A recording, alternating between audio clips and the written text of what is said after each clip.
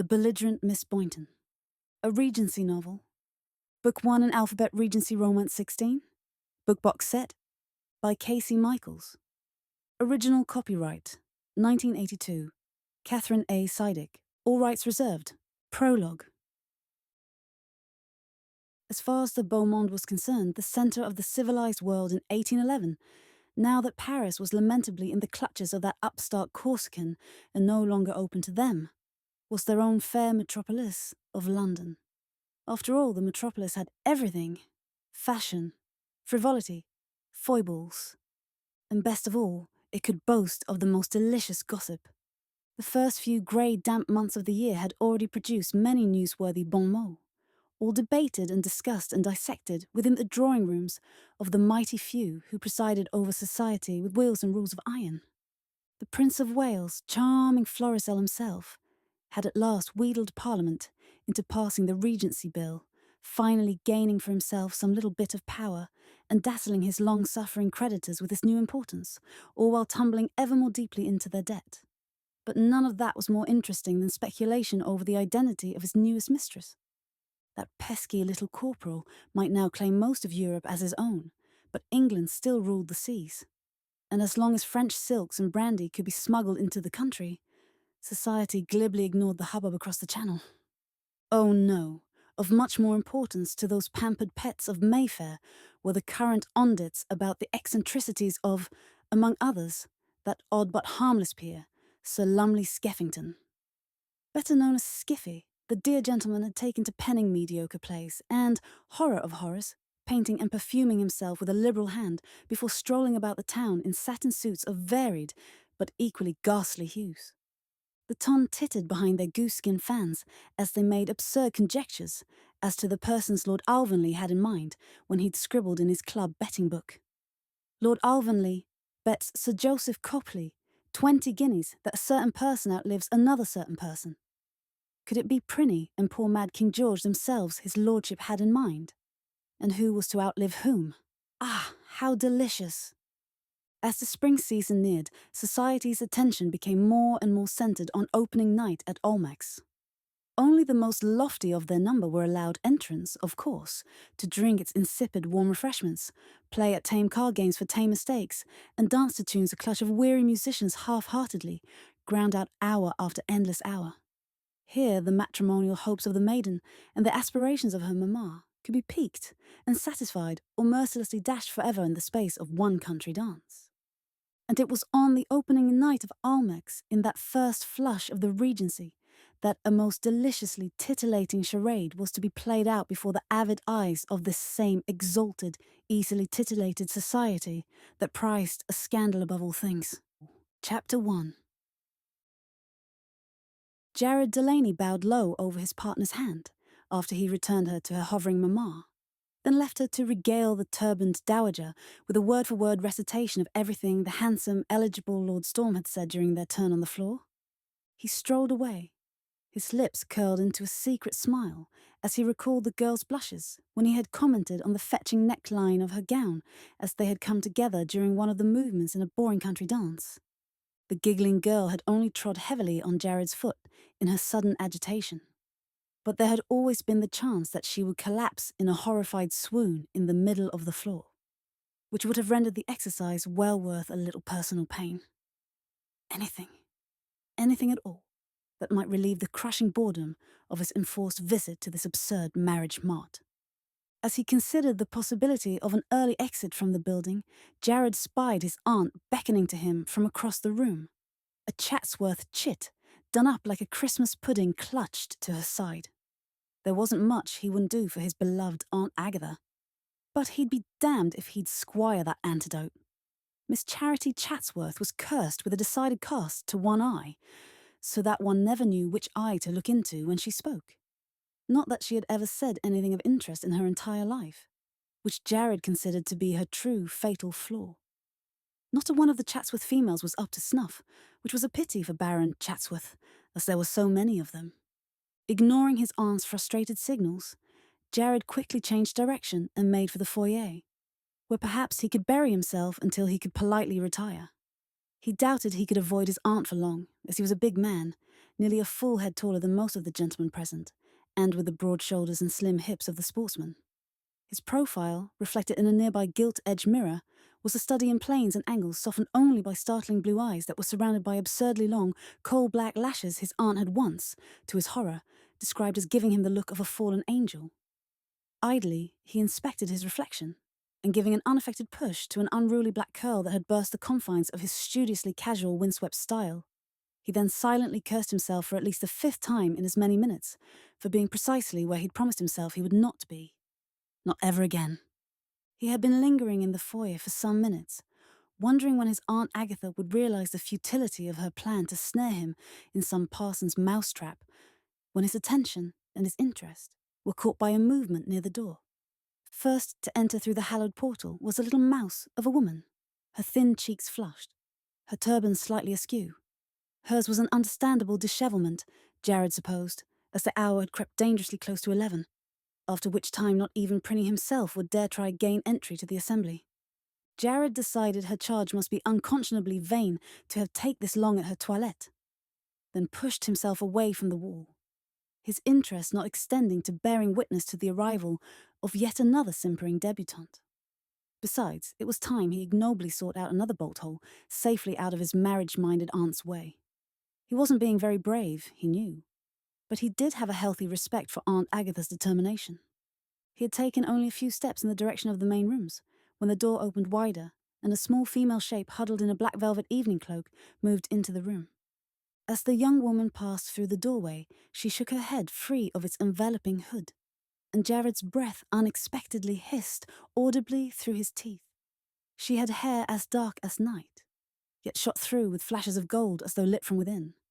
Hair which cascaded in enticing curls from the topknot on her head, while wispy tendrils caressed her slim white neck. Intriguing. But it was her face that captured and held Jared's frank interest. Brows like raven's wings perched above her darkly fringed tilted eyes, which, incongruously, reminded him of the colour of old gold coins, and her pert nose, deep rose lips, and a stubborn pointed chin all fitted nicely into her small face. Gorgeous, Jared decided. Eminently gorgeous, and most definitely intriguing. 2 high spots of colour appeared on the young woman's creamy cheeks as her gaze swept the room and finally encountered Jared's lazy, faintly mocking smile. Her expression immediately became imperious, one brow lifted in mocking derision, so that he found himself looking away in something akin to embarrassment. Not a familiar sensation. He felt a quick, fleeting sense of anger at the infant. Who was this chit to openly bait him? And who was he, that he should feel even momentarily unsure of himself? Not that she would ever know he'd had a moment's confusion as he returned her look, stare for haughty stare. He was about to introduce himself, dazzle her a bit with his infamous Delaney charm, when a footman relieved the girl of her cloak. The little mouse gasped as the gown beneath the rich velvet was revealed. Jared merely blinked. But then he had long ago learned to mask his emotions beneath a smile, a joke, or a casually cutting remark. In a practiced and calculated move, Jared lifted his quizzing glass to his eye and proceeded to visually inventory the outrageously rigged-out young beauty. Strong men had been known to pale when the dangerous Lord Storm used his famous glass on them, although he sensed that this girl, this small, delicious slip of feminine illogic, probably didn't know that. Or much care, for that matter. As the young woman proved his assumption correct, by lifting her chin in an unspoken challenge, Jared's grossly magnified eye raked over a gown of dark golden silk, a colour no debutante would dare wear, let alone to Almack's, its simple lines accenting a small but perfect body. Tiny puff sleeves capped creamy shoulders, and then the material plunged to a deeply squared neckline that did no credit to the girl's modiste, as it was sadly puckered in places, and a few rather large stitches were obvious to even the undiscerning eye. Black velvet ribbons encircling her neck and accenting the high waistline, as well as the tiny matching bows marching along the hemline, did nothing to soften the gown's flamboyancy. She wore no jewellery over elbow length, kid gloves other than 2 thin hammered gold bracelets studded with topaz. Innocence and decadence combined to shake Jared loose from his practiced ennui, as he was more than agreeable to being amazed by the sight of this perfect form, clothed, by this most impossible gown. After slicing a quick, concerned look to her whimpering chaperone, the girl returned an assessing gaze to Jared's face, obviously searching out his reaction to her appearance. Her eyes lit with undisguised pleasure, and she favoured him with a dazzling smile, disclosing small white teeth and turning her pretty face into a thing of perfect beauty. The quizzing glass fell unheeded to Jared's waistcoat as he made haste to cross to her side, all his boredom forgotten. Bless Aggie for insisting he attend Olmec's first session. This little hellion, he felt sure, promised to be much more amusing than faro till dawn at White's. The small silent byplay between Jared and the unknown girl took but a few moments, just long enough, in fact, for the little grey mouse to build herself into a high flight of hysteria. Her whimpers not fading a whit, she finally found her tongue to exclaim, "Oh, Miss Amanda!" At which point the poor lady's knees promptly buckled under the weight of her distress. She would have toppled headlong to the floor except for Jared's intervention, as he quickly stepped forward, deftly intercepted her downward spiral, then easily supported the swooning female with one arm until a footman could secure a chair for her in a nearby alcove. With a contriteness belied by her amused expression, the young woman recently identified as Amanda searched in her reticule for a restorative as she knelt beside her victim's chair and ministered to the stricken woman. "Dear, dear Mrs. Halsey, forgive me for shocking you like this. I see now that I should have let you in on my little secret before we left the townhouse." Jared laughed at this bit of ridiculous feminine logic. "I see the wisdom of your thinking, miss. Amanda, is it?" he broke in cheerily. "If the secret you're referring to is your ensemble, informing poor Mrs. Halsey of it prior to your arrival would have most certainly saved her this embarrassment, for she would have swooned at once, and you wouldn't be here at all." The lovely Amanda stood up once more, which put her at a none too threatening cravat level with her antagonist. "We have not been introduced, sir, and I do not recall granting you permission to address me," she intoned, with all the audacity of a cheeky chimney sweep, caught out pilfering oranges from a fruit bowl in a nobleman's drawing room, when, by all rights, he and his brushes should be halfway up the flue. "Really?" Jared intoned, feigning shock at his own forwardness, even while he longed to box the young minx's ears, or kiss her pert little nose. "How could I have been so crass?" The girl now identified as Amanda shrugged rather eloquently, then quickly tugged her slipping gown back onto her shoulders. "Oh, I forgive you, I suppose. At least, I will if you'll have the decency to remove yourself while I attend to my companion. And if you're in further need of entertainment, sir, may I suggest that I'm quite convinced that there are ample spectacles to poke fun at scattered thick on the ground all through this ridiculous assembly." She turned back to Mrs. Halsey and then, as if belatedly locating the remainder of her misplaced manners, turned once more to face Jared. "I suppose must thank you for your assistance, sir," she said grudgingly, then made a quick shooing motion with her hands. "Now go away. You have my permission to retire." Her soft voice was rather husky, even in her obvious anger, more than vaguely intriguing, and to Jared's mind fitted her perfectly. It also had given him yet another reason. He already possessed several, much to his delight, to disobey her demand and linger. His mind quite made up to be as annoying as he could be for as long as possible, as the sight of the lovely Amanda in a temper was decidedly delicious. Jared executed a deep bow, raised himself to his full height and winked at her. "1,000 pardons, miss," he pleaded facetiously, "but perhaps you might save your childish bout of righteous indignation for a more suitable time." He pointedly looked beyond her to the hapless Mrs. Halsey. "You see, at the moment, it appears as if your companion has further need of me, as she appears to be listing heavily to starboard." Amanda whirled around in time to catch the toppling Mrs. Halsey, the unlikely oath of "damn and blast" escaping her lips as she did so. And Jared's cup of amusement, already full, most happily runneth over. He stood by silently as Mrs. Halsey slowly recovered once more, and then stepped forward to bow over the elder lady's hand, the very picture of solicitude and gentlemanly concern. "You have my sympathies for your obvious embarrassment, madam, as well as my fervent hopes for your full recovery. Allow me to present myself. I, for my sins or in spite of them, am Jared Delaney." He raised the woman's trembling hand to his lips. "How can I be of service to you, Mrs. Halsey?" "Oh, laws!" Nothing in her hitherto uneventful life had served to educate Mrs. Elvira Halsey in the handling of such a disaster as she faced at that moment. And to think she could have stayed in the country as companion to 80-year-old Lady Forsyth. Oh, but no. She'd wanted the flash and excitement of a London season. Well, next time she'd stick to leading nursery brats or pressing flowers and books for octogenarians. For now, however, Elvira did the only thing she could do. She threw herself on his lordship's kind mercies, whether he be saint or devil, looking up at the notorious peer with a fearful plea for help in her eyes. Delaney, you'd be Lord Storm then, wouldn't you? Oh, laws, she moaned, fairly certain that her offer of assistance had come from one fairly well acquainted with the Prince of Darkness. One and the same, dear lady, and I sense that once more my reputation precedes me. But do promise not to let that weigh with you one way or the other, and grant the favour of making me known to your charming charge here. It seems she will not speak to me until we are properly introduced, and rightly so, I might add. Yes, of course, yes, to be sure. Mrs. Halsey blustered, and, with much stammering and hesitation, the introductions were made. Boynton?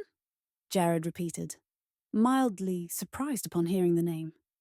Are you by chance any relation to Sir Roger Boynton, a man best known for his success in breeding fine horses?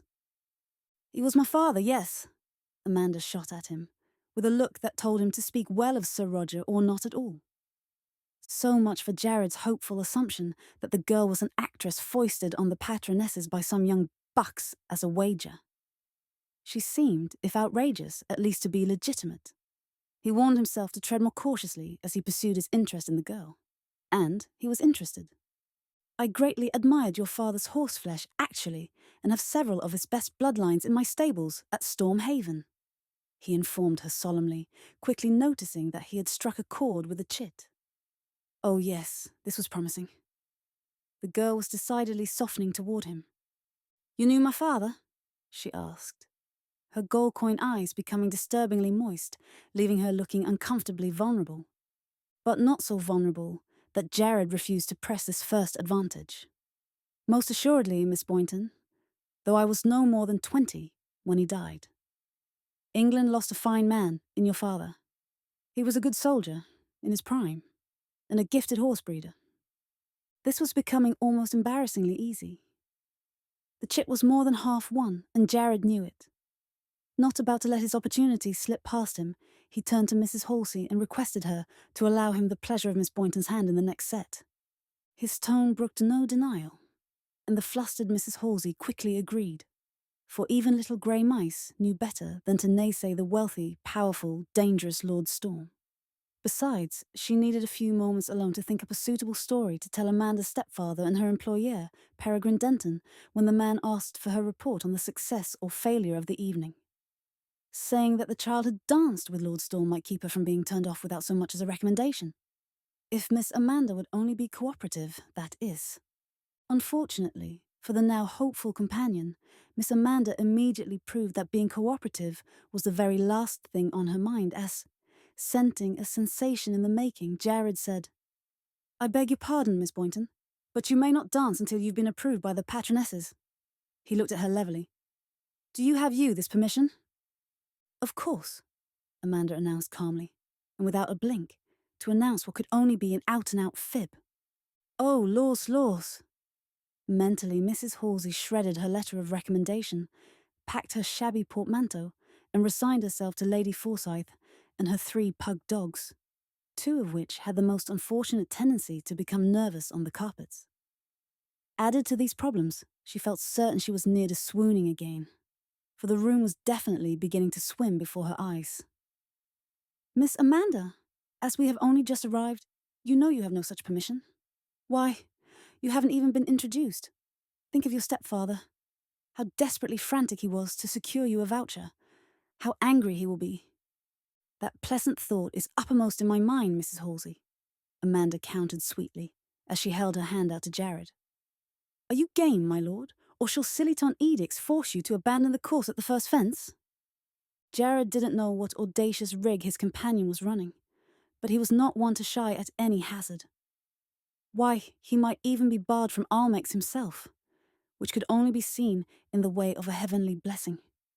He offered her his arm, and she laid a small gloved hand on his sleeve. Ah, another rule broken and added to the mound of sins piled high at my door. We shall both be served up for breakfast all over Mayfair tomorrow, you know, he pointed out, bending toward her to whisper the words into her small, shell-like ear. In other words, my dear Miss Boynton, I would not miss the next few minutes for the world. As long as you're aware of your own danger, my lord, Amanda whispered back at him. Oh, I'm perfectly aware of my own danger, Miss Boynton, as you so artlessly put it, Jared replied smoothly. Although I seriously doubt you are. At his words, and most probably in direct response to his tone, she hesitated. Only for a second, then lifted her chin and moved forward with him once more. Together they headed toward the dance floor.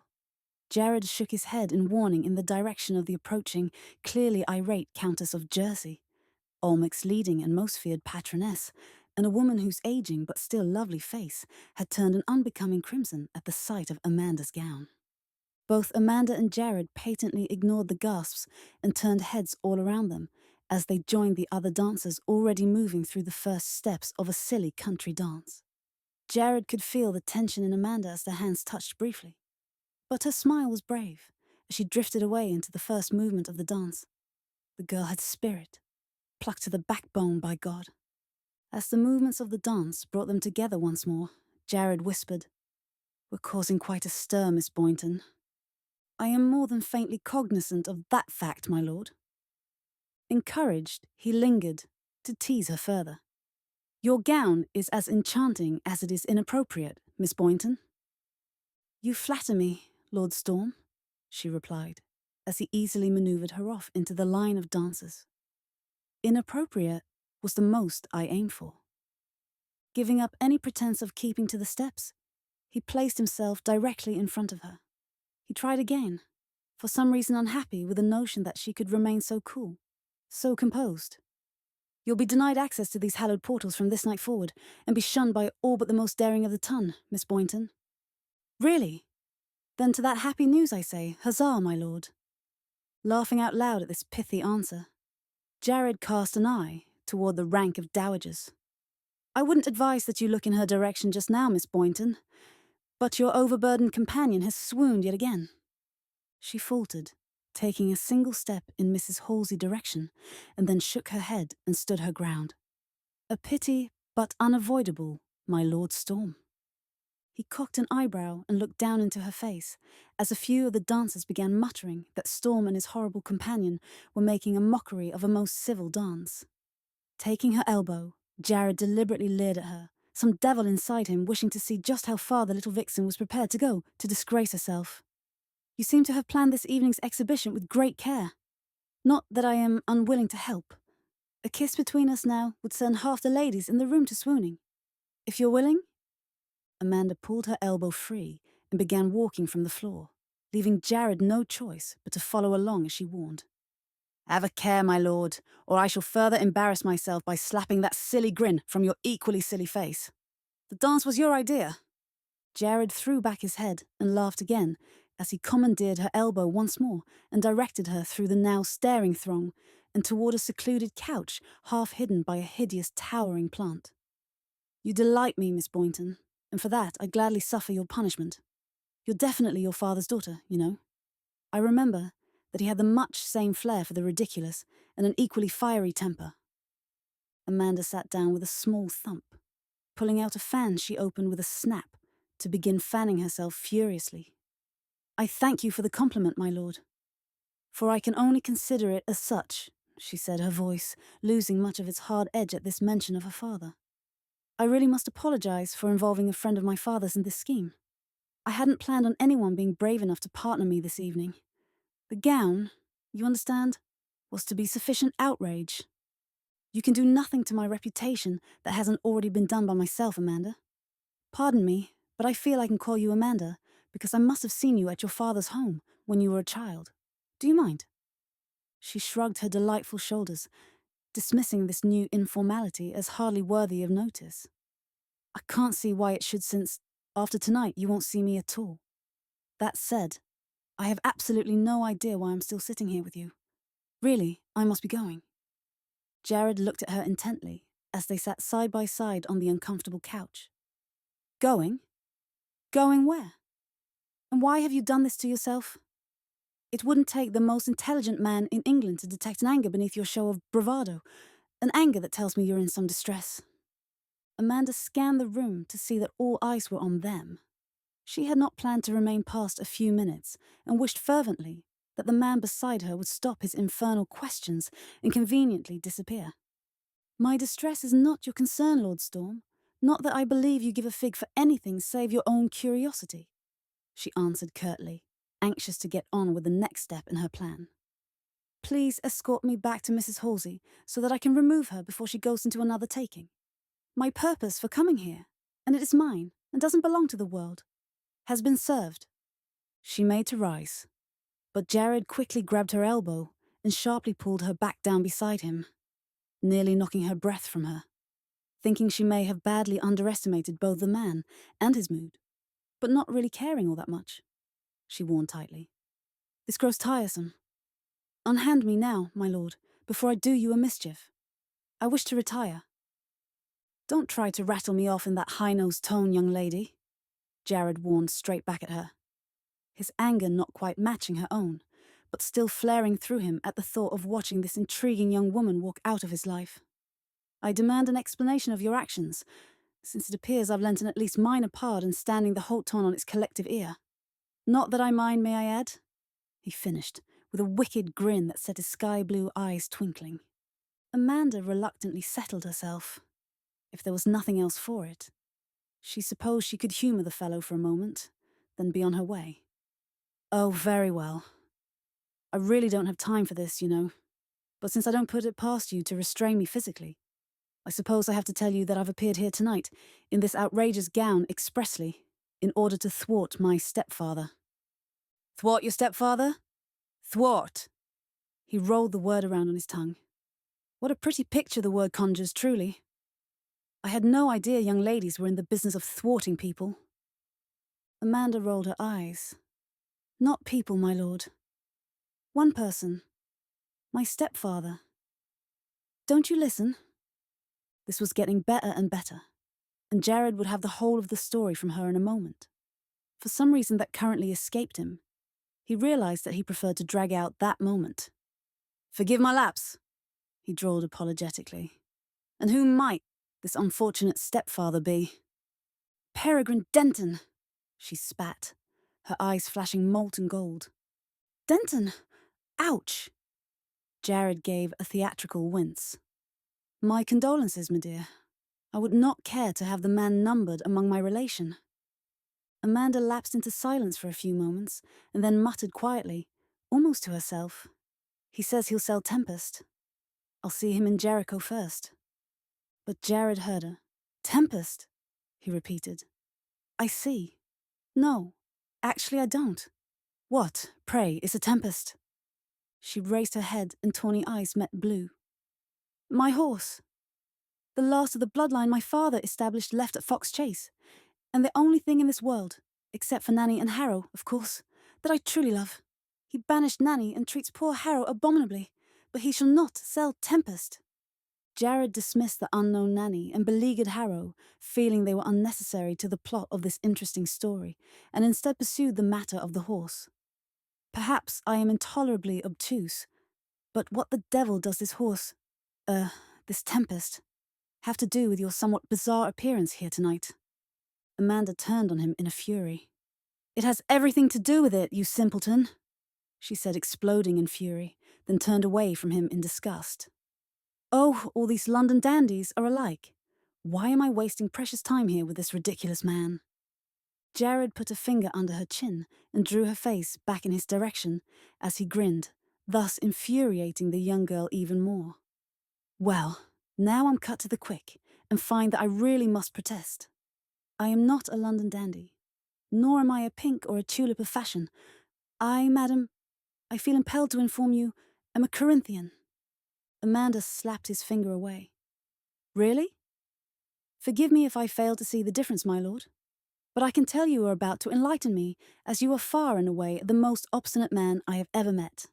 However, If you could find it in your heart to make your explanation brief, I would be greatly appreciative. Happy to oblige with an explanation, if not with her appeal for brevity. Jared raised his quizzing glass and leisurely began to slide his gaze along the room. Ah, there we are, Miss Boynton.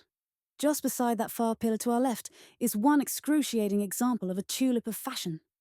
Kindly direct your eyes in that direction, if you please. You do see the young blade talking to that spotty-faced horror in all those flounces, don't you? Yes? Very good. Now, observe his padded lilac satin coat and that monstrosity he dares to call a cravat. Note also his pink brocade waistcoat and the 10. No, I believe that might be an even dozen fobs hanging about his chest. Then, too, take in his deep rose breeches and burgundy high-heeled shoes. He gave out with a loud, injured sigh. My dear young woman, my dear Miss Boynton, must I go on?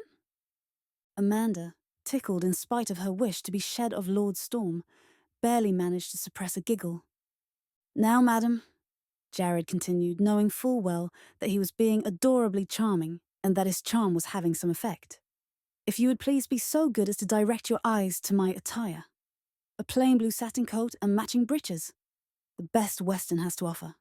A striking but subdued waistcoat, an intricate, precisely starched and folded, and yet tastefully unexceptional cravat. Amanda raised her gloved hands in laughing protest. Oh, stop, stop. You have my most heartfelt apologies, my lord. I could never call you a dandy. Excuse my ignorance. But please, you must escort me back to my companion. Unexpectedly pleasant as this interlude has been, I have no more time for malingering. Yet again, we're faced with this obsession with the hour. I confess you intrigue me, Miss Boynton. And again, I refuse to let you go until you tell me something of why you've appeared here tonight. Amanda looked down at his lordship's left hand, which once more rested on her arm, holding her in place. You are the stubborn one, aren't you? Very well, it seems I have no choice, for if I refuse, you'll simply keep me here until all my plans are ruined. So, if you must know, I'm running away from my stepfather. Jared cocked an eyebrow in surprise. Running away? From Denton? Well, of course you are. I should have sensed as much. Denton is a most incredible toady and an intolerable bore. Although I must tell you that bolting to Almack's makes no more sense than anything else you've said tonight. So now, and I'm afraid I must insist that you answer. What does any of Denton's failings have to do with this outrageous gown? I altered this gown while Mrs. Halsey was resting, Amanda said in exasperation at his dull wits, for she had thought she'd already been perfectly clear about the thing. It has done the trick quite well, I think. I also believe you may have helped me considerably in parading me onto the dance floor, for which I thank you. It is, I suppose, only due to the enormity of your consequence that I have not as yet been thrown out onto the street in disgrace. But you see, my stepfather demands that I marry well, thus affording him a fat marriage settlement and a wealthy son-in-law to pay his way for the rest of his life. I refused, naturally, and he threatened to sell Tempest unless I obeyed him. Tempest, that would be the horse. How could I have forgotten? Please go on, but for the moment, if you please, concentrate on why you are here tonight.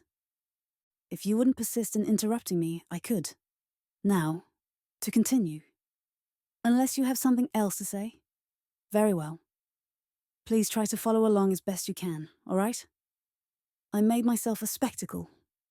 Tonight to make certain no one will offer for me, and to embarrass my stepfather so that he cannot possibly show his face in town for the rest of the season. If he can be embarrassed, that is, which I rather highly doubt. I'll return to my stepfather's house now, and gather my belongings for my escape to Fox Chase. Once there, she concluded, feeling well satisfied with both herself and her plan, I shall saddle Tempest and disappear into oblivion. She sighed deeply and rather happily, and made to rise, the heroine on her way to a glorious, most courageous exit. Now that your insatiable curiosity is assuaged, may I please retire, without the fear that you will straightway tackle me and hold me down to keep me here? She sat down again quickly at Jared's hard, most ungentlemanly tug on her arm. Of all the preposterous, cork-headed, totally juvenile and unworkable schemes I have heard, yours, young lady, has got to carry off the palm. Oh, is that so? Amanda shot back at him, wishing he didn't look half so competent, and that she didn't suddenly feel at least a third less sure of herself and her brilliant plan. Yes, Miss Boynton, that's damn well so. Now look, you idiotic little brat. It's already too late to do anything about your foolhardiness in appearing here tonight. But it isn't too late to salvage something from the wreckage. Gather up Miss Halsey, go home, throw yourself on your stepfather's mercy, and he can take you to Fox Chase to live down your shame. Your appearance tonight will be a 9 days wonder, with a new scandal to replace it within a fortnight, and by next season you can make your debut with no fear of reprisal. Amanda was incensed. You dolt. Have you heard nothing I've said? My stepfather wishes to sell me into a marriage I neither want nor need. Oh, he may have hoped for a title as well as a fortune, which is why he begged for the voucher to Olmecs. But now that I've disgraced him? Ha! By the end of the week, he'll have simply sold me to the highest bidder. Don't you understand? There is no turning back for me. Jared shrugged, still largely unimpressed with her logic. I still really don't understand all this anger. So you'll have your marriage arranged for you. It's no different with the 100 or so young misses you see here tonight. You have an added attraction in that you're an exceedingly fine-looking specimen. You would have had your choice of mates, if you'd behaved yourself. Why, I imagine even your lack of fortune wouldn't have dissuaded more than the most penny-pinched among the gentlemen of my acquaintance. Her eyes narrowed, freezing into hard golden chips. You're despicable, she ground out, her voice heavy with loathing. You're all despicable. When I marry, it will be for love, as it was for my parents. It most assuredly won't be on orders from my stepfather, or according to the mercenary rules of society. Ah, I see it now. You're one of those hopelessly romantic females, aren't you? I should have guessed as much. Young women often are, although my Aunt Agatha has taken this fairy tale notion with her into her old age, unfortunately. All of that to one side for the moment, however. And if I might be so bold as to dare to inject at least a modicum of sanity into this absurd conversation, what was to have kept you from falling head over ears in love during the season? Besides, you may find, as I have, that love is a highly overrated emotion. Obviously, you have never been witness to a great love as I have, and in any event, I would not subject anyone I loved to the avarice of my stepfather. She glared at him in great disgust. How could you suppose such a thing? Jared raised his hands in mock fear. I submit. I submit. Please don't attack me. I will even bow in reverence before the gods of pure romantic love if necessary. But if you're sincere in your plans, and I'm most pessimistically confident you are, just how do you plan to escape your stepfather's avaricious clutches? I doubt you would make good time in the carriage with the die-away Mrs. Halsey by your side. Don't be ridiculous, Amanda snapped. At least not more than you can help. She took a deep breath and blew it out slowly, saying, I travel alone. Jared smiled. It becomes clearer. You're going to travel on the public coach. At least you're consistent, my lord. Consistently incorrect, that is. I intend to hire a chaise and drive myself, Amanda admitted, not without some pride. In truth, Jared leered at her, you did mention something about disappearing into... What was that you said? Ah, yes. Oblivion yet this evening. And of course you're right. You can't afford to wait until morning to make your escape, because by then Mrs. Halsey will have already made her report to dear Peregrine. And where do you propose to find such a conveyance for hire in the middle of the night? I shall simply walk until I find a conveyance for hire, she answered, with all the reasonableness of a green-as-grass female fresh from the country. Jared couldn't remember the last time he had enjoyed a conversation so much. And what about the footpads? He questioned, a hint of mischief in his eyes. Footpads. That single word seemed to have robbed Amanda's formerly confident tone of much of its conviction. Yes, you rather adorable simpleton footpads. Thieves, robbers, no goods, who would slit your pretty throat for a penny. And a young female alone on the streets. Ah, my dear girl, you would wish all they would do is murder you. This isn't the country where you know everyone and everyone knows you. This is London, Miss Boynton, where even strong men take care to travel in groups after dark. Amanda's face fell, and her next words came out in a most endearing squeak. Oh, I see. Footpads. Jared leaned over and bracingly patted her gloved hand, showing his commiseration with her dilemma. But cheer up, my dear. It's not to worry. You'll doubtless be picked up by the watch before the footpads spy you out. I hear our local guardhouses are one experience to be missed, however. She pushed his hand away and stood up, all in a single, defiant motion. Oh, do shut up. I won't listen to you anymore. I should never have confided in you, and I wouldn't have, except that you took unfair advantage of me by speaking kindly about my father. You know, now that I think on it, for all your smiles and friendly conversation, you really aren't a very nice man. She turned from him and took a few quick steps in her companion's direction, and then turned again and flashed him her bewitching smile. Oh, I almost forgot. Thank you so much for the dance, my lord. It will be something to tell my grandchildren. And then, with an imperious toss of her head, she was gone. Jared watched until she and her companion had taken their leave of the assembly. Amanda walking proudly ahead of the trailing Mrs. Halsey, and acting as if her sojourn at Olmecs had been an unmitigated, boring interlude not worth another moment's extension. He then approached his aunt, and had her gathered into her carriage before she could so much as utter a word. Lady Agatha Cheswick, much to her nephew's amusement, made up for this lack throughout the journey back to Jared's townhouse in Half Moon Street, launching into a litany of questions and complaints, even before he could give the coachman the signal to move off. Who on earth was that atrocious female, Jared? Sally Jersey was positively livid with rage and was just preparing to demand she retire when the chit finally had the good sense to take herself off. Not that you didn't do your best to hold her there. I saw your hand on her arm, you know. How improper. She punctuated her next words by rapping her ivory stick fan on his forearm. And Sally was as ready to bounce you too, young man. She's furious with you for standing up with that horrid girl. Simply furious. Why ever did you do such an outrageous thing? She shook her grey head in dismay. Never mind answering that. You did it precisely because it was outrageous. Why, oh, why did I force you to come with me tonight? I should have known you could find mischief anywhere, even Almecs. And don't just sit there smiling, nephew. I ask you again, who was that person? Lady Cheswick was famous for her monologues, and it seemed this one would be no exception. If her nephew let her get the bit firmly between her teeth, as she had only just begun her tirade. Jared took his cue when she finally had to stop for breath and broke in quietly. Her name is Amanda Boynton, my dear beleaguered aunt, Sir Roger Boynton's daughter from Fox Chase. Lady Cheswick sniffed. Her name doesn't signify. She drew herself up on the velvet squabs of the coach, her small body rigid with righteous anger. She offended the entire social world tonight, and you helped her. I felt ready to sink when you stood up with her. And then to sit and chatter away together like old friends? Why, Honoria thought she must be a relative of ours. Are you dead to all shame, Jared? Curse the woman. Honoria Appleton was always a snoop and a gossip. Pay her no mind, aunt, I implore you. And don't blame me for conversing with the girl. She amused me. Amused you? Amused you? How very droll, I'm sure. If you need diversion so badly, nephew, go to Drury Lane. I hear they are putting on a splendid farce this week.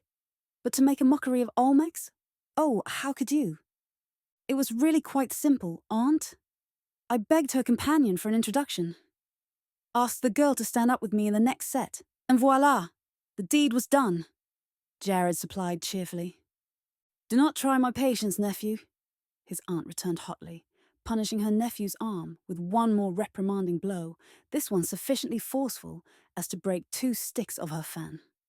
She looked at the now useless thing, sniffed, and tossed it to the floor of the coach. What are you going to do now? Please tell me you're not going to see that shameless creature again.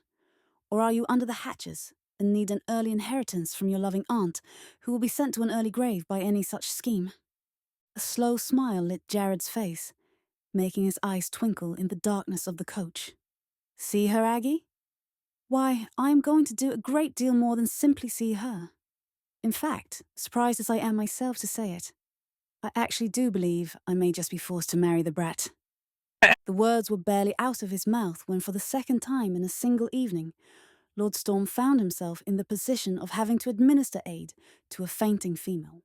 Chapter 2. It had gone almost 4 hours past midnight before the only sounds from her stepfather's chamber became the nasal snores of his deep, drink-induced slumber. Amanda had been perched on the edge of her bed for what felt like an eternity, and she was stiff and sore from her self-enforced stillness. She had tried stretching out across the bed, but found the position too comfortable, and had to continually shake herself awake. After all, it would not do to fall asleep. But now the waiting was over, and she could safely leave the house. With stealthy movements, she gathered up her cloak, into which she had placed a single change of clothes, and then picked up her shoes, tucking them under her arm. On quiet, stockinged feet, she tiptoed down the narrow back staircase to the kitchens and let herself out into the mews. She leaned against the closed door for some moments, regaining her breath, for it seemed she had not breathed since leaving her room. Her heart had been pounding so heavily as she crept past Peregrine Denton's door that she was sure her stepfather could hear it. But the worst was almost over. She spared a moment to look up at the star-bright sky and say a silent thank you for the full moon before moving off again. One step onto the dew-wet stones reminded Amanda of the shoes still under her arm, and she balanced herself on one foot in the darkness to put on the first shoe. Her skirts were cumbersome and her balance precarious, so she was grateful for the steadying hand under her elbow. Hand? Amanda whirled around to face her attacker, for what else could it be? One shoe poised above her head as a weapon, she confronted the devilish grin of Jared Delaney. "You took your bloody sweet time, my dear," he said, placing his hand around her wrist, preventing her from striking out at him. "I had about given you up." "What are you doing here?" Amanda demanded, her free hand flying to her chest in an attempt to push her heart back down her throat. Jared released her wrist as she gave a quick, sharp tug against his grip. "Shh! Softly, my little runaway, softly. Or you'll have the whole house down on us." Amanda cast a frightened look toward the darkened windows and repeated her question in a fierce whisper. "Isn't that strange?" Jared drawled calmly as she attempted to control her ragged breathing. "I've noticed that phenomenon more than once, but assumed you above it. Why do people always persist in repeating something when you tell them they were too loud in saying it in the first place? No matter. I'll answer your question, or your questions, forthwith. But first I suggest we remove ourselves from the premises. I have 2 horses waiting beyond the stables, for I assume you ride. Come, brat, before we're found out. I must tell you, I have a decided aversion to the prospect of viewing friend Peregrine in his nightcap."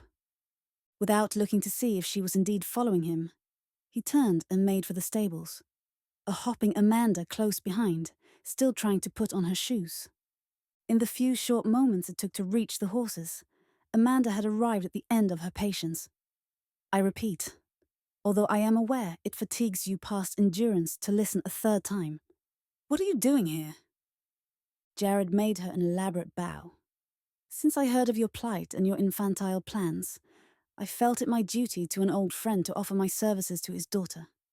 I am here, as you have so repetitively, not to mention needlessly pointed out, to escort you to Foxchase and wherever your final destination demands.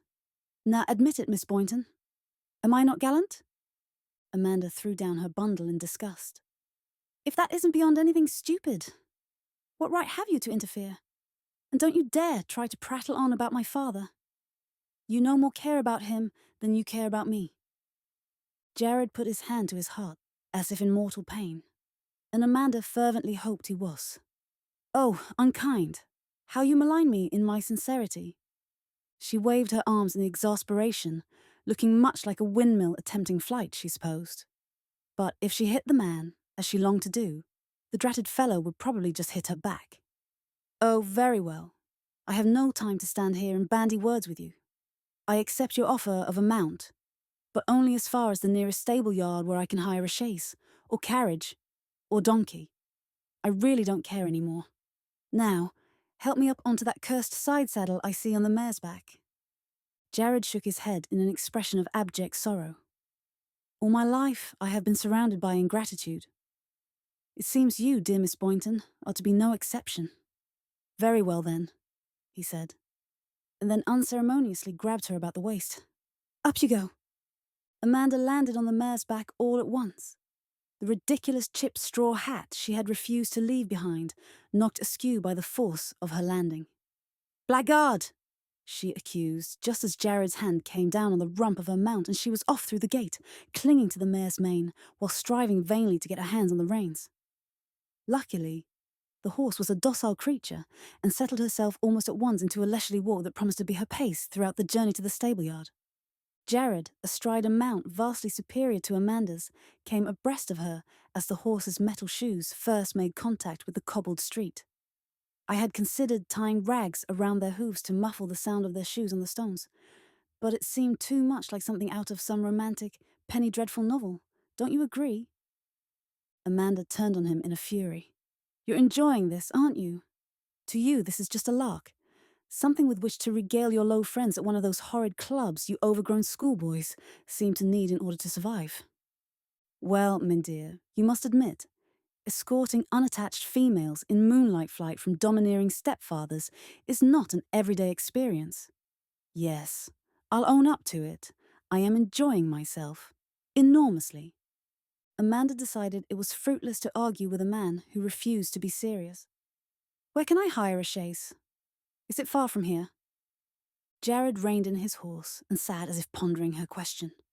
While she waited, he made an elaborate business out of tapping his chin in thought and casting his gaze in all directions as if looking for outside guidance, or while murmuring under his breath for several moments, until Amanda's temper was pushed past its limits.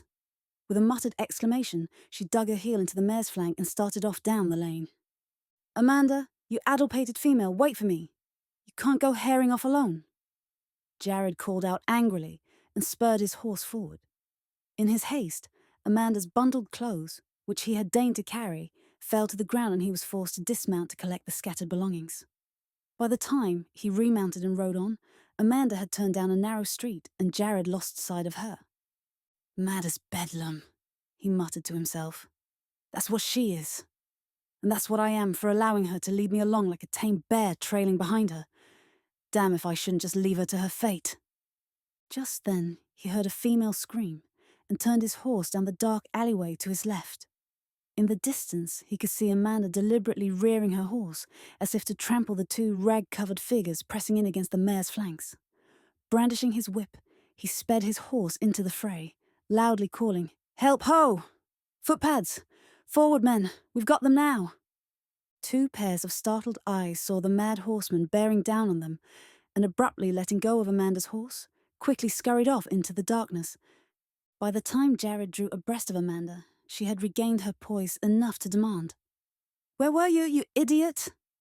"I thought I would have to beat them off myself." Jared, who had been expecting tears and hysterics, threw back his head and laughed uproariously. "That's my girl. Nothing missish about you, is there?" "I am not, as you say, your girl. I thank you for your timely rescue, but don't expect me to fall on your neck in gratitude. I wouldn't be on this road if not for your interference. Now, if you don't mind, I should like to proceed to the nearest posting inn." "Fancy you should mention that, Miss Boynton, for before you rode off I just had decided that it would be better if we proceeded all the way to Fox Chase on horseback." "Oh, you had you? And I thought, my lord, that I had already made it most abundantly clear that I do not require your services." Jared cast his gaze along the dark alley that reeked of garbage and filth. "Do you then know where you are?" "I can manage." "As you managed a few moments ago?" "Oh, do be quiet. I must think." Jared took one foot from the stirrup and crossed it in front of him on the saddle. "Think, is it? Very well, my dear, but please make haste in your ponderings. I'm satisfied our two friends have long since vanished, but there may be others lurking in the area, and I don't feel any great desire to number them among my acquaintance. May I also remind you that if you hire transport, it will be leaving a remarkably clear trail for your stepfather to follow." He flashed her an impudent smile. "Or did you, I sincerely pray not, leave him a note?" "Naturally, I left him a note," she said, as Jared groaned. "I don't wish Mrs. Halsey to take the blame for my actions. I told him what occurred at Almix tonight, making no mention of your name, may I add, and then informed him I had taken passage on a ship crossing the Channel at Dover. That should send him off in entirely the wrong direction." Jared's snort of amusement impelled her to ask, "Now what do you find so hilarious?" "Nothing. Nothing. But I'm willing to wager a monkey that even Denton won't fall for that clanker. No one, my little scholar, flees to the continent in the midst of a war, not even such a nodcock as you." "That was a sinister remark, sir.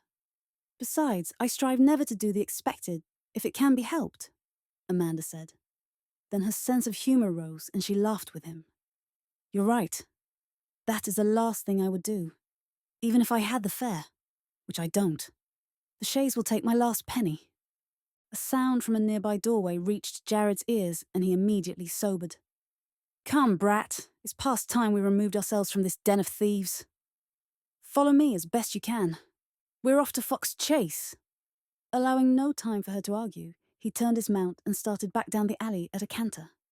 Amanda hesitated for a moment, and then a dirty face appeared in that same nearby doorway and split in a toothless grin as its owner espied her. Amanda needed no further persuasion. "Wait for me," she called as she barreled after Jared. They rode in silence for what seemed to Amanda an interminable length of time, finally clearing the congested city and heading into the countryside. The morning sun had already begun to rise when Jared stopped before an inn that looked more sad and old than rustic and inviting. Turning to her, he warned tightly, "Listen carefully, Miss Boynton. You are my sister, and we're on our way to our aunt's house. We require breakfast in a private dining room and separate accommodations in which to freshen ourselves. After we have eaten, you may retire for a few hours' sleep, and we'll be on our way again. With luck, we'll reach Fox Chase by nightfall." Amanda nodded at him dumbly, as the tension of the past hours and her lack of sleep were fast taking the fight out of her, leaving her far too exhausted to resist, or even to summon the effort to point out the fact that his lordship was not in charge of her life. With only a sigh of regret for her humbled state, she allowed herself to be escorted to her assigned chamber. A quick wash in exceedingly cold water, however, refreshed her enough to do justice to a country breakfast of eggs and thick slices of ham. Jared, already at the table waiting for her, tucked in ravenously as well, downing his meal in short order and following it with a mug of ale. Neither of them spoke a word as they ate. When finished with filling his stomach, and still without saying a word, Jared rose and made to leave the room. "Where are you going, my lord?" Amanda asked, immediately hating herself for betraying the slightest bit of interest in the man's plans. His broad smile told her he had noticed her discomfiture. Damn him. For someone who was so recently in such a panic to be rid of me, he quipped happily, maddeningly. "You're oddly curious, my dear. I'm off to blow a cloud, if you must know, and keep an eye out for your stepfather, though I doubt he's as yet aware that you're running about, playing melodramatic truant," he replied smoothly. "Why don't you go have a rest for a few hours? I'll call for you when I think we should leave." "You're quite the most hateful man it has ever been my misfortune to encounter, my lord," Amanda called after him as he walked away, barely stifling a yawn she could not entirely suppress, which turned her impassioned insult into more of a lazy observation. "But I suppose you're right. I wouldn't mind a small rest." Scarcely 3 hours later, Amanda woke from her nap to the realization that the time had come to knock the arrogant Lord Storm down a peg or two. She had gone along with him for a while. Yes, but she had been tired then, and somewhat afraid. She had taken a very big bite, as Nanny had been wont to warn her, was her most unfortunate bad habit, and had been having more than a bit of difficulty chewing on it. But now it was different. Now she had her wits about her again. She was well on her way to Fox Chase, and Jared Delaney had become as indispensable as an 11th toe.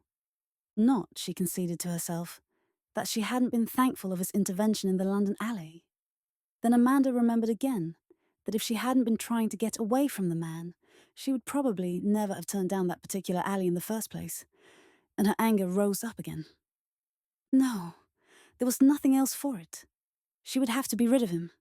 She paced the floor of the bedchamber for some minutes, deep in thought, until she suddenly halted, and an evil smile curled around her full mouth. Inspiration, never long a stranger to Amanda's agile mind, had stuck, and it was a most delicious inspiration. But could she do it? Could she really do anything so mean, So low-handed? Why, yes, as a matter of fact. Yes, she could. Oh, yes, yes, yes. She most certainly could, and she most certainly would. Eager to set her brilliant, truly inspired plan in motion, she crossed the room and rang for the maid. Within moments, a young girl appeared, and Amanda quickly put her plan before the thrilled servant. That vile man downstairs is abducting me from my parents so as to compromise me into marriage, she confided, even while producing a single sad tear for the girl's edification. You must help me, Betsy, as you're my only hope. You did say that was your name, didn't you? Betsy? Yes, Mum, Oi said that, Betsy replied, eagerly, energetically bobbing her head. That Oi did. And Oi knew there was something smoky about his lordship from the first second Oi clapped my eyes on him. And you not even in a riding habit. Abduction, is it? How can Oi help you, milady? Oi'll do anything. Anything at all. And with that, Amanda felt the thrill of her first small victory, soon to be followed by an even greater triumph. The girl was proving ridiculously easy, almost too easy for the thing to be quite sporting. Nevertheless, Amanda stifled a giggle and proceeded to outline her plan, and within minutes, Betsy was leading her down the back staircase and across the yard to the stables. The horses had not been unsaddled by the dozing ostler, so Amanda wasted no time there. Although she did stop beside Jared's mount for a few moments before Betsy gave her a boost up onto the side saddle and blushed her thanks as Amanda pressed a coin into her hand. Then, with a loud whoop, Amanda urged her mare through the stable doors and out across the yard, brushing past a startled Jared. You can pick up your mare at Fox Chase, my lord. Farewell, she called over her shoulder, and then disappeared down the road, laughing at the dumbstruck expression on Jared Delaney's face. Jared cursed under his breath and whirled to run to the stables, calling himself 10 times the fool for trusting the little brat to stay where he'd put her. Just as he was preparing to mount and go in pursuit of her, he was confronted by the burly innkeeper and a young girl who kept screeching, There he be! There's the bounder what tried to lope off with the pretty miss. Stop him, Dar! Break all his nasty bones! Box his ears! Jared warily eyed the approaching mountain, holding his arms out straight in front of him as he prudently took refuge behind his horse. Hold on there, innkeeper. I don't know what your daughter was told, but that girl is my sister. She ran away from school with some young fop, and I was bringing her home before she could ruin herself. Now you've let her escape. He could see the doubt creep into the innkeeper's eyes and stepped out from behind his mount to press home his advantage. Now, see here, my good man, he continued placatingly. Do I look the sort of man who must steal himself a woman? He smiled broadly as the innkeeper ran his eyes over the immaculately dressed figure now in front of him. No, oh, the man pronounced uneasily at last. Jared expelled his hell breath in a rush. He might be a strong man himself, but he wasn't stupid, and the innkeeper was as tall and broad as a barn door. That's right, of course not. Amanda was always a mischievous hoyden. I quite understand your daughter falling under her spell, but I assure you she is not the first to tumble for one of Amanda's tall tales. But please, if I wait much longer, she will have escaped again, and you, good sir, will be responsible for her possible ruin. The girl took that moment to intervene, curse her, and all of her sex. Don't believe him, da. Oi know milady was telling the truth. Besides, he was going to lope off without paying us our due. No, he ain't, Betsy. The innkeeper's hands bunched into great fists once again, and Jared hastily pulled out some coins and offered them. Satisfied at last, the big man stood back to allow Jared to lead his horse into the yard, where he swung himself into the saddle and then spurred his mount forward into an immediate gallop. Before he had travelled more than a few yards, the saddle suddenly slipped to one side. The stallion reared in fright, and Jared found himself seated on the muddy ground. His breath was knocked out of him for a few moments, and as he sat there shaking his head to clear it, he saw Betsy's plump feet planted in the dirt front of him. Oh, that was a good trick her ladyship pulled on you. That it was. A right fine one, the ladyship is, she chortled. And Jared raised his eyes to see the gold bar pin that had so lately been on Amanda's dress being lovingly fingered as it rested against Betsy's ample bosom. Yes, Jared gritted out from between clenched teeth. rising slowly, and not without some discomfort, slapping his hindquarters free of dust. She's a rare handful, the ladyship is, isn't she? The ostler had trouble rounding up the frightened stallion, and it was several minutes before Jared was again ready to leave. Was more than ready to leave. "Read her out proper, my lord, when you find her," the innkeeper advised, his hand raised to give a bracing slap to the horse's rump. "Read her out, is it? I'm going to throttle the brat," he called over his shoulder, convincing the innkeeper that the girl well and truly was his sister, and Jared was gone. But the right fine one had a good 30-minute head start on him. Damn her ingenious hide. Amanda pushed her horse for a solid half hour and then settled down to a more leisurely pace, thoroughly enjoying being on horseback again, even if she'd been forced to ride side saddle.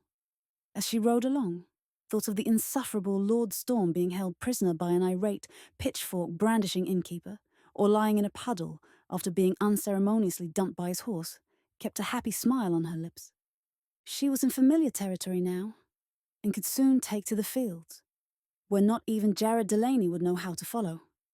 She would reach Fox Chase long before him, and once on Tempest's back, he could not possibly catch her, even if he knew which direction she had taken, which he would not. Oh no. He would arrive at Fox Chase only in time to retrieve his mare from Harrow and return to London. She felt an occasional qualm of conscience about her hapless rescuer, about the trick she had played on him. But it served him right for interfering. For in truth, she thought as she idly watched a lapwing cut through the blue sky above her head, she had never before met anyone capable of infuriating her to this degree. Amanda rode on, her gaze now searching for her planned turn-off from both the road and possible pursuit. She was just about ready to set off cross-country when she saw a small shape huddled by the side of the road.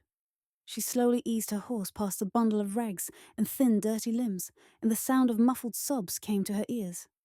She rode on a little further before drawing the mare to a halt. "Damn," she said as she turned the horse, hating herself, knowing she was courting disaster, but also knowing she couldn't go on. Dismounting, she approached the small body and saw that it was that of a child so dirty she could not make out its sex. She knelt down by its side.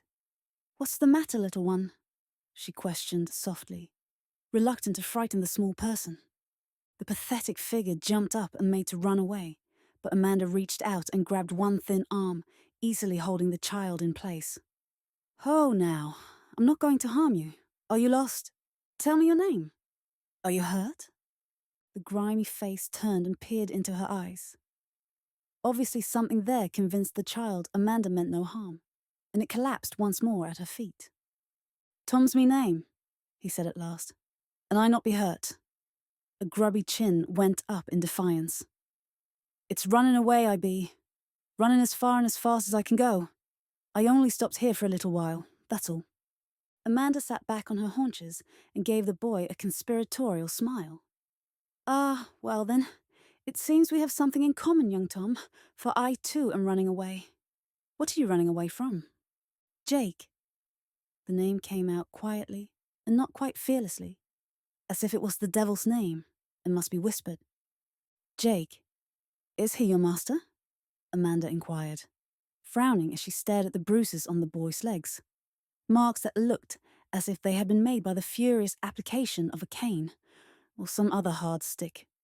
Tom vehemently nodded his head, saying, "But not no more, he ain't," then began telling his story in short disjointed sentences intermingled with a few manfully stifled sobs.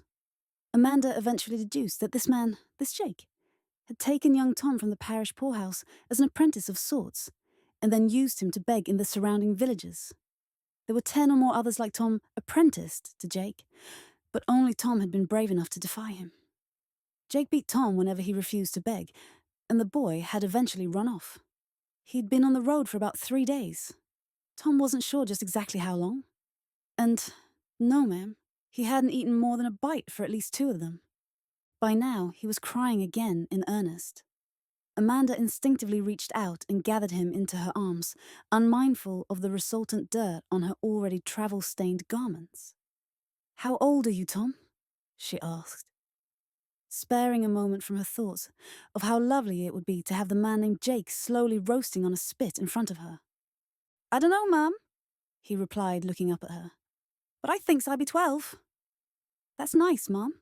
How you be rocking me and all." 12? Amanda was appalled. He was so small, he seemed no more than 7 or 8.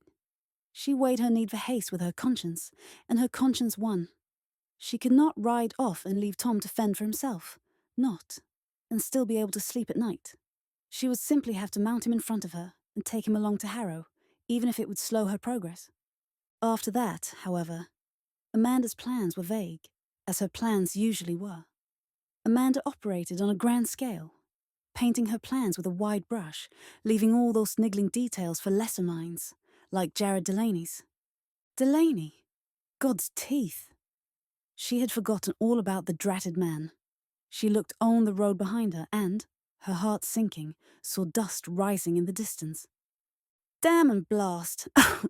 Now I'm in the basket for sure. Up, Tom. You must get up. We have to ride now. But Tom had fallen dead asleep in her arms and, though slight, he was still far too heavy for Amanda to lift onto the mare's back. She sighed, looked down the road again, and resigned herself to her fate. It was not too many minutes before Jared reined in his mount, before the seated Amanda. His deep blue eyes widening just slightly, at the sight of the now wide awake and definitely wary bundle in her arms. Jared dismounted and walked full around the seated pair without saying a word. 2 sets of wide, anxious eyes following his every movement. When he finally spoke, his voice was maddeningly calm and somewhat amused. "You do have a penchant for consorting with the most outlandish creatures, imp."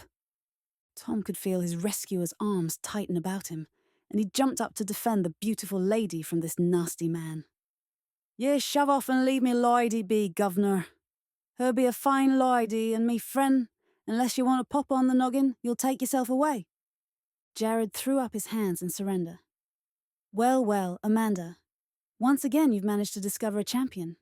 First I must contend with an irate innkeeper and his simpleton daughter, and now you've somehow enlisted this young gallant to fight your battles. I must admit I'm impressed." He turned his attention to the boy. "Have no fear, lad. I'll not hurt your lady. We're old friends." He winked at Amanda, his intention clear. "Isn't that right, my dear?" Amanda's gaze went from Tom to Jared, and back to the boy once more. It would accomplish nothing to upset Tom further, for the child was wavering on his feet and looked ready to drop from fatigue. "It's true, Tom. Lord Storm is indeed my friend. And now he's your friend too." "Yes, yes. Indeed. Such a jolly, jolly trio of chums," Jared agreed happily, so that Amanda longed to hit him. "Through thick, through thin, friends forever, and all that." She glared at him, saying, "In fact, Lord Storm is such a good friend that he's going to let you ride up in front of him all the way to my home, where my groom, Harrow, will fill your belly with some good food and find you a bed for the night." She smiled broadly at Jared, not having won the war, surely, but at least not entirely losing this particular battle. "Isn't that right, my lord?" Jared eyed the boy and could see the fear and fatigue on his face. If he were the sort to keep score, he thought, he would have to say that he owed one Miss Amanda Boynton at least a crushing set-down and a brace of stern lectures on the perfidy of women who seek their pleasure in making utter fools of extremely good, excruciatingly kind and forbearing gentlemen. But now clearly was not the time for any such personally soothing indulgences on his part. Shrugging as he mentally consigned his entire suit of clothes to the rubbish bin, Jared then leaned down and hoisted the filthy, dirty boy into his arms. "Right you are, Miss Boynton. Now up you go, lad. You just sit here on Devil until I help Miss Boynton mount. I'll be up behind you in a moment." As he offered his hand to Amanda, he whispered between gritted teeth, "If you felt in such dire need of a chaperone, Amanda, I think the chit at the inn would have been a better choice. She was a regular dragoon, in your defence." Then he picked her up and set her down none too gently on the mare's back. Amanda giggled as she adjusted her skirts around her ankles and back over the horse's rump. "How you do run on, my lord. I find Tom an exceptionally fine chaperone. But do be careful. I think the boy already feels some allegiance to me." Therefore, you might be wise not to be your usual insulting self in front of him. He may just make good his threat to, pop you on your noggin." Jared's mouth opened and closed several times as a variety of cutting responses flitted through his head, but he finally settled for no more than an abrupt harumph before flinging himself up behind the dirty urchin who sat patting the stallion's neck and muttering unintelligible praises into his cocked ear. Amanda led the way down the road, feeling rather content with herself, with Jared's black horse dancing along under the slight extra weight. By late afternoon, the trio arrived at Fox Chase. They drew the horses up at the crest of the hill and gazed down at the view before them in the small valley. Jared, astounded at the rundown look of the manor and stables and the general neglected air of the surrounding fields, turned to Amanda with a question in his eyes. Her voice was bitter as she swept an arm across the scene. "Behold, what Peregrine Denton has done to the finest estate in the district. Now, do you question my running away from him and all he represents?" Jared shifted the sleeping Tom into a more comfortable position against his chest and urged his mount forward. "I'm sorry, Amanda. I didn't know." "No," she countered dully as she followed along. "Nobody knew, and nobody wanted to know. All of my father's friends melted away when he died and left Mama and me to the mercies of someone like Denton. He promised my mother he'd look after us if they married, and then proceeded to drain every cent he could out of the land and the house. You should take a tour of my home while you're here, my lord, and see how he stripped away anything he could sell in the markets. Even," her voice broke, "even my parents' portraits." Jared suddenly felt very ashamed about the plans he had for this young girl, but the special license he'd arranged for before going to meet Amanda was still in his pocket, and a wealthy husband such as he could do a lot to ease the burden she had been carrying these years. "How long did you live here alone with Denton?" It bothered him more than he cared to admit to himself that Amanda had ever resided under a roof with Denton, with only servants for protection. 3 years, Amanda answered quietly. Nanny stayed for a while after Mama died, but Denton finally sent her away. She lives in Sussex now with her sister, and I'll join her there once I retrieve Tempest. Her head lifted with a jerk as she realized what she had revealed. Curse her blabbering tongue. Jared chose to ignore her disclosed plans since he had no thought of allowing her to pursue them, and motioned for her to precede him down the remainder of the hill to Fox Chase. As they neared the stables, Amanda spurred her mount forward, calling out, "Harrow! Harrow, you old reprobate! Where are you? It's Miss Mandy come home again." She reined in and jumped down from the mare, skirts lifted high, as she dashed toward the bent-over figure of an old man shuffling toward her, and flung herself into his arms. "Oh, Harrow, you can't know how glad I am to see you." "It's glad I am to be seeing you, Missy. Glad and happy. But what are you doing here?" He looked over her shoulder to the horse now coming into the yard. "Who are these folks you have with you?" Amanda disengaged herself from the old man's embrace and turned a dazzling smile toward Jared as he dismounted and helped Tom down from the saddle. "Harrow, I introduce to you my rescuer, Lord Storm, and my new friend Tom. Lord Storm accompanied me here from London, and Tom we met on the way." She turned toward Harrow with a plea in her voice. "Tom is very hungry, Harrow, and so am I. Do you have something cooking on your fire?" "Aye, lass, as you knew I would," the old man said, staring at Jared. "All of you, come inside and I'll dish it out." Jared held out his hand to Tom, who took it warily, and they trailed after the old man toward a room at the back of the once fine but now empty stables, following an appetizing aroma that wafted from that general area. Amanda did not follow. Instead, she ran over to the fence and gave a low whistle. Out in the meadow, a proud head lifted and gave an answering whinny. The spring sun glinted on the chestnut coat of the huge stallion as he raced to the fence, his long, quite unique tawny mane and tail flying in the breeze. Amanda climbed to the top of the fence and pressed her face close to the horse's neck, hugging him, while the stallion nuzzled her shoulder. "Oh, Tempest, my dearest, dearest love, how I've missed you." Jared, thoroughly bemused, watched from the shadows of the stable as the small girl motioned to the huge red horse. The stallion moved alongside the fence so that his mistress could slide her leg over onto his back. Grasping his mane in her hand, she eased the rest of her body sideways until she was mounted astride. And then, in a flash, the two were off, pelting across the meadow as one perfect unit, freedom of line and spirit apparent in their fluid movement. Amanda's full skirts and unbound hair trailing in the wind. Jared stood transfixed until they were out of sight, watching the magnificent stallion and the beautiful young girl. "I knew she couldn't have ate till she rode on Tempest," Harrow said, chuckling. He had come up beside Jared quietly, and the sudden voice startled him from his uncomfortable thoughts. Thoughts that had a lot to do with seeing himself as a heartless despoiler of innocence. "Don't fret, my lord. My girl knows what she's about. That horse wouldn't harm her none. I never saw anything like that in my life, Harrow. She was astride him bareback. That slip of a girl." Jared shook his head in amazement. The cackle came again. "Miss Mandy's been riding since afore she could walk. Her da taught her, you know." Suddenly he was serious. "I fed the boy, and he'll be eating yours and Miss Mandy's if I let him alone in there. But before you be going in, can I ask you a question, my lord? What's my missy doing here? She was supposed to be having a fine do-up in London." Jared turned to the man and explained softly. "Denton threatened to sell the horse if your Miss Mandy refused to marry the man of his choice, so she ran away." He looked to the empty field once more. "I can see now her great attachment to the beast. Anyway, she plans to ride off on Tempest, to go live with her old nurse.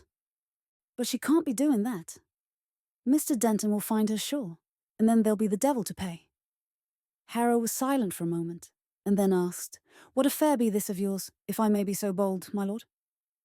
Jared decided that discretion, besides being the better part of valour, might in this instance save him from a pitchfork to the backside. "I met Miss Amanda at ElevenLabs, and she told me of her plans," he said smoothly. "I knew her father, and so, of course, couldn't let her do such a harebrained thing. Therefore, not being able to talk her out of her mad scheme, I came with her. No one talks Miss Mandy out of something she's made her mind up to do, my lord. So don't let that worry you none. But you say you knew his lordship. I guess I didn't quite catch your name, sir." "Jared Delaney, Harrow, or by my title, Lord Storm. I have several of the Fox Chase bloodline in my stables, though the strain is diluted now. Best horseflesh I've ever owned." Recognition dawned in Harrow's eyes. "Ah, aye. Now I place you, my lord. It's been some years, though. I thank you for bringing my girl home to me. But what are we to do now?" Jared cast his eyes toward the meadow, but there still was no sign of Amanda. "Good." He placed a companionable arm around the old groom's shoulders, turned him back toward the stables, and began, "Now, Harrow, that's precisely what I wanted to take up with you, perhaps over that stew you mentioned." When hunger finally forced Amanda to return to the stables, she saw Jared sitting in Harrow's modest room, his legs propped up on the table and a mug in his hand. Tom was fast asleep in the corner, dirty as ever, and Harrow was just ladling out more stew. Although secretly amazed that debonair Lord Storm would condescend to spending his evening in the stables, she ignored him as she crossed to the old groom and planted a light kiss on his cheek. "Is that for me, dear Harrow?" "I'm famished." "That it is, lass. That it is. Sit yourself down and tuck into this while I go rub down Tempest. I'll wager you ran him to a standstill." "Harrow! As if I would ever do such a thing. I walked him all the way back to the stables, and well, you know it." She playfully made a face at her old friend's departing back, and then dutifully sat down and attacked her meal. Jared watched in silence until she was finished, then swung his feet to the floor and sat up. "All right, imp. Now that you've eaten, I think we had best get down to KASEY'S. Where do we go from here?" Amanda put her fork down carefully and stared at Jared. "We are not going anywhere, my lord. I am going to Nanny. You may go to perdition for all I care." "Really? And what of young Tom over there?" Amanda's eyes went to the slight figure lying on Harrow's narrow bed. She answered in a small voice, "I don't know." Jared pursued his advantage. "And what of Harrow? When your stepfather discovers his part in this escapade of yours, he'll turn him off. Have you stopped to think of that, or of anything but your own selfish desires?" Amanda was thoroughly dejected. She knew she had planned badly, but the need to hurt her stepfather and rescue Tempest had made her act hastily. His lordship was right, of course. Her stepfather would sack Harrow, and the old man would be cast off to roam the countryside. That would leave no place for Tom either. Pushing her mind even further, she could well imagine her stepfather tracking her to Nanny's door. Oh, she was so tired. Too utterly exhausted to think. "All right," she admitted at last, sighing. "You've made your point. I've made a horrid jumble of everything." She put her head in her hands, the picture of defeat. Jared, who had been patiently waiting for this moment of realization on Amanda's part, was more than ready to offer his suggestions for the solution of her problems. "I would be willing to have Harrow at Stormhaven. If your father trusted him, that's all the reason I need to employ him. I would even be willing to have him bring Tom along. The boy seems to like Devil, and Harrow could train him for some small duties around the stables." Amanda's head flew up like a shot. "You'd do this for me? After all the trouble I've caused?" "Oh, thank you, my lord. Thank you." A slow flush crept up her cheeks as she saw the mischievous gleam in Jared's eye. "No, I don't think I should be grateful. Should I, my lord? At least not until I learn why you're suddenly being so amenable." Jared got up and paced the small room, looking as if his head would brush the low rafters at any moment. "Well, now I'm insulted. Once again, after I offer my aid in all sincerity, you question my motives." He swiveled about to face her, grinning like the proverbial cat caught out with canary feathers between his teeth. "But, alas, in this instance you're quite correct. I do have a condition you must agree to before I offer your friends a home." Amanda was too exhausted to argue. "State it," she said, leaning back in her chair and looking up into his face. His handsome, smiling, all too intelligent face. "You will allow me to accompany you to your nurse." So, he wanted to continue playing the dashing rescuer, did he? "Agreed. We'll leave at first light, as I'd like to be shed of you as soon as possible, before your shining armor begins to tarnish. Don't agree too hastily, Miss Boynton. I'm not quite finished. You will allow me to accompany you to your former nurse's home, eventually. But first, my dear, you'll journey with me, to be my guest at my estate, Stormhaven. Let me see, how can I put this delicately? Oh yes, I might say that I fancy your company for a few weeks in the country." Amanda sprang up in a high temper, the chair crashing unheeded to the floor. "How dare you!" she exclaimed, and reached across the table to deal him a resounding slap across the face. Jared raised his hand to ease his stinging cheek, as he looked at her levelly. "That was unfortunate, Amanda. I had thought you above such things. And I thought you above nothing. You have to be foxed if you think Harrow will let you take me off to your estate willy-nilly." "How very true. However, Harrow will not know, for you wouldn't jeopardize his future secure life at Stormhaven by telling him. If, however, you are so foolish as to confide in him, I'll simply have to rescind my generous offer and still carry you off, biting, screaming, or kicking. You see, I've made up my mind to tame you, my little tiger cat, and tame you I will. You still owe me satisfaction for that incident at the inn." Amanda backed slowly toward the door, her face a study in anguish. You monster!" she cried, then turned and fled into the night, almost colliding with Harrow, who shook his head sadly as she flew past him. "You are a mite hard on the child, my lord, if I may say so. I was a-standing outside and could not help but to hear you," he said as he entered the room and sat down in front of the fireplace. "Was I?" The girl needs a lesson, thinking she can ramble all over England unescorted. Besides, I'll never get her to travel with me to Stormhaven any other way. I showed you the special license, Harrow, and I mean what I say when I tell you I will marry your Miss Mandy. But do you really think she'd believe me if I attempted to tell her as much, and if she did, that she would consent?" Harrow shook his head sadly. "No, my lord, not my missy. But she'll come about when she sees you mean to keep her safe from her stepfather." Jared took a long drink of ale from the mug by his side. "I hope you're right, Harrow. Although I have to say I'm rather looking forward to her anger for a while. Where has she gone?" "If I know Miss Mandy, she's up to her room by now, raining down curses on your head. I spoke pretty plain in front of her all these years, my lord, and she picked up some unladylike sayings, I fear. Later, she'll sleep well enough, she'll be that tired, and we'll all be able to set out in the morning. I can take the young fella up with me on the horse Miss Mandy was riding. My few belongings will take little room. I don't like leaving, but staying and watching. It's been too sad for a long time. Jared rose and walked toward the door. Good enough, my friend, but I'll sleep near Tempest just to be sure our enterprising Miss Boynton doesn't decide on another moonlight flit. It won't be the first time I've bedded down in a stable.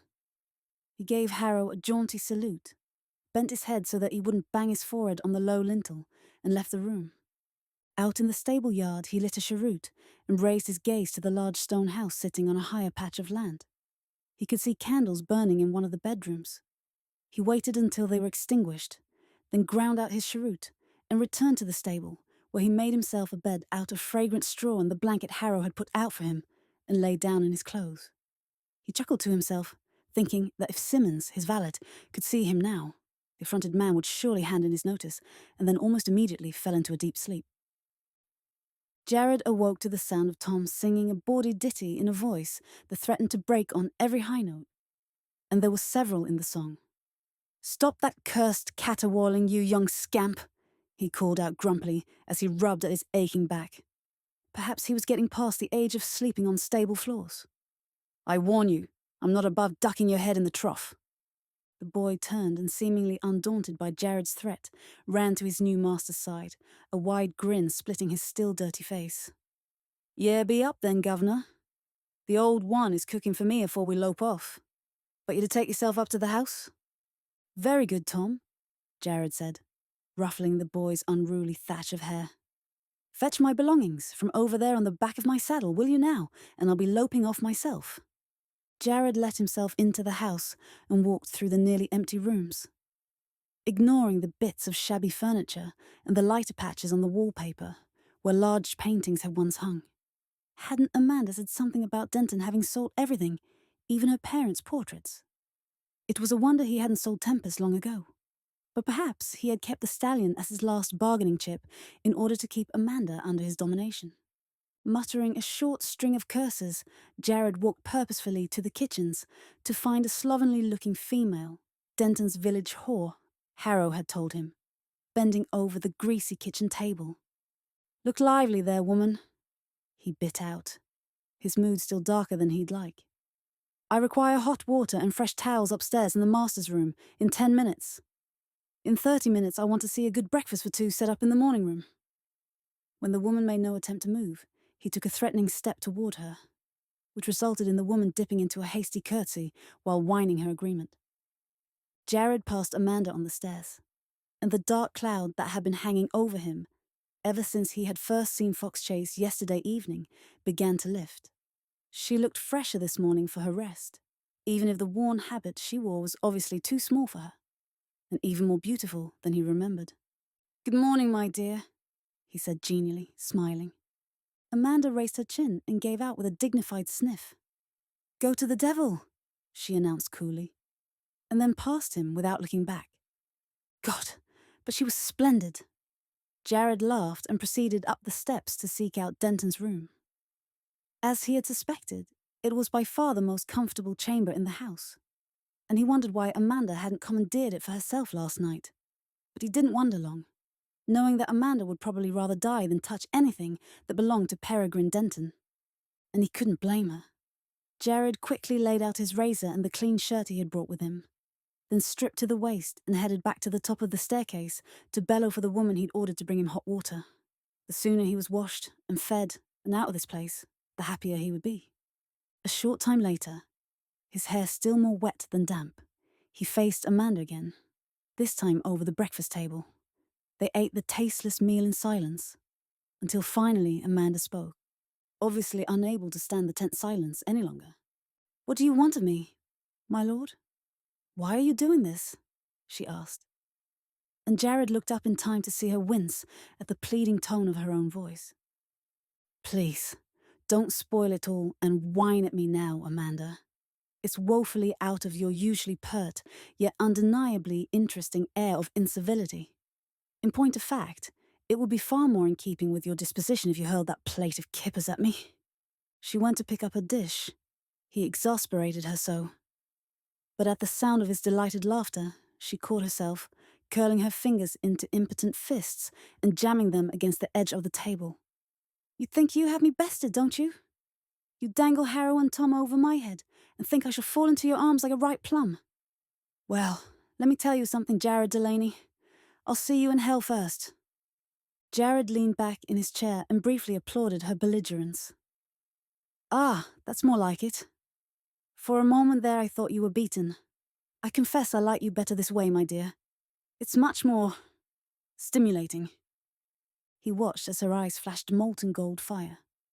I am happy to be able to entertain you, my lord.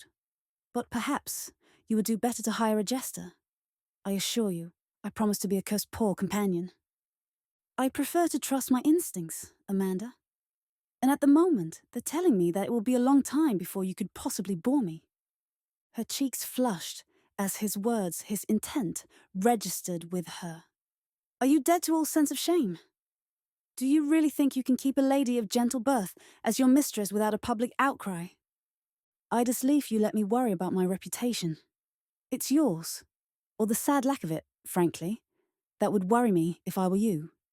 Do you really think anything that you may do, including living with me at Stormhaven, would surprise the delicate ladies whom you so distressed just 2 nights ago at Almack's?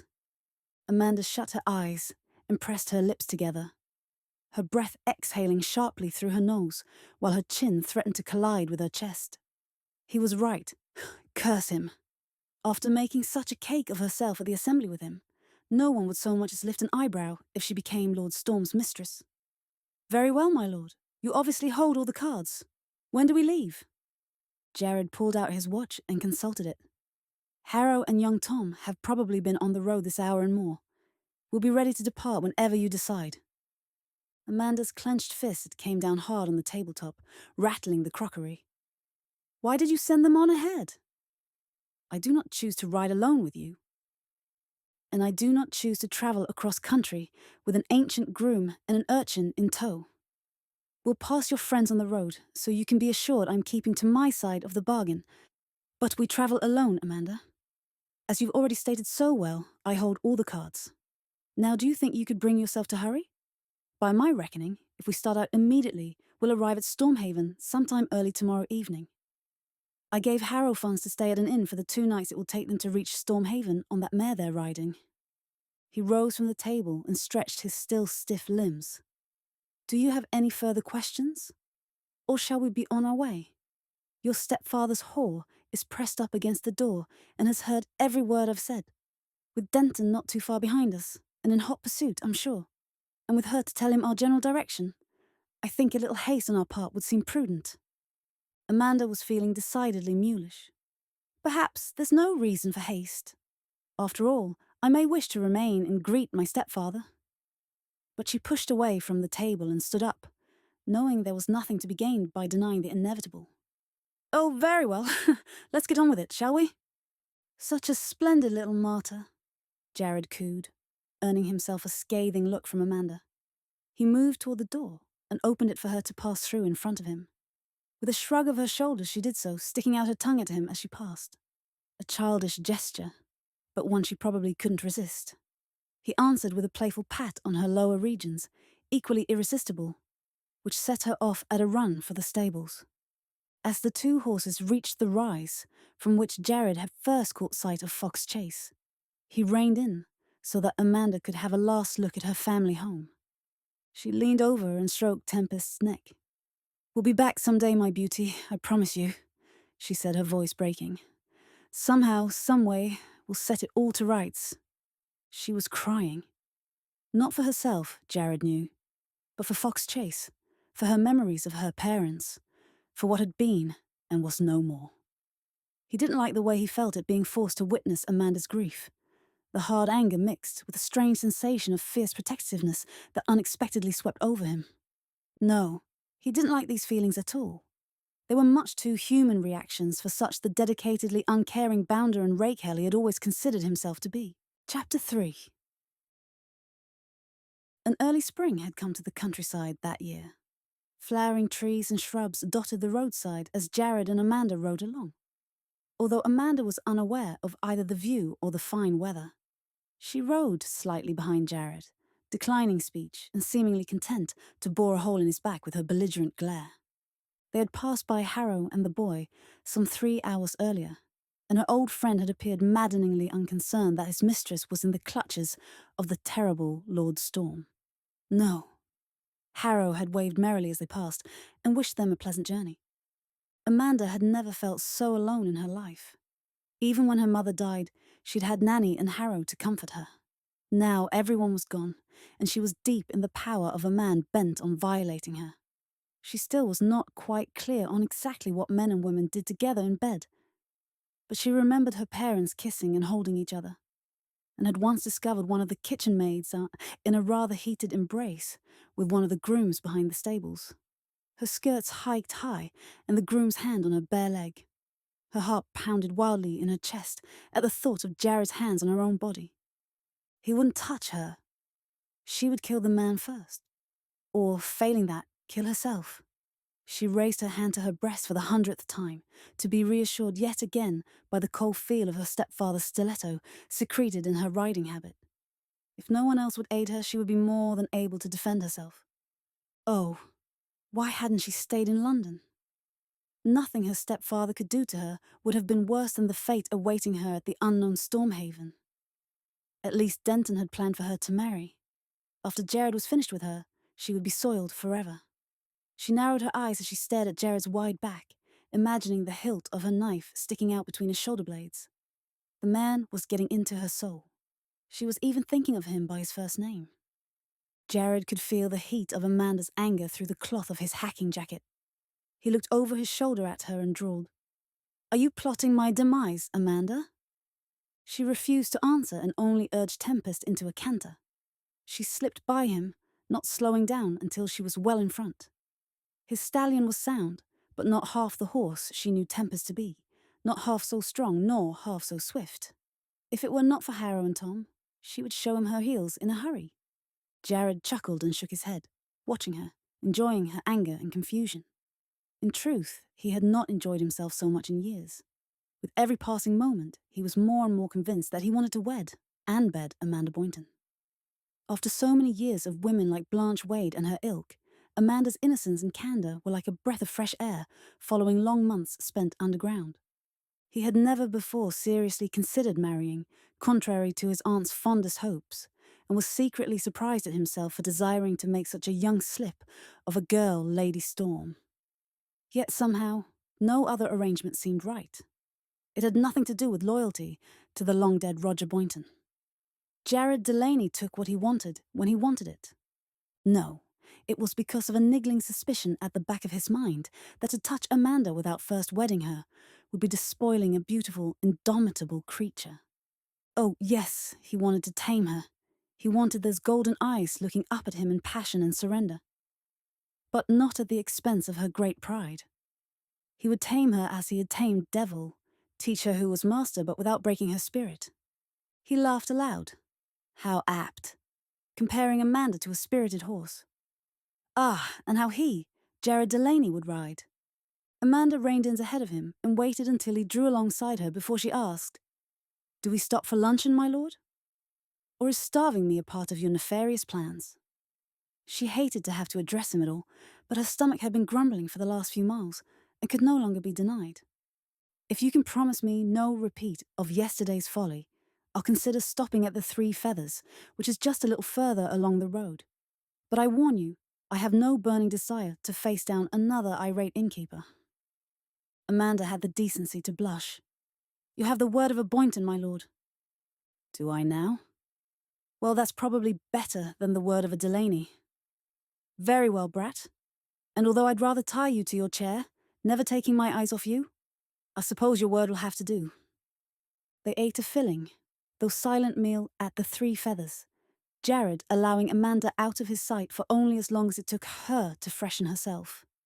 His ever-present surveillance rankled after she had given him her word not to try anything rash, and once more anger simmered close to the surface. As they stood in the inn-yard, preparing to set out once again, Amanda saw an opportunity to even the score when Jared asked if he could go up on Tempest for a mile or two. She stopped her refusal just in time and only sweetly stated her agreement to his request. "Oh, indeed, my lord. Tempest would be honoured to have such a fine rider as yourself on his back." "He would he?"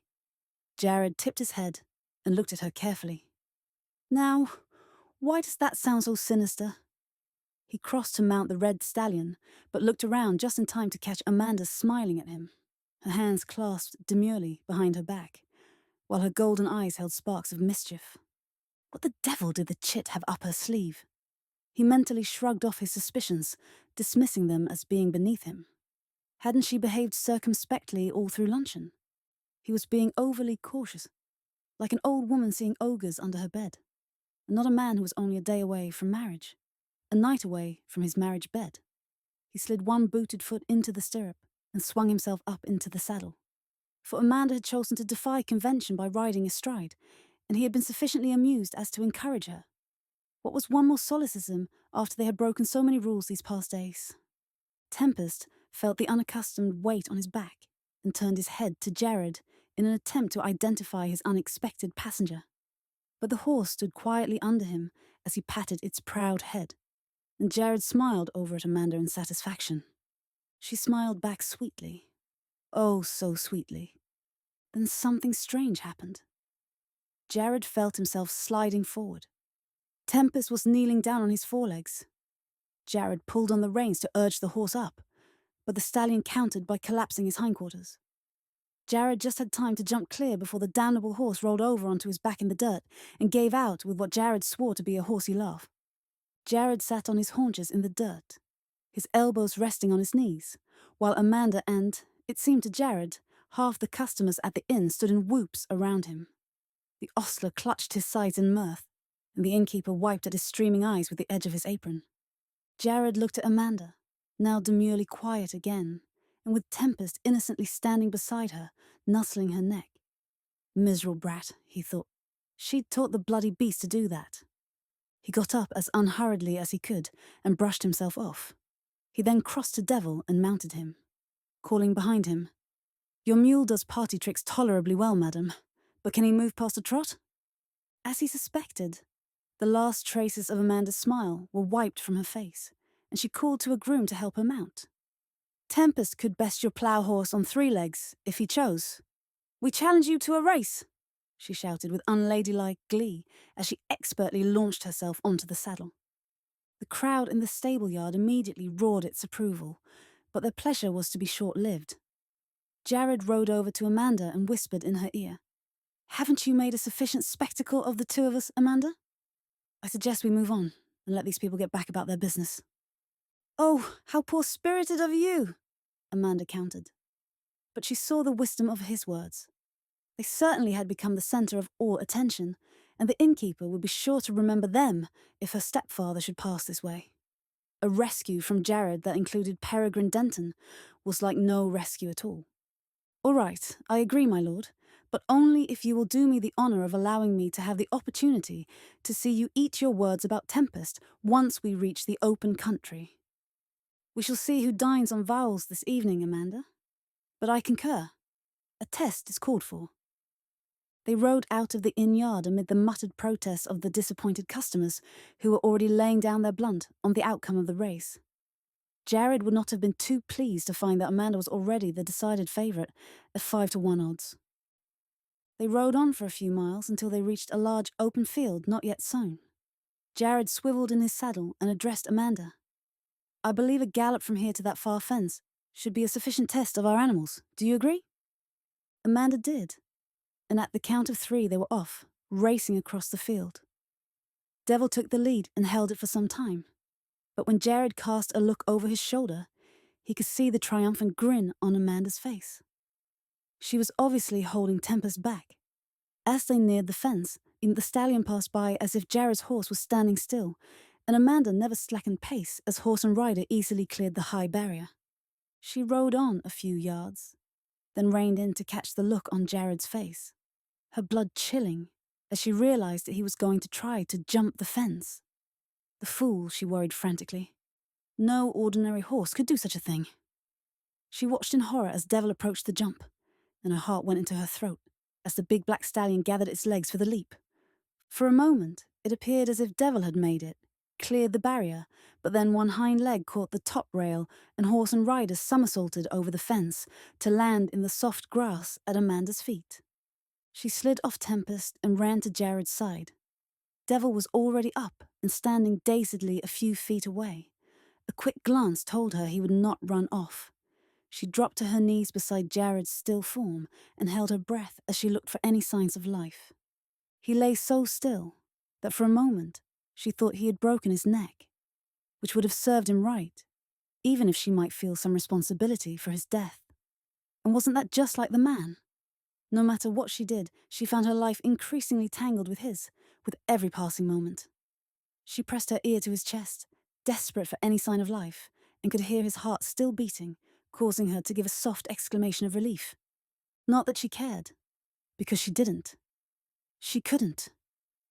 Hurriedly, she ran her hands over his body to feel for any breaks, but found no obvious sign of injury until her fingers encountered the rapidly rising bump on the back of his head. That couldn't be good. Slowly, she raised his head and positioned it on her lap, stroking his black hair back from his forehead as she softly called his name. Jared, Jared, don't you dare die on me. Oh, you stupid, headstrong man. How could you try such a thing? Please, please wake up. She rested her cheek against his forehead and rocked his head back and forth in her lap, continuing her crooning until at last Jared showed some signs of life. Amanda quickly lowered his head to the grass and got to her feet, so that the first thing Jared saw on regaining consciousness was the tapping foot of Miss Amanda Boynton. Slowly, he raised his eyes to her face and was rewarded for this pain by the cutting remark, "Not only do we now know which is the better horse, my lord, but we have a fair idea of just who is the superior rider." Jared was nonplussed for a moment, but then he saw the humor of the situation. "Made a cake of myself, didn't I? I bow to your superiority, Amanda." "Ow!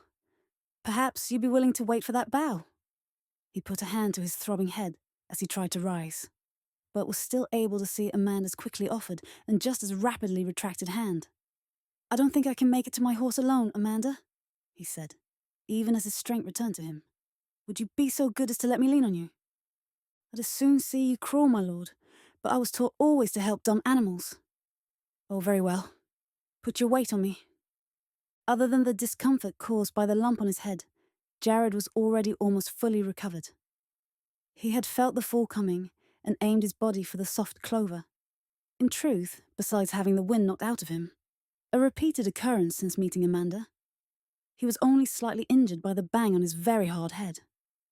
Yet now he moaned loudly and rested an arm across Amanda's shoulders, feeling the soft curve of her breast against his side as they walked slowly to his horse. Once there, he clutched at his saddle and looked as if he would indeed faint. Amanda planted herself in front of him and grabbed both his arms in her hands and then shook him none too gently. "Don't you dare swoon on me, Jared. Just help me get you up on your horse, and I can lead him to the closest farmhouse for help." Jared slid his arms around Amanda's waist and stared deeply into her worried eyes. "I don't recall giving you permission to address me by my first name, you shameless wench. Or daring that, the right to make free with your hands on my body." "Oh, Jared, this is no time for more of your foolishness. You're clearly talking out of your head. You could be badly hurt, and I've treated you abominably."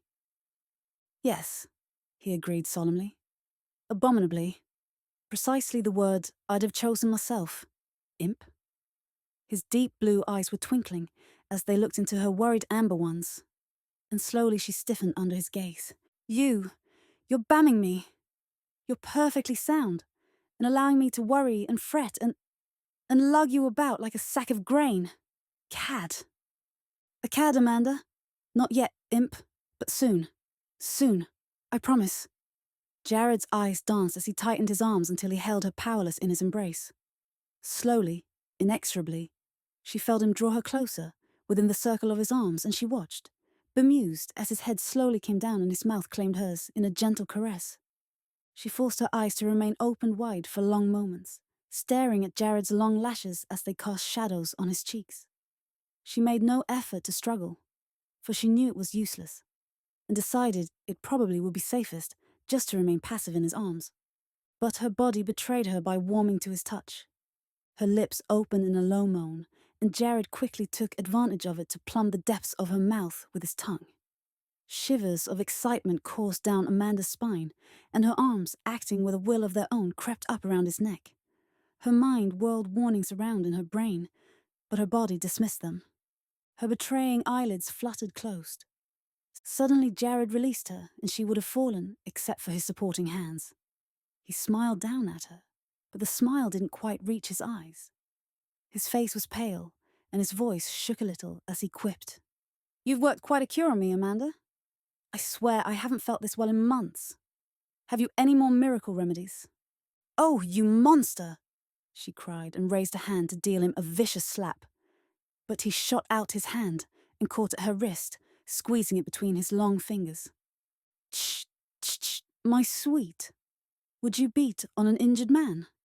Her attack had put him back on his mettle. He cast any uneasy thoughts to the back of his mind, to be pondered later, and entered into the spirit of the fight. "Much more abuse at your hands, and I shall go into a decline. I swear it. I have been so far on horse no less than 3 times, threatened by footpads and country bumpkins, and endured unspeakable creature discomforts. All because of you. I warn you, Amanda, think twice before you attack me again, for in future I fully intend to retaliate." She shook her wrists free and stepped back a few paces, her face a study in fury. "You devil! Dare to touch me and I'll rip out your guts and throw them to the crows. Ah, yes. Harrow told me of your picturesque turns of speech, Amanda. I must say my knees are knocking together merely at the thought of your vengeance. However, we have many miles to cover before we reach the inn where I wish to stop for the night. So I believe we can dispense with these transports for the nonce, don't you?" Amanda's chin went up as she retorted.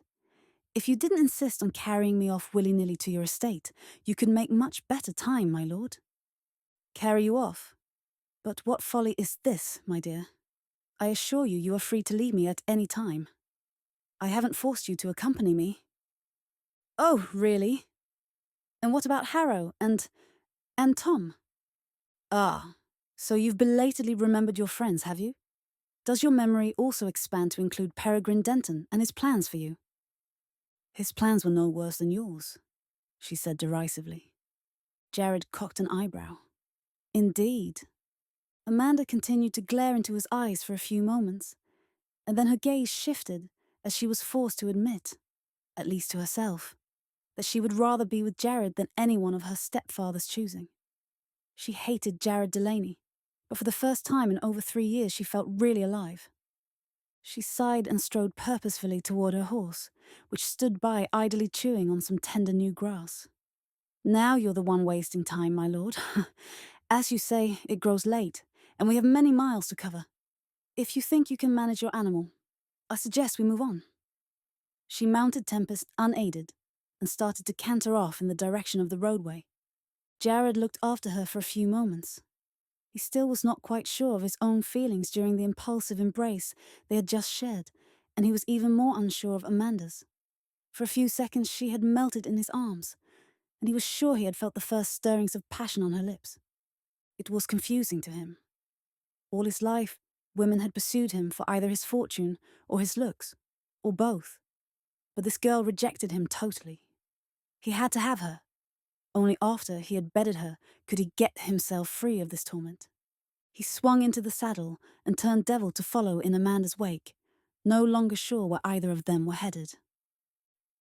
It was after dark before the horses rode into the small village Jared had chosen to stop at for the night. Amanda felt tired and dirty and exceedingly put upon, and she slumped in her saddle as they progressed toward the posting inn on the other end of the village. She was too fatigued to take notice of the rather large amount of traffic on the small street. Nor did she see the several well-dressed men loitering outside the inn until 2 of them broke away from the group and came up to Jared. "Stat me, Beau, if it ain't Jared. Jared, you old devil. We had about given you up. We stopped in Half Moon Street and were told you wasn't home. I told Beau you wouldn't forget a miller's finest this one, and you'd show up by and by, so we got you a room anyway. You owe me for that, old fellow." Before Jared could muster a reply, the man turned to his companion with a grin. "How about our friend, say, Beau? Not only does he show up, but he brings his own lovebird along to warm his nest." Amanda's eyes flew to Jared's face, and she opened her mouth to speak, but no words would come. How dare he bring her along to a filthy boxing match? Then she saw he was looking quite as astonished as she and decided to wait it out. She wanted to hear what he had to say in his defense. Not that anything he had done since she first met him had been in the least defensible. "The devil take it," Jared muttered under his breath, then quickly slid from his horse and approached the two men.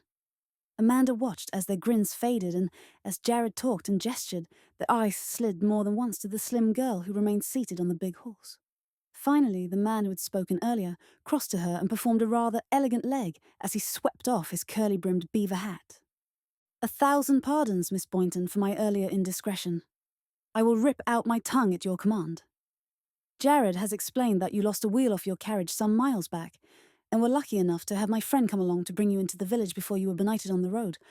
How fortunate your uncle's horse was tied to the carriage." He cast his eyes about him. "Where is your uncle, by the way?" That is, Uncle Roscoe chose to stay with the carriage, sir, and I came along with Lord Storm. Mr. Excuse me, but I don't know how to address you."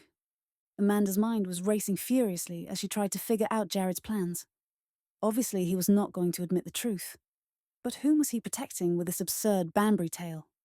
Her, or himself? The tall, slender man lifted Amanda's hand and bowed over it. "Again I find myself apologizing, Miss Boynton. I am the Honourable, or in this case, not quite so honourable, Kevin Rawlings, long-time friend and compatriot of your escort, and your servant, ma'am." By this time, the other two men had come up to them, and a young, rather husky man, with an unruly shock of red hair and innumerable freckles covering his flushed cheeks, took his turn bowing over Amanda's hand. "Chevington, ma'am. Pleasure. Servant and all that," he murmured under his breath, and then the majority of him disappeared behind Jared's back. "You've just had the pleasure of being greeted by Mr. Buford Chevington, Amanda," Jared told her with a grin as he assisted her down from the saddle. Mr. Rawlings gave Jared a quick look, silently mouthing the single word, "Amanda?" There was something smoky here, and unless he missed his guess, a fine tale lay behind the arrival of the beautiful black-haired girl. Wasn't there some hum about Jared and a black-haired wench at Almack's? "Yes, indeed, Miss Boynton," Kevin piped up cheerfully, scenting a delicious intrigue. "You are privileged more than you know. Our beau rarely speaks to females at all." He ended as Amanda bent her head to peer around Jared for another look at the funny little man. "Oh," she said. "Then I am truly honoured, Mr. Chevington, and I return your greeting." Her engaging smile coaxed Mr. Chevington out of hiding, and he addressed Jared in his usual clipped speech. "Cold out here, Jared? Bad ton. Leaving a lady standing in the street. People staring and all that. Past my dinner, too." "You're quite right, Beau," Jared agreed, and held out his arm for Amanda, who took it gratefully. "Kevin, I assume you have already secured us a private dining room where Miss Boynton may dine after she freshens herself?" Before Kevin could answer, Amanda spoke up in her own interests. "I prefer to dine in my room, my lord, if it is convenient." She felt a warning pressure on her arm, but chose to ignore it. "And since my Abigail stayed behind in the coach, I shall require a chambermaid to help me with my bath." Her eyes danced in her head as she averted Jared's furious look. Jared knew when he was beaten, and gave in gracefully, not that Amanda had left him any choice. As he watched her climb the stairs, a chambermaid behind her, carrying her small hat box, which was all the luggage she could attach to Tempest's saddle before they left Foxchase, his friend Kevin appeared at his side. "Shouldn't you be sending someone back down the road to pick up the uncle?" Jared hesitated a second, and then hastily agreed. But Kevin had known Jared too long to be taken in by such a sorry story. "There is no uncle, is there, Jared? No Abigail either. And furthermore, no coach.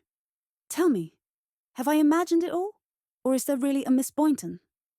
"Oh, There is a Miss Boynton, all right, and you've just seen her. As for the rest, Kevin, thereby hangs a tale. Jared slung an arm around his friend's shoulder and turned him toward the bar room. Let's get Beau and split a few bottles, shall we? This is not a story I wish to tell twice. Before you start, Jared, tell me one thing. Did you remember we planned to meet here for the mill tomorrow? You want the truth. Kevin, since I've met Amanda, it's lucky if I remember if I'm on my head or on my heels. All I could recall was the location of this inn. Excuse me my candor, but the last two people I expected to encounter on this journey were you and Beau. Beau joined the pair as they passed through the common room on the way to their reserved dining room, Jared calling out greetings to many acquaintances, but not stopping to exchange pleasantries. Boynton! Boynton! Kevin tapped his lips with one well-manicured finger as he searched his memory after they had ordered their meal and a half-dozen bottles. Could that be the Boynton who slipped his moorings about 10 years back? The horse breeder? Good man. One and the same, Kevin. Though it was 8 years to be precise. Miss Boynton is his only offspring, Jared told him. Yes. Good man, Boynton, Beau interjected. For shame, Jared. Dirty business that, running off with the daughter. Jared took a long sip from his wineglass and raised his hand for silence. I can see I must start at the beginning and tell you both everything before one of my fine friends calls me out for seducing a young lady of quality. Beau turned an astonished face toward Kevin. Would we, Kevin? It's Jared, you know. He's my friend. Relax, Beau, Kevin assured him. I would never raise a hand to Jared. He's my friend too, and besides, he winked at Jared. He's a much better shot than either you or I. Jared laughed, then cracked open another bottle and began his tale, only to be interrupted by such sympathetic observations as, Ho, ho, very good. 'Pon my word, very good indeed. Made a cake of yourself in that one, friend. In the dirt. What's that, Kevin? 3 times? By George, I wish I had seen that. Good girl, lots of spunk, and a devilish fine-looking woman to boot. But the best remarks were heard at the end of Jared's recitation, when Kevin jumped up and fairly shouted, Bracketed? You must have fallen off that horse onto your head. Beau was much more subdued in his reaction to the news that the elusive Lord Storm was seriously entertaining the wedded state. Only proper. Pity the girl, though. Dashed loose screw you are, Jared. Always thought so myself. Jared remained calm and drawled. Thank you both, my good friends, for those stirring felicitations. But I've quite made up my mind. We marry tomorrow night when we reach Stormhaven. Now Kevin was entirely incensed, and showed it in the coolness with which he said drawled, Such haste, Romeo, is unseemly. Oh really, Kevin? Perhaps you think I should wait until we can have Denton give away the bride at St. George's. Please, spare both Amanda and myself such a travesty. Quite so, Kevin, Beau interrupted. Wouldn't want Denton either. Don't like the man above half. The 3 friends talked and argued until late, and Jared left them only when he had extracted their promise not to reveal the full extent of his plans to Amanda. Rather mean of you, Jared. Letting the girl hang in suspense, thinking herself to be ravished at any moment. It doesn't seem the proper way to treat a wife, Kevin observed. Jared put a tentative hand to his black and blue rump, a result of his numerous spills. Let me be the judge of that, Kevin. Now I must say good night. It's been a long day. Where are you sleeping? Miss Boynton is in your chamber. I'll sleep in with one of you, if you'll have me. But first, I must go and say my good nights to my intended. I have a feeling she's expecting me, and I've always made it my practice to never disappoint a female. After he left the room, his 2 friends exchanged long glances, before Kevin shook his head, saying, Jared Delaney getting himself riveted. I don't believe it. Why? Why would he do such a thing? Besotted, Beau answered firmly, then lifted a bottle to his cherubic mouth. Jared. In love? Beau, you're dead as a house. Kevin leaned forward to pour himself another glass. Besotted. Ha! That's a good one. Then his eyes turned to the door through which Jared had passed a few moments ago. He frowned in speculation and was quiet for a long time. Although nearly dropping with fatigue, Amanda was still awake and fully dressed in an old muslin gown she had brought with her from Fox Chase. She was also, at that moment, pacing in her assigned room, awaiting the inevitable. After a refreshing bath and a heartening meal, she had felt better prepared to face Jared. But this waiting was becoming unendurable. She felt for the stiletto hidden in a pocket in her gown and crossed to the mirror. Her reflection showed her a young girl with wide, fear-dulled eyes. She had let her long black hair hang down her back to dry it, and in the outdated dress she believed she looked painfully young. Maybe he would take pity on her and let her go. Her mind turned again to the two gentlemen she had met on her arrival. Would it be possible to turn to them for assistance? Somehow she doubted it. They were all three of them, probably downstairs right now, casting lots as to which one would invade her chamber tonight. She felt her lip quiver and gave herself a mental shake. It wouldn't do her any good to allow her imagination full rein. There was nothing for it but to submit to Jared's threats. After he had his way with her, she shivered at the thought she would be free to leave. At least Harrow and Tom would be assured of a good home. She didn't know why she trusted Jared to make good his promise, but she did. There was only her future to be considered now. She had once thought of becoming a governess, but she knew that Roe would now be forever closed to her. Perhaps she could cut off her hair and pretend she was a boy. Then she could become a famous jockey and ride Tempest in all the big races. She was certainly small enough. Oh, stop it, Amanda, she admonished herself aloud. Hadn't her silly imagination and romantic thoughts already gotten her into enough trouble? It was time and more that she stopped living in a fantasy world. Why, oh why couldn't she have stayed in London and submitted to Denton's demands? Was marriage that bad, after all? Yes. To anyone her stepfather would choose? Yes, it was. Her plan to disappear was really not all that ill-conceived. Her only mistake was to want the satisfaction of her stepfather's disgrace. If she hadn't gone tripping off to Olmax in that odious gown, none of this would have happened. She could have dispensed with Olmax altogether, then slipped quietly off into the night, having never met Jared Delaney. That brought her up short. Never to have known Jared. Her mind went back over the events of the past few days. He had really been rather gallant in offering to take her to Fox Chase. It was only her own foolishness that had pushed him into behaving like a bully. And what about Harrow and Tom? Not many men would put a dirty orphan up in front of them and ride across country, joking with the lad and making him feel at his ease. His treatment of Harrow had been equally kind. Harrow had once been the premier head groom in the country, but he was obviously past his prime. Jared could have left her old friend to his fate and ridden off, following Amanda when she left Fox Chase, and then kidnapping her anyway.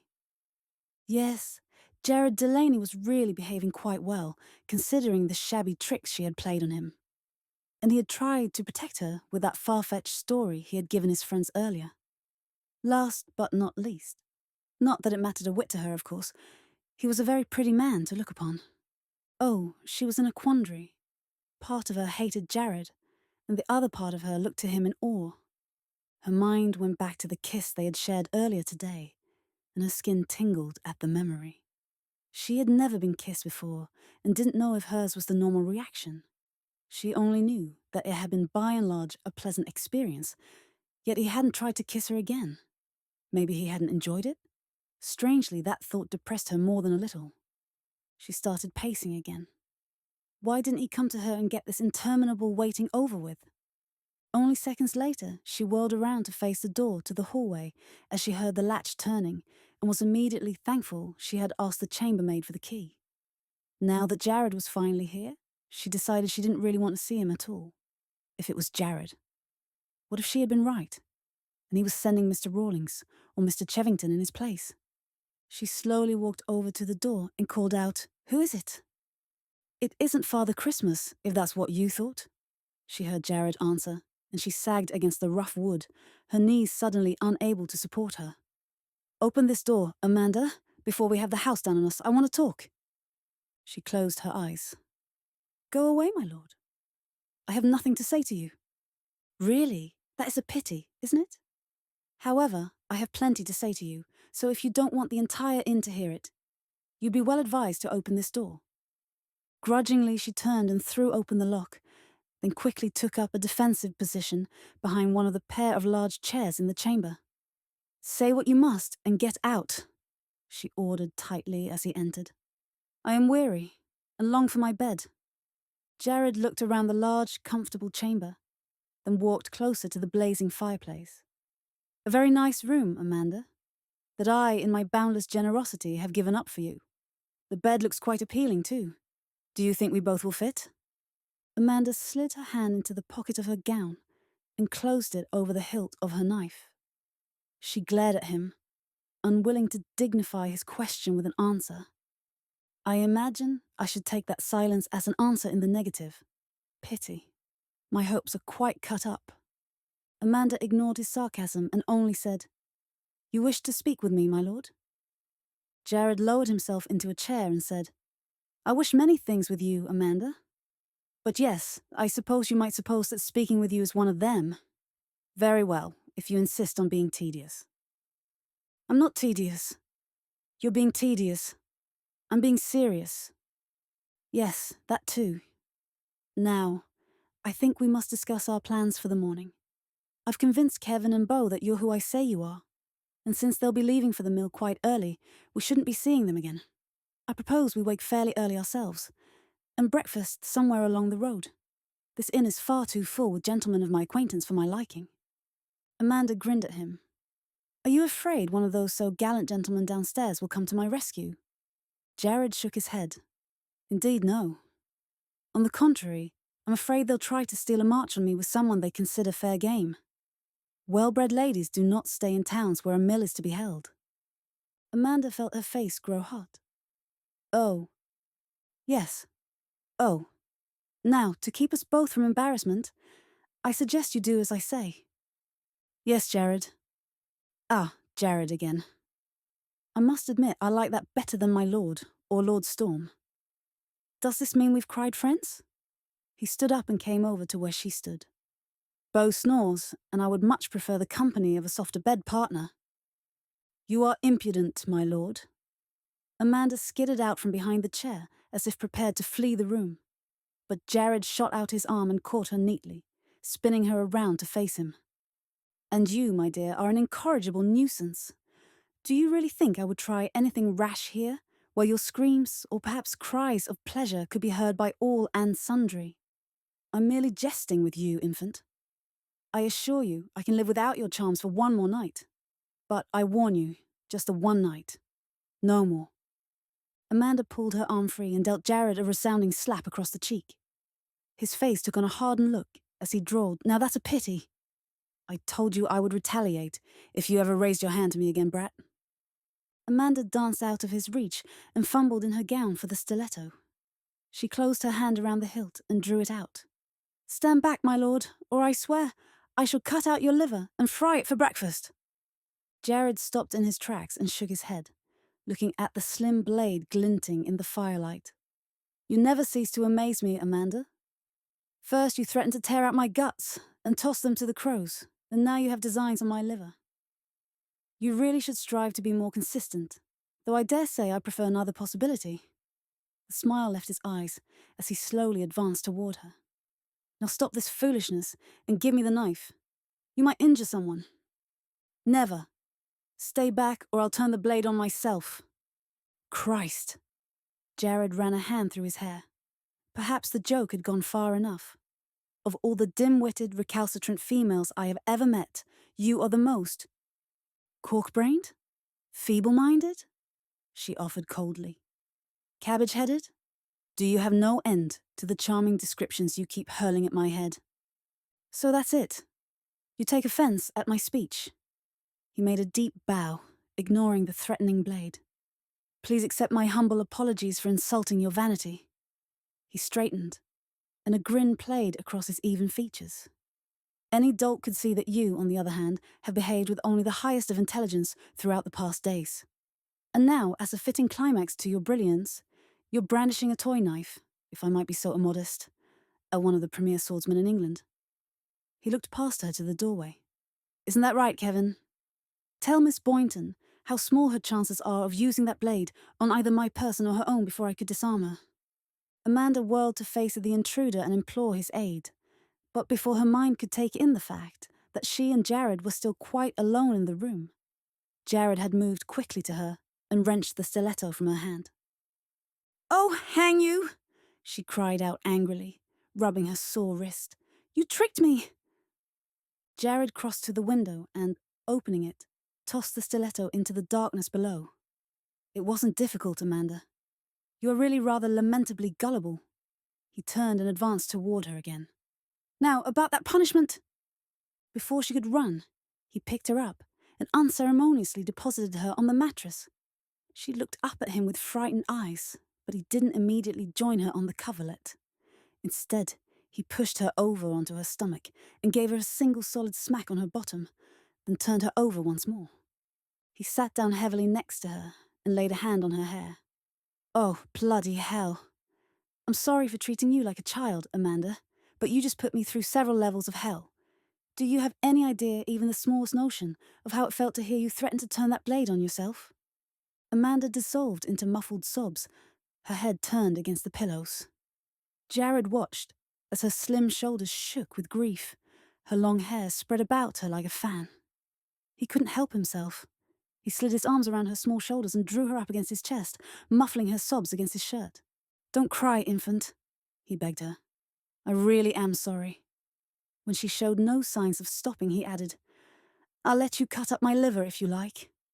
She pulled her head away from his shoulder and gulped out, "Don't try to be nice to me now. I understand you better when you are being horrid." "Nice? Oh, now that is good." Jared laughed, feeling the last of his tension, his earlier fear, draining away. "I can do nothing to please you, can I, Amanda? If I'm mean, you attack me, and if I'm nice, you doubt my motives. Ah, brat, how can I make you happy?" "By letting me go." Jared's eyes darkened. "Anything but that, sweet imp. I'm not sure why, but for some reason that solution appeals to me not at all." Amanda nodded and relaxed slightly in his arms.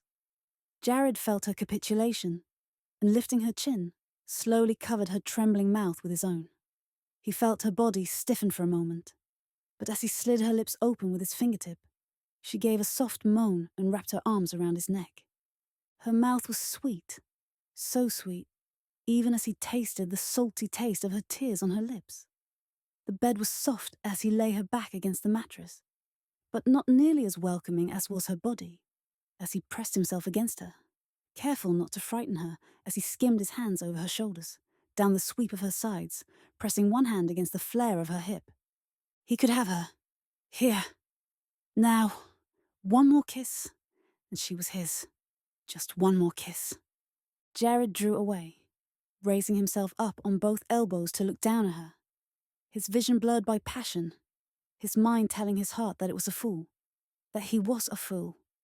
Confused and even embarrassed by the strange look in his eyes, Amanda pushed his arm aside and hastily rolled to the far side of the bed, curling her body into a tight little ball of misery and confusion. She felt his hand against her hair, then cringed as he cursed and all but leapt from the bed.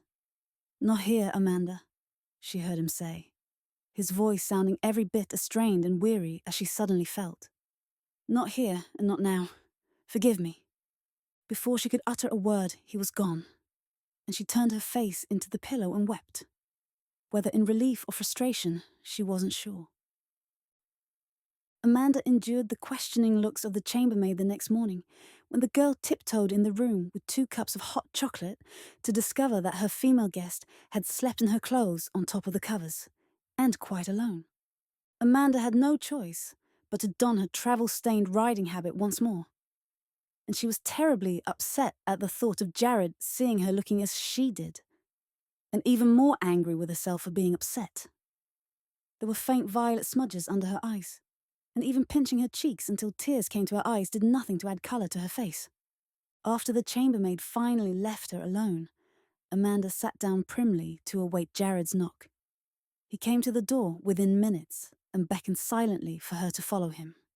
Picking up her hat box, she trailed after him down the steps, secretly cursing the fact that he looked clean and neat and extremely well rested.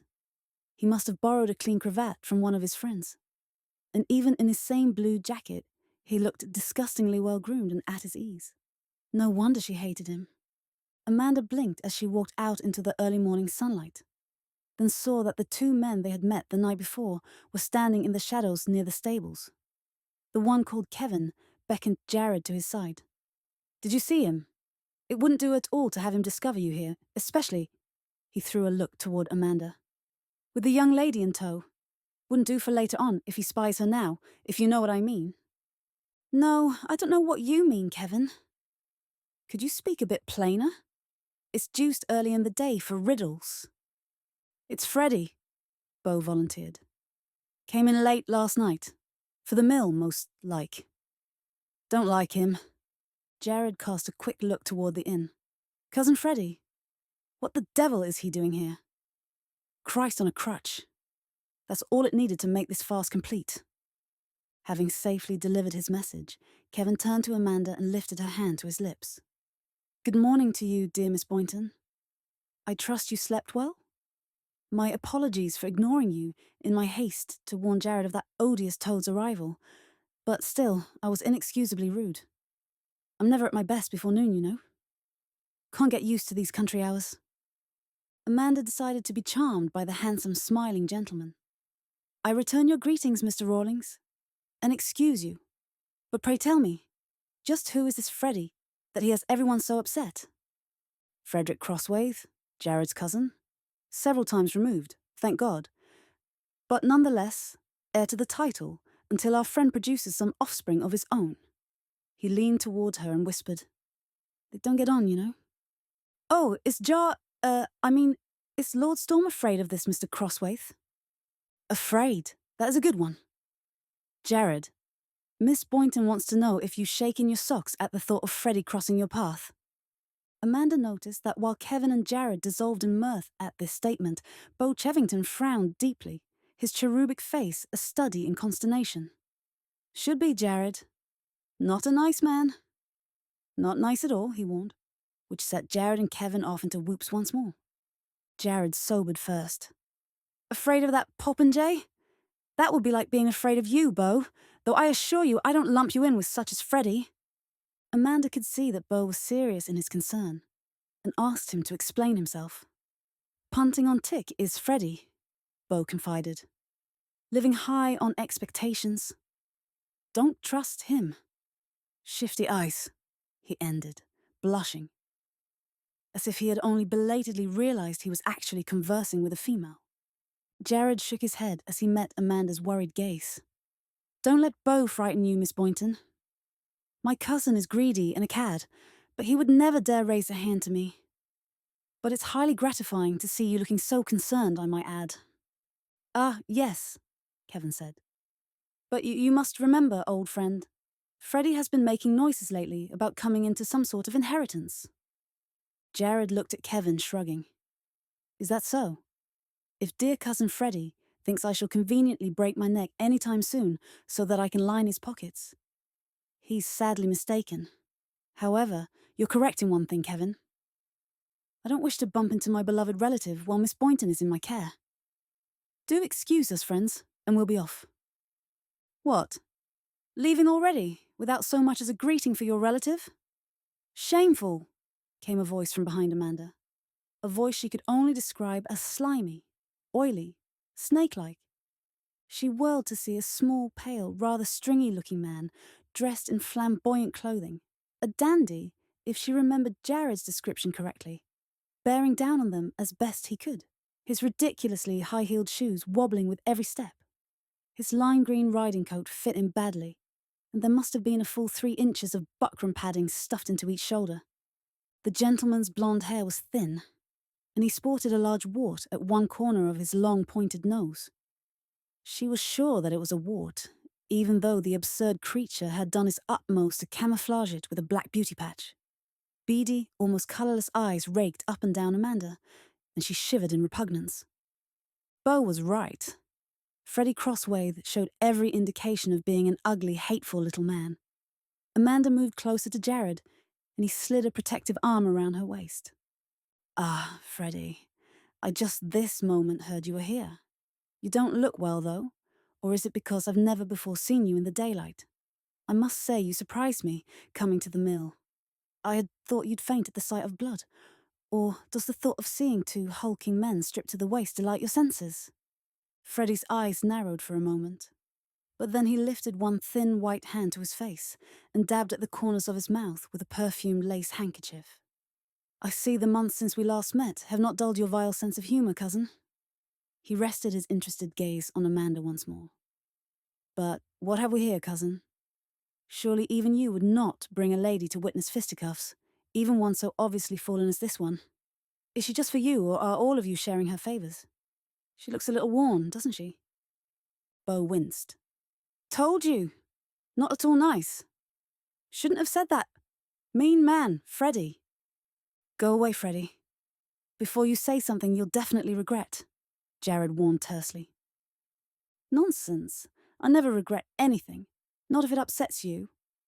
I'll take a diddle once you're through with her, if you don't mind, to show her how a real man does things. Does she like it hard, cousin?" "I do. I like to hear them." Amanda watched as a thin white line formed around Jared's tightly compressed lips, and a pulse began to beat rapidly at his temple. Before she could really take in what was happening, Frederick Crosswaith was sprawled in the dirt, a thin trickle of blood running from the corner of his mouth, and Jared was towering over him with clenched fists at the ready. "Dare to get up, you painted jackass, and I'll serve you a little more home-brewed," Jared warned tightly. One look at the violent visage above him, and Crosswaith chose instead to crawl on all fours until he was out from underneath Jared's spread legs, declaring, "The last laugh will be mine, cousin. And don't you forget it." Then he took to his heels like a frightened rabbit, scampering back to the inn. "A whisty punch, Jared," Kevin said, slapping his friend on the back. "Worth missing a good seat at the mill to see that." "Happy to oblige you, Kevin," Jared said, rubbing at his knuckles. "But now we'll be saying our farewells. Be good sorts, the both of you, and don't come visiting for a while." As the two set out for Stormhaven, Amanda attempted to question Jared about his cousin, but he laughed away her fears, commenting only that he was flattered she should care about his safety. "Don't be thick. I couldn't care less if Mr. Crosswaith skewered you," she told him. But then her shoulders slumped as she sighed, knowing she didn't mean that. "But you have to consider the thing, Jared. Mr. Crosswaith doesn't like you. He could do you some great harm. And if he is in such dire need of money, as Mr. Rawlings and Mr. Chevington say, he might even try to kill you." Jared threw back his head and howled. "Freddie, he's afraid of his own valet, or in love with him. And God help us, he's my heir. Who do you think has been keeping him in silks and satins but me? He hasn't a feather to fly with without the very generous quarterly allowance I send him. We roundly detest each other, I'll grant you that. But Freddie knows better than to raise a hand to me. But Mr. Chevington said, 'Beau's an old woman.' Forget it, Amanda. I'll race you to the top of that hill," he then challenged, and was off. Amanda didn't raise the subject again, but she stored Beau's warning away in her heart. Though why she should be concerned over Jared's stupid neck, she had no idea. Jared made no mention of the intimacy of the night before when they stopped along the road for breakfast, or again at luncheon. Doubtless the incident meant nothing to him, less than nothing. So, why did it seem to matter so much to her? It was a thoughtful and subdued Miss Amanda Boynton who rode beside Jared Delaney as they made the last leg of their journey to Stormhaven. Chapter 4. Amanda's first sight of the Delaney ancestral home did nothing to lighten her mood. Although the immaculately kept grounds reminded her of her beloved fox chase in the years before her father's death, Stormhaven itself was a dull grey stone monstrosity, cold and forbidding even as it was lit by the setting sun that unkindly disclosed the details of its architecture. Even the green trailing ivy, so prevalent on English manor walls, only lay in dusty bunches along the foundations, as if shunning the pale stones. The centre of the structure, obviously the oldest part, had been cursed with very small windows, and Amanda could imagine the dreariness within its rooms. On either side of the three-storied main building were several additions that appeared to have been tacked on without thought to any overall design. The resulting hodgepodge should have appeared whimsical, even amusing, except for the overriding jail-like feeling that seemed to emanate from the walls. Jared rode more slowly now, reining Devil to a walk, as if he really didn't want to reach the huge black wooden doors that stood closed and unwelcoming at the head of a circular drive. Amanda stole a look at him as the horses plodded along, and she could see a slight tick working in his cheek. It seemed he shared her view of his home. Why had he brought her here, if the place repulsed him so? Yet, properly cared for, she believed the huge, rambling building could be rather attractive, even homelike. As they neared the doorway, a groom appeared and hastened to hold Amanda's horse so she could dismount. But before she could do so, Jared jumped from Devil's back and held out his arms to her. She rested her hands on his shoulders, and as he tightened his fingers around her waist and lifted her from the saddle, his eyes searched her face as if hoping to read her reaction to seeing his family estate. His look was more than interested, it bordered on the apologetic. She forced a weak smile, and he set her down gently, and then held her for a few moments more than was politely necessary. It was no use. She was softening toward him. On impulse, she raised a gloved hand to his cheek and murmured, "It's all right, Jared. Really it is." His breath hissed through his teeth, and he pressed his lips against the sensitive skin of her wrist as it was exposed above the cuff of her riding gloves. "I shouldn't have brought you here. Whenever I'm away, I close out the ugliness and forget how much I loathe this place. Seeing it again brings it all back. Forgive me?" How had this happened? How had she come to pity her tormentor, even wish to comfort him? Was this the way of all women? Or was she just more of a fool than the most empty-headed debutante? She took a deep breath, steeling herself against him. Forgive him. That was twice in less than 24 hours he had begged her forgiveness. Such humility from the arrogant Lord Storm was almost too much for her. With a shake of her dusky curl, she dismissed any lingering sympathetic feelings from her mind and concentrated on Jared's ultimate plans for her. Pity Jared Delaney? What utter nonsense. "Enact me no Cheltenham tragedies, please, my lord," she warned sharply. "It's but a house. Now, if you're done with your bout of conscience, I suggest we go inside. I feel the need of a hot tub." Jared released her as if he'd just been stung. "Don't try me too far, Amanda. We stand in my territory now, with no innkeeper's daughters, urchins, old men, or well-meaning friends to protect you, and you're completely in my control. You would be wise to measure your words. Please don't deign to instruct me as to what would be wise, Jared. My stepfather said it would be wise of me to listen to him. Had I done so, I would by now be surrounded by lecherous old men who wanted a young wife in their beds. You said I would be wise to allow you to accompany me to Fox Chase, and look what has happened. I am so utterly sick of people telling me to be wise. They only mean I should do what they think is best. I'm 10 and 8, and a woman grown, and it seems to me I would be wisest to start listening to myself. At least then I could be sure my best interests would be served." Her speech completed, and feeling rather well satisfied with it, actually, she turned abruptly and mounted the stairs to the front door. "Well, I'm abashed, certainly. Allow me, Queen," Jared said sarcastically, brushing past her to push open the door, and then bowed deeply and flourished one hand to usher her inside ahead of him. She inclined her head stiffly, definitely looking as regal as any queen, despite her stained riding habit. With her head lifted high, she strode purposefully into the grand entrance hall, casting her golden gaze over high walls adorned in ancient flags and shields. Jared shook his head ruefully as he watched her.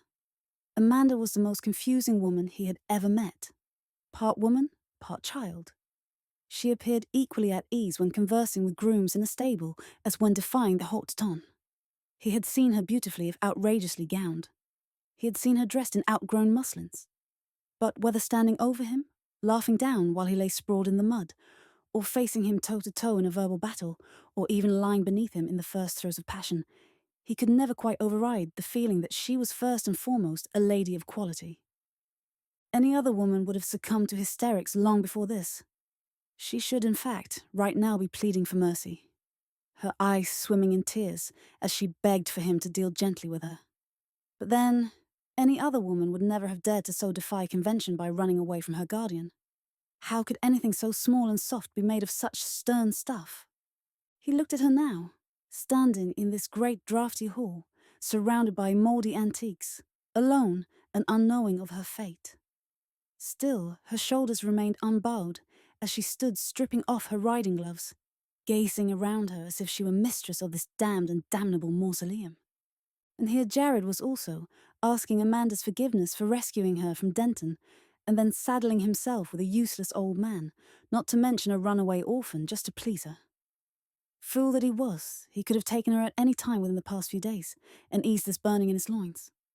Instead, it was he who felt uneasy. He who felt unsure and faintly out of step. Well, no slip of a girl was going to have Jared Delaney dangling at her shoestrings. Wait until they were legally wed. Then he would be master, and the imperious Amanda Boynton would be conquered. Conquered! Even as Jared's mind formed the word, his heart laughed at its folly. Amanda would never be in anyone's power. No, he could take her body, but her mind and heart would have to be freely given. He knew he had erred badly in ever thinking he could indulge in a light-hearted adventure with Amanda, marry her to maintain the conventions, then leave her at Stormhaven and return to London when his passion died. If his passion died, it had all seemed such a lark at the time they set out from London. He would tease Amanda, wed and bed her, the former to please his dear Aunt Agatha, the latter to please himself. But now he wasn't so sure. This new person he'd become in the past few days, this stranger who now possessed his mind, his heart, only knew that he wanted this girl as he had never wanted anything in his life. Possessing her body would not be enough for him, would never be enough for him. He wanted her to care for him, really care for him. Did he love her? Having never known love before, he wasn't sure. And to tell her that he did would only incense her.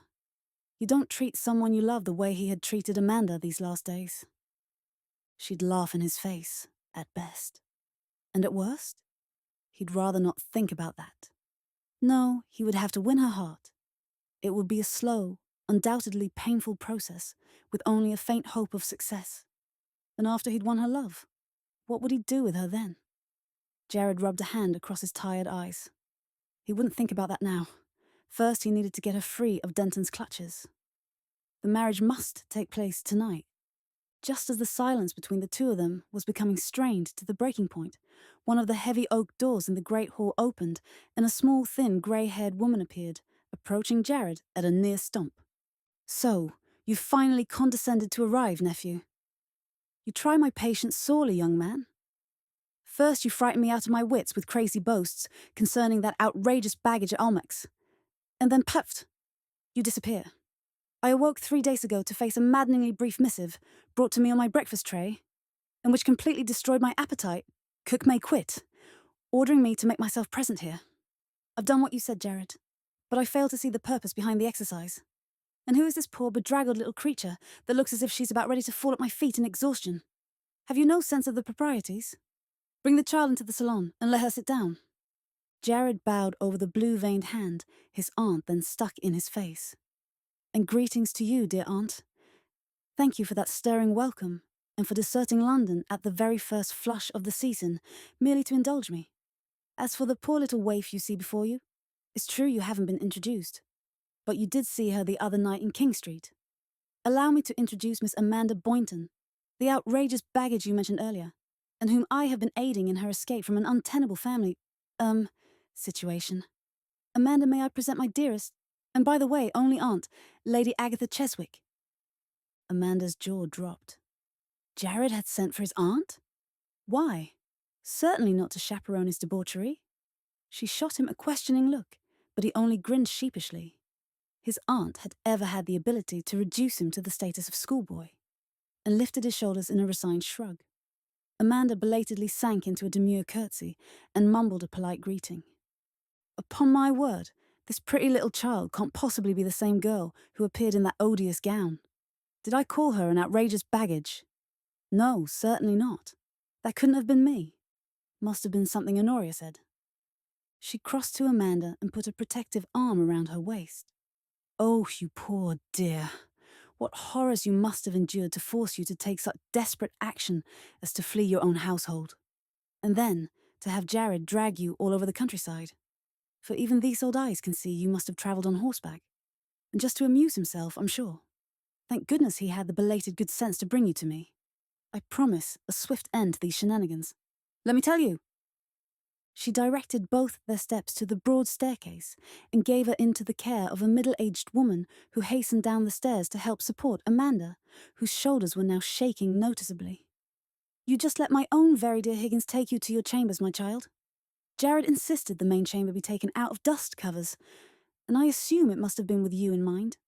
Not that he deigned to inform me of that fact in his woefully pithy note. Higgins, please ring for bathwater and get this child some hot tea and cakes. She looks quite done in.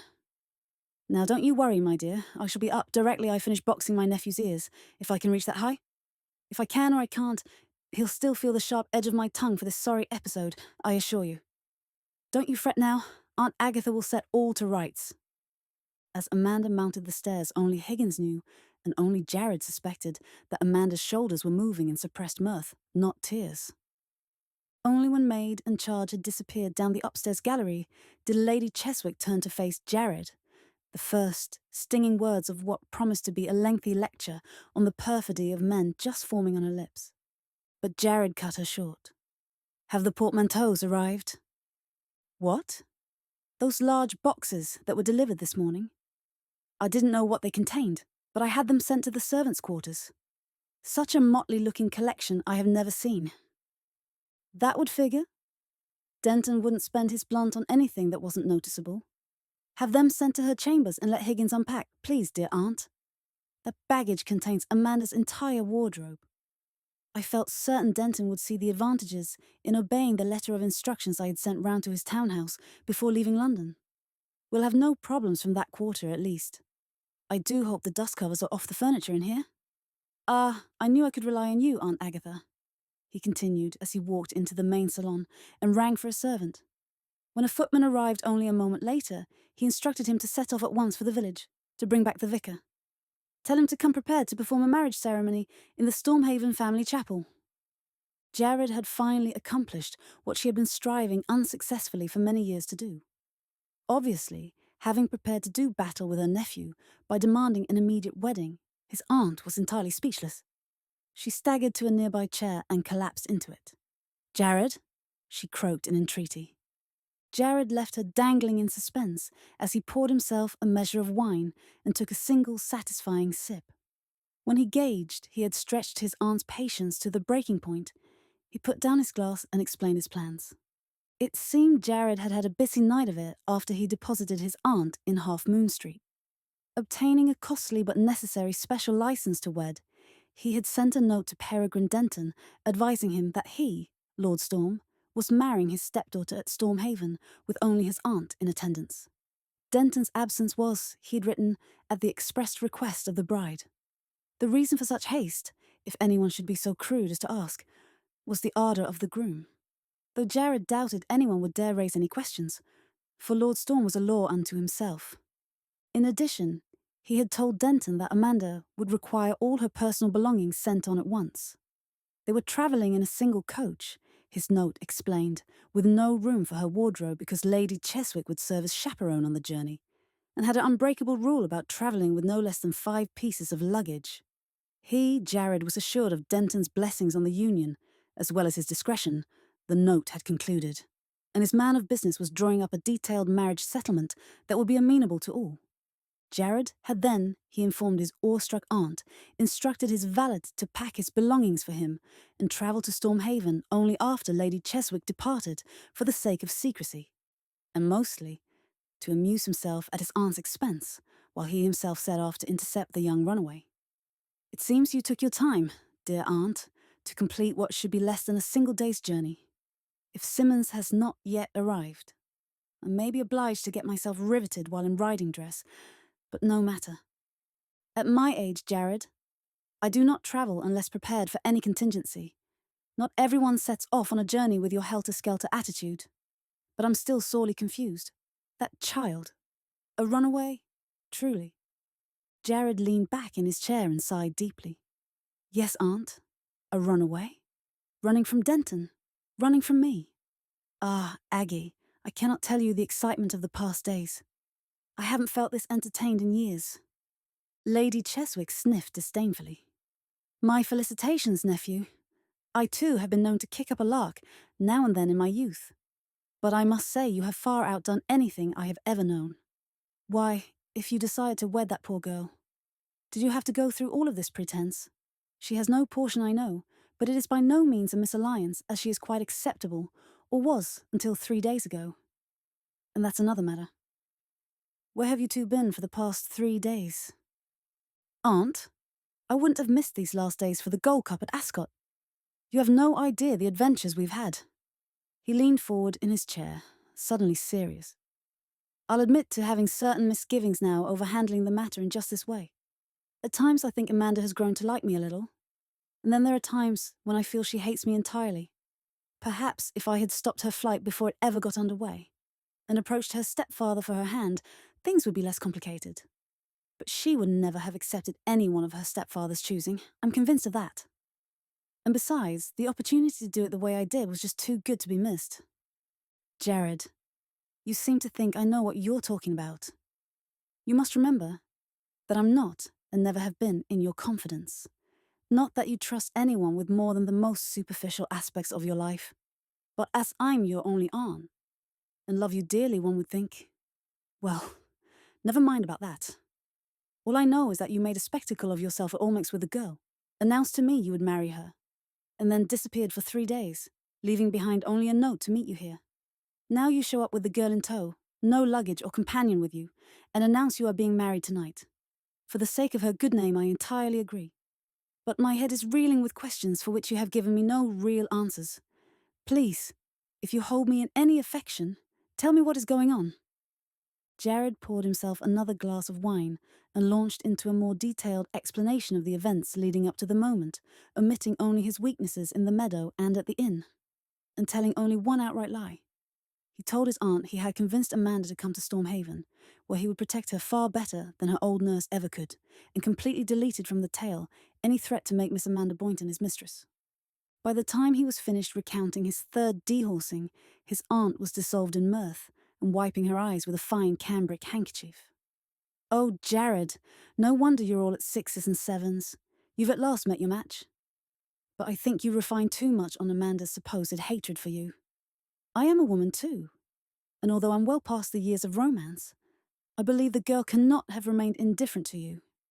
You're a fine young man, Jared, much as you fight it, and she's an intelligent girl.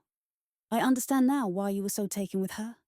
You show good judgment for perhaps the first time in your life, bringing her to me, although you did fly in the face of all convention. Why, thank you, Aunt Aggie. I think... Don't interrupt. I'm not finished. You wouldn't be your mother's son if you did less. The adventures my sister and I had until... Her voice trailed off. And then she went on. No, you would never be happy with any of those insipid girls I kept pushing at you. And I think I've always known as much. This one will lead you a merry chase, and I look forward to sitting back and watching the fun. It will add a bit of spice to my declining years. She rose and went over to place a light kiss on Jared's knitted brow. Dear heart, relax. Marriage will be the making of you. Now, it's time and more I took myself off upstairs to help the bride with her toilette. You have me anxious to make her further acquaintance. Any woman who can put you into such a pucker has to be a pearl beyond price. She got halfway to the door, then halted, turning to grin at him. Held you off with a knife? To have seen that. Jared sat in the huge, depressing room for a long time after his aunt departed, his gaze travelling over the dark, ugly furniture he had known and hated since his childhood.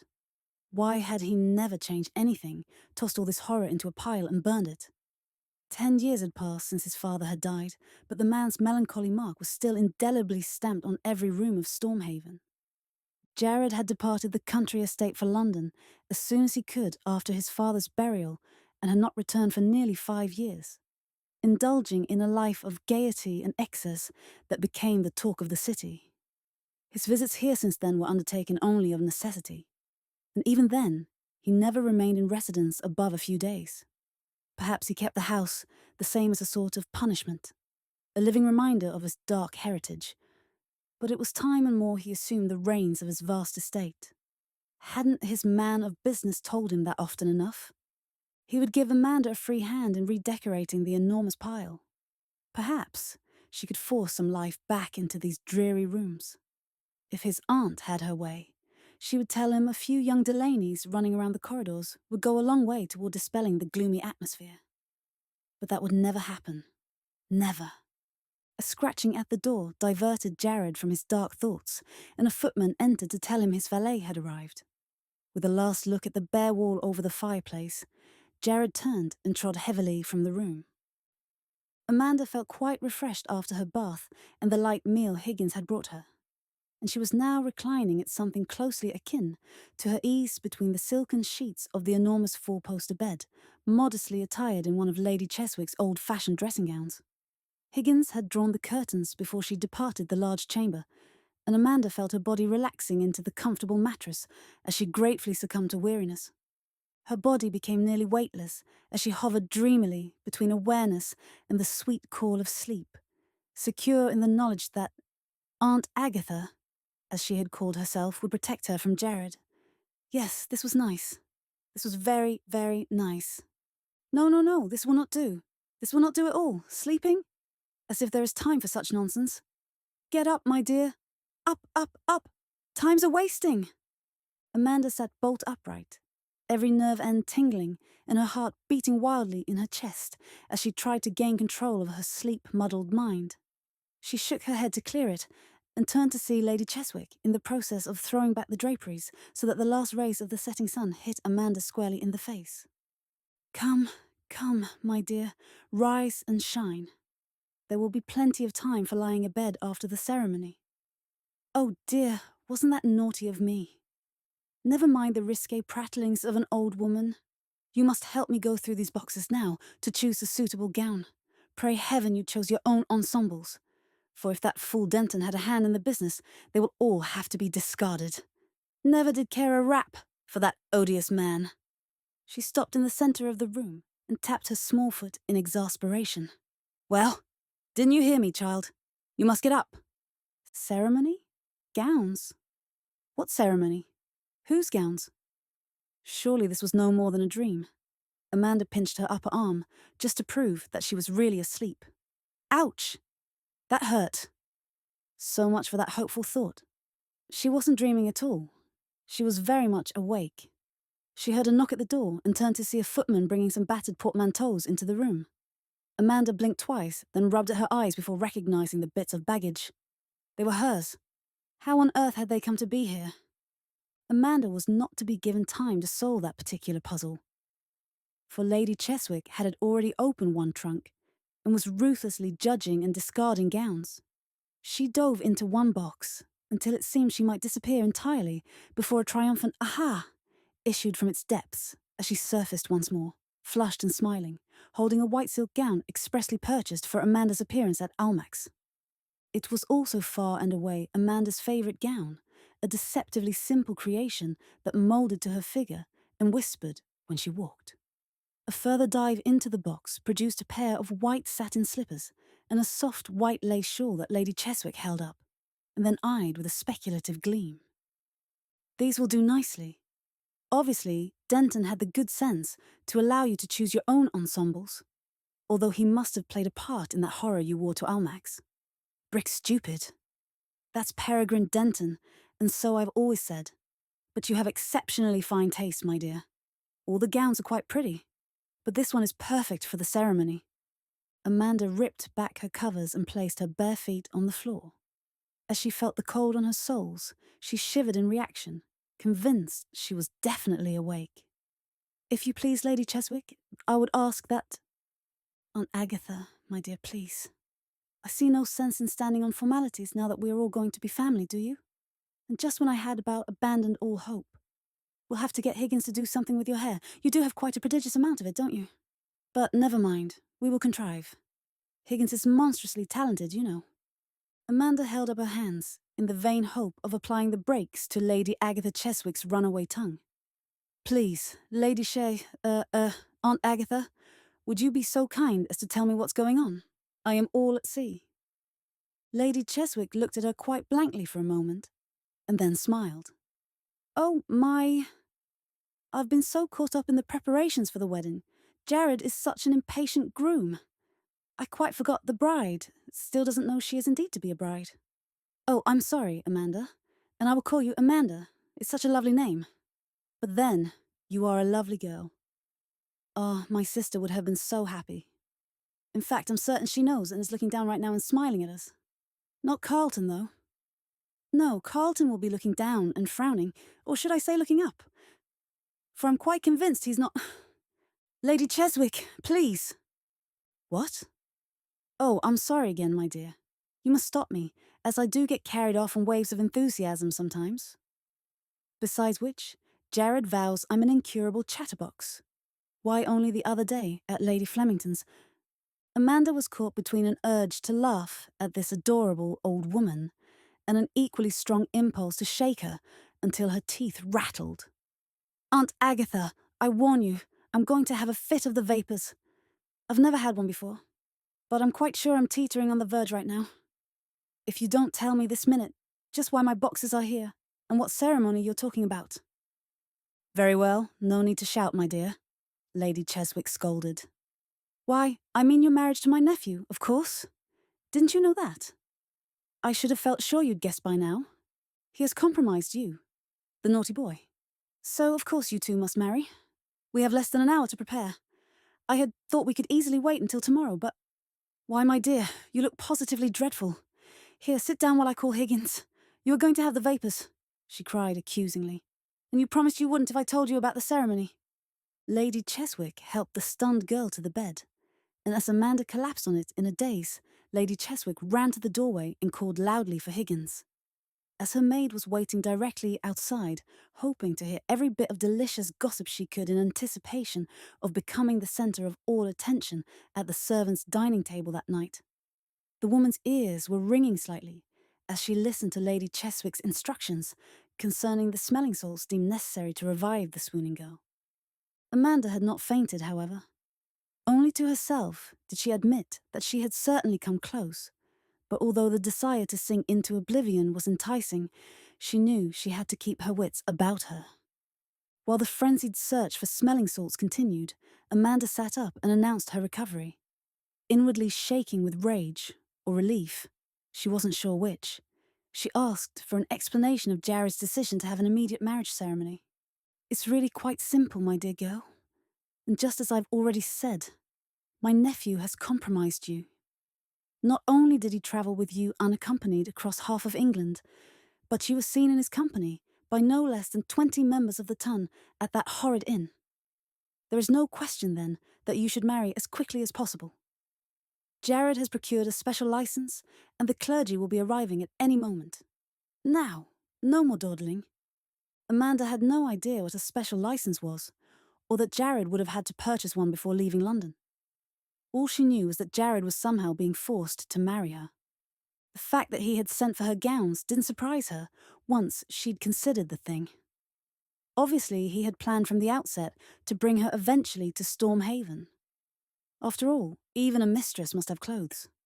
That Denton would have agreed to send them along just proved his threat that he would sell her to the highest bidder. But nowhere in her mind could she explain Aunt Agatha. It was obviously she who had insisted upon the wedding. So why had Jared sent for her? Amanda decided to ask the woman in question. I'm here at Jared's request, as you know, she answered honestly. My nephew told me you had to go into the country to rescue a horse or some such thing. I must admit I didn't devote too much attention to that part of his story. Something to do with tempests in a teapot or something. An old man and a beggar, I believe. I did like the part about the knife, though. That was very good. Lady Cheswick saw Amanda's face colouring and hastened to tell her all that she knew. My nephew told me as we drove home from Almack's that he planned to marry you. He just wanted a little frolic first, I suppose. I imagine he has me here to stop the wagging tongues that would say you had eloped. As far as London knows, so Jared tells me, we three left London together and came directly to Stormhaven for the ceremony. The night at the inn will soon be forgotten, as not too many people saw you, and none knew your name. Why, my dear girl, whatever did I say to upset you so? You look positively incensed. Amanda was pacing the floor furiously. I see it all now. The rotter. He planned to marry me from the very first. He let me go through the past days in constant fear, threatening me with Harrow and Tom, compromising me at a public inn, frightening me out of my wits by suggesting that I would become a Scarlet Woman. And all of it to amuse himself at my expense. He has been laughing up his sleeve at me all along. I ran away, in all seriousness. But to him it was all just a joke. An excuse for a little frolic. And then he tells his aunt what happened with the knife. Oh, how foul. Am I to have no privacy? She wheeled about to point a finger at Lady Cheswick. Did he delight in telling you how he almost ravished me last night at a public inn? Of course he did. For how else would you know about the knife? And now he wants to marry me. Ah, the devil he will, she ended, starting in to pace once more. Isn't it a bit late for him to be thinking of the proprieties? Lady Cheswick rubbed her aching neck, for the girl moved so fast it was becoming increasingly hard to follow her, either in her pacing or in understanding what the girl was talking about. Jared had very romantically rescued her from her stepfather and was prepared to marry her. What could possibly be wrong in that? Ravish her? Jared had made no mention of any ravishment. The poor girl was plainly hysterical. Marry him? Never. Amanda lunged at the lovely white gown and, bundling it into a ball, hurled it to the floor and ground her bare heel on it. I wouldn't marry Jared Delaney if he were Prinny himself. Now it was Lady Cheswick's turn to swoon, and she accomplished her graceful collapse with the ease of long practice. When she roused, it was to the smell of burnt feathers Higgins was waving beneath her nose and the sight of Amanda hurriedly dressing in a dark green riding habit that had been pulled from one of the cases. Higgins helped support the old woman into a sitting position as she gasped out, Where are you going? Amanda jammed a green-feathered riding hat down on her dark curls. Anywhere, she shrieked. Nowhere. Just as long as it's away from here. You're all quite mad, you know. Lady Cheswick struggled to her feet. Wait, Amanda. You don't understand. Jared wants to marry you. He has always wanted to marry you. He just wanted to have a little lark in the country for a few days, that's all. And you were about to run away from your stepfather, weren't you? That very night. He had no time to approach Denton to ask for your hand. Jared was smitten with you as soon as he met you. I swear he was. Amanda stopped in her tracks. Lady Cheswick had twice said that Jared had planned to marry her all along. Her lips curled into a slight smile as she remembered some of the lighter moments of their journey, and his kindnesses to Harrow and Tom. His intention to wed her would even explain Harrow's indifference to her plight, as Jared had doubtless confided in her old friend. She walked to the mirror and adjusted the tilt of her hat. She studied her reflection and watched her colour rise as she remembered Jared's kisses and his muttered, Not here. Not now. Was he waiting for their vows to be exchanged before he possessed her, made her his own? She admitted to herself that, while part of her recoiled from becoming Lord Storm's mistress, another alien part of her trembled in heady anticipation of that possession. But marriage? That was beyond her expectations. She could be Lady Storm, wife of one of the wealthiest, most handsome, and, at the bottom of it, sweetest men in all of England. Her mind whirled as she pictured Jared by her side and small children gathered around her feet. Jared's children. Would it really be so terrible? Being bracketed to this man who upset her so? Excited her so? After all, Jared had never intended to ravish her. He had assumed all along that they would marry. She brought herself up short in the midst of forgiving him. Assumed. That was it. That's what rankled. He had been playing with her all along, amusing himself at her expense, and then he hadn't even bothered to ask her for her hand. He had only sent his aunt upstairs to dress her and inform her of the time of the ceremony. The arrogance of the man. He was insufferable. Her chest rose and fell rapidly in her agitation as she considered the character of the man who had picked her for his bride. It was as if he had looked over all the nags at Tattersall's, and when a filly had taken his fancy, he had taken her for a run in the country to see if she was saddle-worthy. Well, she was no sweet-going filly, and she'd be damned if she'd be a broodmare either. How dare he assume all he had to do was crook his finger and she'd fall on his neck in gratitude, thankful that he was saving her reputation. She was right to leave and had no other choice. Not really. Amanda snatched up her riding gloves from the vanity and left the room, to have Lady Cheswick call out frantically, "Summon my nephew at once, Higgins. If she gets away, Jared will have both our skins." Amanda tore down the hallway, hesitating for only a moment to get her bearings, then headed for the staircase and freedom. Halfway down the stairs, she slowed her steps and cast a quick look over her shoulder to see if anyone was in pursuit. There was nobody in the hallway. Poor Lady Cheswick must have taken refuge in another faint, and Higgins was fully occupied taking care of her. She felt sorry for the old woman, and even for Higgins, but she had to get away. She descended the remainder of the stairs on tiptoe, just as she had the night she'd fled her stepfather's house, and crept stealthily toward the door and escape. Her hand was on the latch when Jared spoke from somewhere behind her. "That's a devilishly fetching riding habit, Amanda, but I fear you've no time for a ride before dinner." As he spoke, Jared approached her and placed a hand under her elbow. "I'm sure you'd rather return to your rooms and dress for the evening meal, as I am assured it will be delicious." "I wish to ride, my lord," Amanda returned weakly, without looking at him, wishing her skin would stop its infernal tingling in response to Jared's casual touch. "Well, now, that's odd.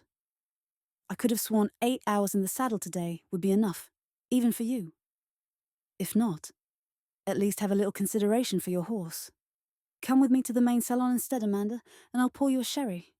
I believe we have a few things to settle, as I also have a niggling suspicion my aunt, in her jubilation, may have muddied the waters a bit." Realizing there was no escape, and suddenly too weary to argue, Amanda allowed Jared to lead her into the salon. As she sank into a chair, she looked around the large room, her pert nose wrinkling in distaste. Jared saw her expression and laughed. "I quite agree, Amanda. It's horrendous, isn't it? A veritable mirror of my father, in fact. Here," he said, handing her a glass. "Perhaps some sherry will ease the burden of this unsightly view." She accepted the glass thankfully, and they studied each other silently for a few minutes. She still in her chair, he standing halfway across the room in front of the fireplace, one arm propped on the heavy mantel.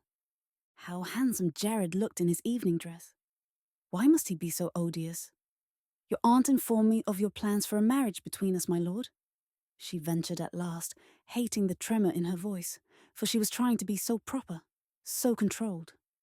"I thank you for your concern for my reputation, but I assure you it will not be necessary for you to make so large a sacrifice on my behalf. My ruin, if you'll recall, was of my own making." "But what then of our bargain, Amanda?" Jared's twinkling blue eyes could not hide his glee at seeing her so obviously discomfited, and she hated him all over again. Her hand closed tightly around the stem of her glass, as if the action could hold her temper in check, as he went on smoothly. "You did promise to stay at Stormhaven with me until I tired of you." "We have no bargain." Amanda's glass shattered into 1,000 pieces as she hurled it against the fireplace in disgust, barely missing Jared, who had hastily stepped clear. "For the sake of your aunt, I tried to have an adult conversation with you, but it's impossible. I've already told you that Lady Cheswick has informed me of your plans to marry me. For some twisted reason, known only to yourself, you made that decision the night we met. Everything that has passed between us since that moment has been utter farce, and means nothing to me. Less than nothing." Jared raised one dark eyebrow and looked deeply into Amanda's eyes. They were both standing now, nearly face to face, and the tension in the room was almost visible. "Everything? Amanda, do you really mean that?" His voice was low and dangerously intimate. He appeared to be looking deep inside her, searching out her true feelings. Feelings that must be kept hidden at all costs. If he knew how he affected her, she would be forever in his power. Amanda finally opened her mouth to speak, then closed it again without answering him. Surely he could hear her heart. It was thudding so loudly in her own ears. She tried to tear her gaze away from his face, but found she was powerless to move. "Jared, she ventured at last. But he stopped her with his mouth as it came down on hers with a force she didn't know he possessed. He held her to him in a crushing embrace as rockets exploded behind her closed eyes and bolts of lightning streaked down her spine. He held her, kissed her, as if he feared losing her, and knew he could not exist without her. What did it matter if he had tricked her? What was the harm in assuming she would be glad to marry him? It was true, wasn't it? She was here, wasn't she? Here with him, where her traitorous heart had been telling her she belonged. She gave herself up to the moment and returned his ardor kiss for kiss until a small, worried voice pried them apart. Jared, I have a confession to... Oh my! I see you have found her. Well then, there's nothing more for me to confess. That is, nothing more for me to say, is there? I'm assured the nuptials will go off just as scheduled. I also see that I am decidedly de trop. I would have to be a veritable slow top not to think so. You're quite obviously dotty over the adorable little creature, aren't you? Jared? And she over you. Well, isn't this just wonderful? It's just as I'd always hoped it would be for, oh, so many... Aggie, Jared broke in as Amanda giggled against his shirt front. Get yourself the devil out of here before I'm tempted to pick you up and personally remove you. It was a simple ceremony, unmarked except for the flustered stutterings of the awestruck young vicar and the copious weeping of Lady Cheswick. But to Amanda, it was the culmination of a lifelong dream. She was married to a man she quite unexpectedly adored, and she would be as happy as her parents had been in their marriage. Oh, Jared had not said he loved her. It was too soon for that. But it was obvious he cared for her, or he wouldn't have wed her. Of one thing, Amanda was becoming increasingly sure. Jarrett Delaney did nothing under threat or force. Likewise, she hadn't told him she loved him, although she was sure he knew it as she gazed at him during the ceremony. This was love, wasn't it? This feeling she had when she looked at him, when he touched her, when he kissed her. What else could it be, if it wasn't love? Now, alone in her chamber, except for Higgins, Amanda was suddenly attacked by a fit of nervousness. She dutifully had drained the wineglass Jared sent to her room, just as she had drunk the 2 glasses he'd pressed on her during dinner. But the wine did little to ease her tension, although she was feeling decidedly mussy. She was so woefully inexperienced in the ways of married people on their wedding night. Would she disappoint him? While she had mounted the stairs to her bridal chamber in almost unladylike haste, she now lingered over her evening toilette. As she sat in front of her vanity, slowly brushing out her long black hair. Goodness, her fingers felt almost numb. She spied Higgins in the mirror and gave a gasp of dismay at the venerable night rail the maid brought out from the depths of one of the trunks. Denton had spent money on nothing but necessities, and her old gowns had not been replaced. Higgins held up the best of the bunch, a high-necked, long-sleeved white lawn gown almost 3 years old and embroidered across the bodice in Amanda's own childish design of rosebuds. "Oh, Higgins," she wailed, "whatever will Lord Storm think when he sees that gown? I'll look a complete infant. Quickly, braid my hair and pin it up. Perhaps that will add to my age." Higgins sniffed. "What does the gown matter anyway?" she grumbled.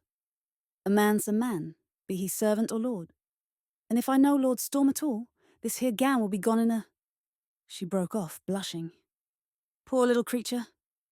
Trapped into marriage with a rake hell like Lord Storm, and then forced to live in this haunted house. Well, never mind all that. You just drink up, dearie, she said, raising the glass to Amanda's lips. That's the girl. Amanda drained the glass. Higgins tucked Amanda up in bed and left the chamber even as Amanda felt hard-pressed not to call her back. Amanda's mother had died long before she and her daughter could have any serious discussions on love and marriage. And thus Nanny's only enlightenments had consisted mostly of words like duty and submission, and your husband will tell you. Amanda knew she was probably in for a few shocks before this night was over. She shook her head, chiding herself for her foolishness. Jared would be kind to her. She was sure of it. Wasn't kissing pleasurable, as had been the sensations caused by the pressure of his hands on her body? But that couldn't be all there was to this business of love-making, of that she was also quite sure. She snuggled farther down between the covers and tucked the blanket up higher under her chin. And she waited. It was thus that Jared found her, a tiny creature that barely dented the mattress. Her toes no more than halfway down the great bed. His gaze travelled the length of the coverlet to encounter her small white face, a face seemingly almost wholly taken up by a pair of enormous golden eyes. You look quite lost, imp, Do sit up, he remarked, hoping to relax her. Amanda slowly edged her way to the backboard of the ancestral marriage bed, for that is what Lady Cheswick told her it was, and raised herself up, carefully keeping the bedclothes about her chin. She watched warily as Jared undid his dressing gown and slid beneath the covers next to her, and thought crazily that she was enormously glad he didn't, as did her stepfather, favour large white nightcaps. Jared also propped himself against the backboard and, turning his eyes to her, questioned, "Tell me, infant, do you have any idea what is to happen next?" No, Amanda stammered, inwardly cursing herself for her ignorance. "I only know that it's something like what I saw Cook's cat do to a stray beneath my window one evening. Or at least, that's what Nanny told me." She quickly averted her head and nervously plucked at the bed sheets, mortified at hearing what she had just said. What was wrong with her? First her fingers had lost their feeling, and now her tongue was operating independently of her brain. "At least I think so." Jared gave a throaty chuckle. "In theory, that would be comparable, I suppose. Although the basic instincts, I agree, are much the same for all God's creatures, dear heart, I assure you, we humans are by far more blessed in technique." Amanda sat up straight, her sudden anger overcoming the last of her nervousness. "Now you're making fun of me, my lord," she accused hotly. "I really must tell you that I like you least when you do that." "God's death!" Jared exclaimed, taking in the sight of Amanda's best night rail. "What do you call that contraption, imp? You look like a novice in a convent. And why, by all that's holy, is your hair drawn up like a governess?" No wonder Higgins giggled when she saw me in the hallway. Amanda hopped from the bed in a fury. "If I remember correctly, my lord, you were the one who insisted on this hasty marriage. I had precious little time to go collecting a trousseau. I realize you must be more accustomed to the nightwear, or lack of it, of your many mistresses. But until you wheedled my consent from me, I was not contemplating marriage within the near future, and had no reason go about collecting suitable nightwear." "Wheedled your consent?" Jared repeated. "Excuse me, imp, it's my fault entirely. It must have been some other Amanda Boynton who all but melted in my arms a few hours ago." She turned to face the warmth of the fireplace, little knowing that the glow from the fire silhouetted her figure beneath the threadbare gown even as it cast a golden halo around her sedate braids. "Forgive me, imp." Jared rose slowly and crossed the room to his bride, tenderly placing his hands on her tense shoulders and reaching down to tease the nape of her neck with his lips. Amanda remained ramrod stiff and unforgiving. "I'm an unmitigated scoundrel to upset you, and I most sincerely beg for your forgiveness." His lips continued their gentle assault on her throat, and with the unaccustomed wine Jared had pressed on her both at dinner and after the ceremony, she found herself somehow unable to remember precisely the cause of her anger. She closed her eyes. "Oh, dear. I think I might be drunk, Jared." He chuckled against her shoulder blade. "Not drunk, imp. I wouldn't allow that. The wine was liberally watered. I only hoped you'd drink it, believing it would relax you." "Oh," Amanda said in a small voice. She probably should be angry with him, but that also could most probably wait for the morning. At the moment, his actions seemed quite eminently reasonable. "Then, if I'm not drunk, why do I feel this way? Frightened, and yet not frightened. Not really." Slowly, Jared turned his wife to face him and cupped her face between his hands. "I know you're somewhat frightened, Amanda, but I promise to treat you with all the consideration your youth and innocence deserve. I'm not a complete bounder, imp, although I will admit some satisfaction in knowing you're not really frightened." Amanda searched his face in the firelight. She looked deeply into his eyes and saw no trace of mockery. Slowly she lowered her eyes and gave an involuntary shiver. Was it in fear or anticipation? As with deft fingers Jared began to take down her hair. The ease with which he accomplished this feat was not lost on her, betraying as it did his expertise in the art. But instead of the anger she expected to feel, she was relieved that he was so expert. A delighted, delightful giggle escaped her. Jared stopped in his unravelling of her braid to look at her in question. "Imp question mark?" Amanda blushed profusely. "It's nothing. I was only just thinking, my lord, that I'm ignorant enough. If we were both of us of the same lack, tonight would be trying indeed." That. And perhaps it might be good if you were at least a little bit of a bounder. Jared broke into a wide grin as he lifted her high against his chest and carried her to bed. You're incorrigible, Amanda. Incorrigible. Amanda smiled up into his face as he laid her back against the pillows and joined her on the bed. As their smiles slowly died, two sets of eyes met and held in a growing sense of wonder. The innocent surprised at her passion and the experience astonished at his nervousness. I won't hurt you, Amanda, he whispered against her hair as his hands skimmed over her body, relaxing her, urging her to relax, to accept his touch. There will be some discomfort this first time. It can't be avoided. But only this once, my love. And only for a moment. I promise. Amanda slid her hands beneath his nightclothes, and he felt the brand of her heat against his shoulders. I trust you, Jared. Truly. Unexpected tears stung at Jared's eyes. She trusted him. Dear God, she trusted him. More than words of love, bandied about much too easily in Jared's world. Amanda's profession of trust nearly unmanned him, made him determined to be as gentle as he could be, ignoring his own rapidly growing passion, his burning need to possess her. He took her slowly, kissing her long and languorously each time he advanced the intimacy of his lovemaking, soothing her back to the bonelessness she'd achieved as she had grown accustomed to his mouth against her breast, his hand on her bare thigh.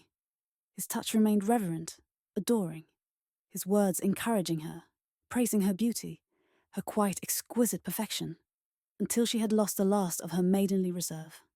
It was only then that he slid his fingers between her thighs, murmuring words of love, of sweet desire as he found her, moved against her, woke her to sensations that must frighten her even as they overwhelmed. He brought her to the brink of ecstasy, and then beyond, before quickly joining with her, mixing pain with pleasure, until the pain faded, and pleasure was all she knew, all she wanted, all she begged him to give her. For a long time afterwards, silence filled the room, until a log crashing into the grate brought them back to their surroundings. The two bodies slowly disengaged on the bed, before Jared pulled Amanda close against his shoulder while he cradled her against him. At last the silence was broken, as a sleepy voice whispered in wonder. So that's how it's done, my lord. I do believe Nanny didn't understand the procedure at all. This proclamation was immediately followed by a delicate hiccup, and then Amanda trustingly slipped her fingers into the soft mat of hair on her husband's chest. Before Jared could form a suitable answer to her announcement, his bride was fast asleep. Sleep did not come as easily for the formerly carefree Lord Storm, as he lay there, allowing his arm to go numb in fear of moving lest he disturb the small girl. He had lain with many women, more than he cared to recall, but never had he felt any emotions akin to the possessiveness and desire to cherish, to protect, that overcame him now. With his free hand, he eased the covers over Amanda's shoulders and placed a light kiss on her hair. He had made a mistake tonight, one he'd never made with any of his mistresses. But tomorrow, he would direct his aunt to have a talk with Amanda about preventing any pregnancy. This one night couldn't make any difference, could it? And as for those mistresses? As for Lady Blanche Wade, his current mistress? Well, that part of his life was over, gone and unlamented. He would send Blanche a draft on his bank in the morning. Jared was not in the least tired. In fact, he felt he could remain awake all night, listening to Amanda's quiet, even breathing as she lay curled up against him. He had known he desired Amanda, but now that his first hot desire had been satisfied, he could barely wait until she awoke, and he could hear sweet voice tease her into revealing her wide, engaging smile. With Amanda, even arguing was a pleasure. His hands clenched into tight fists at his side. Damn it all to hell. Gently, he moved Amanda back to her own side of the huge bed and deliberately turned his back on her, beating at his pillows in frustration, before all but ploughing his head into the dent he had made. This hadn't been a part of his plan. He couldn't really be in love with the brat. He couldn't. Chapter 5. Although Amanda had been awake for several minutes, she felt strangely unwilling to open her eyes. It felt so good lying there between the smooth linen sheets as her body was warmed by their silken touch. Strange, she had never felt this tingling sensation of closeness before, such an awareness of her own body. Tentatively, she laid a hand on her stomach, and her eyes shot open wide in amazement. Where was her night rail? She lifted the covers and peered down at her body. Oh, Lord. She was naked. Slowly, the events of the previous evening came back to her. She was married to Jared Delaney. And last night, in this very bed he had. And then he had. Oh, Lord. Her face flushed wildly as the full force of her recent activities was brought into clear focus, and she lifted her head to see if her new husband was still beside her. That slight movement sent a blinding pain across her forehead, and she sank back into the pillows before trying the maneuver again, this time more cautiously, then sighed her relief. She was alone, thank goodness. She needed time alone, to think, to refine on what had happened, to consider her reactions, perhaps even blush over her forwardness, her wanton abandon. But first she craved to quench her burning thirst. As if able to know what her new mistress desired, the door opened and a young housemaid bustled in, balancing a tray, holding a steaming cup of chocolate. Amanda hurriedly dove deeper under the covers in her embarrassment. After all, the maid had to know what she and Jared had been doing in this bed last night. The whole world probably knew. "Morning, m'lady. It's a beautiful morning to be a slug abed, ain't it? My name is Sally, m'lady. Lady Cheswick said I was to let you sleep as long as you wanted. But I got to thinking you might want your chocolate now, it being gone 11 and all." She set the cup on the table next to the bed, curtsied briefly, and scurried out again, giggling behind her hand. After 11, she was sleeping the day away, the first day of her new life. Amanda sprang from the bed, ignoring the crashing cymbals in her head, and hastily donned her night rail, which still lay on the floor near the fireplace. Sally must have seen it lying there, which added to Amanda's distress until she brought herself up short. Why was she so upset? She was Lady Storm now. "My lady," Sally had called her. And drat it all, if my lady wanted to toss her night rail into the fire, or hang it from the chandelier in the great hall, nobody was going to naysay her. After sipping her chocolat, she rang for Sally. Quickly bathing at the basin, and once dressed in a sprigged muslin morning gown, she set off down the wide staircase in search of her husband, armoured in the trappings of a young woman of fashion, along with the comforting warmth of her new status of married lady. What she found was Lady Cheswick firmly ensconced in the forbidding main salon, talking to herself under her breath. The throbbing in Amanda's temples had faded, and she was feeling remarkably better, well enough to enjoy the spectacle of her newly acquired Aunt Agatha holding a fierce argument with herself. "I won't do it. I don't care what Jared says. It's indecent. That's what it is. Indecent. But on the other hand, what if he's right? Could I ever live with myself if I failed him in this? Oh, what am I going to do?" The fine cambric handkerchief in her lap was in shreds due to her agitation, and impetuously Amanda crossed to her, leaned over the back of the low couch, and planted a kiss on the woman's papery cheek. "Why, Aunt Agatha, whatever can be the problem on such a glorious morning as this? I'm sure if Jared wants you to do something, it is definitely for the best. My husband," her heart swelled in her breast at the word, "is a very clever man, and I'm certain he has your best interests at heart." Lady Cheswick looked up at Amanda, her face full of hope. "Do you really feel that way, Amanda? Oh, that relieves my mind considerably. I never realized Jared could be as adamant as he was with me this morning. Why, he fairly raged at me when I refused to do as he commanded. I always knew Carlton had hurt him deeply, but I'd never supposed it would come to this." Amanda could see the woman was upsetting herself again, and quickly changed the subject to the one that interested her most at the moment, the whereabouts of her husband. "Oh, he was here with me all morning and arguing, I fear. But then a footman came in to tell him someone had arrived at the stables." "Harrow? Arrow? Why, Amanda, where are you going? Higgins tells me you haven't eaten." "I'll wait until luncheon now, Aunt Agatha. I must get to the stables." Amanda tossed over her shoulder as she hurried out the door. Once outside, she located the stables easily, and hiking her skirts to an unladylike height, set off at a run. As she came in sight of the stables, she skidded to an abrupt halt at the sight of her husband's shining black head towering over those of Harrow and Tom.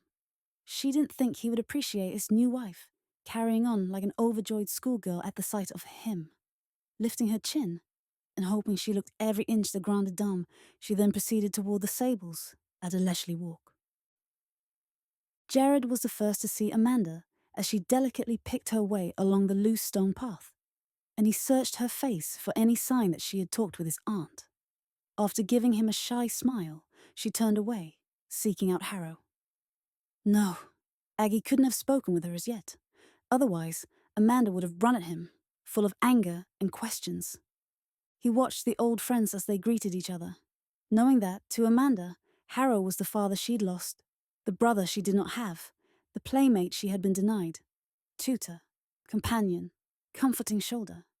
The relationship of mistress and servant had never occurred to either of them, so he frowned as she was brought up short by Harrow's deferential, "Good morning, my lady." "Harrow?" she questioned the man. "So formal? Is that any way to greet me?" Harrow coloured under his weathered skin and shifted back and forth in his dusty boots. "Things are different now. Ye're the Lady Storm, Miss Mandy. I'm just a groom, and not even head groom at that. I know my place." Amanda turned to her husband, her golden eyes glinting fire. "Jared, is this on your orders?" "It certainly is not. I imagine Harrow thought up this bit of nonsense all by himself on his way here. How about it, Harrow? Is that any way to greet your Miss Mandy?" "My lord." Harrow was looking decidedly uncomfortable. "It wouldn't be proper to treat her ladyship as if she were still a child. If I am to live here, I must know my place." Jared saw the tears in Amanda's eyes and addressed Harrow sharply. "Then learn it, Harrow. You, sir, are trying my patience mightily. My wife considers you her friend, and so do I. Your position here is without question. You are the new head groom, as I'm sending Barkham to London, charged with maintaining my stables there. I want you to concentrate on making Stormhaven's stables the best in all of England, which shouldn't be too difficult, not with Tempest in residence. Miss Amanda and I also entrust you with the care of that young scamp there, in the hopes you'll train him as your successor before you choose to retire. Tom seems to enjoy horses, and he appears an intelligent, if rather dirty child. Now, if that's satisfactory to you, I would appreciate it if you would properly greet my wife and wipe that unhappy frown from her otherwise appealing face." "Yes, my lord," Harrow exclaimed, and opened his arms to Amanda as he had done when she had arrived at Foxchase. And as she did then, Amanda flung herself upon him and hugged him fiercely. "Oh, Harrow, you old dear, you scared me so. I love you." Then she placed a kiss on Tom's grimy cheek and ruffled his hair as he looked at her with embarrassingly adoring eyes. "Yes, I love you too, scamp. But I confess to wondering what you look like under all this dirt. When I return here this afternoon to take Tempest out for a run, I expect to be able to see your clean face. Do you understand?" "Aye, m'lady, aye, even if it hurts, m'lady," Tom agreed, obviously dreading his first contact with soap in a very long time. As Jared and Amanda fell into step on their way back to the house for luncheon, Jared inquired, "You slept well enough, Amanda?" Suddenly shy again, Amanda averted her eyes as she confirmed her good night's sleep. "But my head ached abominably this morning, my lord." "Why was that, do you think?"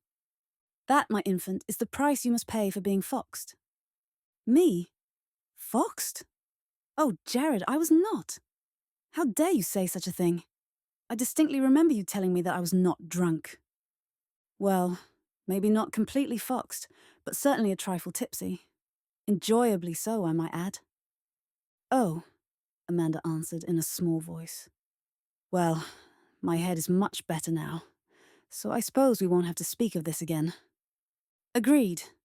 Jared stopped just outside the main doors of the house and put his hands on Amanda's shoulders, feeling stupid to ask his next question, but curiously unable to stop himself.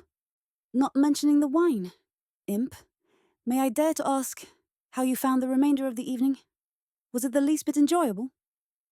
Amanda averted her eyes. "I should be asking the same of you. Did I disappoint you?" Jared crushed her against his broad chest and cradled her head with his hands. "Disappoint me? Oh, Amanda, you could never do that. If last night pleasured you only half as much as it pleasured me, you would be the happiest woman in England." She tilted her head so that he could see her face as she answered, her eyes dancing with the mischief he loved so well. In that case, my lord, I can only say that I pity every woman in England who is not me today. How had she come to have this effect on him? This power over his mind, body, and heart. He pulled her closer, admitting just before their lips met, I want you, Mandy. I want you so much. I'll never stop wanting you. They clung to each other, and only the sound of the big doors opening behind them brought them back to their surroundings. Good heavens! I seem to have done it again, Aunt Agatha said, shaking her head. Jared, you really must find a more private place to indulge in these torrid embraces. Think what would happen if the servants found you like this. As if to prove her point, the hovering butler was dealt a threatening look and disappeared from behind her ladyship, quickly raising his eyes to inspect the chandelier. As I was saying, nephew, it's normal enough to indulge in a little madness. We all do sooner or later. But it might be wise if you exercised a modicum of restraint during the daylight hours, if you take my meaning. Jared kept his gaze on Amanda, a devilish look dancing in his eyes. Oh, shove off, Aggie, or, as our young friend Tom would say, I'll give you a pop on your noggin. Jared, to talk to me like that? I wash my hands of you. As Amanda tried desperately to keep a straight face, Jared replied cheekily, If only you would, dear aunt, if only you would. But I doubt it highly. The beleaguered lady turned on her heel and stalked off in high dudgeon, while Lord and Lady Storm hung together in guilty glee. We must go after her and apologise. I'm sure she's highly upset, Amanda said in an attempt at seriousness. Poor Aunt Agatha, she lamented solemnly, and then giggled again. Serves her right, the old busybody, though I love her dearly. Jared caressed Amanda's cheek with one hand, then tipped up her chin. Did you talk with her this morning, pet? Amanda frowned. Talk with her? Oh, yes, for a moment. She was telling me something about having had an argument with you, but I'm afraid I wasn't attending properly. And when she said Harrow had arrived, I deserted her entirely. Why? Was it important? Jared's eyes darkened. Yes, Imp, it's very important. Please find time to talk with her after luncheon. I'll busy myself getting Harrow and the boy settled. Then join you at the stables for a ride about 3 o'clock. Amanda's brows drew together in a frown that he quickly kissed away. She gave him her promise and then went in to find Lady Cheswick, to do her best to placate the woman's abused feelings, running her to ground in the main salon. Lady Cheswick patted the space beside her on the settee and urged Amanda to join her. This is an exceedingly delicate conversation we are going to have, my dear, and I trust you will allow me to build myself up to it gradually. Amanda quickly agreed to listen most attentively, for anything having to do with her new husband interested her greatly. After a moment, Lady Cheswick sighed and went on. You see, it all has its roots with my sister Lavinia, Jared's mother. Dear Lavinia. She was the most beautiful young girl I have ever seen, Amanda, and the most lovable. Jared is very like her, you know, with his blue eyes and dark hair. I think now that perhaps that very resemblance made it even worse for Carlton. She sighed again, straightening her shoulders and blinking back tears. But I digress. Lavinia was almost a dozen years my junior, added to the family rather as an afterthought, I imagine, but we got on famously, the two of us. She was always so alive, so vital. But the pranks she played on us all. I was already married when she met Carlton. He was much older even than my own dear husband. I had met him when I first came out myself, and must say I hadn't been overly impressed with the man. He was handsome enough, I suppose, in a watery sort of way. All blonde hair and white skin, as if he'd faded in the sun. And those eyes. Oh, I never did like his eyes. They were so light as to be almost colourless. He and Lavinia looked like night and day when they stood together, although I will admit they made quite a handsome couple. But it wasn't his appearance that set me against Carlton. It was his vile temper. When I met him socially, he seemed quiet and reserved. But I had heard tales, married women do get to hear more gossip, of his wild rages whenever he was crossed. I tried to tell Lavinia, warn her away from him, but she told me he was the model of kindness to her. I don't think she ever did see him angry. and they were married for over 5 years. I like to think it was her influence that kept him controlled. She pulled a face. He certainly reverted soon enough when she was gone. Amanda laid a hand on the older woman's arm and whispered, I understand if you don't want to continue with this, Aunt Agatha. I can have Jared tell me everything himself. If it's important to him, that I know. It was heartless of him to ask you to do something that obviously upsets you so. Oh no, my dear, please don't do that, Lady Cheswick pleaded. He has no idea I'm telling you all this. He just expects me to tell you one thing. One very personal thing he felt you would be more comfortable hearing from me. But I feel you have a right to know the reason behind his request. I'm quite all right, really. It's imperative you know this as soon as possible. That was obvious to me when I stepped outside a few moments ago to see my nephew all but swallowing you. Aunt Agatha, Amanda exclaimed, blushing at the woman's plain speech. Oh, pish-tosh, child. I was married once, you know. She patted Amanda's hand. But now we must get down to cases, I'm afraid. As you may have guessed, Lavinia and Carlton were married at the end of her first season, much to the distress of the many fine young men who had been devotedly courting her. She spread her hands to encompass the room. He brought her here as soon as they were married, and she never returned to London. He was very jealous, you see, being so much older and quite aware of my sister's beauty. But she never minded. I was quite surprised, let me tell you, when I visited here, because Lavinia seemed quite content. She was still so bubbly and full of life, and Carlton doted on her every whim. I guess it is true that opposite natures are drawn to one another. Lavinia's only sorrow was that she seemed unable to bear a child. Twice she had carried for a few months, but she lost both the babies very early on. I know it is indelicate of me to speak so plainly in front of a young girl like yourself, even if you are a married woman now, but it will help you to understand. Lady Cheswick rose and walked to the fireplace. Carlton had my sister painted just after she learned she was pregnant for a third time. She lifted her eyes to the blank wall over the fireplace. It was a very good likeness of her. I saw it just before Lord Cheswick and I departed for India. The portrait is in the attics, where Carlton had it hidden away, and I wish it could hang here again, as I last saw it. She turned and studied Amanda's pale face. You resemble her a bit, Amanda. Small and slight, and with that mass of black hair so like hers. But as I said, her eyes were a deep, pure blue, like Jared's. And, what glorious love shone out over this room from those beautiful, angelic eyes. Stormhaven wasn't always like this, you know. Lavinia filled the house with colour and delicate furniture. But Carlton had it all burned or stored in the attics, except for what is in the beautiful chamber which was hers, and is now yours. She dabbed at her damp cheeks with the remnants of the handkerchief she was rapidly reducing to tatters in her agitation. Yes, when last I saw Lavinia, she was the happiest woman in the world. Amanda realised that for the first time since they had met, Aunt Agatha looked her years. We were in Bombay, or when she died, my husband and I. Carlton's note was brief, just saying she had died in childbirth and the child had lived. He didn't even bother telling us whether it was a boy or a girl. I wanted to come home right away, take charge of the child.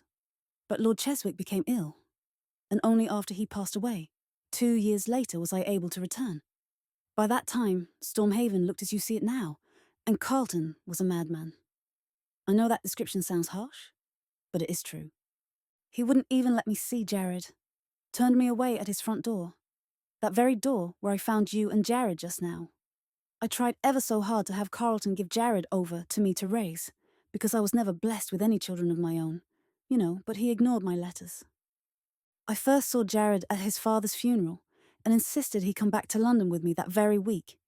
I've lived with him for over 10 years, and I love him like the son I never had. Oh, he was a wild one back then, as if he was alive for the first time and meant to live every moment to the fullest. He tore through nearly half his fortune those first few years, gaming, indulging in wild extravagances. But finally, I beat some sense into his head, and for the last 6 years or more he has calmed down considerably. He never talked about his life here with Carlton, not in all our years together, not to curse his father or to complain about his own sad lot. But I could always sense that he'd suffered, and suffered badly. She went over to Amanda and took her hands. That's why I'm so very glad he has married you, even if he went about the thing in a most unconventional way. almost as if he could only bring himself to marriage if he could see it as some sort of lark, some wild adventure. But I'm assured he will settle down now and make you a good husband. He has all of my Lavinia's wonderful love of life. Jared does, thank the Lord. But he also carries a bit of his father's wild temper in him, some of his fierce stubbornness, and he sometimes frightens me with his dark moods. But they pass quickly. I'm certain, dear child, that, now that you are here, they will vanish entirely. Thank you for telling me all this, Aunt Agatha. It does help to explain my husband's behaviour of these past days, Amanda told her as she wiped at her own tears with the back of her hand. But this has all been a strain for you. Let me ring for Higgins. I believe you should go to your room and rest for a bit. No, her ladyship exclaimed in some agitation. I'm not finished yet. I have to tell you Jared's wishes. Anything I said until now was only to prepare you for what is to come.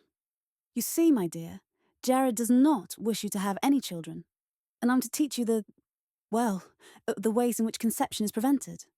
Certain things, practices, that might be employed by both the man and the woman in order to, you understand, don't you? She fanned herself with the tatters of her handkerchief. There, I've said it.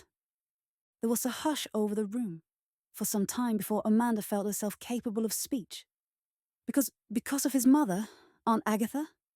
Because of how she died? But that's ridiculous.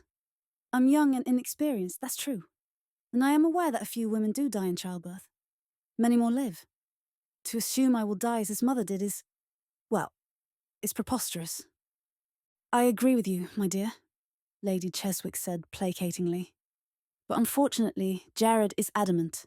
He fears for your life and refuses to take chances with it. Obviously, he cares for you very deeply.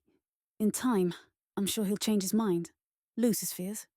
But you know, my dear, in a way, you should be quite flattered. Flattered. The word was an explosion. I assure you, Aunt Agatha, I'm anything but flattered. He didn't treat me last night as if he were in fear of my life, I assure you. What if I'm already pregnant? Such plain speech was a bit much for Lady Cheswick, and she burst into tears. Oh, my child, such language, I implore you. It's enough that I must discuss such indelicate issues with you. No, Aunt Agatha, you don't, because I refuse to listen. Amanda rose from her seat and made to retire. I appreciate the pain you felt in reliving the past as you did, Aunt Agatha, and I thank you for sharing your knowledge of my husband's childhood. However, and I mean this as no disrespect to you, the subject of whether or not I am to bear children for my husband is not one that shall be decided for me. I fully intend to talk to Jared as soon as possible.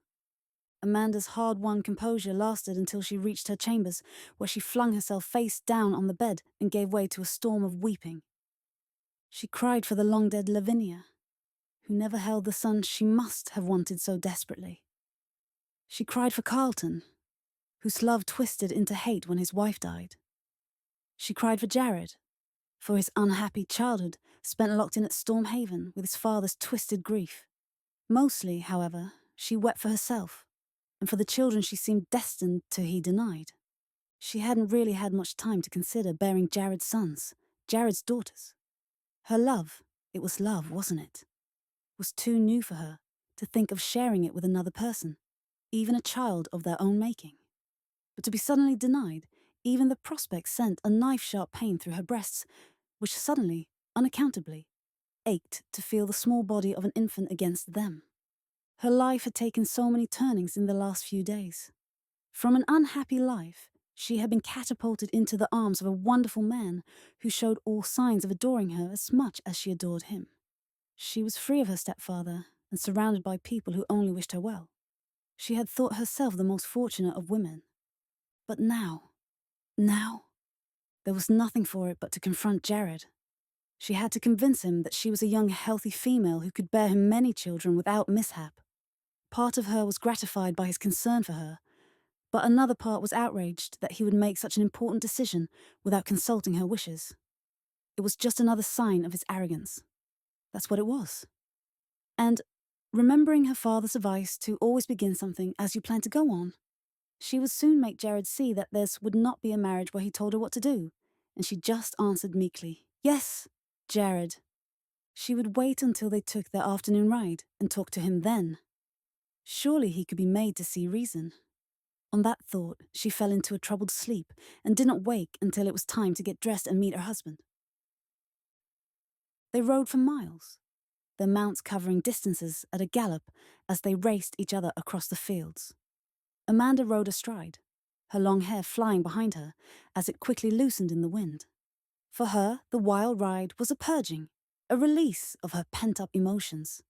She was still a bit wary of her new husband and knew she faced a difficult discussion with him as soon as they returned to the house. So, she rode as if she would ride forever, wanting nothing but the bliss of her husband riding beside her, off into infinity. They were nearly home again, when, out of the corner of her eye, Amanda spied a small enclosure at the crest of a low hill and turned Tempest toward it. Jared pulled Devil to a halt. "Amanda, where are you going? That's not the way home." "Damn it, Amanda! Come back here!" She didn't listen to him, had he really thought she would. And by the time he had caught up with her, she had already slipped out of the saddle and was standing with her back to him, looking down the hill at Stormhaven. "Dismount and join me, Jared," she said, keeping her head averted, her tone light. "It's so cool and peaceful under these trees." Jared stayed on his horse. "I just leave right on if you don't mind, Amanda." She shot him a quick look and saw a tick was working in his cheek and nearly faltered, but then walked over to the low fence, stepping over it to stand inside the small enclosure, knowing she'd left him no choice but to follow after her. It was here that she'd confront him with everything Aunt Agatha had told her.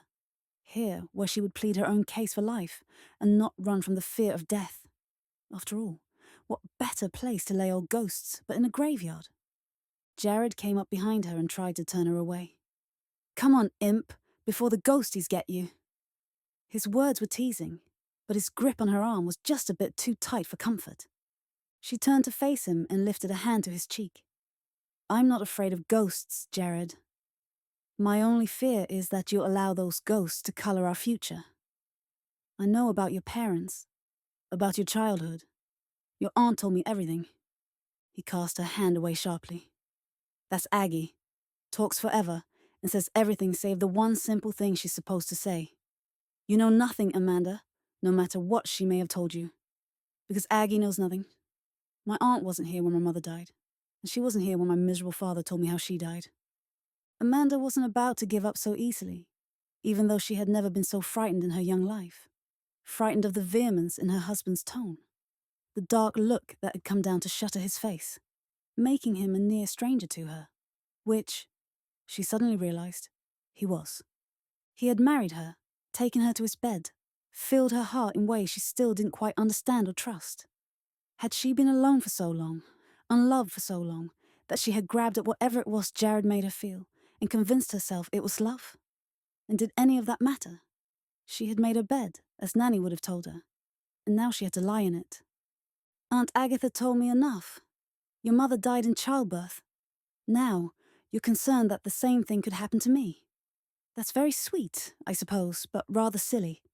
My mother bore me with no harmful effects, just as the majority of women in England have given birth." She put her hands on his arm, squeezing it tightly. "I may never be lucky enough to bear your child, Jared, but don't deny me the chance. I can't understand how such an intelligent man as yourself could think the way you do." "Oh, you can't, can you? Very well then, Amanda. Try imagining growing up with this as your heritage." Jared grabbed her hand and dragged her over to the larger stone, one topped by an angel with widespread wings. Amanda gasped as she read the inscription Carlton Delaney had ordered placed on his wife's stone.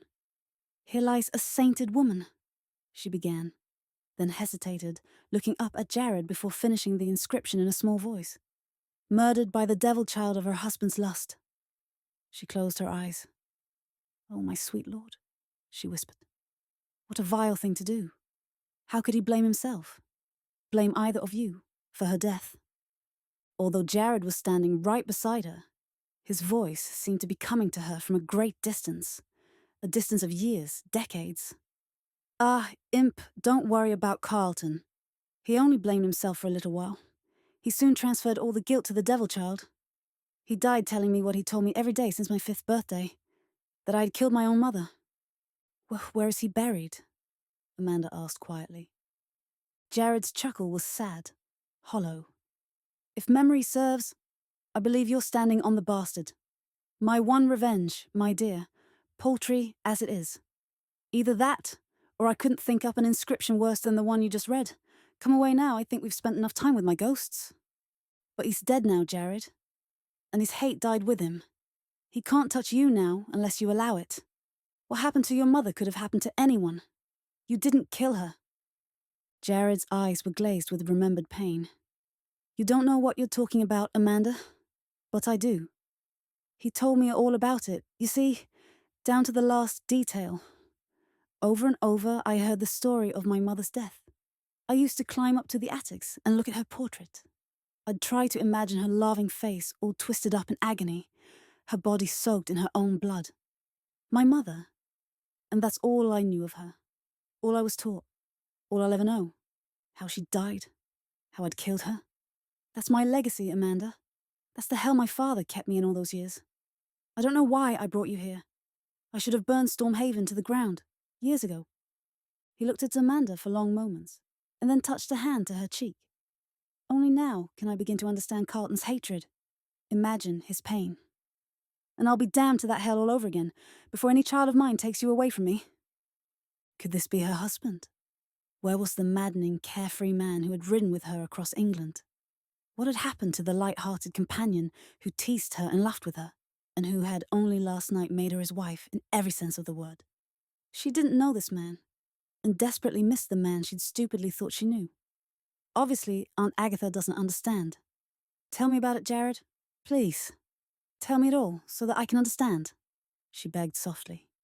Jared walked a few steps away from her, before turning to face her once more. He was silent for a long time, staring into her frightened eyes. And then, as if the words were torn from him, he began to speak. I know my aunt told you everything she knows about my mother's death, but she was in India when it happened. She wasn't there when I was born, but my father was. Oh God, my father was. He wiped a hand across his eyes, and then began speaking in a monotone, as if reciting something learned by rote.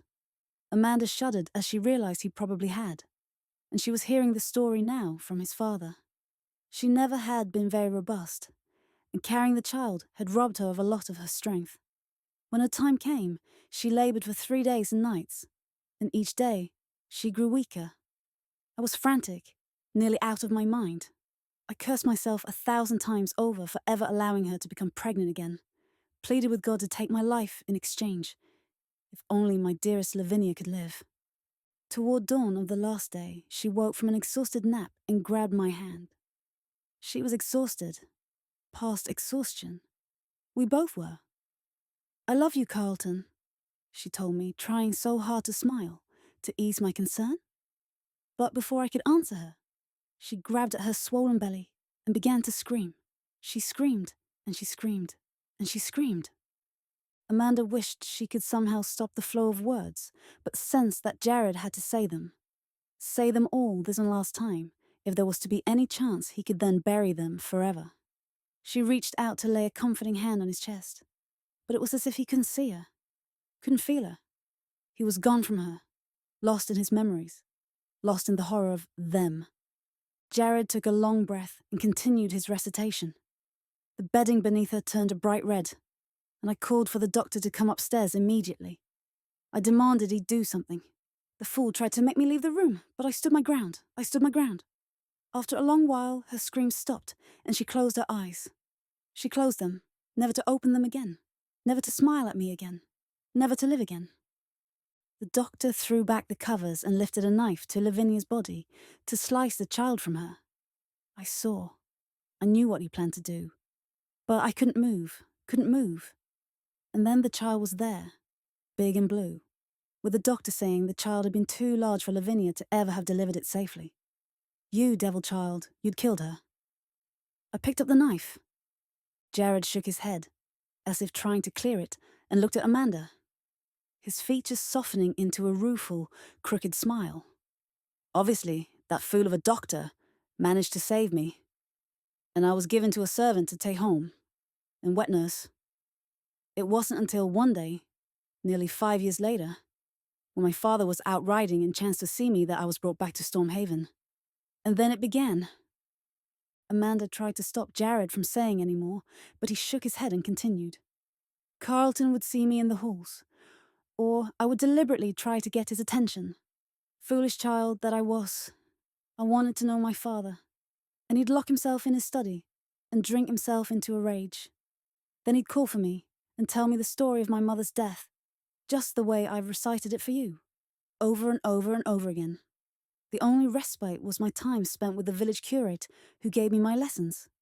As I grew older, the mere telling of the story wasn't enough for Carlton anymore, and he began to punctuate the story you just heard with his fists. Amanda pressed her trembling hands to her mouth to stifle a sob. She didn't want to hear any more. She didn't think she could bear it. She'd lost her parents, yes, but she'd always known that they'd loved her. Jared had grown up knowing only hate. No more, Jared, please, I've heard enough. But Jared wasn't finished. Strangely, I never raised a hand to him. Not even when I was older and grown stronger than he. I don't know why I didn't. I still don't know why. There was something in his eyes, some torture that kept me from it. I don't know why I didn't run away. Other than my first 5 years, Stormhaven was the only life I had known. And maybe I just accepted what was happening to me as normal, something I deserved. After all, I was guilty. Didn't my own father say so? Anyway, Imp. As I grew older, I began to notice some of the prettier servant girls, and they began to notice me. To be frank about the thing, there came a day I decided to take one of them up on her offer to teach me about life. Carlton found us out behind the stables, and something inside of him must have snapped. He snatched up a horsewhip and started to beat me, shouting all the while that I wasn't to kill anymore. Hadn't I learned anything? Wasn't it enough that I had murdered Lavinia? Any child of mine would do as I had done, kill its own mother. Amanda's grief flashed into hot anger. That's ridiculous. How could he say such a thing? Believe such a thing? Ridiculous, Amanda? Jared asked, placing his hands on her narrow hips. I knew the story, remember?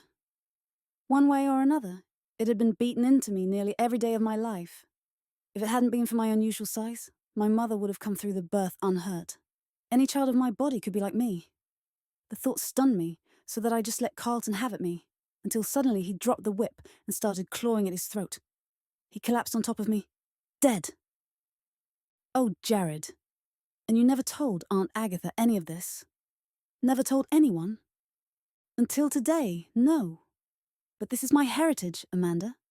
That stone you just saw, that damned house I so stupidly brought you to, the story you've just heard. And this? He opened his shirt and turned his back, showing her the scars from his last violent beating. What could she say? How could she comfort him? She was horrified by what he'd told her, what she'd just seen. To think that he had endured all those years of pain and anguish, and still come away from it, without his mind being completely twisted or destroyed, showed the true measure of this man she had married.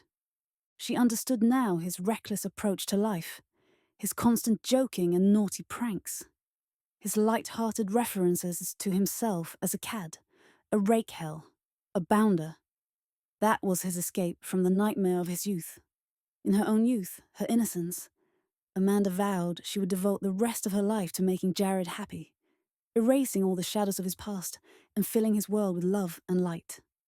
We'll never speak of this again. Just hold me, Jared. Hold me, and everything will be all right. I promise. She held out her arms to him. Please. Jared let out a low curse, but then turned about and pulled her toward him, gathering her into a desperate embrace.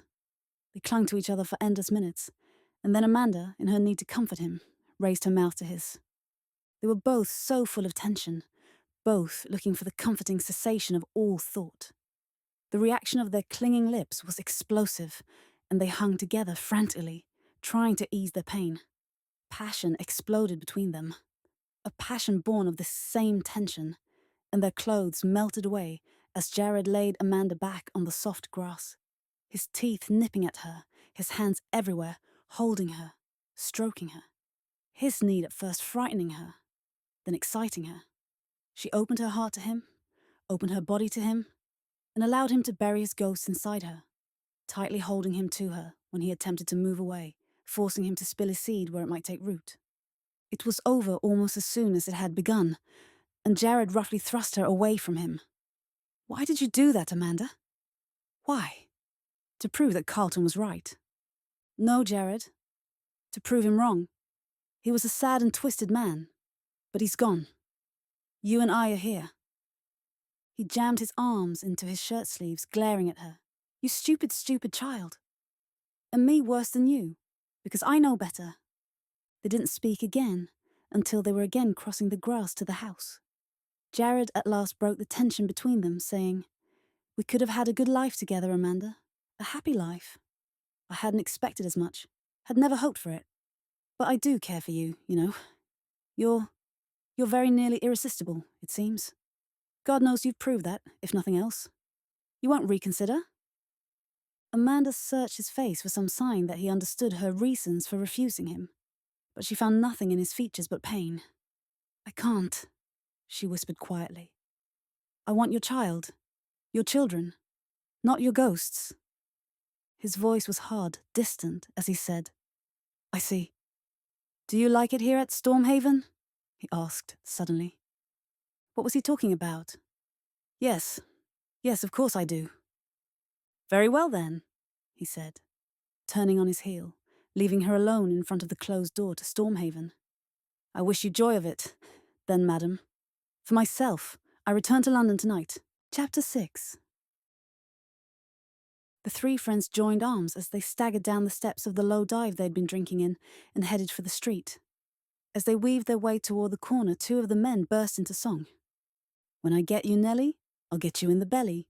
You do me, oh, so well-y. I want to take you home." "God in heaven, stop your caterwauling. Do you find pair of drunkards want to be picked up by the watch?" Kevin Rawlings disengaged his arm from Beau Chevington's waist and swept into an elaborate, if somewhat unsteady, bow. "I beg your pardon, my lord, but are you insinuating my friend Beau and I are—" Such a distasteful word. Inebriated. "Not so," the bleary-eyed Beau protested. "Sober as a judge.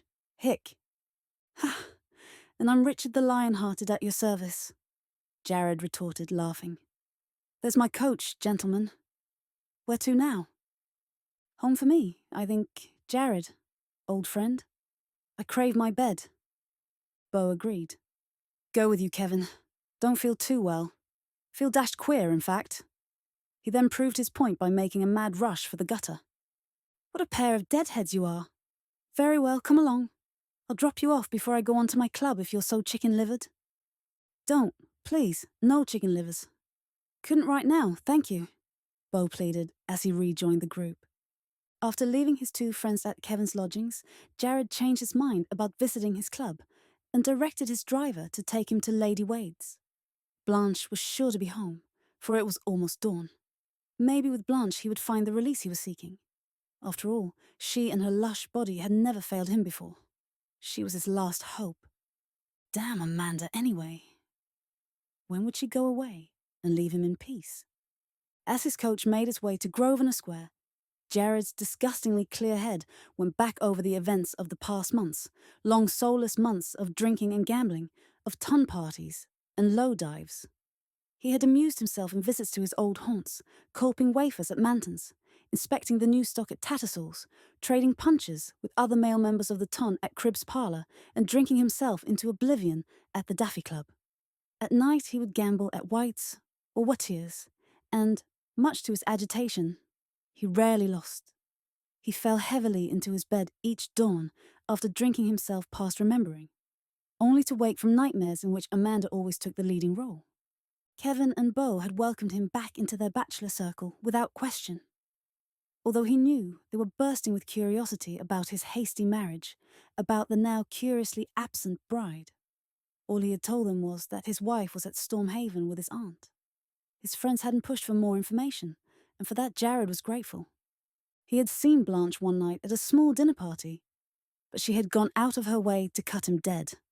It was obvious she had heard of his marriage and did not approve of the union, or his desertion of her. Not that she had returned the diamond necklace he'd sent her as a farewell gift. He really didn't care about her one way or the other. She had been well paid. But it rankled him that her escort had been none other than his cousin Freddie, who, Jared thought at the time, wouldn't know what to do with someone like Blanche, even if she did invite him into her bed. The hatred blazing from Cousin Freddie's eyes when he'd first spied Jared stemmed from several reasons. He knew, even if he could be sure Jared was never to father an heir, he still would hate his cousin with all the malice he could muster, which was considerable. Yet, when they'd crossed paths a second time at a small dinner party, Freddie had been much more forthcoming, offering his congratulations on the marriage while withholding any sly innuendos as to the bride's very notable absence.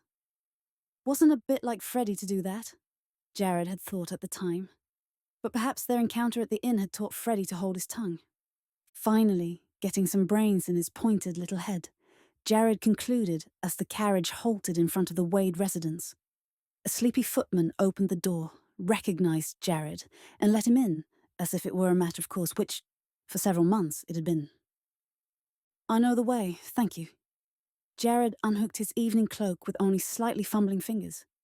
He was a little well to go, he knew, but he hadn't drunk that deep, had he? He handed the cape over to the man, then made his way upstairs.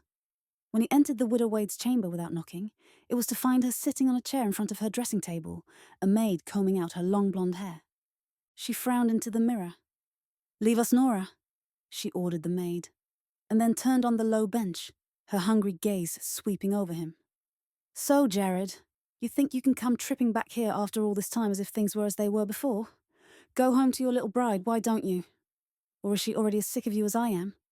She stood, giving him a full view of her body, plainly visible through a palest pink, diaphanous nightgown. Her green eyes blazed as she reached behind her, her fingers closing on a hand mirror she abruptly flung at him. "Get out!" Jared dodged the mirror neatly and watched as it splintered into 1,000 pieces against the door. "Oh, that is too bad, darling. Now you shall have bad luck. I'm only here to talk. Friend to friend, as it were. We were friends once, weren't we?" Even as he said the words, he knew he was lying. He'd come to bed her, to rid his mind of thoughts of Amanda, if only for a little while. Blanche had begun to back away from him, her angry look replaced by a confused frown, but then a slow smile curved her lips. "Talk, Jared? Is that what you told yourself as you ordered your coachman to bring you here at this hour?" "Oh, I doubt that. It's my body you want, isn't it? That can be arranged, Jared, darling. That can always be arranged, for the right price. I have missed you, you know. So, what if you married some simple schoolgirl? It's me you came to tonight, isn't it? Did you miss me too, darling?" Jared blinked at his one-time mistress. Where once Blanche had looked voluptuous, lush, inviting, she now seemed too obvious, overblown, and even faintly coarse. A vision of Amanda's small, perfect body rose in front of his eyes, and he felt as if he was going to be physically ill. Blanche smiled at him, and she appeared distorted, as if he were viewing her through flawed glass. He took a single step backwards. Why had he come here? Was he drunk? Was he mad? As Blanche drew nearer, teetering on her ridiculous high-heeled slippers, Jared could smell her overpowering musk, so different from his wife's sweet lavender scent. And he compared the cold, glittering green eyes that laughed up at him now with the warm, smouldering gold of Amanda's. Blanche was talking to him, but Jared couldn't hear what she was saying for the pounding in his ears. All he could see was Amanda's small face as she looked up at him and declared that she trusted him. Trusted him.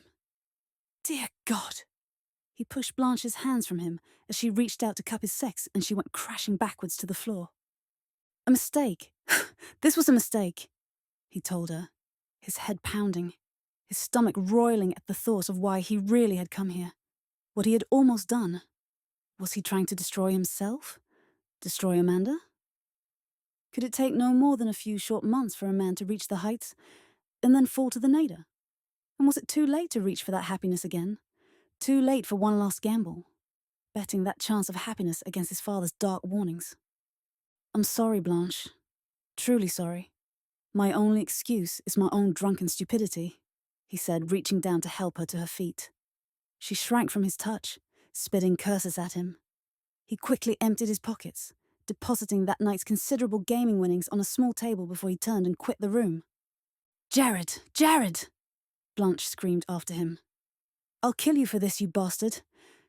Nobody treats me like a common whore. Nobody. Do you hear me? Do you hear me, Jared Delaney? I'll see you dead.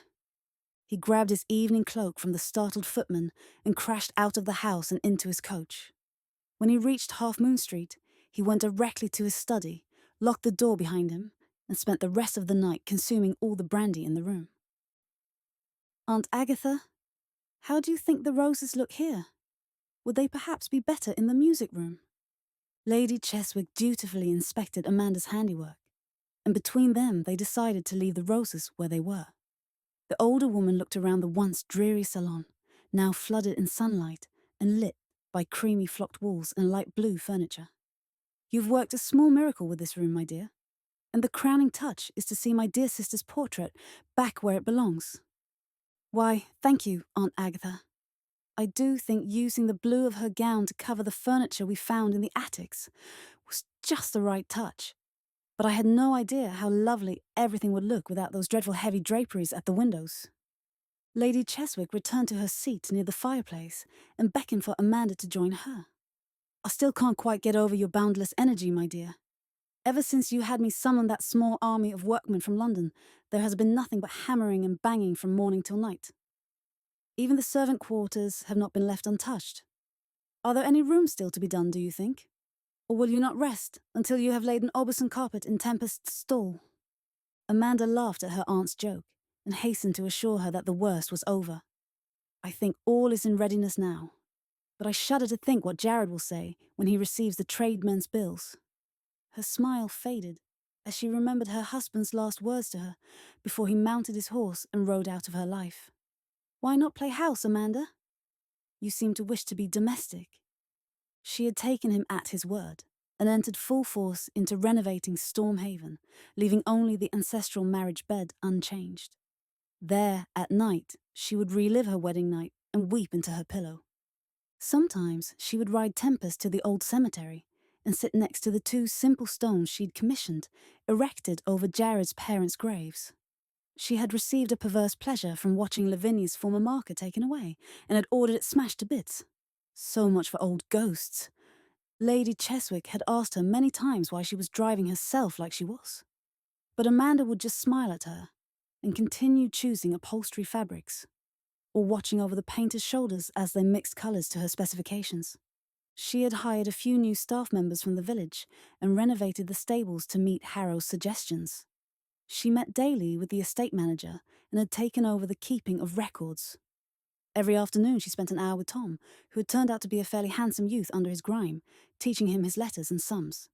She sampled cook's sauces in the kitchens, counted the linen with the laundress, and polished silver with the butler. In the 3 months since her marriage and subsequent desertion by her husband, Amanda had firmly entrenched herself as chatelaine of Storm Haven. The staff adored her. Didn't she regularly send baskets of food and materials to the village and order the rethatching of all the cottages on the estate? Wasn't it Lady Storm who knew all their names? And the names of all their children? And never hesitated to pass an hour sitting in the sun with one of the old ones? It was only at night, lying alone in her marriage bed, that Amanda allowed herself to relax, that she gave in to her fears and memories. Lady Cheswick kept assuring her that Jared would soon come to his senses and return home. But Lady Cheswick didn't know exactly how her sister had died, or how her beloved nephew had lived his youth. On this warm summer day, after a cold collation in the smaller dining room, Lady Cheswick retired to her rooms for a rest, and Amanda drifted out into the gardens. The formal gardens were full of summer flowers, and she had made no alterations there, a decision which had endeared her to the ancient head gardener. She spent a few minutes talking with the man, exchanging hints on pruning the ancient rose hedge, before she moved off to her private haven, the kitchen garden. It was in her mother's kitchen garden that she had learned about herbs and flowers and the sweet tranquility to be found in such welcoming places. The homely smells of rosemary and thyme calmed her senses, and there was a peace here that she had discovered nowhere else. She had scandalized her aunt by working in the garden herself, often returning to the house with grubby hands and stains on her gown. Amanda smiled to herself now, as she dropped to her knees and began pulling some weeds that threatened the young parsley, a childhood song coming to her lips as she worked. When she raised her head, the world tilted dizzily for a few moments, and she grabbed onto a nearby bench for support. "I'm sufficiently aware of your presence, child," she whispered. "You can stop reminding me, thank you." She quickly looked about her to make sure she had not been overheard, then placed her hands on her gently rounded stomach as she addressed her unborn child. "Your father is such an arrogant, headstrong man. I don't know if it was the possibility of bearing him a child, or the fact that I dared to disobey him, which sent him from me. We'll keep our secret a little while longer, in the hopes your father comes to his senses. But soon you'll make yourself known regardless of my wishes." Amanda got up from her knees, brushed the dirt from her hands, and returned to the main salon. "You have a stubborn son, Lavinia, much as I love him," she said, smiling up at the portrait of Jared's mother as she stood in front of the mantel. "I understand his anger, his fears, but surely he's had time enough to realize where he belongs. I couldn't go on if I didn't believe that he'll return to me soon." She wiped a tear from her eye, succeeding in smudging her cheek with garden dirt. "I only wonder who will arrive at Stormhaven first. Jared, or this child I'm carrying." "Dash it all, Jared. You've got to snap yourself out of this. You're living like a damned recluse. Look around you. How do you survive in such filth?" As if to give credence to his words, Kevin swept a pile of newspapers off a chair, along with 2 empty bottles, and sat down with a thump. "I can't believe you're a sane man any longer. Even Beau wouldn't act like this over..." He searched for the proper word. "Female." Jared didn't so much as raise his chin from his chest, but his blue eyes sparkled in anger. "Why don't you shove yourself off, Kevin, and take that other long face with you?" He pointed to Beau, who was standing next to the fireplace, wringing his hands and shaking his head in dismay. "Can't do that. Our friend, you know, must help you," Beau explained. "I suggest you save your concern for those who may value it. For myself, I wish only my own company. Thank you." Kevin cursed under his breath and threw an empty bottle into the hearth, where it exploded like a pistol shot. "You miserable derelict, look at you! Just look at you! You haven't shaved in days. Your shirt is filthy. And, quite frankly, Jared, you smell bad. Your man tells me you refuse all food and just wallow here swilling brandy. Ever since you met that girl, you've been behaving so dashed queer, it's as if I hardly know you.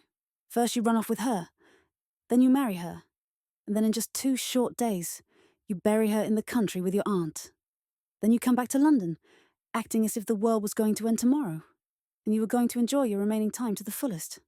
For months you near drove Beau and me mad, bull rushing all over the city, and for the past 3 days you've taken to your rooms like a sulking schoolboy. You may be my friend, but quite frankly, old fellow, you disgust me." "By George, Kevin, that's a bit strong," warned Beau. Jared waved a limp hand in dismissal. "Let him go, Beau. It's probably the only bit of pleasure he's had in months." He raised his bloodshot eyes to look at his friend. "Is that the end of your homily? Or must I listen to more before you feel satisfied?" "There's a hell of a lot more, Jared, but I'm too tired to waste my energies on a drunken dolt.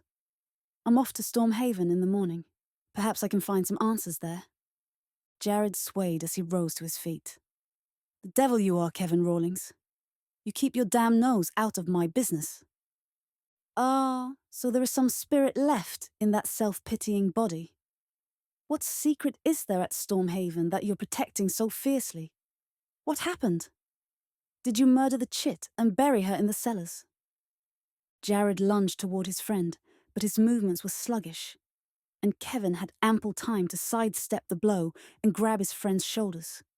Jared slumped against him and muttered an apology, before darkness overcame him. He would have slipped to the floor had it not been for Kevin's strong grip. "Good," Kevin said with no small satisfaction. "Now, we can put him to bed and get his man in here to clean away this mess. Beau, pull the rope and order some food for our fallen friend here while I put him between the sheets. We ought to be able to sober him up enough later to find out what's going on." In short order, the servants had cleaned up the room, and after Kevin forced some soup down his throat, Jared allowed his man to shave him. His friends tried to keep him in bed, but he insisted on bathing and getting dressed. When the three friends were finally settled in the downstairs study, he apologized to them for his behavior. "Don't mention it again, old fellow," Kevin said, waving away Jared's apology. "Only one thing, Jared. We do want to help. Do you want to talk about it?" Jared's lips curled in a sardonic grin. "Not particularly, if you must know. But don't worry that the moment you leave me, I'll crawl back inside a bottle. By the way, if you ever have a problem you don't wish to face, don't try to forget it with loose women and a belly full of brandy. Take it from an expert. Neither works." He lit the slim black cheroot and tossed the match into the fireplace. "No. A man has to face his problems. And that's what I must do. Would money help? Glad to make you a gift." "Thank you, Beau, but no amount of money can buy me out of this one. Besides, my drawers upstairs are stuffed with my winnings." Almost to himself, he added, "Lucky at cards, unlucky in love." Kevin heard him and exclaimed, "Aha! As I said before, Beau, this all has something to do with the young lady we met so briefly. How could one small girl plunge a man into such a sad case of the Dismals? Obviously, you didn't have more than a passing association with the imp, or you wouldn't ask that. My wife is not one of your little society misses, content to spend my money and let me go on about my business. Oh no, Amanda wants complete surrender. It's all or nothing for her." "Surrender? Surrender what?" Beau asked. "Never could understand you, Jared. Like you immensely, but don't understand you. She wants children." Beau shrugged. "So, like them myself, don't you?" "Damn it, man, of course I do. What kind of a monster do you think I am?" Kevin was thoughtfully tapping a finger against his lips. After a few moments, one eyebrow climbed high on his forehead, and he said quietly, "Jared, I seem to remember that your mother died in childbirth." Jared glared at him. Kevin winked broadly at Beau. "By Jove, Beau, you were right. He is besotted." He got up and went to Jared and clapped him on the shoulder. "You're in love with the puss, aren't you?" Jared, the bogeymen we can find when we're in love. Childbearing is what women do best, makes them softer and more pliable. Go to her, man, and give her the child she wants." Jared's voice was dull. "She could die, Kevin. I can't risk that. And you, my friend, could get run down by the mail coach on your way across the street. Life is never sure. Are you willing to give up all chance of happiness because of what happened to your mother? I didn't know you were such a coward." Jared's head came up at that. "Do you really think that's what I am? A coward? Is that what Amanda thinks?" She looked at me queerly as I rode off, not in anger, but more as if I had disappointed her. Kevin had the upper hand now, and he played it to the hilt. Wouldn't care to make a judgment on that, Jared. But it is she who's going to have to bear the brat, isn't it? Fine fool you look, being afraid where a little girl isn't, you know. Beau had been self-consciously casting dice, right hand against left, as the conversation had taken this delicate turn. Now he turned beet red and let out a laugh. Jared Delaney bested by a female? Ha, Kevin, that is good. Shut up, both of you, and go away if you don't mind. I need time to think. Go on. I'll be all right. Come back tomorrow morning. Prepared to spend some weeks in the country. Slowly a smile lit his eyes. You'll be my guests at Stormhaven, since you've seen fit to champion me. Oh, don't look so surprised, Kevin. I'd already decided to go home and beg Amanda to forgive me. You've just pulled me out of my black humour a day or two before I thought I'd punish myself enough for my stupidity. Perhaps the two of you can protect me from my little lioness. Better than Bath, Beau offered, looking to Kevin. Can't stomach the waters. Jared's friends had only been gone from the room for some 15 minutes before the butler knocked on the door to the study and announced, "Lady Agatha Cheswick, my lord," only to be swept aside by that same lady as she sailed past him, saying, "You're as dead as a red brick, Boggs. You don't announce me, or live here." As Boggs beat a hasty retreat, she turned to her nephew in a fury. "Number, don't bother to stand up. And don't say anything either. I'm here to take you back to Stormhaven, you naughty boy. You're behaving like a spoiled child. and I'm thoroughly disgusted with you. You and Kevin should form a club, Aunt, Jared said, as he settled back into his chair, amused at the sight of his agitated relative. What? Oh, fiddlesticks, I never could understand you when you were tugging my leg with your fancy jokes. I mean what I say, nephew.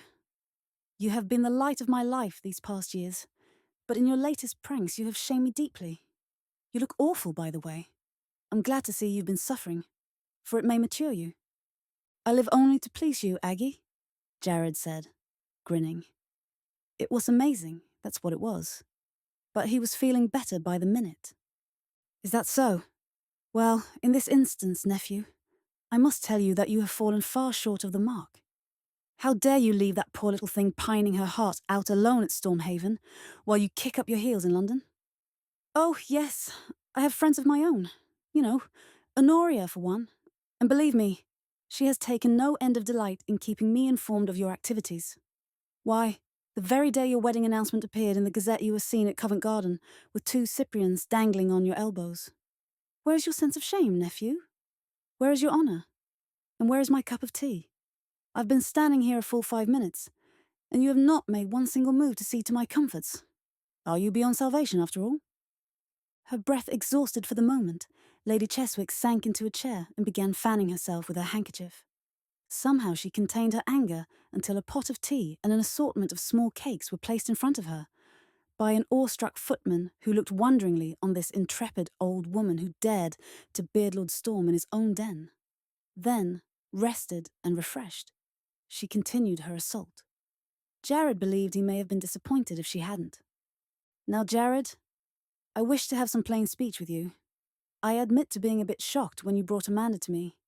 But I must tell you, I have never been so pleased with a child in my life.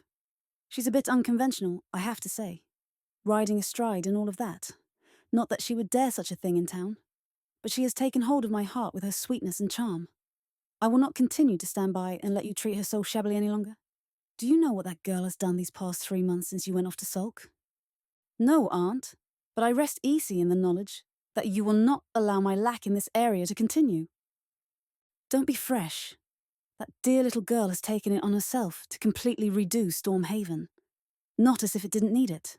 Why, you wouldn't believe the changes she has made. All for the better, I might add. And her taste is unexceptionable, thanks to her dear departed mother, who clearly taught her well. Everything has been done in the highest degree of style, and the end result is charming, simply charming. I certainly hope so, Aggie, for the bills are large enough for her to have refurnished Carlton House. Will Stormhaven now put Prinny to shame? Bother the bills, it's results that count. The house never looked better, and even the village and stables have been redone. Jared crossed to his desk and pulled out a thick sheaf of papers. Really, Aunt?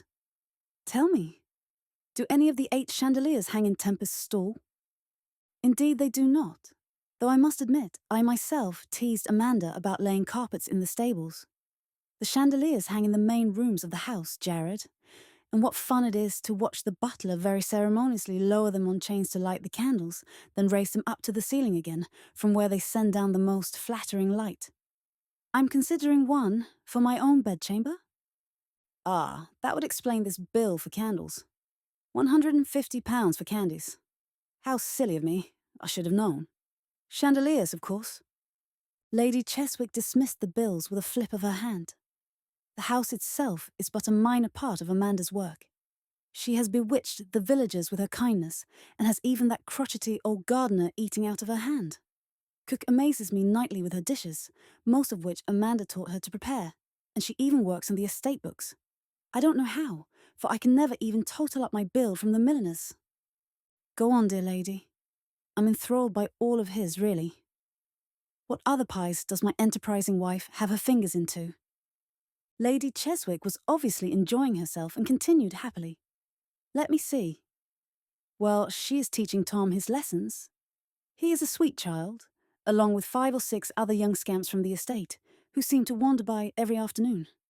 Work is underway on an orphanage outside the village, and, oh yes, she has ordered a greenhouse built on the south lawn. She settled back in her chair and gave a triumphant smile. I think that's about all. Thank heaven for that. If she doesn't soon stop, I shall be bankrupt. A cloud seemed to pass in front of Lady Cheswick's eyes. Oh, Jared, I think I'd better tell you of two other, small alterations she's made.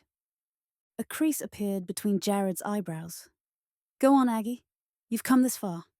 Spit out the rest, since you obviously feel the need. She shifted uncomfortably in her chair. Don't rush me, nephew. Let me say first that I agree wholeheartedly with what she has done. It's time and enough that the past is left to bury itself. As I always say, and you know I always say it, or would, if you ever paid a ha'porth of attention to anything I say. Evil deeds are best forgotten, and only the good things should be remembered. Amanda feels the same as I, and I suppose that's why she did what she did. But regardless, she has lightened my old heart considerably. Aunt, do try to bring yourself to the point, please. Very well, nephew. I feel I must tell you that your sweet mother's portrait is back in its place of honor over the fireplace in the main salon. Only we mostly call it the Blue Room now. I cannot tell you how it warms my heart to see it there. It was always a lovely thing, and a good likeness of my darling Lavinia. Amanda has taken the blue of her gown and used it to cover the furniture. Let's see. There are 3 sofas and 6 chairs, some simply lovely rosewood tables and... Aunt Agatha, please, relax. It's all right. I don't mind having my mother's portrait back in the Blue Room. I thank Amanda for doing it, as a matter of fact. But what is the second thing you're afraid I won't like? She averted her eyes and mumbled. She had new stones put on the graves. A tic began to work in Jared's cheek, and his knuckles grew white around the stem of his glass. 2 stones, Aunt? Yes. One for my father also. Yes. I told you, 2 stones. She had Carlton's monstrosity broken up into 100 pieces and scattered into the quarry, and then put up 2 simple stones that have nothing but names and dates on them. Oh, Jared, please don't look at me like that. I know I should have tried to stop her. I knew you would be furious, and you are. But she told me your mother would rest better this way. She said Carlton was a sad and tortured man, and couldn't be blamed for what he did. I asked her just what he did, but she wouldn't tell me any more than I already know. I watched as the stones were put up, Jared, and when I went back to the house, I could have sworn Lavinia's picture was smiling at me, almost as if she knew and approved. Your mother loved him very much, dear, and it's fitting they should finally rest in peace. Please, Jared, darling, don't be angry. Jared was quiet for a long time, thinking about what his wife had done. Even though Carlton had threatened her happiness from beyond the grave, she had been forgiving enough to give his burial place a marker. Didn't it matter to her how he, her husband, had suffered? He sighed, knowing that was a stupid, selfish question. Of course it mattered. It just wasn't in Amanda to hate. And who should know that better than he? What an innocent she was. She needed a keeper. Slowly, Jared realized that he really wasn't angry. In fact, he felt curiously relieved that the damning stone was finally gone. So what if his father's grave was finally noted after lying unmarked for 10 years? His mother had loved the man, and he had made her very happy. For that alone, Jared could forgive him. He felt a sudden lightening of his shoulders, as if a weight he had carried for a lifetime had unexpectedly been lifted from him. He reached over to his aunt and pressed a kiss against her cheek. It's all right, dear. Amanda used good judgment. I remember her saying something about laying old Ghost to rest, and I imagined that was her intention. Surprisingly, I think she accomplished what she set out to do. His expression grew serious again as he said, You've been busy telling me about my wife's exploits in my absence, but you've neglected to tell me how she is going on. She hasn't worn herself to a shadow with all her good works, has she? She's such a little thing. I wouldn't want her fading away entirely. Actually, Jared, Amanda's health is the main reason I've journeyed to London. I wanted to discuss her condition with you. Tell you that... Her what? Her condition. Jared paled and gripped his aunt firmly on her upper arms, shaking her as he yelled, Well, you took a dashed long way around getting to the main subject, didn't you? What do you mean, her condition? What's wrong with her? Is she sick? Did she fall off that damned horse? Speak to me, Aunt. Lady Cheswick shook off his hands and tried to secure her hair with the few pins that Jared's rough handling had left in her head. I can scarcely talk to you while you rattle the very teeth in my head, nephew. Now can I? Calm down and I'll tell you. And sit down. I'm getting a crick in my neck looking up at you. Jared obediently sat on the edge of a chair. I'm waiting, Aunt. Aunt Agatha shivered. You're like a vulture about to pounce. It's very disquieting, nephew, I tell you. But I suppose I should go on with this. Yes, Aunt, you should. Before I choke the words out of you, much as I love you. Oh, all right. There's no need for threats or melodrama. Let's see. How do I begin? Oh, yes. Amanda hasn't said anything to me, you see, Jared, so it's possible I'm wrong. I only know she hasn't been riding tempers lately, and she's been slightly off her food. Although lately, not so much. She's become rather inordinately fond of lemon cake. He jumped up in a fury tinged with panic. You make no sense, Aunt. Either she's ill or she's not. I should go to her at once. You promised you'd sit, nephew, his aunt reminded him, waving him back into his chair. That's better. Now, let me finish. First of all, I doubt if your presence will alleviate the problem, although it will go a long way in settling the poor child's nerves. Many a night I've heard her sobs through the walls. Speaking plainly, your concern would touch me more, nephew, if you had shown it sooner. How can I be sure you'll act in Amanda's best interests if I tell you her condition? Jared dropped to his knees in front of his aunt. I love Amanda, Aggie, I swear I do. Only since I'm in London have I realised how very much that vexing creature means to me. She haunts my every moment, and has from the minute I first saw her that night at Olmec's. I've never been in love before, and, frankly, the experience has shaken me badly. Please, Aunt, I beg you to tell me what's wrong with my wife. I promise to be gentle with her. Well, that was very pretty, nephew, and quite humble. As I've said, marriage will be the making of you. She took a deep breath, then said, Very well, nephew. I'll tell you. I am all but positive that Amanda is going to offer you a token of her affection. He sat back on his heels. A token of her. What? Aunt, if you love me, speak plainly. What has a gift to do with Amanda's condition? What can she give me? I don't... Slowly, the truth dawned on him, and his blood ran cold. Strange. He had thought blood didn't really run cold, that it was just a silly, dramatic saying. Well, no longer. She's pregnant? Is Amanda pregnant? Tell me, Aunt. Is my wife pregnant? Lady Cheswick violently nodded her head, scattering her remaining pins all over the carpet. Jared's brain was spinning. But you said she didn't tell you anything. How can you be sure? Well, you see, she told Lavinia. Jared slapped his palm against his forehead in exasperation. Aunt, how could Amanda tell my mother she's pregnant? Really, Jared, there's no need to become so incensed. It's quite simple to explain, actually. I walked into the Blue Room one day last week, just as Amanda was standing under my sister's portrait, and overheard her telling Lavinia about the child. The old lady's face grew pink as she added, I also heard her tell your mother that she loved you very much.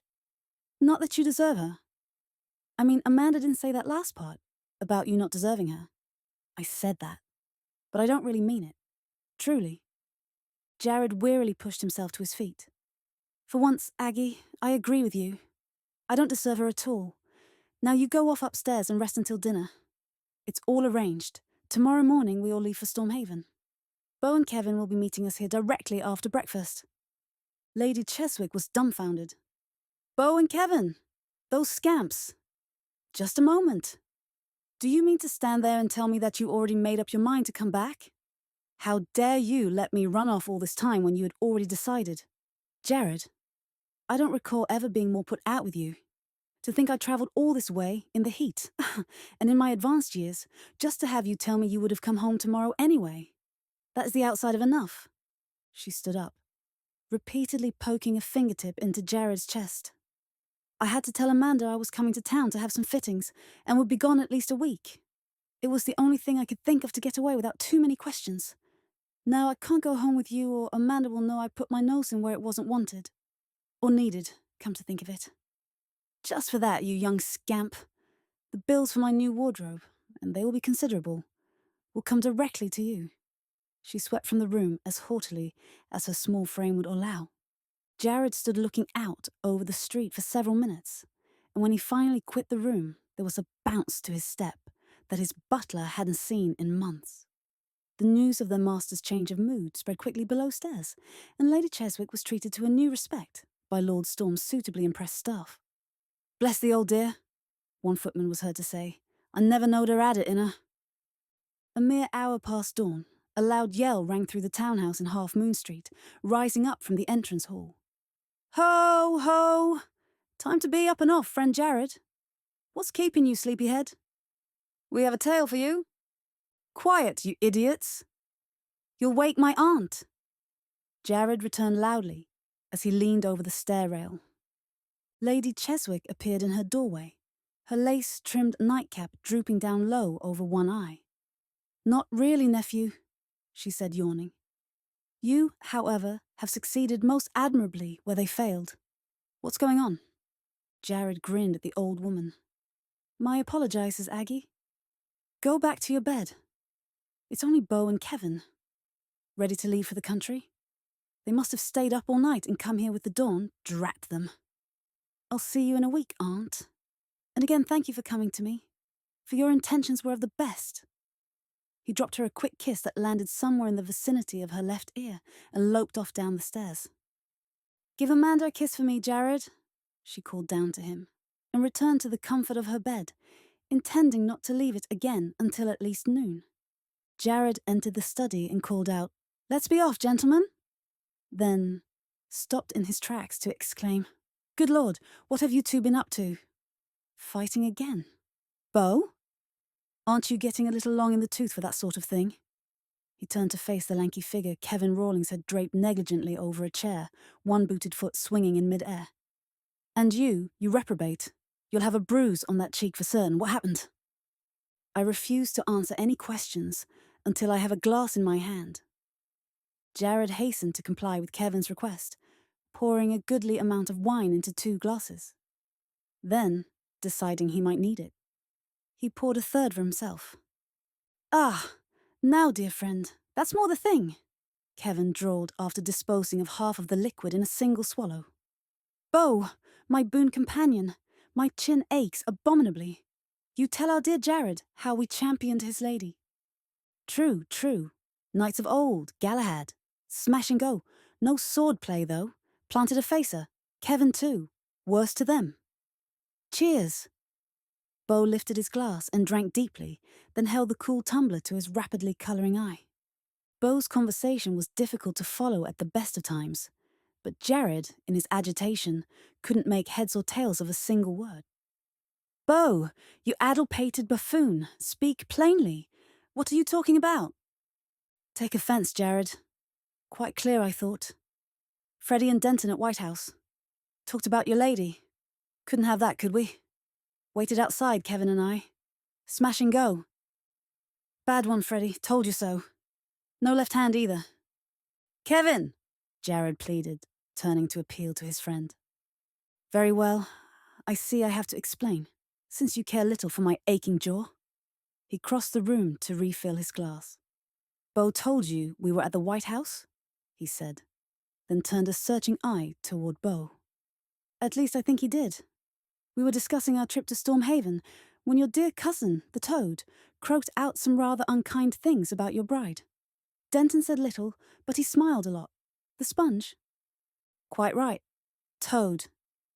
"Toad and Sponge," Beau put in. "Quiet!" Jared warned him.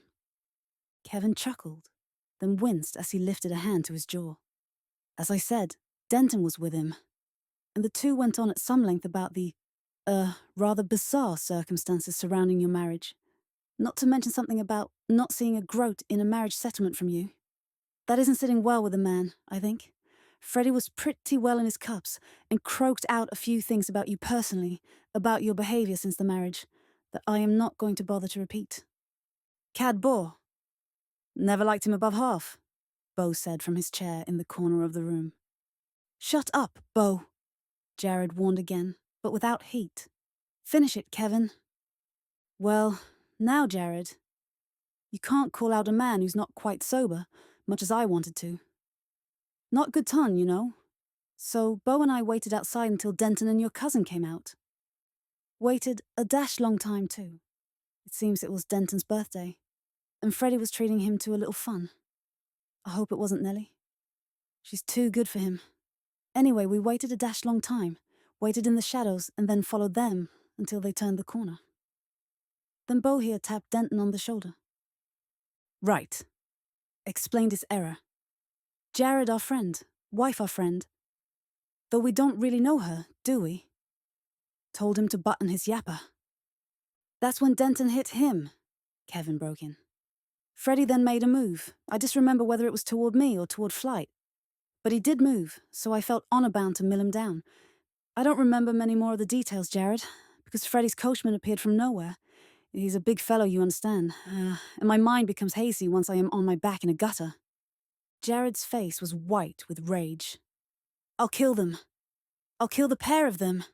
He squeezed out between clenched teeth and made for the door. But Kevin moved more quickly than would seem possible for a man so sorely abused, placing himself between Jared and the door. No need, friend. The place was nearly deserted when they made their remarks. No one heard but us, and I'm sure that's the only reason Freddie spoke. Besides, what reason can Denton have to hurt you? One's just plain mean, and the other's a fool. Can't call a man out for either of those reasons. I won't call them out for no reason, Denton doesn't bother me. I can shut his mouth with a few shillings. The pompous ass. It's Freddie I want. Be reasonable, Jared. If you call Freddie out, you'll bring your wife's name into it. You don't want that. I won't call Freddie out because of Amanda, Kevin. How much of a loose screw do you think I am? I'll insult his coat. God knows that's easy enough. Anything will do for an excuse. But I am going to kill him. And then what? Flee to the continent with your wife? Or would you leave her behind? Use your head, man. Cut off his allowance if you want to punish him. Yes, do that. Freddie won't open his mouth again. Quite. Can't, you know. Broke. I heard it. Two heads turned toward the portly Bo. What broke, Bo? Jared asked quietly, as if he were addressing a backward child. Cousin's jaw. Clear shot, heard it go. Worth my eye, it was. He raised his glass. More wine? Jared and Kevin stared at each other in disbelief. Then Kevin said, That settles it, Jared. You can't call out a disabled man. You have to wait until he heals, and that could be months. Freddie won't be talking in the meantime either. He turned to Bo. You never cease to amaze me, friend. I didn't know you were so handy with your fives. Not good. No left hand, Freddie. None. You don't listen. Told you that before. Jared laughed with his friends before swearing them to secrecy about the real reason for their bruises, as it wouldn't do to upset Amanda. As for Freddie, perhaps he had overreacted. Cutting off the ungrateful fool's allowance would be punishment enough, and, once he returned to Stormhaven, the scandal mongers would find other fuel to fan the flames of their gossip as he and Amanda became models of circumspection. A nagging thought still stirred in the back of his mind, though. What were Freddie and Denton doing rubbing shoulders? A more unlikely duo he could not imagine. Adding Blanche Wade to the mix just made everything more confusing. He then shook off his concerns, deciding he was probably reading too much into what had been little more than a drunken brawl. He'd be better served to prepare himself for the coming confrontation with Amanda. Chapter 7. It was just past noon when the three horsemen reached the last hilltop and drew up at the sight of Stormhaven as it appeared below them. The midday sun winked at them from the sparkling windows that appeared larger than Jared remembered them, the massive frames all newly painted a dazzling white. Summer flowers bloomed in profusion on the grounds, and large planters of miniature evergreens mixed with geraniums banked the cheerful red-painted front doors, making the grey stones mellow instead of forbidding. Jared, this can't be Stormhaven, can it? Kevin questioned him. I thought you told me it was depressing.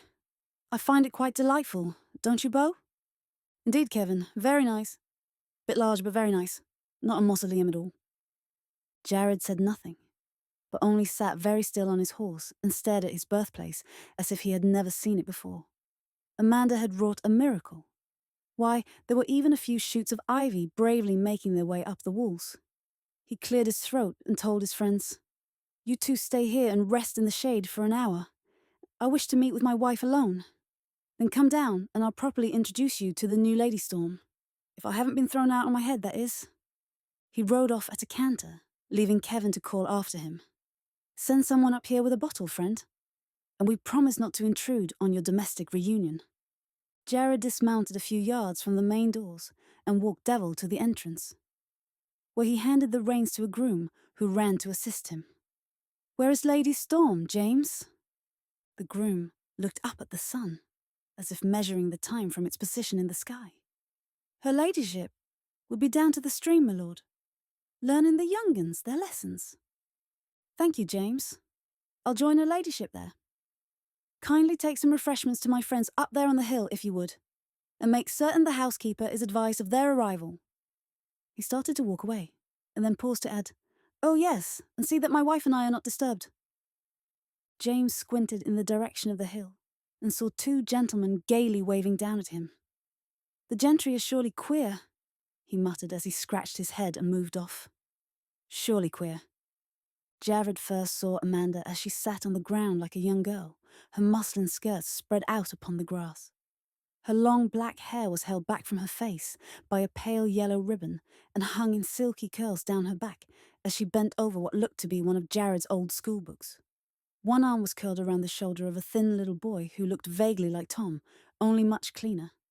As Jared watched, Tom read a few lines aloud from a book Amanda held for him, and his efforts were rewarded by an affectionate pat on the head and a kiss of dismissal before the lad rose with a grin and loped off, presumably on his way back to the stables. Amanda followed him with her eyes, then sighed deeply and started to gather up the books, chalk and slate, that lay strewn on the grass. Jared stood transfixed, watching his wife, until a slight sound at his feet brought his eyes downward, and he saw a young grey-striped kitten rubbing against his boot. He reached down and picked up the small body. "Come along with me, little tiger," Jared said as he quietly walked up behind Amanda and dropped the kitten into her lap.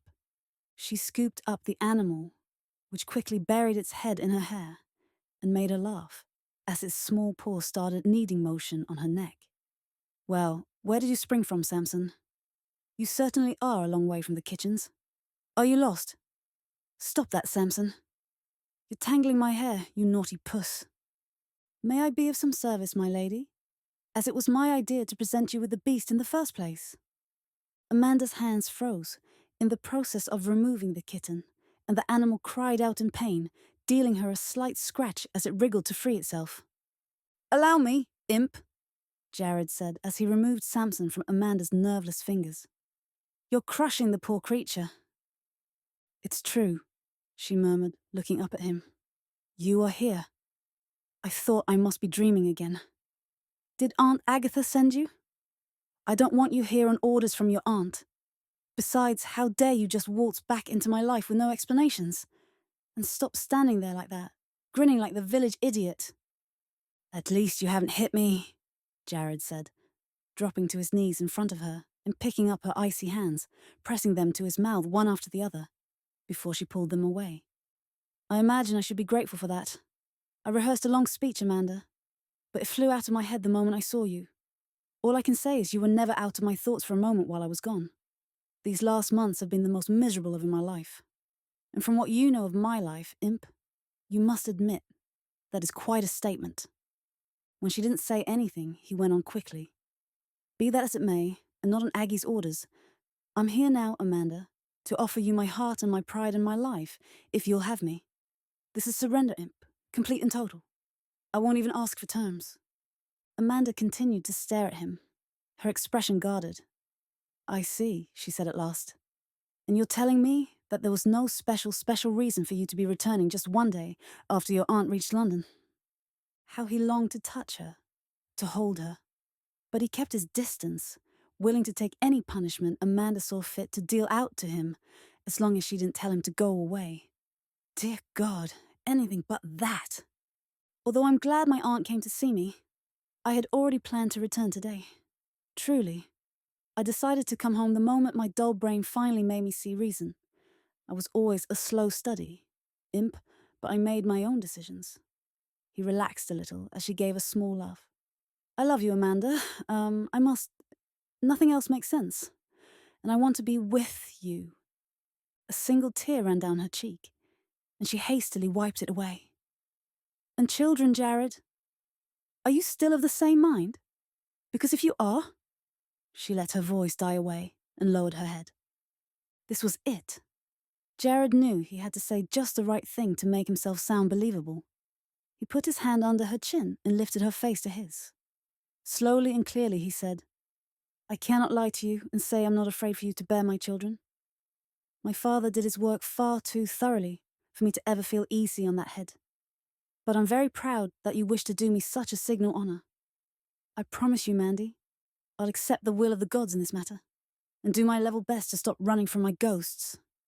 Her deep golden eyes searched his face as he held his breath, waiting for her answer. I believe you, Jared, and I pray you won't hate me now. You see, if you can admit to being a slow study, I suppose it's now my turn to confess that I have ever been one to rush my fences. Our first child is due to be born just a few weeks after Christmas. Until this moment, up to the moment of this artless admission, Jared had clung to the hope his aunt had been wrong. Gone was his play acting as the truth was brought home to him like a stunning blow to his midsection. He took hold of Amanda's shoulders, squeezing them. Are you sure, imp? Are you quite sure? Amanda put her arms around his neck and kissed him on the cheek. As sure as I can be, having never carried a child before. Jared? Jared, are you all right? She covered his hands with her own. Let me go, please. You're hurting me. He pressed her head against his chest. I'm sorry, imp. What did you ask me? Am I all right? He chuckled ruefully. My only answer to that is that I don't know. I honestly don't know. I look at you and you're even more lovely than I remember. I can see a new light in your eyes, a new happiness. I'm a little frightened, yes. Perhaps even a bit jealous of another person being capable of making you so happy. But if you promise to always love me, I imagine I'll survive. She struggled to be free, cupping his cheeks as she smiled at him through her tears. I'll always love you, Jared. You and our child. All of our children. And they'll all love their papa too, very much. I don't deserve you, Jared said huskily, and he lifted her up, swinging her in a circle before setting her on her feet. It was all well and good to try to convince his wife that he was not overly concerned for her health. But the reality that, after all his years of believing this day would never arrive, he was about to become a father was a bit too much for him to comprehend. A father? That meant that Mandy was about to become a mother. Oh my God, he exclaimed, backing up a step. Have I hurt you? Here, Mandy, sit down again and I'll call someone. Why didn't you stop me? You shouldn't be so active. No, don't sit down. You shouldn't be sitting on the damp ground. You could have caught a chill. Amanda pressed her fingers to his mouth, giggling. You goose. I'm quite fine, really. The laughter left her eyes, and they became dark with remembered passion. Oh, Jared, I missed you so much. And I missed you. I'm sorry, imp, he apologized, realizing he'd been behaving like a madman. But it's going to take some time on my part, getting used to all of this. He kissed her palm, and then lowered his mouth to hers, kissing her with a deliberate gentleness that inexorably grew into passion. He held her close, unable to let her go, proclaiming his undying love again and again, begging her to believe him. God, how I want you, he whispered into her ear as his hand closed around one small, perfect breast. But I don't want to hurt the child. She pulled free of his embrace, taking his hand and leading him toward the house. I don't think we need fear that just yet. The child will soon tell us when such, activity is no longer possible. Jared looked down at her, smiling as he watched her cheeks turn pink in a flustered blush. Are you sure, imp? She averted her head. Oh, yes, quite sure. Well, in that case, needing no further invitation, Jared lifted Amanda high against his chest and headed for the house. As he made his way through the doorway, held open by a footman, and headed toward the broad staircase, Bo and Kevin came out of the blue room, glasses in hand. "What have we here, Bo? Could that be Lord and Lady Storm we see tripping stealthily up the stairs?" Jared looked over his shoulder at his two friends and grinned. "Make yourselves comfortable, gentlemen. Lady Storm and I will do the civil by you at dinner tonight. But for now, we have, we find we have some pressing matters to attend to. Estate business." "Jared," Amanda choked out, hiding her face against his chest. As the sound of a door being kicked shut came to the pair waiting below, Kevin lifted his glass to the empty stairs. "Estate business, did you hear that? A fat lot of estate business they'll be doing in bed. Drink to the occasion, Bo, old boy. You have just seen true love." Bo looked confused, but drank deeply anyway. "Bed, you say?" "Dashed early to go to bed. And with one's wife, too." He shook his head. "Ring for the servant again, Kevin, will you? I'm hungry." The setting sun cast its fading light over the tangled clothing that lay in an untidy trail leading to the foot of the huge bed. From its depths rose the lilting laugh of a well-loved female. "My love-making amuses you, imp? Now that is lowering," came a deep voice striving in vain for sternness. "Oh, no. I was just recalling the look on your friends' faces as we passed them on the way upstairs. I can't imagine how I'll ever be able to face them across the dinner table tonight. Why are they here, Jared? Although I don't mind." He pressed a light kiss on her forehead and explained. "I asked them to come along as protection. If you must know, I assumed, cravenly, I admit, that you wouldn't throw me out if I brought guests." "Why, Jared Delaney. Do you mean to say you were actually afraid of me?" He kissed the tip of her nose. Her lovely, irresistible nose. "Quivering in my boots, yes." She giggled. "That's just silly." "Yes," he agreed. "It seems silly now, though at the time it appeared a good idea. But now that they're here, I suppose we'll have to entertain them. Have any of our near neighbours dropped by to introduce themselves?" Amanda slid her fingers into the black cushion of hair on Jared's broad chest. "A few. Squire Bosley and Lord Close. They seemed a bit puzzled to hear you weren't in residence. But I explained you had pressing business in London, you reprobate. Their wives are nice, although we have little in common. But young Anne, Squire Bosley's daughter, is becoming a good friend." She pushed herself up on her elbow, her long dark hair falling forward to conceal one breast. "You know, I think she and Bo would deal famously together, as she's also quite shy. She's very sweet and—" "Oh, no, you don't. None of that, thank you."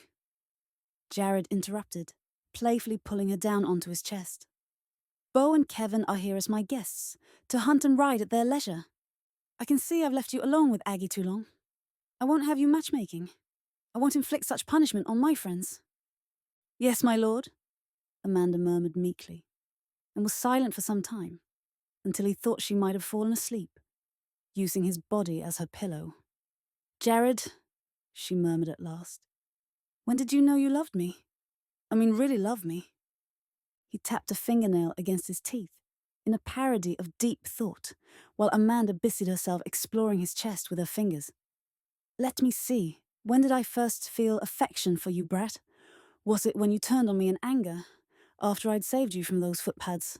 No, not then. Was it while you were holding a knife, ready to sink it into my chest, that I found my heart melting toward you? No, it was a strong emotion I felt at the time. But as I remember it, that emotion was total exasperation, not love. No, it was neither of those times. Stop that, brat, it tickles. Let me think. Well, if you must know, I fell in love with you. I warn you, stop that. When we kissed for the first time in the meadow. Perhaps I was still stunned from my fall and mistook the stars circling my head for love, but I'm fairly certain it was then." He grinned as she lifted her head to glare at him. "Now, turnabout is fair play. When, my dear imp, did you know you loved me?" "When? It seems we fell in love about the same time. I only bested you by a few moments.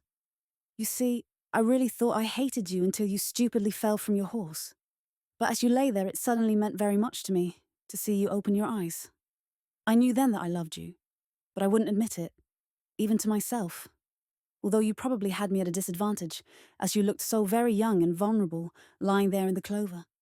Rather like a lost little boy. You're ouch! Idiot! Don't do that! Jared had taken a playful nip at Amanda's soft earlobe. Oh, really? Grinning wickedly, he intoned in mock severity. Now why do I find it so difficult to believe that story? But would you like to know what I do believe? I believe it's time I schooled you in showing the proper respect for your husband, Brat. For instance, a husband's never stupid, and I, for one, have never been in the least bit vulnerable. Yes, husband, Amanda answered, pressing kisses against his throat. Never stupid, never vulnerable, but you do talk too much sometimes. Jared chuckled low in his throat. On that, madam, I agree. Now, if we're done with wifely lessons, I do believe it might be time I showed you again just how much I love you. So, are you adequately chastised, madam? Indeed, yes, my lord. I've learned my lesson, Amanda responded, moving against him, lifting her face for his kiss. In fact, I think I'll have to rack my brain weekly to discover ways to receive further instruction in the respect due my husband. She sighed as he slowly rolled her over onto her back, laid a hand on her slightly rounded belly, then slipped his fingers lower. Poor Mr. Rawlings and Mr. Chevington, she said, sighing contentedly. I do believe dinner will be rather late this evening. Wife, I shall ever be amazed at your brazen tongue. Jared leaned over her, ready to take her mouth, ever grateful, and ever aware of all he had to lose. Beau and Kevin were in the blue room, sharing a few drinks before dinner, when Jared and Amanda paused in the doorway.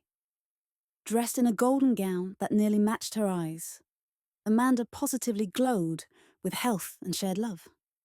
For his part, Jared looked exceedingly handsome and well pleased with himself in his suit of blue superfine, and his eyes clouded only for a moment when they encountered the portrait of his mother. He leaned over and whispered to his wife, She looks very content, doesn't she? And was rewarded by Amanda's smile. Kevin saw them first and shot to his feet. By gad, Jared, could this be the little ragamuffin we saw at the inn? No wonder you were in such a rush to wed her, and may I add, why you continue to wear that insufferably smug look. He took Amanda's hand and raised it to his lips. My most bewitching madam, let us murder this oaf and run away together. I am by far the better man. Amanda's delighted laughter brightened the room like summer sunlight. So we meet again, Mr. Rawlings, and I see your tongue is even more silken than before. She daintily withdrew her hand and inclined her head to Beau. And you, Mr. Chevington? I'm delighted to see you again. But pray, what has happened to your eye? It looks excruciatingly tender. Amanda, it's not polite to remark on poor Beau's appearance. You should ignore his obviously ill-gotten injury as if it were not there, Jared chided with a grin.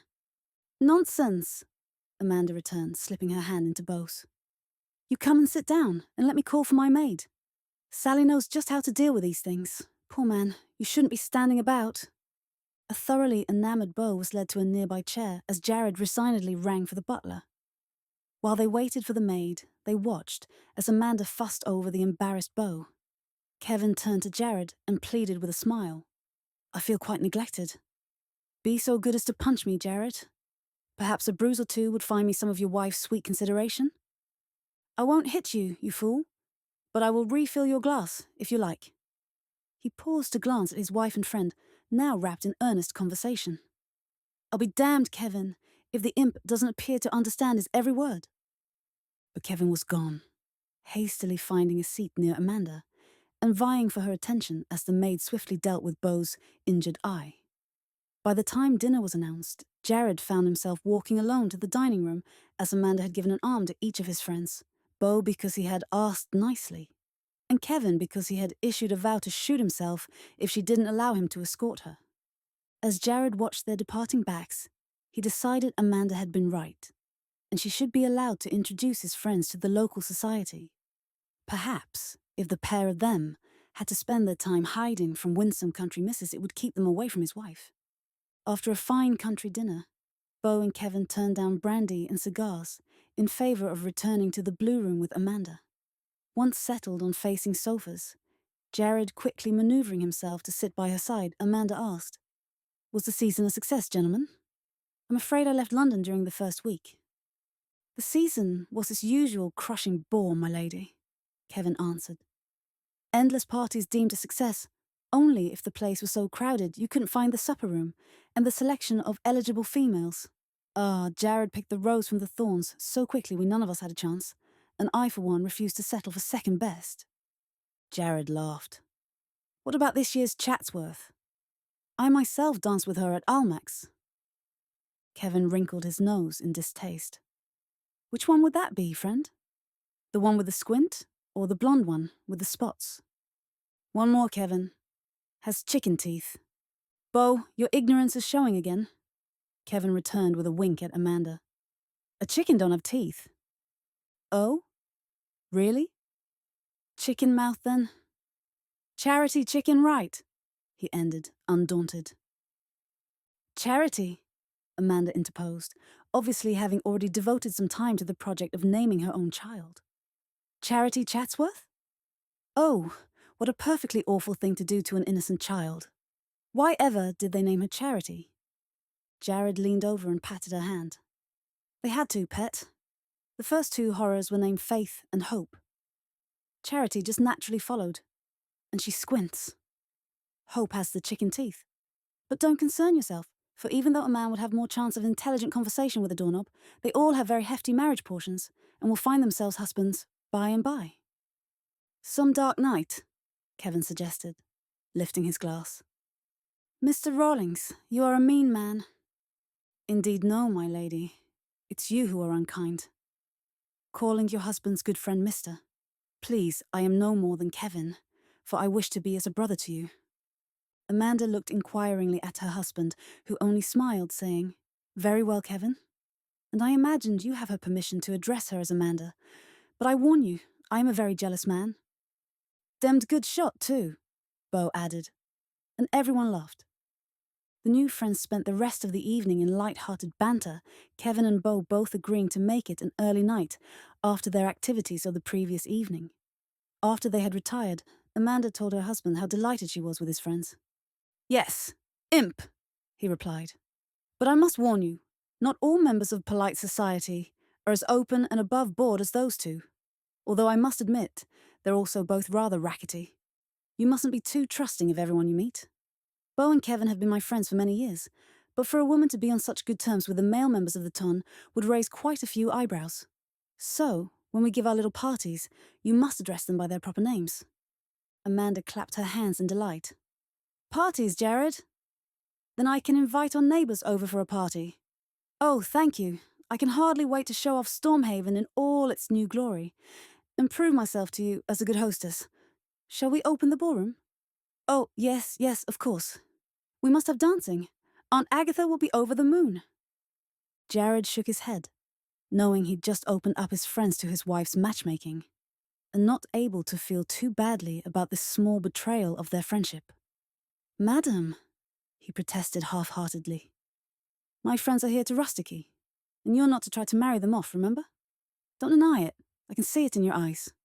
Now, they'll be with us for no more than a few weeks, and in that time I expect no more than 2 parties, 3 at the most. Have I made myself clear?" Amanda looked quite crestfallen. "But Jared was so happy. Surely you wish nothing less for your friends?" Jared took her hands in his. "There's only one Mandy, and she's mine. Beau and Kevin will just have to stumble along as best they can on their own." "Yes, Jared," Amanda murmured meekly. "Only one small dinner party and one tiny dance." I promise her mind was working swiftly. She would have her first small dinner party the very next night, and after word got round that 2 eligible London bachelors were in residence at Stormhaven, there would be few idle evenings. She lifted her face for her husband's kiss, already planning the menu for her opening salvo. She adored being married, and how gratifying it was to think herself quite good at it, too. Yes, Jared sometimes looked at her as if she was some sort of fragile crystal he feared might break at any moment. But that would pass. He was here. He said he loved her. Nothing could possibly change that now. Amanda awakened slowly and reached out her arm to Jared's side of the huge bed, only to find it unoccupied. Had she dreamed yesterday? Was she still alone and unloved at Stormhaven? As if in answer to her question, there was a slight knock at the door and Sally entered, a broad smile on her otherwise homely face. "Good morning, milady. And a fine day it be, with the master home and all. Ach, look at this mess. Your ladyship's fine gown all in a heap on the floor." She bent down and came up with Amanda's gold gown in one hand and Jared's discarded neckcloth in the other. "No need to be asking what went on in here last night, if you'll pardon my saying so. And you breeding and all. Ch-ch-ch."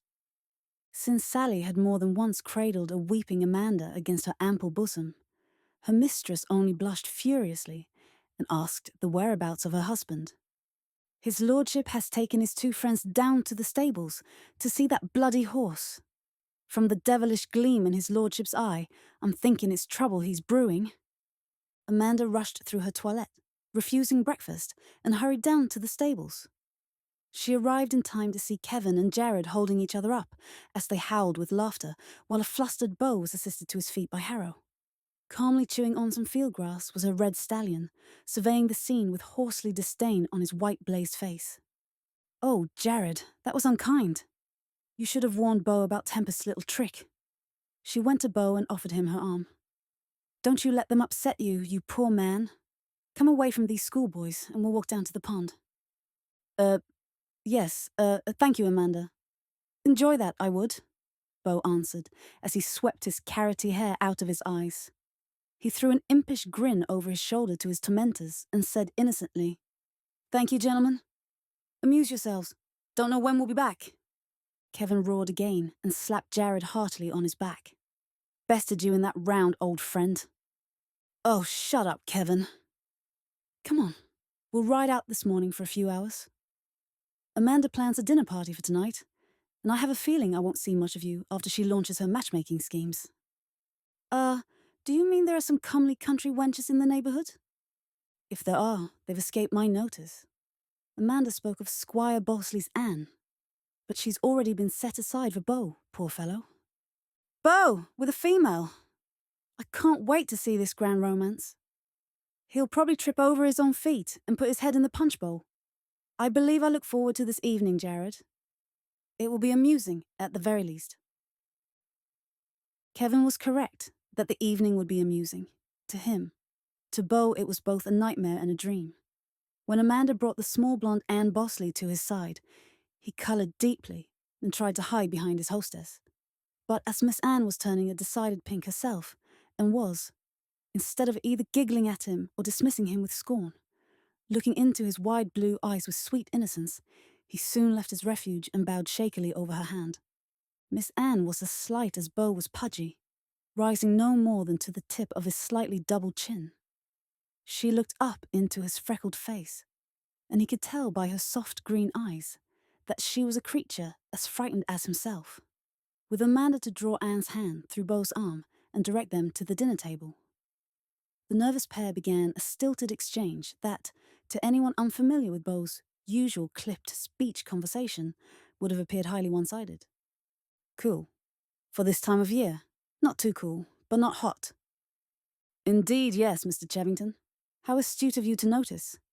Is it so cool in London, sir?" "Yes," Beau replied, and the two lapsed into silence as the first meat course was served. "The beef is quite tasty, is it not, Mr. Chevington?" "Yes, tasty, that is."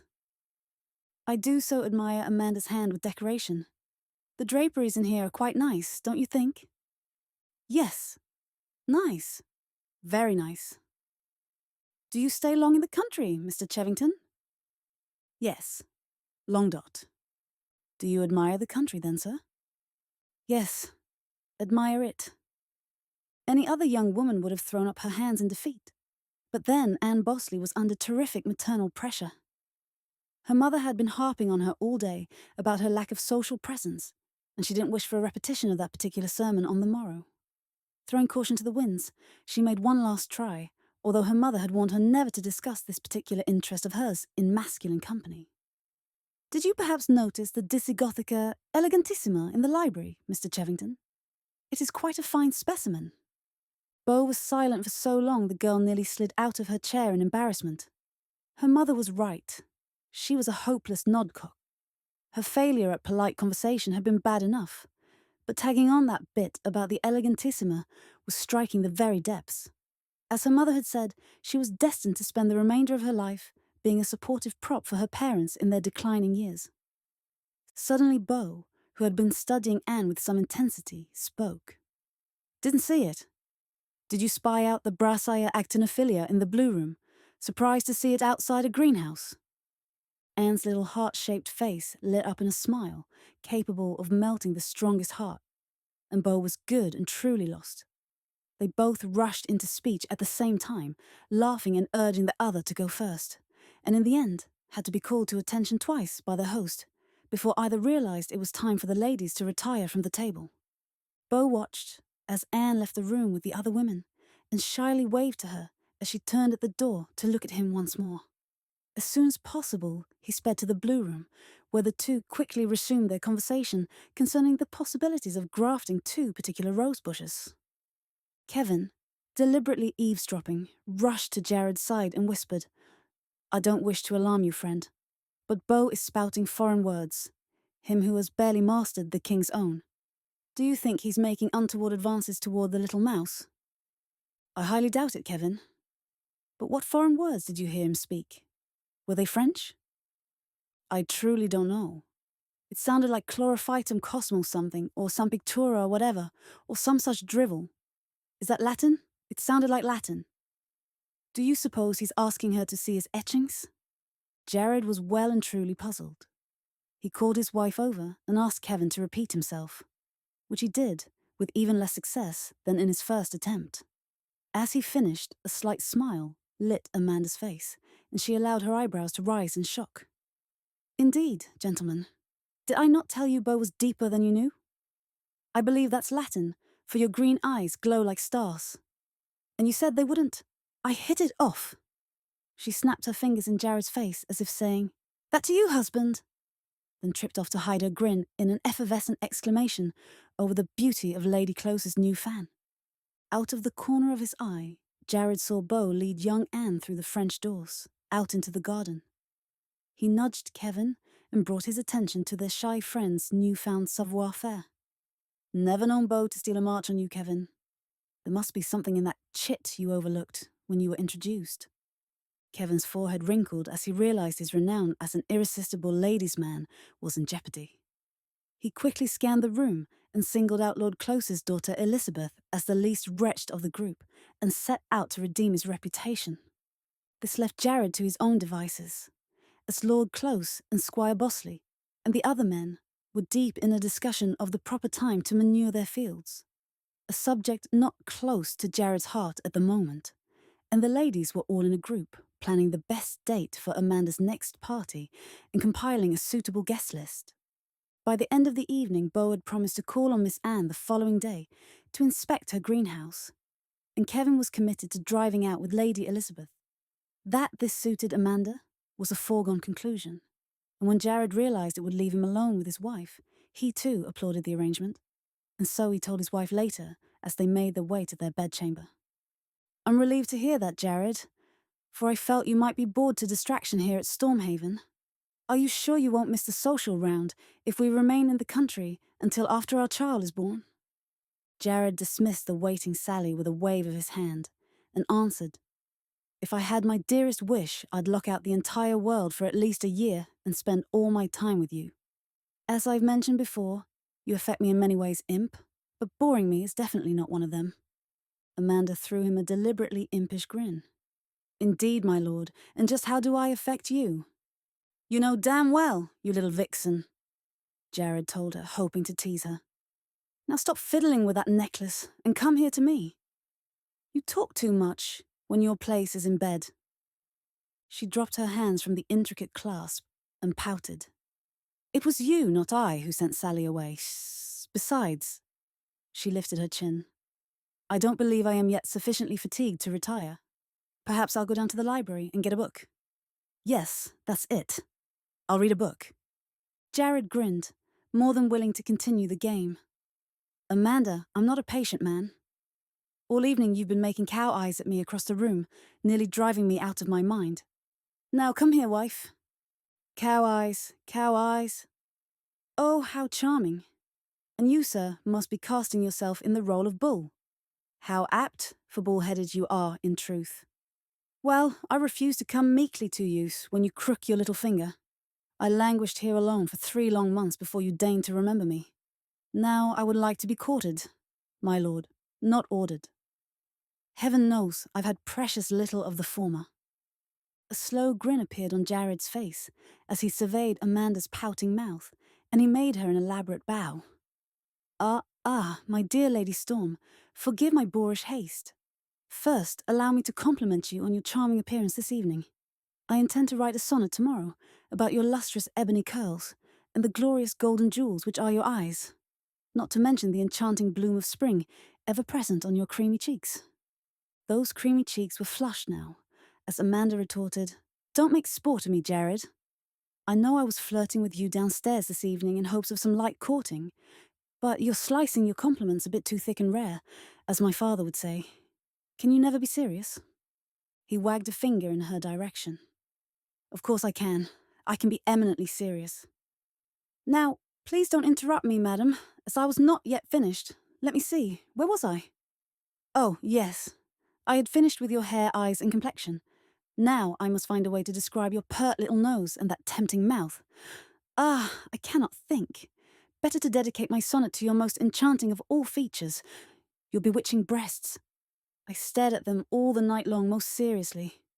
And if your gown had been but a bit lower, madam, I do believe I would have seen them peeping back at...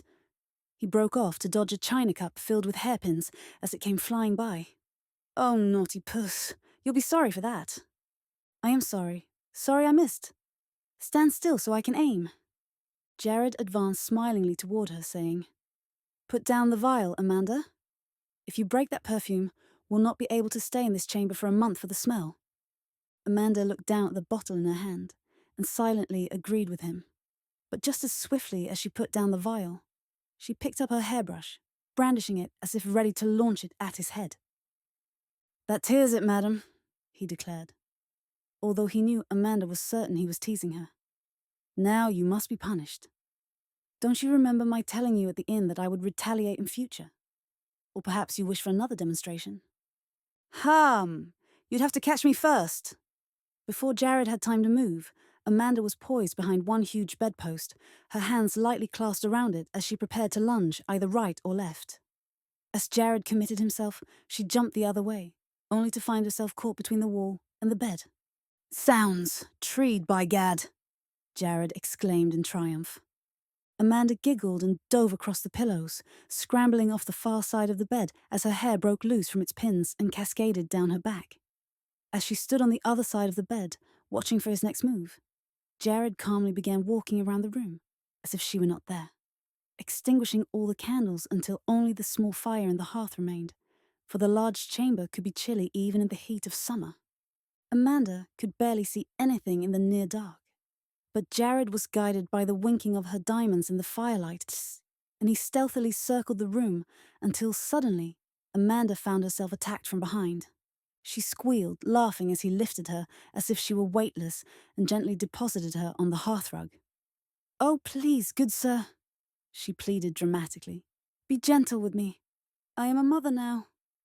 He knelt beside her, and as she watched, he drew his brows together as if he were considering the matter. A mother, is it? I see. Like all criminals of your kind, you plead your belly. Guilty, my lord. The firelight cast a rosy glow on Amanda's bare shoulders and sent small lights dancing in her riotous curls as she settled herself into the soft fur of the hearthrug and allowed the tip of her tongue to lick her upper lip. She never took her eyes from those of her husband, and her heart sang at the sight of the naked longing apparent in every line of his face. Slowly she raised her bare arms to pull him down to her as she whispered, Court me, Jared. Woo me, please. Oh, sweet Christ, you plague a man out of his mind. he muttered as their lips met in a hunger not to be denied. The chase over, the teasing antagonists became lovers, as fierce in their lovemaking as they had been half-hearted in their disagreement. Mouths clung as bodies intertwined, hands struggled with cumbersome clothing as burning limbs strained to be released. "Damn fashions!" Jared cursed as he met with yet another intricate feminine fastening. With one swift pull, gown and chemise were rent to the waist, and moments later, two bodies joined in a frantic coupling that left them both gasping for breath. Fighting the urge to sleep just where she lay, Amanda rose to her feet and surveyed the damage the two of them had wrought. "Oh, Jared, look what you've done! My beautiful new gown is ruined beyond repair, and it just arrived from London a week ago. How will I ever explain this to Sally?" Suddenly, she left off complaining and broke into giggles. Could this be her husband? This adorably dishevelled fallen angel who sat on the rug with his breeches hanging about his ankles and his shirt and neckcloth twisted halfway round his neck. "And look at you," she exclaimed, "the fashionable Lord Storm. Is this to be a new rage, my lord? Look to yourself, imp, sporting nothing but your diamonds and one satin slipper." He paused a moment, and his voice was low as he added, "Yes, my fine lovely wife, just look at you. With your curls caressing your rosy skin, your tawny eyes shining brighter than any jewel. You're my own pocket Venus, Amanda." He kicked away the last of his clothing and reached out his hand to grasp hers. "Come, goddess, let us retire to our cloud, where we can touch the stars at our leisure." Amanda complied with a smile, saying, "Why, Jared, I do believe you're courting me. I think I like being courted. Yes, I definitely do." The summer slipped away quite pleasantly, as the guests at Stormhaven extended their stay from 3 weeks to nearly 6. The foremost reason for this was the blossoming romance between Beau and Anne. The pair, much to the displeasure of Jared's possessive gardener, spent endless hours in the gardens at Stormhaven, discussing the local flora, and perhaps one or two other subjects. Kevin, however, was becoming restless. The Lady Elizabeth was, in his words, a damnable leech, and he had no intention of being made her tame pet. Lately, he had been making noises about returning to London, and Amanda knew that Beau would feel bound to accompany him. This Amanda could not allow, at least not until Beau worked up his courage sufficiently to approach Squire Bosley for Anne's hand. To this end, she was now planning another small dinner party, putting her well over Jared's expressed limits. This time she invited only the Squire and his family, cajoling Kevin into allowing himself to be invited to dine at the residence of Lord Close. Lady Cheswick deemed this an optimistic move on Amanda's part, but one that she herself considered a bit short of the mark. "Compromise them, I say," she told Amanda the afternoon of the party. "That fool boy will never speak up. Don't think he's capable of it, to tell the truth. Anyone with half a brain in his head can see they're bosky over each other. Why, the fool near drools when little Anne comes into a room, and she, poor misguided soul, thinks the lad hangs out the stars. I commend you, Amanda. You and Jared are obviously devoted, I thank God, but you seem to have learned to control yourselves in public." Amanda disregarded her aunt's questionable compliment concerning her own behaviour and instead concentrated on Lady Cheswick's first recommendation. "Compromise them, dear lady? Do you mean to surprise them in a passionate embrace one night in the gardens? If so, I fear you're overly romantic. Jared and I were taking a stroll through the greenhouse the other evening, and Beau and Anne were over in a corner with their heads together. Needless to say, we thought we'd interrupted a proposal. But as we approached, there was no sense in pretending we were unaware of their presence. They stepped back, and there between them was a wilting fern they had been transplanting. Compromise them? Oh, I doubt that, Aunt." Lady Cheswick wrinkled her aristocratic nose. "Playing in the dirt like a couple of children. I wouldn't be surprised if they made mud patties and held little tea parties under the trees." She threw up her hands and exclaimed, "Sometimes I want to pull his flaming hair out by its flaming roots. How can he be so dense?" Jared came into the room in time to hear his aunt's last words, and as he kissed his wife's cheek and settled himself beside her, he said, "I assume you're discussing the backward Beau. Pray don't harm the lad, Aggie, for he comes by his density quite naturally. Not that he's entirely vacant in his upper story, but he is by nature a very, deliberate person. I have it from his own lips that he intends to wed the girl. At least I think that's what he said. He just has to build up his courage to approach the squire. Lady Cheswick was not impressed. Ha! If I know Francis Bosley, he'll not only agree to the match, but kiss Beau's hands and feet in the bargain. Anne is the last of 6 daughters, and he's been trying to marry her off for 3 years. They'd take Beau if he were completely to let in the attic, which personally I think he is. By the way, where is the fellow? Out pinching the ladybugs off the roses. Jared made an elaborate business out of repositioning a curl that had sprung loose at Amanda's nape while he calmly announced, "As a matter of fact, I have no idea where he is. He rode out earlier to pay a morning call on the squire, but he should have been back by now." "Oh, foul, foul!" Amanda exclaimed as she jumped up from her seat and turned on her husband. "You knew all along that Beau was going to ask the squire for Anne's hand this morning and never breathed a word of it to us. You are the most—" She searched for a word, which her aunt quietly supplied. "Yes, thank you, Aunt. That will do nicely. The most despicable man I have ever met. And stop grinning like an ape, Jared, for you know how long I've planned for this moment." Slowly the indignation left her face, and she reached out her hands to Jared and smiled happily. "You're just as thrilled by this as I am, aren't you?" He squeezed her hands as he replied, "Yes, infant, I am.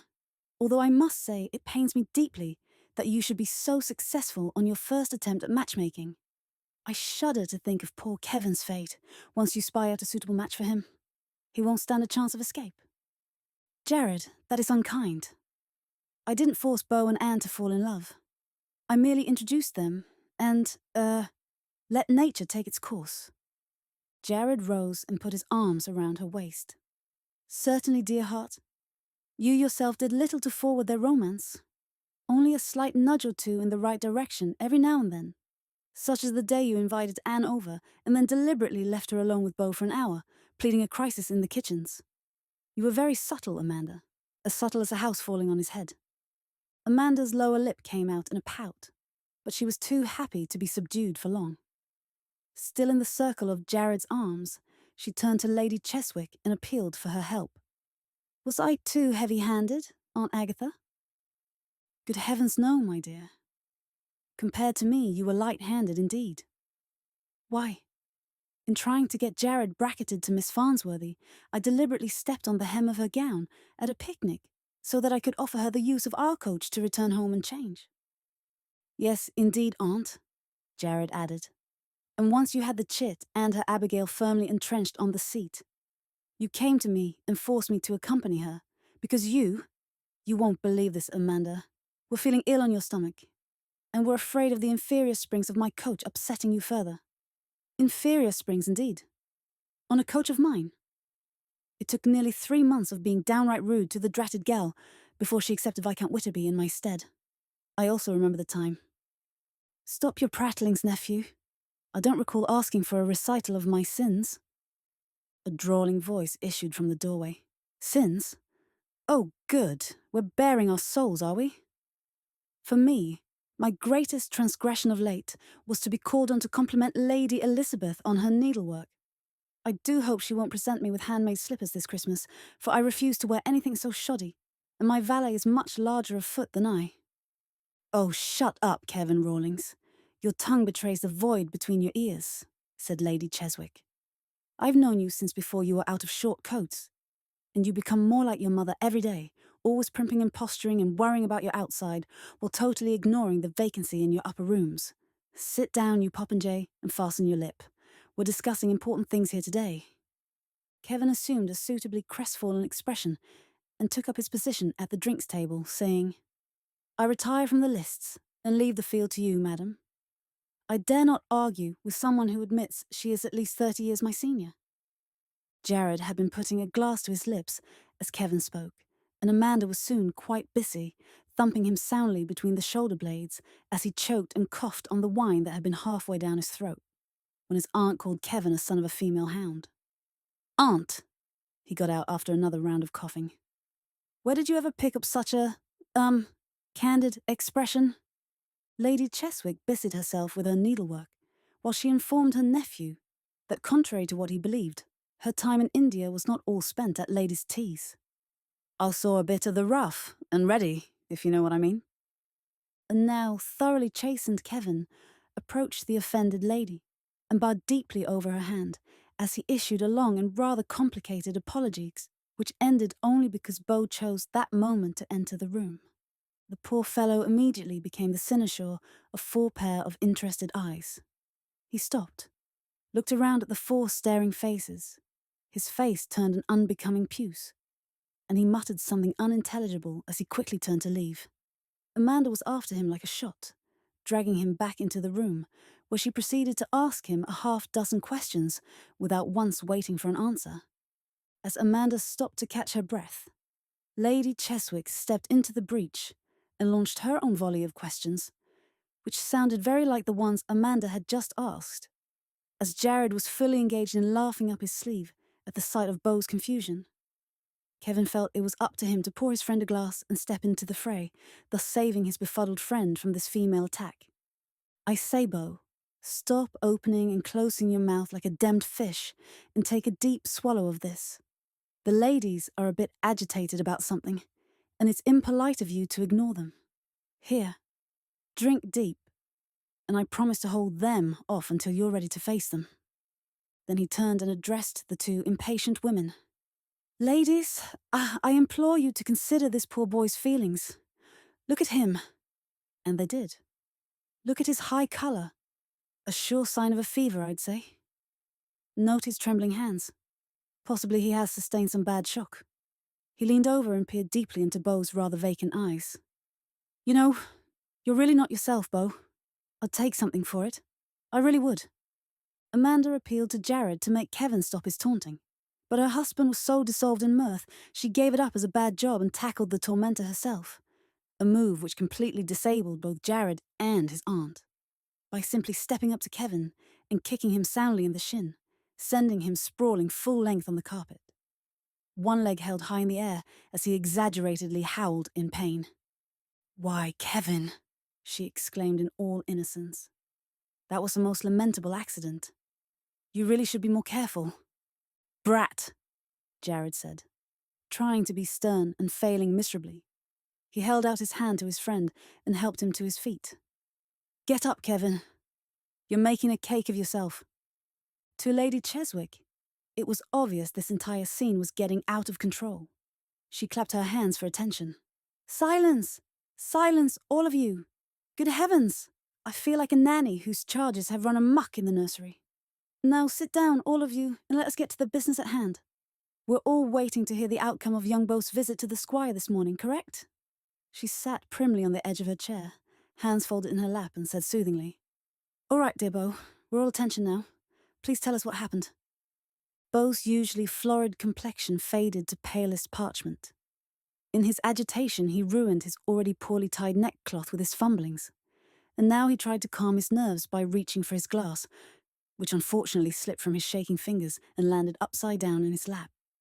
"Oh, poor Beau," cried Amanda. "Get you a napkin," Jared offered.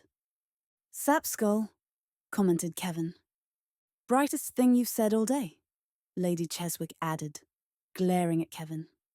In the end, Amanda handled the affair in a question-and-answer interview, which, Jared commented later, would have put the Lord High Justice firmly on his mettle.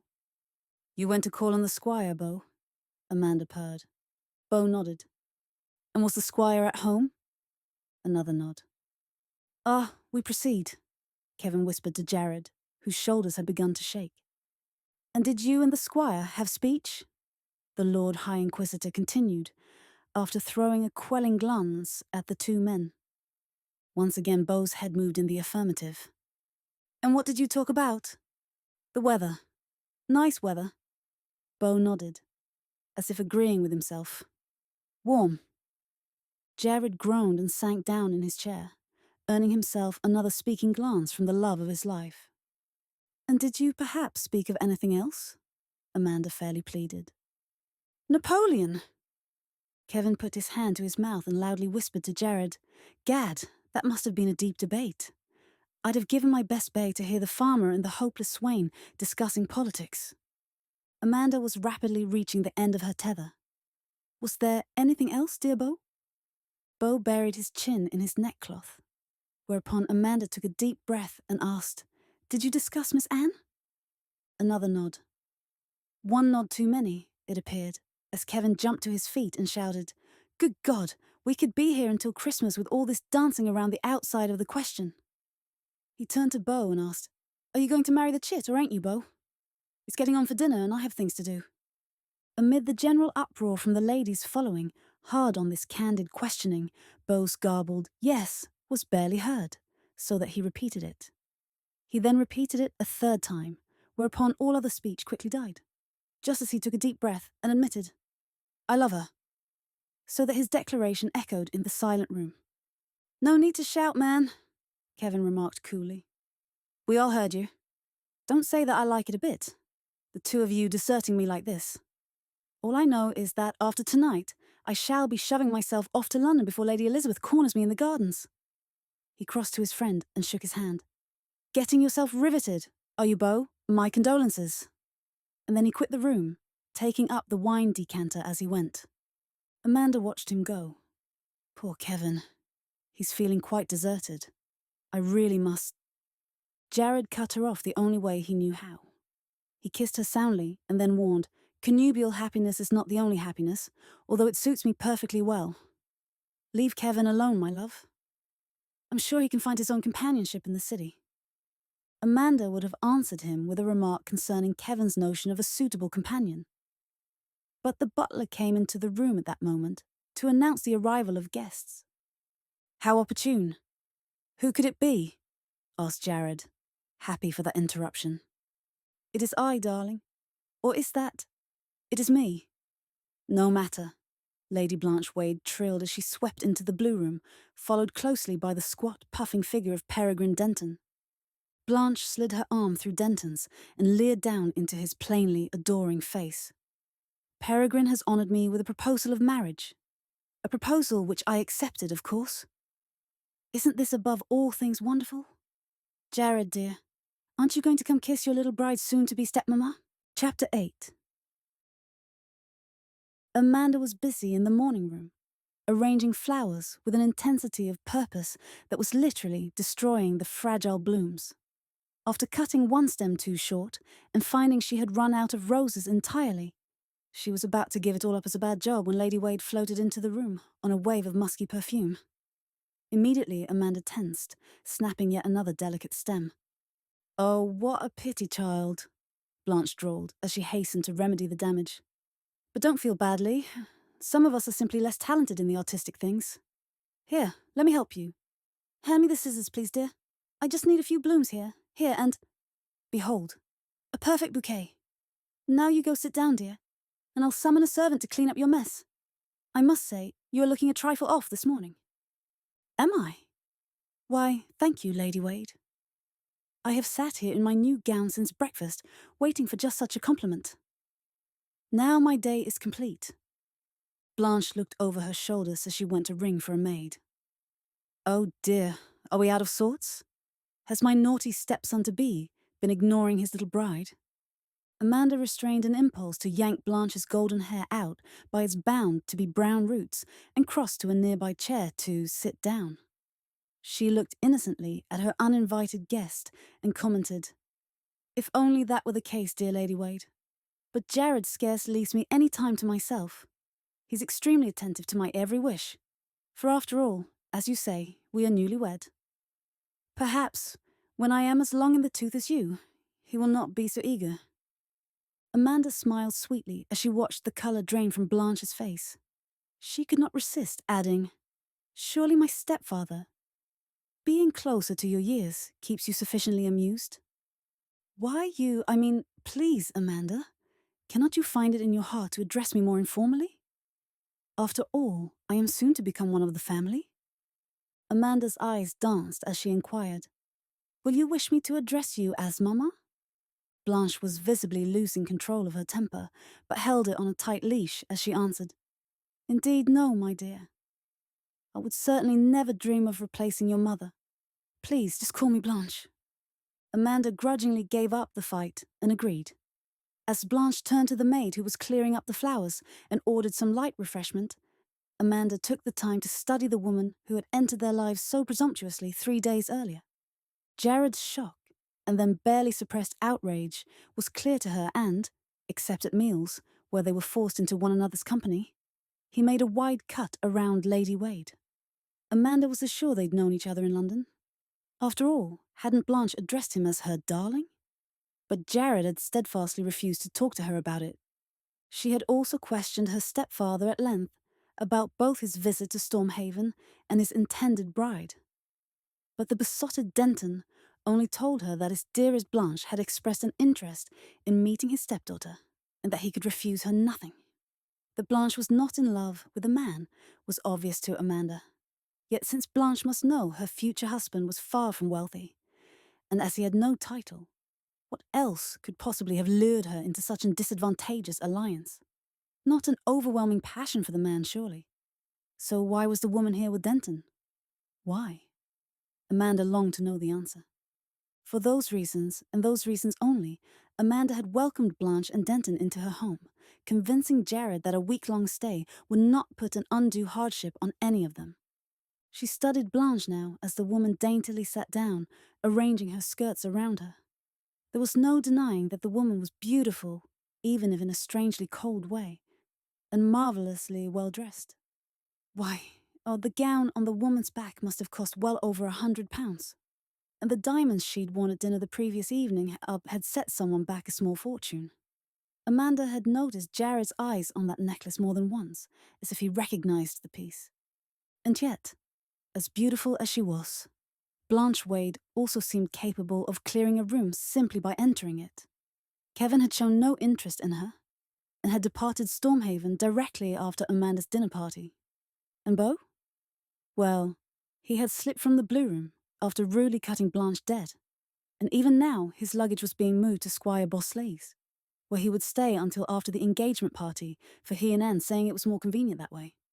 Amanda sighed. She had been wrong. 3 days were more than enough, and a solid week of Blanche Wade could only be termed intolerable.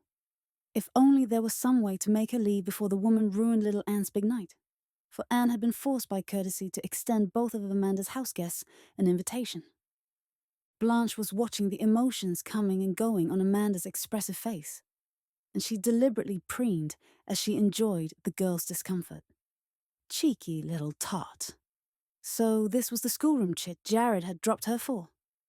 His bad taste surprised her. The whole thing was insulting. That's what it was. Freddie was right, though. The way to get at Jared was through this green girl, for Jared was obviously bewitched by her. It was strange how alliances were formed. Blanche never could abide Jared's cousin, so that when she'd heard of Jared's marriage, she had purposely sought Freddie out to tease him about his lost inheritance. She had always known Freddie disliked his cousin, but she had been surprised at the vehemence of his hatred. When Jared left her, after his final insult, she had studied long and hard on a way to make him sorry. Freddie Crosswaith's name had naturally come into her mind. The man had proved deeper than she had known. It had been Freddie who had suggested she might take up with Peregrine in order to get herself invited to Stormhaven. However, once there, with mischief and revenge foremost in her mind, she was to be on her own. She'd meant what she said to Jared when he had dared to insult her. He would pay for that insult, and pay dearly. Oh, not with his life, as she had threatened. But destroying Jared's insipid little marriage would go a long way towards soothing her own injured sensibilities. As her opening salvo, Blanche had made it plain that once she and that stupid Denton were married, as if she would ever marry that buffoon, they would hope to spend at least 3 months a year visiting their dear relatives. It had been worth Denton's wet kisses to watch Jared's reaction to that particular announcement. Blanche smiled now as she remembered the look on Jared's face when he'd heard her plans at dinner last night, and she had gone on to deliberately finger the diamond necklace that had been his last present to her. No, it was far from the last, for if her plans went as she expected, he might be talked into paying her to stay away from Stormhaven, because Blanche had soon realized that watching Jared squirm was one thing, Causing trouble in his marriage was even better. But to line her pockets with some of his immense wealth? That would be best of all. Except that now the girl was showing her milk teeth, daring to spar with her. It was time matters came to a head. Time she collected the first of her money and ran back to London. After all, Denton was actually making noises about visiting her in her bedchamber, and that she would not endure. It was time she ran Jared to ground and put the matter before him. A quarterly allowance would be nice. Yes, she'd have him give her a quarterly allowance. Such a more palatable name than blackmail. Although she supposed she could be convinced to linger a little longer this morning, to tweak this insipid milk and water puss. Just to let Jared know she meant business.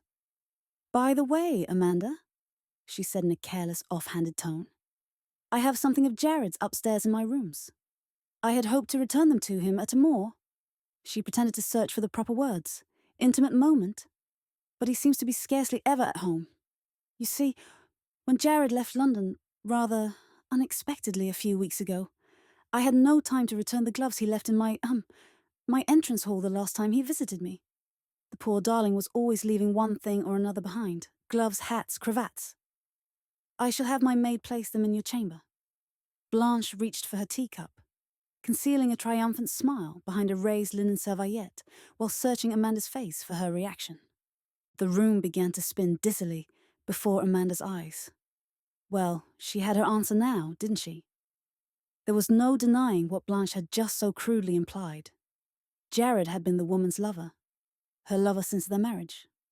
While she had languished here at Stormhaven and cried into her pillow, missing him, he'd been rolling about in Blanche Wade's bed. Jared had never discussed his months in London, not since that first day when he'd confessed he had been miserable without her. Obviously, he'd found some small surcease from his pain. And those diamonds? They must have come from Jared.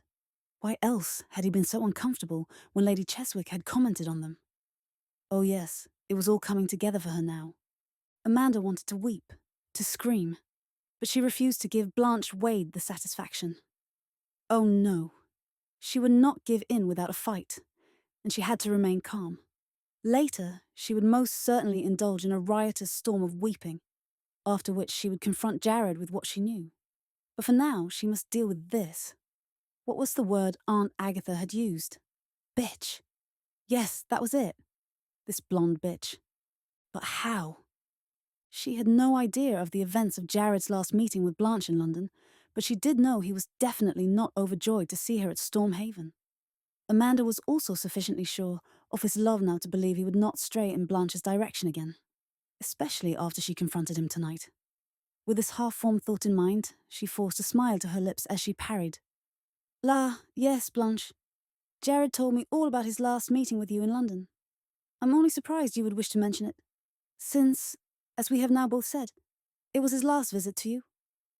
Blanche sat deadly still as Amanda rose and made to leave the room, turning back for a moment to add, "You may not be aware of it, the fashions being so forgiving of my swollen belly, but Jared and I are to start our nursery in the new year. It just struck me. With our new informality, would you wish the child to address you as grandmother? Good heavens, the handle has quite snapped off that teacup. I'll just ring for someone to wipe the stain from your lovely gown before the fabric is ruined." As the livid Blanche dashed past Amanda, holding her sodden skirts, she shouted, "Send that stupid Denton to me at once. I wish to return to London." Jared crept rather stealthily into the house by a side door, hoping to avoid any meeting with either Blanche or the idiot Denton. Though he didn't harbour any real animosity toward Denton any longer, 3 days of mealtime conversation had proved Amanda correct. The man was too stupid to arouse hatred, just exasperation. However, Blanche was another matter entirely. No, Denton was just a dupe, a role he seemed quite fitted for. But Blanche was up to no good. He'd been racking his brain ever since her arrival, hoping to figure out her motives in coming to Stormhaven, her motives behind dropping Freddie Crosswaith's name into every conversation. He remembered her last words to him, screamed as she lay on the floor of her bedchamber, but he doubted she had come to place a knife between his shoulders. More probably, she wished to put a figurative pistol to his head, and he was more than ready to pay her any amount to be rid of her. But marriage to Denton? She was really pushing credulity a bit too far if she thought she could smoke him with that story. He'd waited 3 days, and that was already 2 days too many.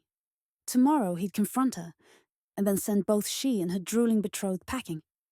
As he passed the small salon, he heard a loud, theatrical psht and stuck his head in the room to see his aunt frantically beckoning for him to join her.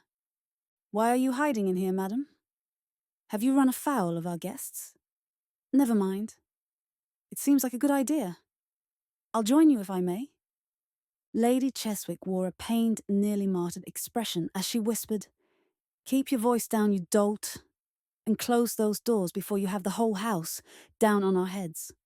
I'm only trying to save you, though only heaven knows why, for you have never appreciated my help. Ah, that's better. Now come sit down next to me while I tell you of this day's events. Guess, just you guess, what has happened." "My dear lady, I've no time for games. My mind is overly occupied as it is, trying to discover some way to kill off our house guests and bury the bodies where no one will find them." "But that is it exactly. However did you guess?" Jared eyed his aunt owlishly. "What is it exactly? And don't tell me you mean Blanche and Denton are hidden under the daisies?" Jared's attempt at humour was rewarded by a smart slap on his wrist from Lady Cheswick's fan. "Don't be more of a fool than you can help, nephew. This is a serious business." He rubbed his hand as he laughingly agreed. "I totally concur, aunt. Murder always is." Murder. Murder. Jared, I feel we are talking at cross purposes, but I refuse to go back and figure out where we left the main road and started down this side path. What I called you in here to tell you is that Amanda's odious stepfather and his hussy have left for London. If you had been at home, instead of hiding out all day with Harrow, pretending to inspect the estate, you would be aware of the fact." Jared slapped his knees and all but leapt to his feet, feeling as if a barn beam had just been lifted from his shoulders. "They're gone? Why didn't you tell me sooner?" Lady Cheswick was nearly purple with rage as she pulled on her nephew's coat sleeve to regain his attention.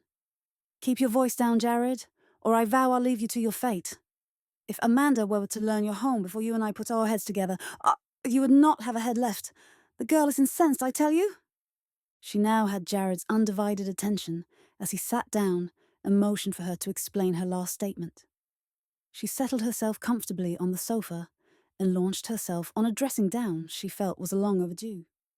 "Now, you wretched boy, your past has come back to haunt you. I always told you it would one day. And you know I'm right, more than I'm wrong. Although I must admit, I have been in error once or twice, like when I misjudged dear Amanda, but not more than that. Aunt, keep to the point, if you please. I believe you were about to chastise me for my checkered past." "Don't interrupt. I will get where I'm going in my own way and in my own good time, Jared. And I would appreciate your attendance to my words." At his meek nod, she continued her explanation. "As I was saying before your rude interruption," she threw him a wicked glance, "your past has indeed come back to haunt you. I never cared for Blanche Wade, told you so innumerable times. But did you listen?" "No, you did not. I knew when she waltzed in here the other day. She was up to no good. But I didn't believe you could have been such thorough loose screw after your marriage to that sweet, innocent, adorable—" "Her name is Amanda, aunt." "I know that. But when I saw that poor betrayed girl upstairs today, sobbing her heart out over a blackguard such as you, I realized you're still ignorant of her many virtues." "Crying? My wife was crying?" Jared rose, ready to quit the room, then asked his aunt, "What did that tart do to upset Amanda?" "Oh, so you figured that out, did you?" She only told her the truth, that you had visited her when you ran away from Stormhaven like a delinquent infant and went to sulk in London. And don't bother to deny it, nephew, for I know it's true. I can see it in your face. The guilt is plain to me, and it will be just as plain to Amanda." The old lady's face crumpled as she wailed, "Oh, why, Jared? Why did you do such a terrible thing? And with a hussy like Blanche Wade?" Jared put his arms around his sobbing aunt, and after some minutes she gained control of herself and allowed her nephew to explain. He owed the poor woman the truth. and her face brightened considerably as Jared told her of his one meeting with his old mistress, during which he had made it clear that their association was at an end. But then her face clouded once again. Jared tried once more. "I told you the truth, Aunt. I admit I went to Blanche with the notion of bedding her, but I knew I had made a mistake the moment I saw her again. So I'm innocent, Aggie. I'm not proud of my behavior that night, but I am innocent nonetheless. You're still frowning? Now what's the matter?" "Why, I should think it's obvious, nephew. You certainly cannot tell that story to Amanda." "Why not?" "It's the truth." "The truth? I see I gave you credit for more sense than you must possess. Do you really think it makes a jot of difference to Amanda whether or not you achieved what you went after?" "No. The mere idea that you wish to bed the creature will be enough to send Amanda up to the treetops. Lie to her, nephew. Lie to her. It's the only way." "Aunt, you never cease to amaze me. Do you really think my wife is too small to accept the truth, such as it is?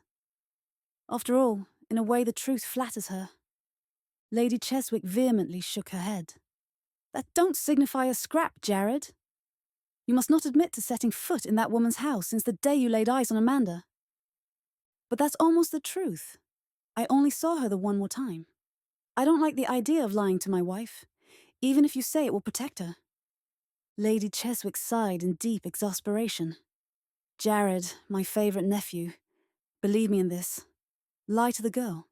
It's your only hope of salvation." Jared raked a hand through his hair, torn between his reluctance to lie to his wife and the niggling worry that his aunt, who was after all a female, just might be right. "All right, Aunt. I bowed to your judgment. But if you're wrong, I promise you I'll lay all blame directly on your doorstep. Just promise me you won't give me away at some future time."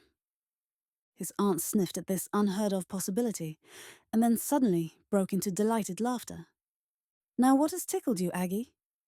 It's just that I've suddenly seen how funny it all is. You see, I never did tell you why our guest left so hurriedly. Goodness, Denton was really quite put out by his intended bride's haste." "Oh, it's too good." She clapped her hands in glee. Jared grinned as after all, he too enjoyed a good joke. But he didn't really understand this one and pressed his aunt to explain. "Amanda told me of her discussion with Lady Wade this morning. The one in which she found out you had left your gloves in that hussy's bedroom on your last visit." Amanda coolly replied, "I don't know how she found the courage, but I'm sure it was to protect you in some way. That you had told her all about that last visit, and that it was indeed just that, your last visit. All about it, nephew. That's when Lady Wade spilled her tea all down the front of her atrocious gown and flew upstairs on a broomstick to pack her things. Jared, don't you think Amanda was quite clever? Jared, whatever can be the matter now? You look positively ill." Jared stalked to the doors and pulled them open before turning to his aunt, saying coldly, "Your brain is to let, madame, if you think Blanche Wade will take that kind of insult lying down. Nothing but my head on a platter will satisfy her, now. I'm going to see my wife." He hurriedly charged up the stairs, only to stop himself and walk slowly toward the main bedchamber, where he was sure Amanda was waiting, her battle lines clearly drawn. The news that she had so effectively set down and inadvertently insulted Blanche filled him with concern. It was, however, a concern he could not let his wife see. But then, just what could Blanche do? She would seem to have taken her best shot in coming to Stormhaven, and her ignominious retreat without so much as a pound of silence money from him should be the end of it. Yet had he ever imagined she would have gone as far as temporarily engaging herself to a dullard like Denton, just to exact revenge on an old lover? She must have seriously believed Jared would marry her. If she'd believed that, it was easier for him to believe that she might want to destroy him. But Amanda? He hadn't counted on that sort of twisted revenge, hadn't seen the danger. If he'd had, Blanche would have been thrown out of Stormhaven within moments of her arrival. But now he knew. It had been Amanda she had been out to destroy all along. Amanda had been her reason for coming to Stormhaven. And through Amanda, Blanche would hurt him more than she could possibly dream. Thank God no one had mentioned the baby. At least Blanche, and though her, Denton and Cousin Freddie remained ignorant of Amanda's pregnancy. As Jared entered the bedchamber, Amanda dismissed Sally and turned to her husband with a set look on her face. "I'm honoured, my lord, that you are still in residence. I had thought you would be on the road to London by now to bid a fond farewell to your doxy." Jared winced, thankful his aunt had prepared him for this meeting. "Amanda, sweetheart, let me explain." She cut him off, exclaiming, "Explain? Whatever is there to explain? You and that jade were lovers, most probably before, and definitely since, our marriage. Deny it, sir, if it's untrue, and I promise to believe you. But please, Jared, don't bore me with explanations." "Then I deny it." "Well, I deny part of it. The last part. But I can explain all of it." Jared was having trouble keeping his tongue unknotted. "Curse it all, woman. Look at me when I talk to you. It's deuced uncomfortable, talking to your back." Amanda whirled on him, her amber eyes dark with pain. "Does it make it easier to lie to my face, my lord? Yes." Oh, damn it. He wasn't doing well in this exchange, and he knew it. He had never found any difficulty in dealing with a woman before. Except his aunt, of course. But then he had never cared for a woman as he did this slip of a girl. "Think of the baby, Amanda. You might harm the child." "Ha! All this concern over one small child. How many children have you from the wrong side of the blanket, Jared? Will my baby have many bastard brothers?" Her hands flew to her mouth then, as if she'd realised how much those words could hurt him. Jared crossed the area, separating them more quickly than Amanda could register his movement. And she found herself clutched tightly to her husband's chest. "Stop this, Amanda. Stop it now. Let me go. If I let you go, you'll probably hit me, and I don't think that will help matters, do you? Now be quiet a few moments, please, and let me see if I can get us out of this muddle." When her struggles to free herself ebbed and she promised to be good, he let her go, and then paced the carpet as he pleaded his case. "I'm nearly 30, Amanda, and I told you once before that I was a bit of a hell-raker. I'll not deny I've known many women. Blanche Wade among them, more's the pity, but there are no byblows of mine running the countryside. You of all people should know that." "I'm sorry," she mumbled. "But I'm so angry, Jared. So angry. So hurt." "I know, darling, and I'm sorry." He ran a shaking hand through his once neatly brushed hair. "But I refuse to lie and tell you I sported a lily all my life, because I know you couldn't believe such a blatant lie. However, I'm not lying when I tell you I haven't made love with any woman save you, since first I laid eyes on you at Almack's. If Blanche told you I was her lover in London these months past, she was lying, and may I die tomorrow if what I say is untrue. There. I've said all I'm going to say. I'll leave the next move to you, Amanda. Please, if you love me, don't make me wait too long." He took a deep breath, said a silent prayer, and turned on his heel, prepared to leave his wife alone to think about all he'd said. He'd gotten halfway to the door before Amanda stopped him, saying, "I believe you." Jared raised his eyes to heaven and vowed a new ruby bracelet to his wise aunt before he turned and opened his arms to a now softly weeping Amanda. "Oh, my poor darling," she cried against his shoulder. "How could I have been so cork-brained as to believe a single word that odious woman said? Please forgive me. I love you so much, and I was eaten up inside with jealousy. Of course, you couldn't have been with that trollop while you were gone.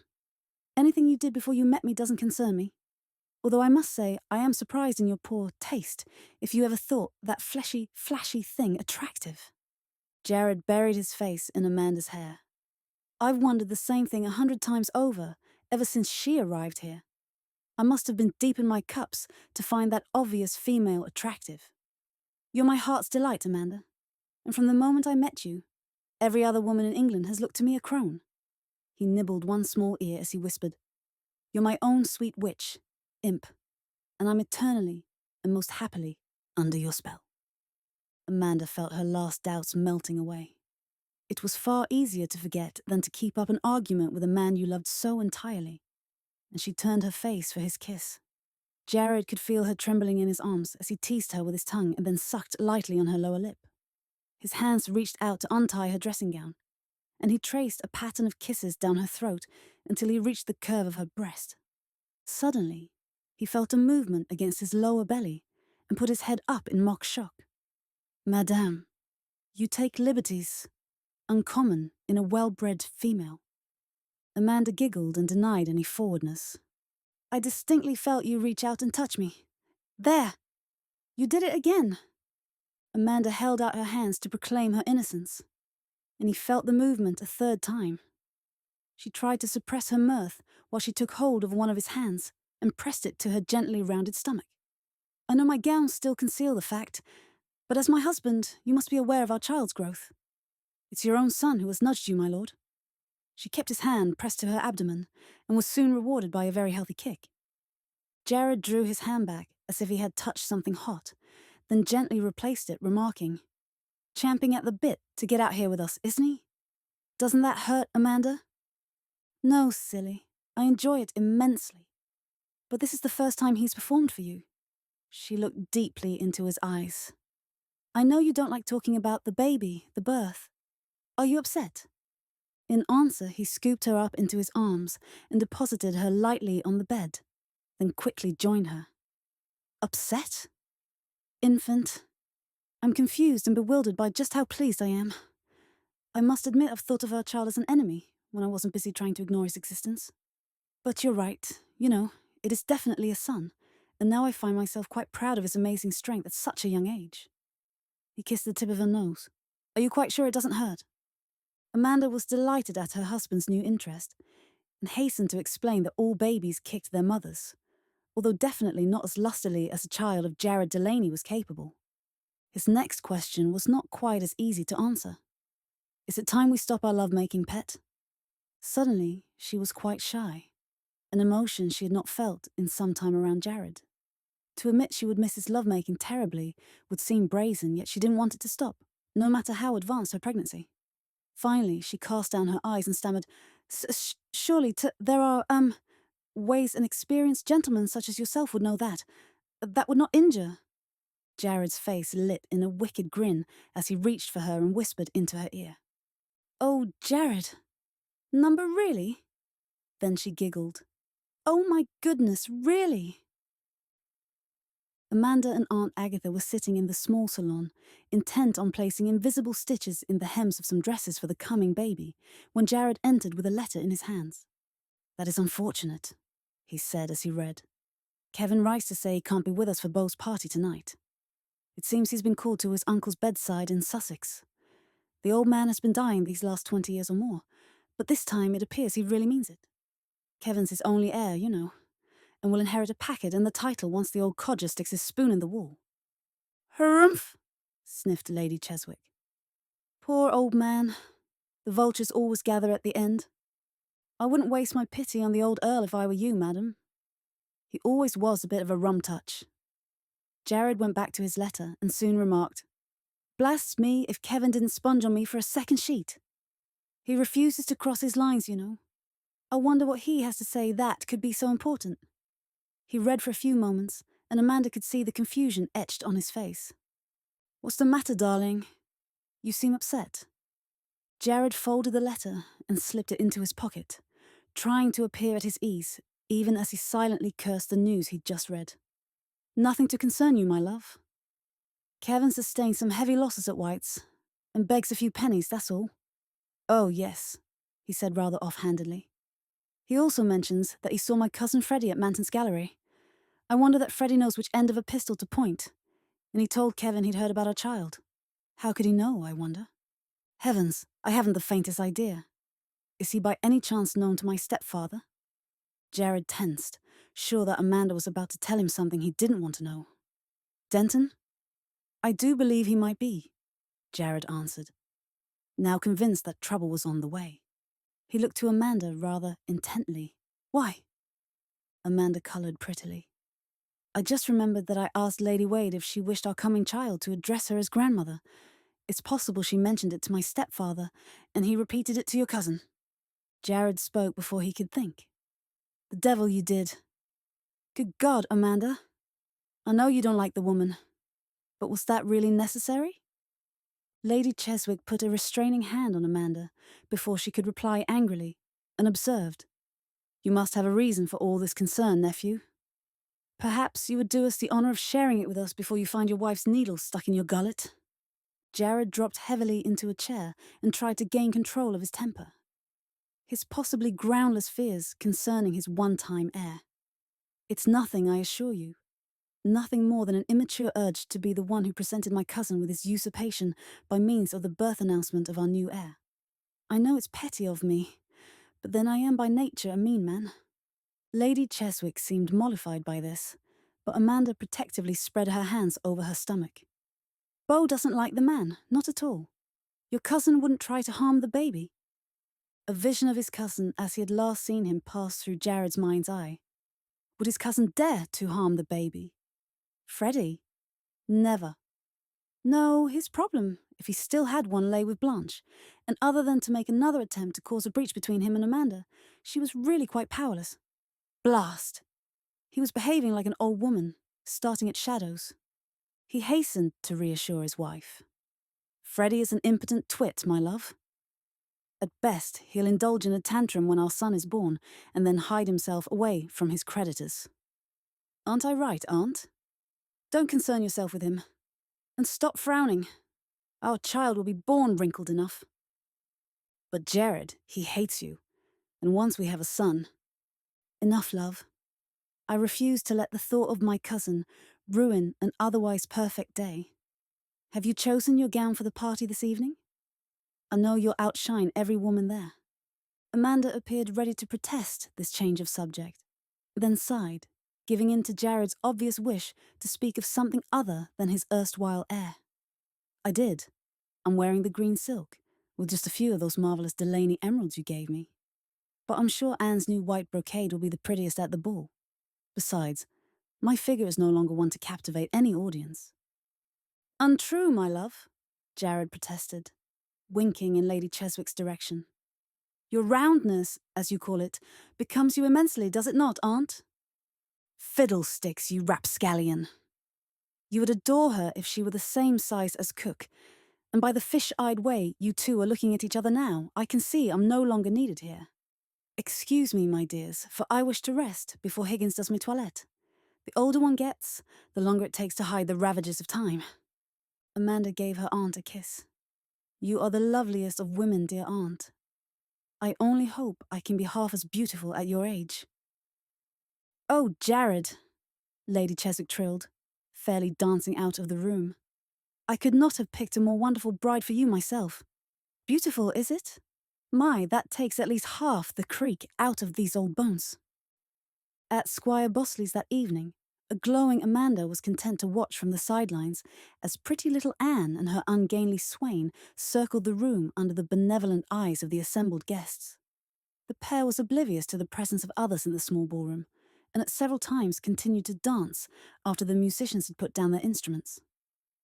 Jared finally dragged Beau off to the library to share a bottle and give him some rather bawdy instruction on the care and feeding of wives, while Amanda and Anne settled themselves in a corner to have a friendly cose while sipping lemonade. Anne pressed her friend's hand and fairly gushed, I cannot thank you enough, dear Amanda, for everything you've done. We are so happy, Beau and I, but if it hadn't been for you and Lord Storm, we might never have met. Amanda modestly waved aside all credit and pointed out that it took the love of an intelligent woman like Anne to discover Beau's heretofore hidden depths. Jared told me he never knew of Beau's interest in plants, and he's known him these many years. However, did you manage it? Anne blushed and told of her desperation in trying to hold a conversation with the retiring Mr. Chevington. I mentioned one of the plants at Stormhaven out of desperation, nothing more. We discovered that we shared an interest, and, ever since that first evening, there has not been an uneasy silence between us. In fact, Beau can be quite the chatterbox. A chatterbox? Beau? Really? Amanda said, smiling, then looked up in time to see Jared and the monosyllabic, soon-to-be bridegroom approaching. It would seem Beau cannot exist without you for more than a moment, dear, for he's even now fast beating a path to your side. The two ladies made room for the gentleman on the settee, but Jared decided he would rather stand. It seems we have a slight problem, my love. Beau is quite convinced wow, I can't remember the name of the thing. Anyway, some fool plant is set to bloom for the first time tonight in our greenhouse, and he wishes to take us back to Stormhaven to witness this great event. Are you willing? The 4-mile journey was not one Amanda relished in her condition, not if she had to return to the party. And it was certainly too early in the evening to retire without giving offence. Darling, she said, sighing, do you mean to say you're so dead to romance that you believe Beau desires our company? Loan him our carriage and let the two of them sneak away on their own. Perhaps they have more to discuss than the maturation of some greenery. I can witness this great feat on the morrow. Can't, you know. Only blooms at night. Pity you won't go. Amanda patted Beau on his chubby cheek. I am desolated, I'm sure, truly. But Anne shall make up in enthusiasm what you will lack in numbers, won't you, dear? In answer, the girl blushed and busied herself in finding a suitable place to deposit her unfinished glass of lemonade. She then rose and held out her hand to her betrothed. I should be honoured to accompany you, Beau, dearest. Jared and Amanda went with the pair to search out Harrow, who had been pressed into coachman duty for the evening, and the lovebirds were soon off for what would probably be their first hours alone since the engagement had been announced. The night was warm and pleasant, a perfect evening for a drive.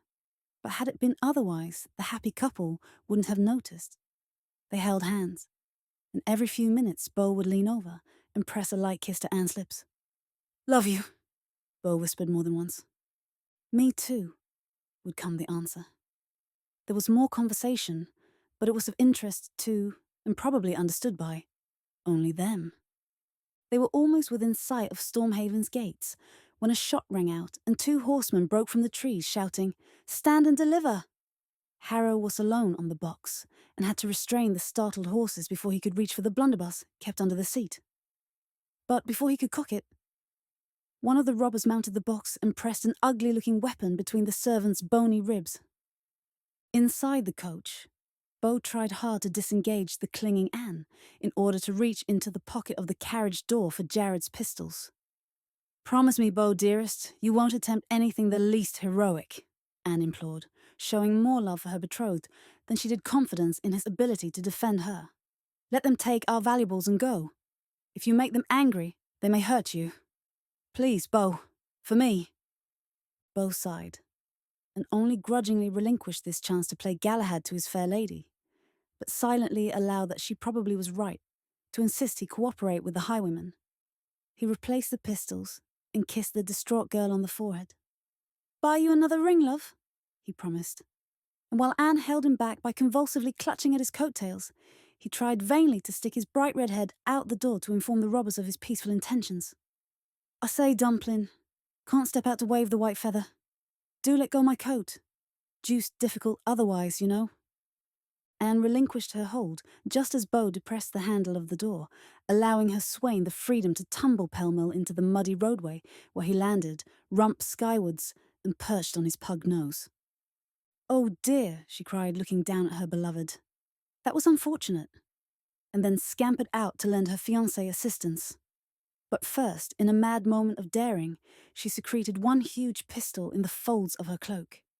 After all, as any woman knows, there is a fine line between employing the path of least resistance and allowing oneself to be led to the slaughter. She would not allow Beau to leap headlong into battle with heaven knew how many vicious footpads. But if the villains were out to do murder, after they had pocketed their booty, little Anne, who formerly would have swooned dead away at the mere sight of a highwayman, was now possessed of the fierce determination to protect her future husband, not to mention her last chance at matrimony. Meanwhile, her hero was busy pushing himself up onto his knees. Yetch, he slurred thickly. Drank too deep, I wager. Lost my balance. He climbed clumsily to his feet, with Anne's clucking assistance, and staggered drunkenly over to the carriage, where he anchored himself to the left forward wheel, bewildering Anne by appearing to be badly cast away. Beau, Anne gasped, say you're not inebriated. Whereupon that gentleman, so unjustly accused, puffed himself up to his unimposing height, adjusted and thoroughly muddied his twisted cravat and, doing his best to look imposing, while droplets of muddy water dripped from the end of his nose, demanded to know if the lady had the audacity to suppose that he could not carry his wine. The 2 foot pads, with Harrow now securely trussed up like a Christmas goose and harmlessly stuffed rump down into the space beneath the driver's seat, showed all signs of mightily enjoying Beau's little show. "Drunk as a wheelbarrow," the big one commented. "Ain't met a flash cove yet. What could old is drink?" the second concurred. While their would-be robbers laughed uproariously at their own would-be victim, Beau took the opportunity to wink at his beloved, letting her know he was running a rig of his own. Anne frowned, not quite seeing the necessity for such outlandish buffoonery, but as she had a contingency plan of her own, she saw no reason to belittle Beau's efforts. Suddenly, the larger and dirtier of the 2 robbers bellowed, "Stow the shilly-shally in. We's got us a job o' work to do, Clem, so let's have at it. The gentry mought what I'd a says to make it look like robbery. Does you want to lift the goods now, or pick 'em from the corpses?" "Beau," Anne whimpered. "Did you hear that? I think they mean to murder us." "Shh, love, I know." Harrow could hear every word from his undignified position in the driver's foot. Well, he began struggling against his bonds, a movement that only knocked his knees into his shoulders and settled him more firmly into his prison, where he could do no more than bang his head against the wood again and again in frustration. But the stamping of the startled horses drew the eyes of the robbers away from the seemingly harmless Beau and Anne for a moment. A precious moment Beau knew would not likely come again. He pushed his chubby body away from the carriage wheel, and with a fierce yell that would have done any warrior proud, launched himself at the scoundrels who would dare harm his beloved. Clem, most secure when limiting his capers to mild bits of pickpocketing, felt the tiny hairs on the back of his neck lifting at the terrifying sound, and ran for his horse as if the hounds of hell were after him. His companion, however, was made of sterner stuff. As Beau vaulted into the air to hurtle himself broadside into his foe, the man merely shifted one large step to his left, leaving Beau to renew his acquaintance with the muddy roadway. The robber laughed, as indeed most anyone might, and courteously allowed Beau time to regain his feet. This time he rose dripping brown goo from his red curls, as well as his nose and nearly every other part of his anatomy. "Timing off," Beau admitted ruefully. "My poor darling," Anne said, sighing. "Coo, what a sad sorry sight ye be. Covey," the thug remarked, shaking his head as he levelled a brace of pistols at the pair. "Pity. Like the skirt too. Real plucky. I almost wish I could let yez go, but now that Clem's gone, and I don't have to split the ready, can't see as 'ow I can. Must thank you for scaring him off. Won't stop till he reaches Tothill, I wagers. Now, if years would just go to join up with the lady, we can get this done all right and tight and old. Bob will be on his way. Looks like it's coming on to rain again. And I don't like to get wet." "Don't know. We both could stand a bath," Beau spluttered, wiping mud and grit from his eyes and stumbling blindly back to Anne to place one grimy arm protectively about her shoulders. "Shoot us, did you say?" he questioned blankly, as if the truth of the matter had just hit him. "Funny. Don't remember any enemies. But spare the lady. Never harmed anyone. An angel, I say. A regular angel." "Not yet, Gov," the bad man corrected. "But soon. Step clear, or do I shut your lights first and have the gel face the Grim Reaper alone?" "You bastard!" Beau shouted, dropping his drunken pose. His rage was so all-consuming that he could form no other plan but yet another frontal assault. He charged bull-like into the line of fire while desperately praying for a miracle. 2 shots rang out, their reports so nearly simultaneous as to be heard as a single blast. And moments later, 2 bluish clouds of smoke wreathed the 3 figures lying very still in the roadway. First to move as the haze cleared was Beau, his ears ringing from the assault of 2 pistols fired so close by. He shook his buzzing head, and the resulting burst of pain assured him he was still alive.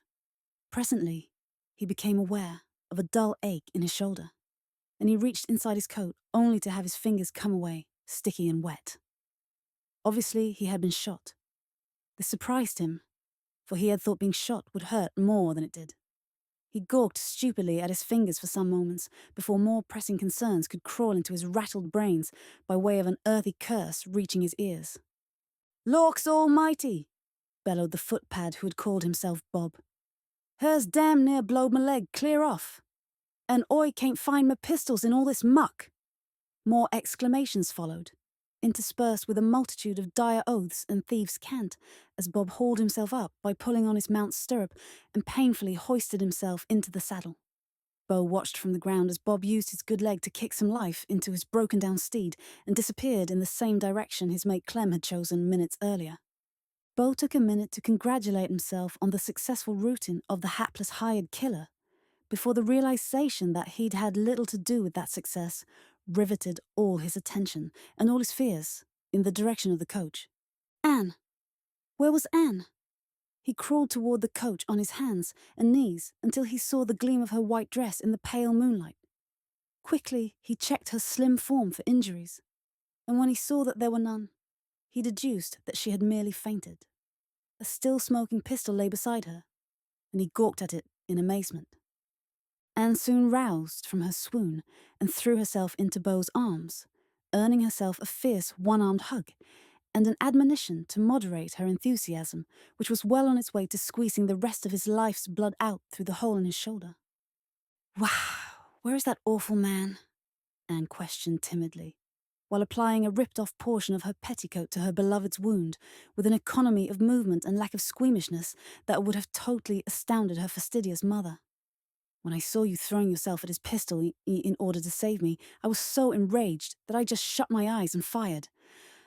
I didn't kill him, did I, Beau? Please say I didn't kill him." "Only winged him. More's the pity," Beau answered, with a sterling lack of sensibility only a man could show. "Leg wound. Not too bad for a woman, I guess," he added by way of compensation. Anne looked puzzled. "I shot him in the leg. How can that be? I distinctly remember aiming at his black heart just before I closed my eyes." "Ah, well, I suppose I'm just glad I didn't kill him, no matter what, for then I should be—" She shivered convulsively. "A murderess." "Never so, my sweet. A heroine." "Yes, a regular heroine," he concluded, and then placed a resounding kiss on her startled half-open mouth.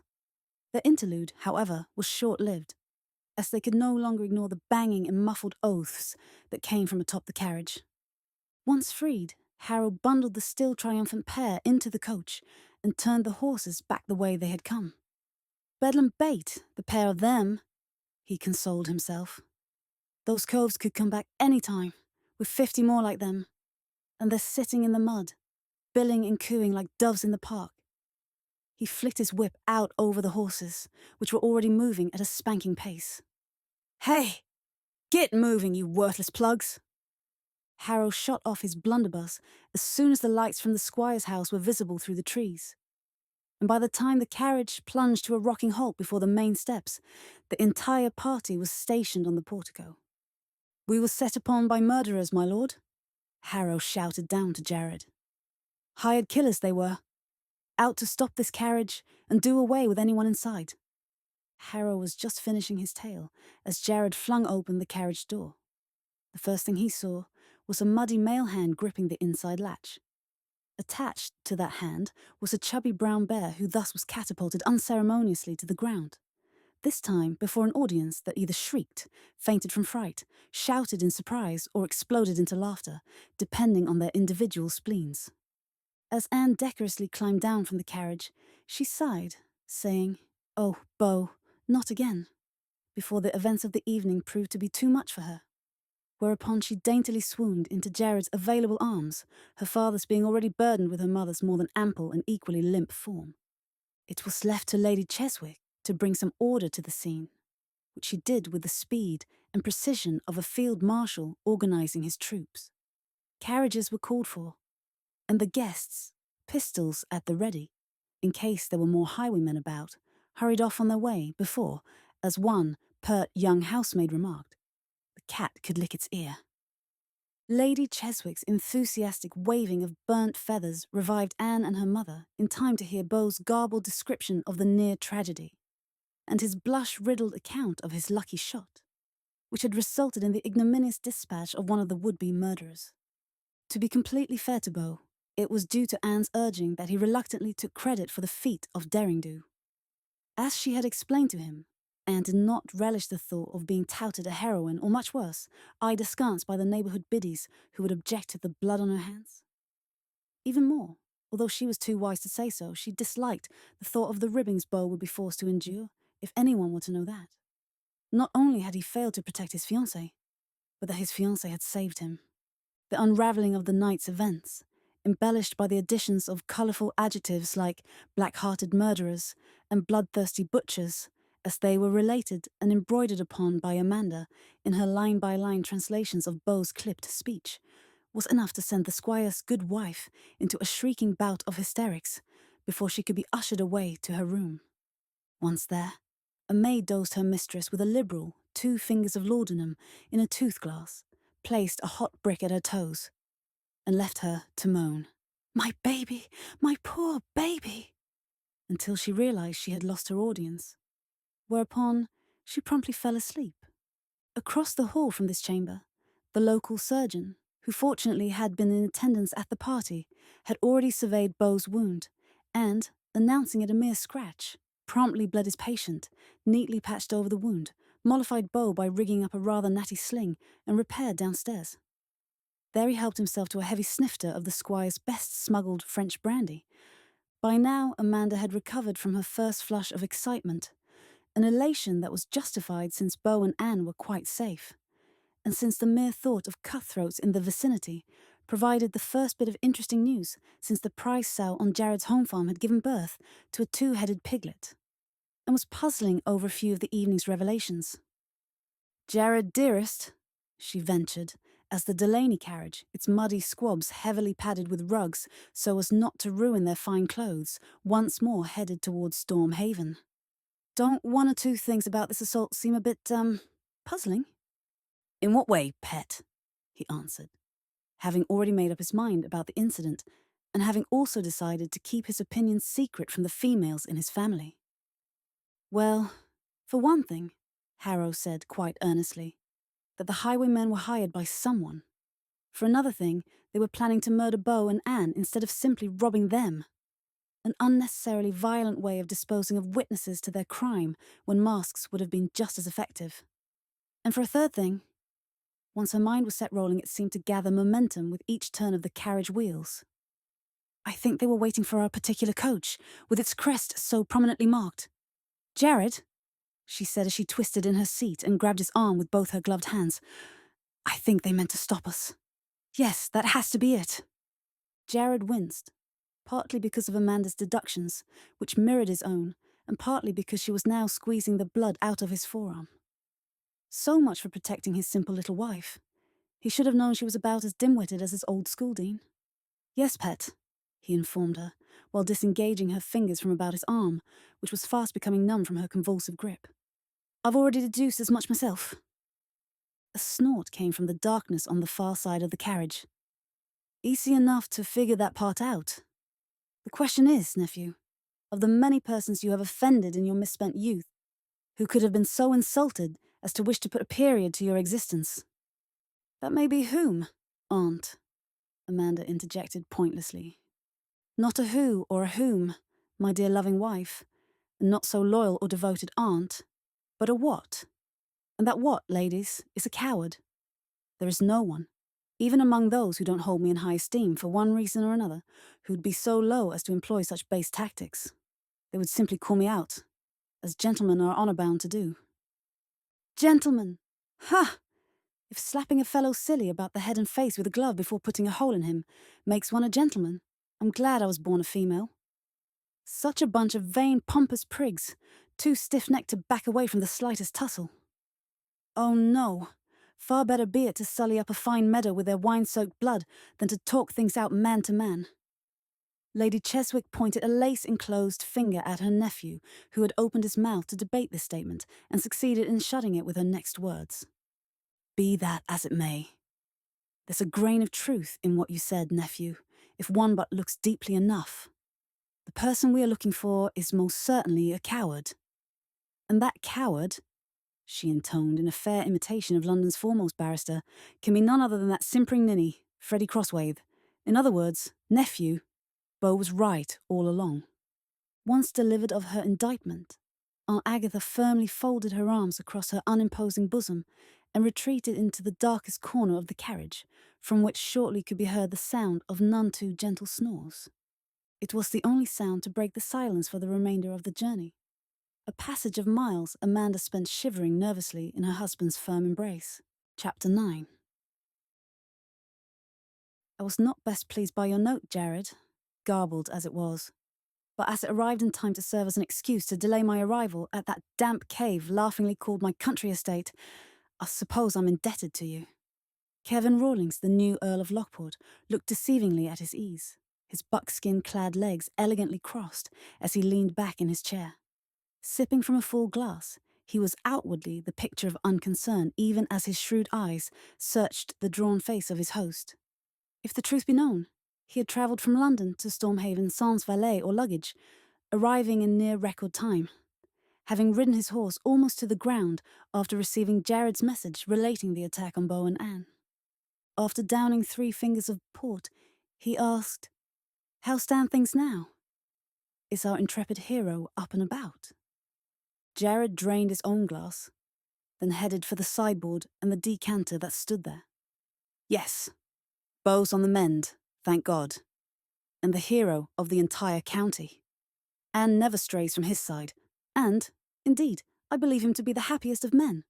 He may arrange to have himself shot again sometime, if he's ever feeling neglected." He ended with a rueful grin. A restless Kevin rose from his chair, as his long hours in the saddle had not served to make prolonged sitting advisable just yet. He crossed the room to look out over the gardens that had been in full bloom before he left, but were now showing signs of the changing season. "Perhaps you'd better start from the beginning, old friend. Your letter mentioned a plot of some sort." "If I'm right, Kevin, it's not a very pretty tale. I didn't imagine it would be, with bloody wounds and nasty men woven through the plot. But I want to hear all of it." "Very well, sit down. I'll see we aren't disturbed." After locking the library doors, Jared poured them each another glass, then told Kevin all he knew about the nightmare that was now 4 days long and showed no signs of abating. It was supposed to be robbery. At least that was what they intended us to think. Beau decided not to put up a fight because Anne was with him, and Harrow had already been put out of the fray. Poor Beau soon learned the error of his thinking, when the highwaymen were overheard discussing the merits of robbery before or after doing away with their victims. "Good Lord, that's crude," Kevin drawled. "Obviously not very intelligent fellows. I'd as lief kiss a great hoary bear as touch a body not yet cold." Jared raised his eyes to the ceiling before asking Kevin if he had anything else to say, before he, the mere teller of the tale, continued. Kevin relinquished the speaking floor with a regal inclination of his blonde head. "They were riding towards Stormhaven in my carriage. Mine, Kevin. It was Amanda and me they were after. And it was only by the grace of God that Beau's battle yell frightened off the one hoodlum, and his single shot somehow found its home in the second one's leg, putting him to the right about as well. Grace of God, my sainted Aunt Sarah. Dumb luck's more the thing, knowing Beau." Jared angrily waved the comment aside, unable to locate any humour in the situation. Not so long ago, he would have approached a problem in the same light-hearted way Kevin did now. Intent on revenge, but not desperate, not frightened all the way to his marrow and unable to think clearly. Marriage had certainly changed him, matured him, and given him his first real taste of fear. For if he were ever to lose Amanda, he ran a hand through his hair, glaring at his heart-whole, unknowing friend. "Don't you see, Kevin? My own cursed folly, my arrogance, almost ended in the deaths of 2 dear friends. Beau always said Freddie was no good. Amanda believed him. But did I? Oh no, I was the smart one. I laughed at the pair of them and dismissed Freddie as a harmless fool." Jared's voice took on a tone of desperation as the real source of his agitation was disclosed. "Look what that arrogance has brought me, Kevin. 2 good people whose lives were nearly snuffed out, just as they are barely started. And my wife upstairs in our bedroom, with her mind locked in a dark box to which I can't find the key. She was so brave that first night, but by morning she had turned into a quiet, frightened child. She doesn't speak, Kevin. She barely eats. She just sits there all the day long, and at night she lies beside me like a stick of wood, refusing my arms. She's sure it's her marriage to me that has put us all in danger, and she's possessed with fears for the baby and me. If she hadn't insisted on a child, she tells me none of this would be happening now. I know women get strange ideas when they're in her condition, but she's convinced she's a jinx. Even Aggie can't get through to her. Jared dropped into a nearby chair and covered his face with his hands. She can't go on like this, or I'm going to lose her, Kevin, and I'll die without her. Christ, I'm tired. I've barely slept in 3 days. Kevin drained his glass. Then maybe it's time you let me do the thinking for a while. First, tell me why you're so sure it was Freddie, Jared. And then convince me that the fool was clever enough to think up this entire scheme on his own. How can I answer you? Jared said at last. Bo told me what he heard, and it confirms Harrow's opinion that the thugs were hired by someone, a Gentry Mort. My only enemies, at least the only ones of which I am aware, are Blanche and Freddie. Blanche knew the date of the party, and she found out that Amanda's going to have my baby, my heir. We already know she then most obligingly made Freddie aware of that fact, because you wrote to me about it. Denton wouldn't raise a hand against me, as that would be rather like killing off the golden goose now that I've settled an allowance on him. But Blanche and Freddie could have hatched this little plot between them. Freddie because he's already into the cent percenters for half his supposed inheritance and faces debtor's prison if he doesn't soon come into some funds, and Blanche, I suppose, out of pure spite. All right, you have my vote for Freddie, but I still don't understand how you figure the dear Blanche in all this as anything more than the little bee who buzzed into your cousin's ear in order to make mischief. Or do you really see her as a woman scorned? Surely that's a bit much, even for someone so irresistible as yourself, old fellow, Kevin said, easing back into his chair. Blanche and I had rather a bad falling out while I was in London, Jared explained. And Amanda further fanned the flames while Blanche was visiting here, saying that I had told her all about it. I didn't, of course, but it wasn't a meeting Blanche would wish anyone else to know about. I can tell you that, so it wouldn't surprise me a bit to learn that she and Freddie were working together in this. She could hate Amanda and me that much. After all, would you have suspected Blanche of coming to Stormhaven in the first place? Blanche could want nothing more than revenge, Kevin said consideringly. But I doubt she'd turn down a portion of your fortune, old friend, if Freddie were to offer it to her. There is always that possibility. Do we have any real proof of any of this? Unless the Bow Street runners I've hired track down either of the thugs, no. I would have gone to London immediately myself and wrung the truth out of Freddie, but I can't leave Amanda, not even for a day. That's why I wrote to you. If you were to see Freddie, talk to him. Perhaps you could find some answers. And I'll talk to Blanche as well, Jared, Kevin assured him, not knowing if his deep concern lay more with the sad young girl upstairs or the desperate man before him. I'll find out the truth if I first have to pull out Freddie's tongue by its roots. Come to think of it, I might just do that anyway, simply on general principles. He stood up. There was nothing to be seen of the fop he so loved to portray when Kevin Rawlings strode purposefully toward the door. Stay with your wife, Jared, he said before he left. She needs you. If I hurry, I can be back in town in time to take my mutton at Freddie's club. I'll contact you as soon as I know something. As Jared followed Kevin to the foyer, a footman sprang forward to answer an imperious knocking at the front door.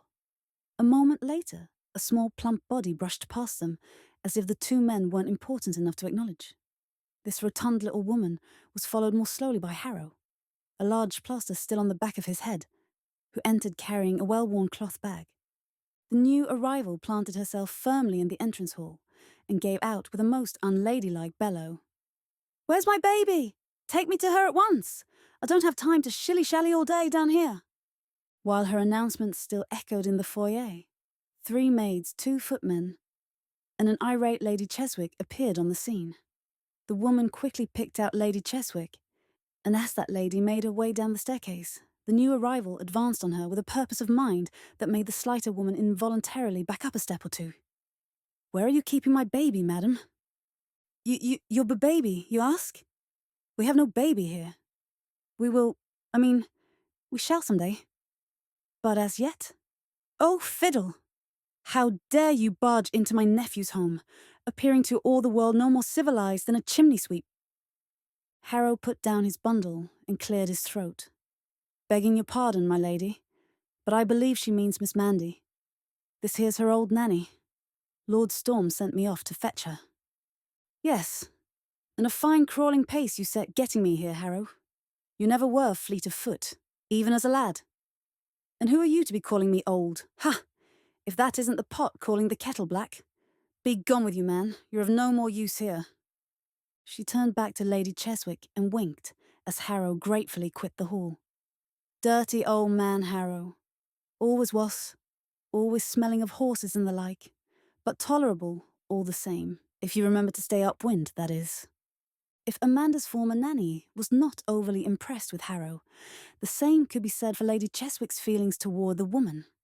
She tried to stop her from approaching the staircase, but to no avail, for the heavier woman just elbowed her aside and began mounting the stairs 2 at a time. Her skirts hiked up to show her plump calves. As the woman brushed by her, Lady Cheswick, who had all but plastered herself to the wall in self-defence, demanded, "What is your name?" "Beulah Farthingale." "And shall we call you Beulah?" Lady Cheswick fairly screeched, glaring down the staircase at her nephew. Beulah turned at the head of the staircase and leaned over the banister. "You do, and be ready to suffer for it. I answer only to Nanny." And with a flip of her straggly grey hair, she was gone from sight. Lady Cheswick advanced down the staircase toward Jared, demanding he do something about this brutal invasion of his home. But he prudently motioned for Kevin to precede him through the doorway and outside, leaving his aunt to sputter impotently for a moment, then half-heartedly box the ears of the young footman, telling him to fetch her some tea. Nanny turned instinctively toward the main bedchamber and threw open the pair of panelled doors with a bang. Sally, who had been trying to coax Amanda into swallowing a few spoonfuls of beef broth, jumped back, startled out of her wits. She was given short shrift by the newcomer when she dared to question that woman's presence before she was sent sniffling from the room with a flea in her ear about mollycoddling those able to do for themselves. As Sally went searching for Lady Cheswick, Nanny closed and locked the door and took stock of the sad-eyed girl who looked at her rather blankly. "Why is it dark in here in the middle of the day, may I ask?" she bellowed to no one in particular as she went to the windows and threw back the curtains. "There, that's more the thing. Now," she announced, "isn't that much cheerier? It looked like a funeral in here." "There could have been a funeral, Nanny. 2 of them, in fact, and both of them my fault."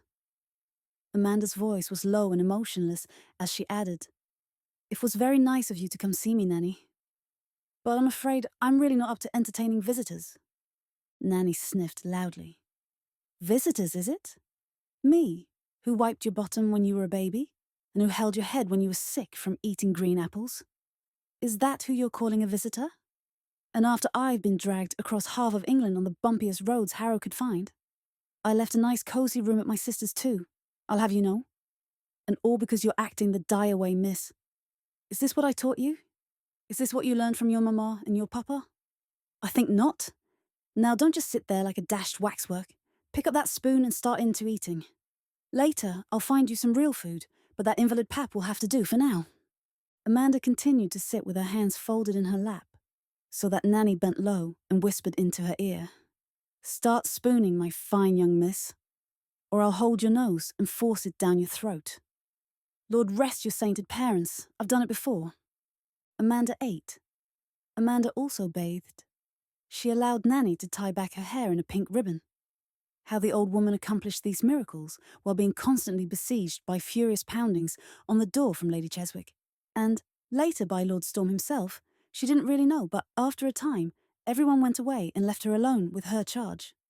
Finally satisfied that all of her baby's creature needs had been taken care of, Nanny decided to have a small talk with Amanda. Slowly she learned the entire story and heard about Amanda's deep sense of guilt. "So now it is your fault, eh? And I thought you were all grown up. But then, breeding females do get the strangest thoughts in their heads sometimes. Child, you're no more to blame for those poor folks' trouble than I was. Who are you, that you should be singled out for such power over the fate of anyone save yourself? I suppose that if Harrow had succeeded in killing me in his attempt to hit every hole in the post road, that would have been your fault as well? My, I never thought I'd live to hear of such nonsense from my own baby. I suppose you're right, Nanny, Amanda interrupted. But... No buts about it, you're not to blame. But I will say that what you're doing now is a downright sin. Harrow tells me your poor husband is beside himself worrying about you, and so is everyone else. By all that knocking and yelling, I'd say you're pretty important to a lot of people, sweetings. Surely they don't regret your entrance into their lives. If you've brought love to them, I'm sure they're more than willing to take any pain that goes along with it, just as you would willingly share their pain. I'd die rather than hurt any of them, Amanda vowed, feeling some of her former spirit returning to her. Well, dying's the last thing I think they'd want, sweetings. And what of your child? It seems to me you're just helping that Freddie person along, instead of putting your faith in that fine husband of yours. To hear Harrow tell it, his lordship all but hangs out the sun and loves you more than a little bit. But if you keep on this way, it will hurt the wee one, and that would be your fault. Amanda broke down then, throwing herself into her old nurse's arms to cry for the first time since she had tried and found herself guilty of opening up her loved ones to danger. Nanny cradled her against her ample bosom, rocking her gently as she had done so many times in the past, and wiping away a tear or two of her own. After a time, she pushed Amanda away slightly and admonished, "That will be enough of that, young lady, or you shall give the babe the hiccups." Amanda wiped her streaming eyes with the skirt of her gown. "Oh, Nanny, I'm so glad you're here. I promise to be good now." "Well, of course you will be, now that I'm here." Nanny crossed to the door to call down for a maid, but was not surprised when a very large man came barreling through the opening, concern written all over his handsome face. "She'll be all right now, my lord," she announced calmly, and stepped back as Amanda gave a small cry and hurled herself into her husband's arms. "You can stay only an hour, my lord. My baby needs her rest," she warned loudly before she closed the door behind her and nearly knocked over the hovering Lady Cheswick. Nanny looked the noble lady up and down and calmly said, "I would like to be shown to my room now, madam, unless you had something else to mind." Aunt Agatha's mouth opened and closed a few times before she wordlessly beckoned for the woman to follow her.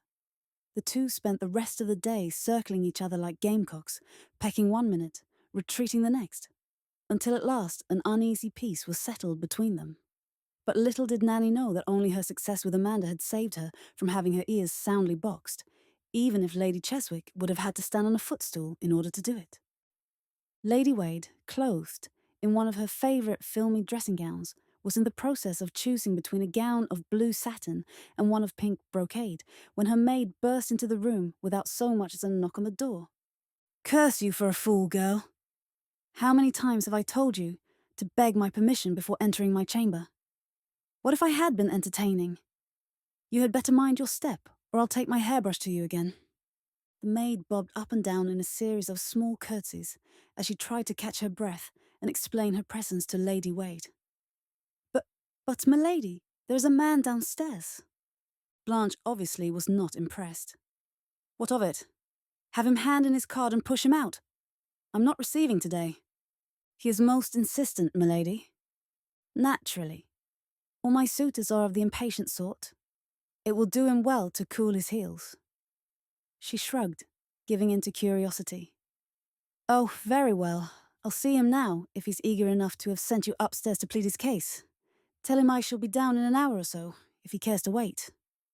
There was a shuffling at the door, and the maid cried out in fright as an ebony cane appeared in front of her, then pressed against her waist and gently manoeuvred her backwards, out of the room. Blanche turned away from her mirror to see the new Earl of Lockport leaning negligently against the doorframe, his beaver hat still cocked rakishly over one eye. "As you may observe, I did not deign to wait upon your pleasure. Well, look at you, Blanche." "Oh, this won't do. It won't do at all. Kindly drape something more substantial over your udders, woman, before you take a chill," Kevin drawled, his handsome face wearing a dangerous look. Blanche's smile faded as she seemed to table any thoughts of seduction to opt instead for a show of bravado. "I'll ignore your childish insults, noting their origin, and agree to forget this little incident if you leave at once. If not, I'll have no choice but to have my servants remove you by force. Kevin allowed a slight smile to crease one side of his face. That would be most amusing, Blanche, if you're referring to the 2 lackeys I met downstairs. However, I think they're occupied at the moment, endeavoring to locate their teeth. The smile left his face, and his voice turned cold. No, Blanche, you and I are going to chat undisturbed. Of course, Rawlings, she said, eyeing him carefully. But stop playing the brute and allow me to continue with my toilette. I'll be going to the theatre tonight. Blanche sidled toward her dressing table as he watched and opened a small drawer. Still smiling, Kevin reached down to tug sharply at the small rug near his feet, the one that extended beneath Blanche's chair. At his firm yank, she was sent reeling to the floor and a jeweled pistol skidded across the room into a corner. Naughty, naughty, madam. Those little toys are dangerous, you know. Someone could get hurt.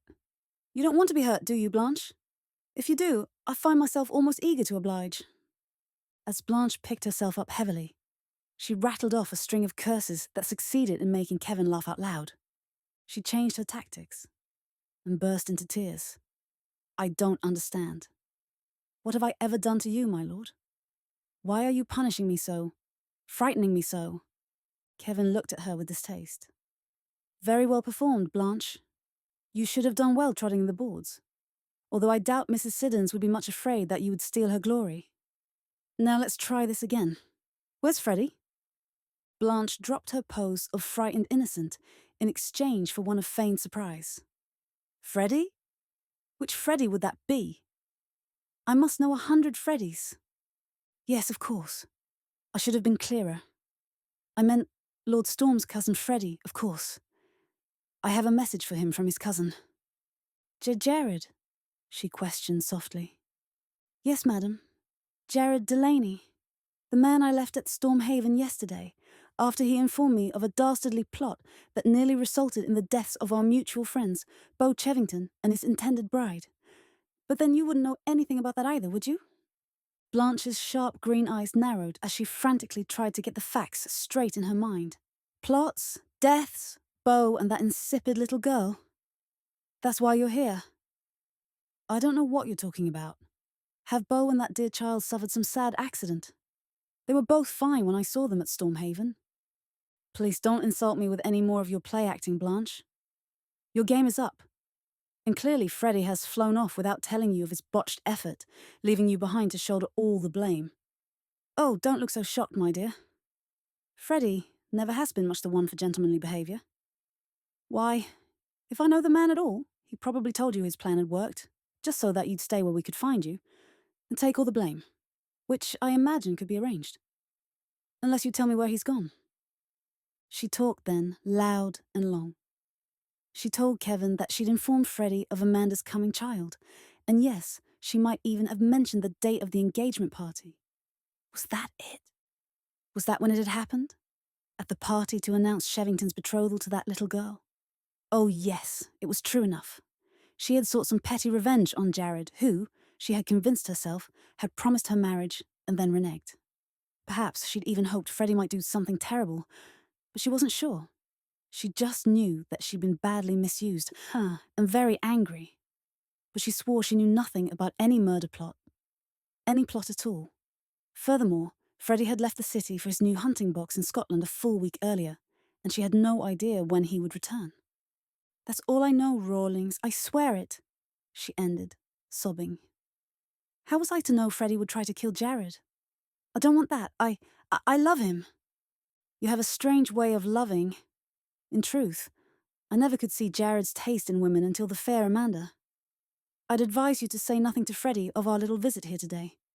If he still believes his cousin is dead, I want him to enjoy his victory while he's in Scotland, contemplating his inheritance. But on his return, you can be sure Jared and I both will pay him a small visit. Don't burst his bubble for us, Blanche, or I'll be back to burst yours. Do you understand? What's going on in here? Came a voice from the doorway. Unhand my intended, you scoundrel! Kevin turned just as Peregrine Denton charged at him like an aging bull. He sidestepped neatly, and Denton went crashing to the floor by reason of Kevin's strategically outstretched cane. Kevin then tipped his hat at the two, congenially bid them good day, and took his leave, prudently stopping just to the side on the doorway and pressing himself back against the wall to listen to what happened next. "I don't understand. Why was that man here? What was all that about, dearest?" Denton questioned from the floor. "Quiet, you hopeless dolt," Blanche shouted. "I need to think." She stepped over the confused man and slammed the door, but her far from dulcet tones were still audible in the hallway. "Damn Freddy for a fool. How can they still be alive? I told him not to trust hirelings. Can the idiot do nothing right?" Kevin lingered a week in London, making discreet inquiries about Freddy and visiting Blanche one more time to be assured she didn't know the location of Freddy's new hunting box, if indeed the man wasn't simply hiding in his own cellars. At the end of the week, Kevin knew he must take his leave of the city and report to Jared. Since he hadn't seen Peregrine in 2 days, he forced himself to make one last call in order to enlist the man's aid in alerting Jared as soon as Freddy showed his face in town. A reminder of the source of the man's allowance should suffice as incentive. It was still early when he called at Denton's lodgings, and a rather slovenly woman, dressed in her nightclothes, barely opened the door a crack before informing him Mr. Denton was still abed and not receiving. Kevin turned to leave, and then a whim of caprice tickled his brain. He whirled to insert the tip of his cane between the door and the frame and commanded the woman take him to her employer. The crone stepped back sprightly enough at the colour of Kevin's coin, and she pointed out Denton's bedchamber before testing the money with her teeth. Kevin employed the tip of his cane to push open the door. He really was enjoying this new affectation and wondered why he hadn't taken up carrying a cane before ascending to the earldom. Stature, that's what it was. The cane lent him stature. Either that, or the fact that he was no longer next door to penniless. No, that wasn't it. His life had changed the moment he'd read the news of Beau's narrow escape. The news that Jared and Amanda might be in danger. Jared had his Amanda, Beau his Anne, and now Kevin had his anger. They were all, it seemed, mutually maturing. It took several moments for his eyes to adjust to the gloom of the small bedchamber, and then what he saw made him turn his head away in disgust. Peregrine Denton's enormous body was sprawled at the foot of his bed, his nightcap still on his head, even as he hung over the edge of the mattress, his mouth agape and spewing forth great raucous snores. Kevin manfully approached the bed, scented handkerchief to his nostrils, and prodded Peregrine's bare belly with the tip of his new cane. "Rouse yourself, you drunken sot!" At long last, Denton spluttered, groaned, and woke sufficiently to attempt to brush away the object that was in danger of impaling him. "What the devil's going on here?" he roared as he struggled to an upright position and surveyed the nattily dressed dandy who'd had the temerity to invade his bedchamber. Kevin returned the look, his handsome face a study in genteel disgust. "Dipped a bit deep last night, friend. What's the matter? Woman trouble, I wager." Denton moaned self-pityingly and cradled his head in his hands. "She threw me over, Rawlings. Sent a note round crying off our engagement with some nonsense about a disparity in our ages. And she'd never even allowed me to announce our upcoming nuptials. So no one knows of my despair. I have no one to pity me. No one." At Kevin's shout of laughter, Denton began blubbering like a babe deprived of his sugar plums, wiping at his eyes with the tassel of his nightcap. "Ah, you poor man," Kevin clucked in mock sympathy. "All your dreams of wedded bliss, shattered by a heartless hussy." Denton noisily blew his nose into a crumpled handkerchief. "Yes. Oh, yes, indeed. I have been sorely used." He made a last swipe at his tear-reddened eyes, and Kevin watched as a dim light suddenly went on in Denton's equally dim brain. "Yes," he shouted, tossing his nightcap to the floor. "That's it, isn't it? I've been used. But to what purpose? To what end?" Kevin quietly supplied an answer. "I believe your stepdaughter figures in here somehow, don't you agree?" Denton nodded furiously, dislodging his nightcap. "I think Blanche doesn't like Amanda," he said, his eyes shifting toward the floor. "I think she might even wish the chit some harm." He looked up at Kevin once more. "You don't suppose she was only using me to get herself invited to Stormhaven, do you? How could she do that when I loved her so much?" Kevin almost softened to Denton's sincere heartache. But his realization of the man's involvement, intentioned or not, in the plot against his friend stopped him short of extending the man any pity. Instead, he dropped any thought of enlisting the man's aid. The man couldn't help himself out of bed on his own, and rudely advised Denton to hair himself off for unknown parts before Blanche decided Peregrine's presence on this earthly coil was no longer necessary to her schemes. "Are you inferring, Sirrah," Denton blustered angrily, "that my dearest angel might actually try to do away with me?" "Oh," Kevin replied with a wicked grin. "And Amanda said you were dim." I must tell her she was mistaken. With that, he donned his new curly-brimmed beaver, rewarded Denton with the sight of a perfectly executed leg, and turned for the door. "A prudent man would be packing by now, I believe," he said as he strolled away. And even before the front door could close behind him, he heard Denton calling loudly for his housekeeper. "Poor dumb fool," he muttered half to himself as he tooled his curricle through Mayfair. The knocker, he saw, was gone from Blanche's door, the accepted method of informing callers that a person was away from home.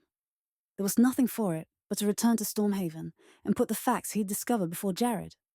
It confounded him that there was no real proof to tie Freddie or Blanche to the attack on Jared's coach, even though he was prepared to deal with them outside the law.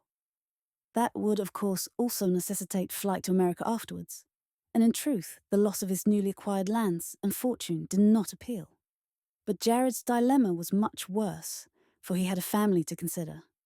During the journey to Stormhaven, and while mentally casting himself in the role of avenger of the innocent, Kevin considered and rejected plans to bring Freddie and Blanche out into the open.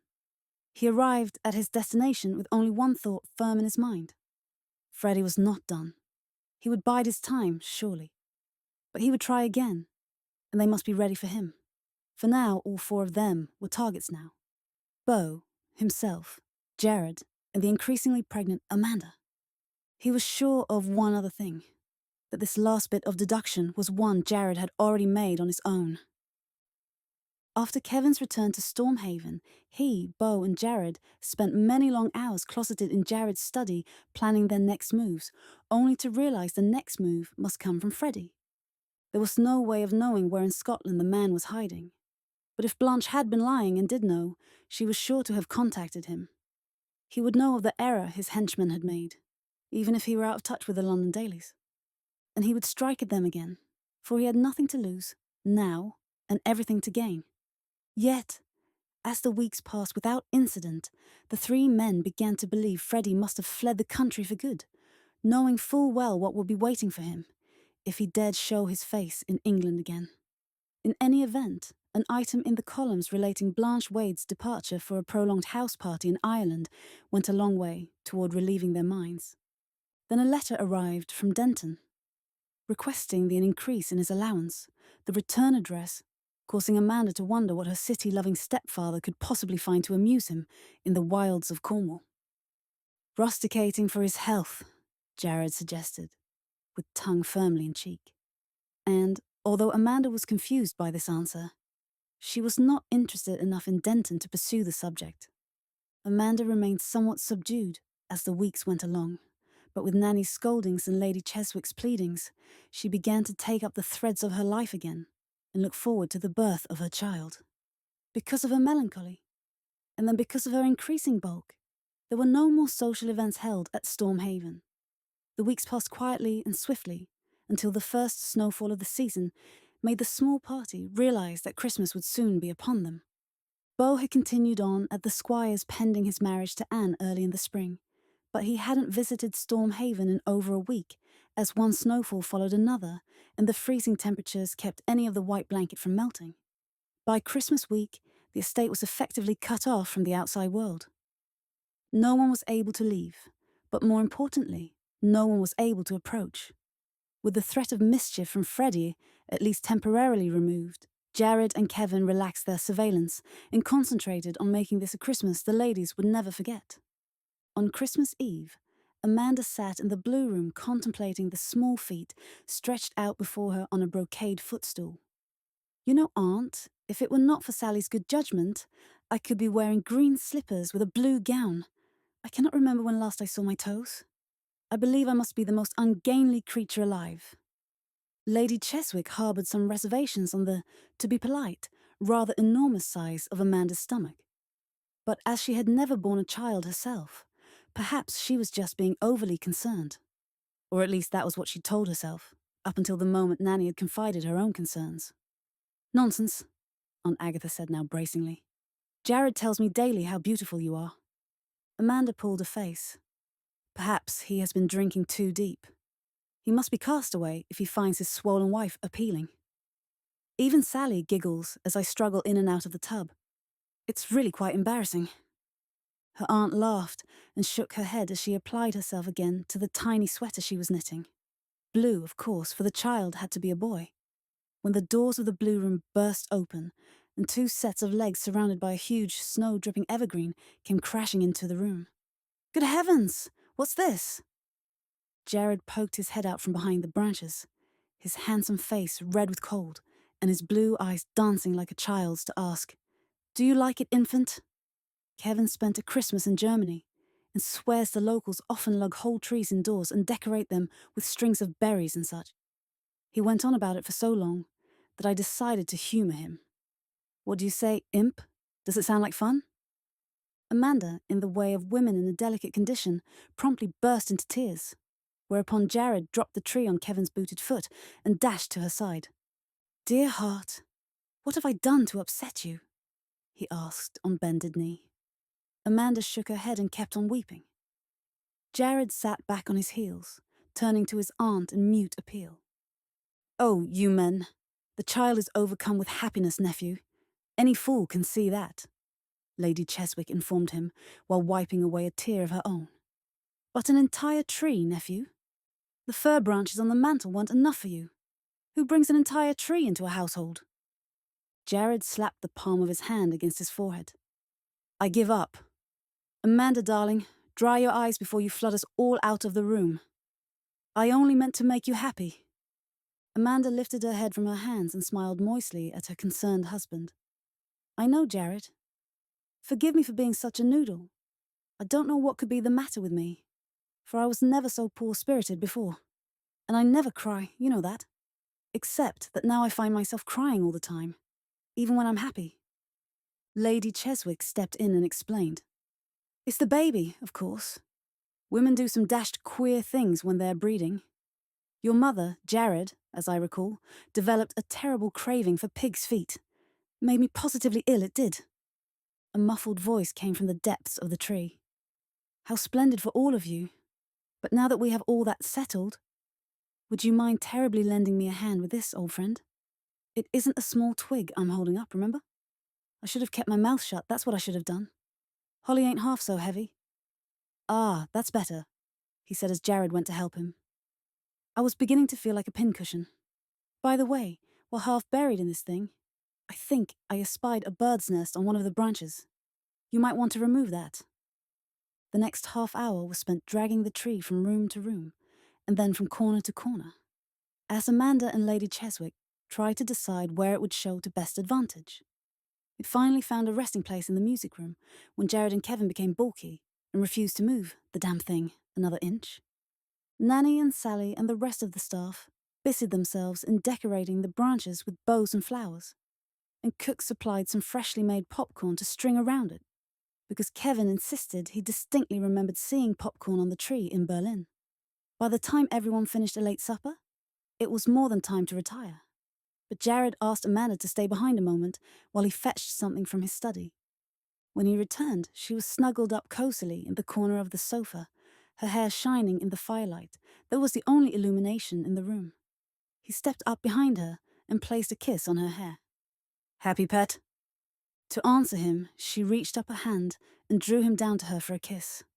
She then motioned for him to join her on the sofa, and they sat, her head on his shoulder and his arm about what was left of her waist, gazing into the fire.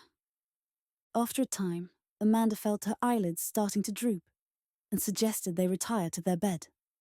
It will be a long day tomorrow, love. I believe Aunt Agatha will be up with the chickens to oversee our Christmas feast, planning to cut Nanny out of the proceedings. Have I thanked you enough, imp? Jared pressed his lips to her hair and murmured, Have I told you lately what a wonderful job you've made of our home, of my formerly empty, useless life.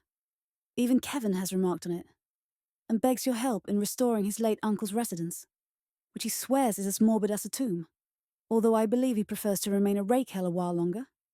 He says Beau and I have gone soft and tame on him. Amanda grinned at this, then sobered. I've been meaning to discuss Kevin with you, darling, but don't wish to appear to be wanting to see him gone. You know how much I enjoy his company, but isn't it time he took up his duties as Earl? He's been in the country with us since Beau and Anne were... Well, you know what I mean. That's an extremely long fit of rustication, is it not? Perhaps he can't tear himself away from my wife. Do you think I should ask him his intentions? Now you're bamming me, Jared. I know Kevin stayed, so you would both be on hand if your cousin were to make another attempt on our lives. No, don't shake your head as if I were rambling. And please don't trick me like a child, Jared. I wish to know the whole truth. Jared knew that there, the uneasy peace was over, while he had been busy trying to protect Amanda from the whole truth, insisting that Beau and Anne had been the victims of highwaymen. She had only been allowing him to think she had come to believe his version of the story. Why don't you tell me, imp, as you seem to know so much? Amanda faced forward and stared into the flames. I know that Lady Wade is involved in some way. I feel sure of it. Only I can't quite understand why she should hate us so much. Poor gullible Peregrine. He was just a pawn in her game, wasn't he? She turned toward her husband. That was her purpose in coming here, wasn't it? To hurt us? Jared found himself telling Amanda everything he knew, and believed about the plot that could have ended with their deaths. And after Amanda indulged herself in some quiet tears, she asked, "And that's why Kevin is still here? There's nothing we can do but continue sit here and wait for them to try again?" "I'm afraid so. Blanche left London after Kevin paid her a little visit in my name. And we've also lost all track of Freddie's whereabouts. We know he was in Scotland at one time. The runners tracked him that far, but none of the people I've sent to find him have succeeded in locating him since. Maybe he'll never come back." He paused a moment, and then stated coldly, "He must realize that if he ever shows his face in London, again, I'll know it. Which means he has nothing else to lose now, isn't that right? The only way he can win is to kill you, kill us all, and take over your lands and title." Amanda shivered, and Jared hastily tried to reassure her that he, Beau, and Kevin were more than able to deal with any of Freddie's schemes, now that they were aware and on their guard. "But you're right, Pet. After the new year, Kevin must be on about his business if he's to enjoy the coming season in London. I shudder to think of all the enterprising mamas he'll have to face now that he has the title." He got up from the sofa and knelt in front of Amanda as the music room clock struck 12. "It's Christmas, my love, and past time for upsetting subjects. Besides, I have a small present for you." He reached into his jacket pocket, drew out a thick cream-coloured envelope, and gently laid it in her hands. "I vowed this to you long ago, before we were wed, although you had no idea of my intentions at the time except, perhaps, to believe them all rather nefarious. Don't dawdle, imp. Open it." Amanda looked puzzled as she slid a fingertip under the seal, and then drew out a sheaf of very official-looking documents. She had Jared bring a candle so she could read them. After a few moments, she uttered a faint cry and threw herself into her husband's arms. The deed to Fox Chase fell unheeded to the floor. Chapter 10. There was a break in the weather a few days after Christmas, and Kevin and Jared rode out to Squire Bosley's, so that Kevin could pay his respects to the family once more before taking his leave of Storm Haven. Nanny's charge, being in a delicate condition, was forbidden carriage travel, leaving Amanda to sit in the blue room destroying some particularly fine wool in an attempt to knit it into something vaguely resembling a tiny sweater. And so, with the men gone for over an hour, Amanda was more than happy to hear the approach of a horseman, and went out into the hallway to greet their visitor. A man dressed in the smock and leggings of a labourer was brought to her in short order, gasping out that Lord Storm had been thrown from his horse on the road to the Squire's, and was even now lying at his master's cottage beside the gristmill. Lady Cheswick grabbed hold of the near-to-swooning Amanda, guiding her to a small bench, then quickly asked the man the whereabouts of Lord Rawlings. "If you be meaning the dandy with the guinea gold hair, he said as he darsn't leave his lordship." "That hurt he be?" the man said, then turned to Amanda. "His lordship's asking for you, my lady." I'll go to him at once. Aunt Agatha, call to Sally, and have her fetch some blankets and bandages, and my cloak. And, oh yes, some brandy too. Send a footman for Jennings and tell him I need the carriage brought around immediately. He is to drive me, for Harrow is still abed with his sneezing and coughing. She looked up at the butler. Have another groom ride for the surgeon. Hurry, all of you. There's no time to be lost. During the ensuing confusion, no one noticed the man as he slipped into the blue room for a moment, or observed his actions as he studiously positioned a seated envelope atop Jared's desk. Within minutes, Amanda, wrapped in a voluminous cloak, was descending the steps of Stormhaven, and Jennings helped her into the carriage. Once inside, she was amazed to see Lady Cheswick already installed, and tried to make her go back into the house. Nonsense, child. Nanny is taking care of all preparations there, and you cannot set out alone. I do have some small experience in nursing, you know. Very small experience, she added under her breath as she reached up and tapped on the carriage roof with the stick Jared had given her for Christmas. At her signal, Jennings nodded to the man on horseback who would act as their guide and set the carriage in motion. Amanda was nearly frantic with worry, so that the carriage seemed to crawl along the roadway. By the time they'd finally turned off the main road and onto a muddy track, Amanda was almost beside herself with anxiety. She alighted almost before the carriage came to a complete halt beside the miller's cottage, with Lady Cheswick directly on her heels. The women were too distraught to notice that Jared's devil and Kevin's mount were nowhere to be seen. It wasn't until Amanda pulled open the door of the cottage, however, and stepped inside, that she heard Jennings' quick, "Milady, something's queer here," before he was swiftly silenced by a blow to the head from their guide. Amanda froze on the doorsill in confusion as a silky voice from the large kitchen sent a shiver of pure terror down her spine. "So we meet again, cousin. How kind of you to answer my summons so promptly." "Sweet mother of God!" Lady Cheswick cried out angrily as she pushed past Amanda and into the room. "Frederick Crossweath, you deranged monster, what is the meaning of this? I should have known the thaw would bring out the slime." She marched directly up to where he stood and would have dealt him a resounding slap, but for the quick averting of his head. "Peter, get this old harridan off me!" he screeched. "Harridan, is it?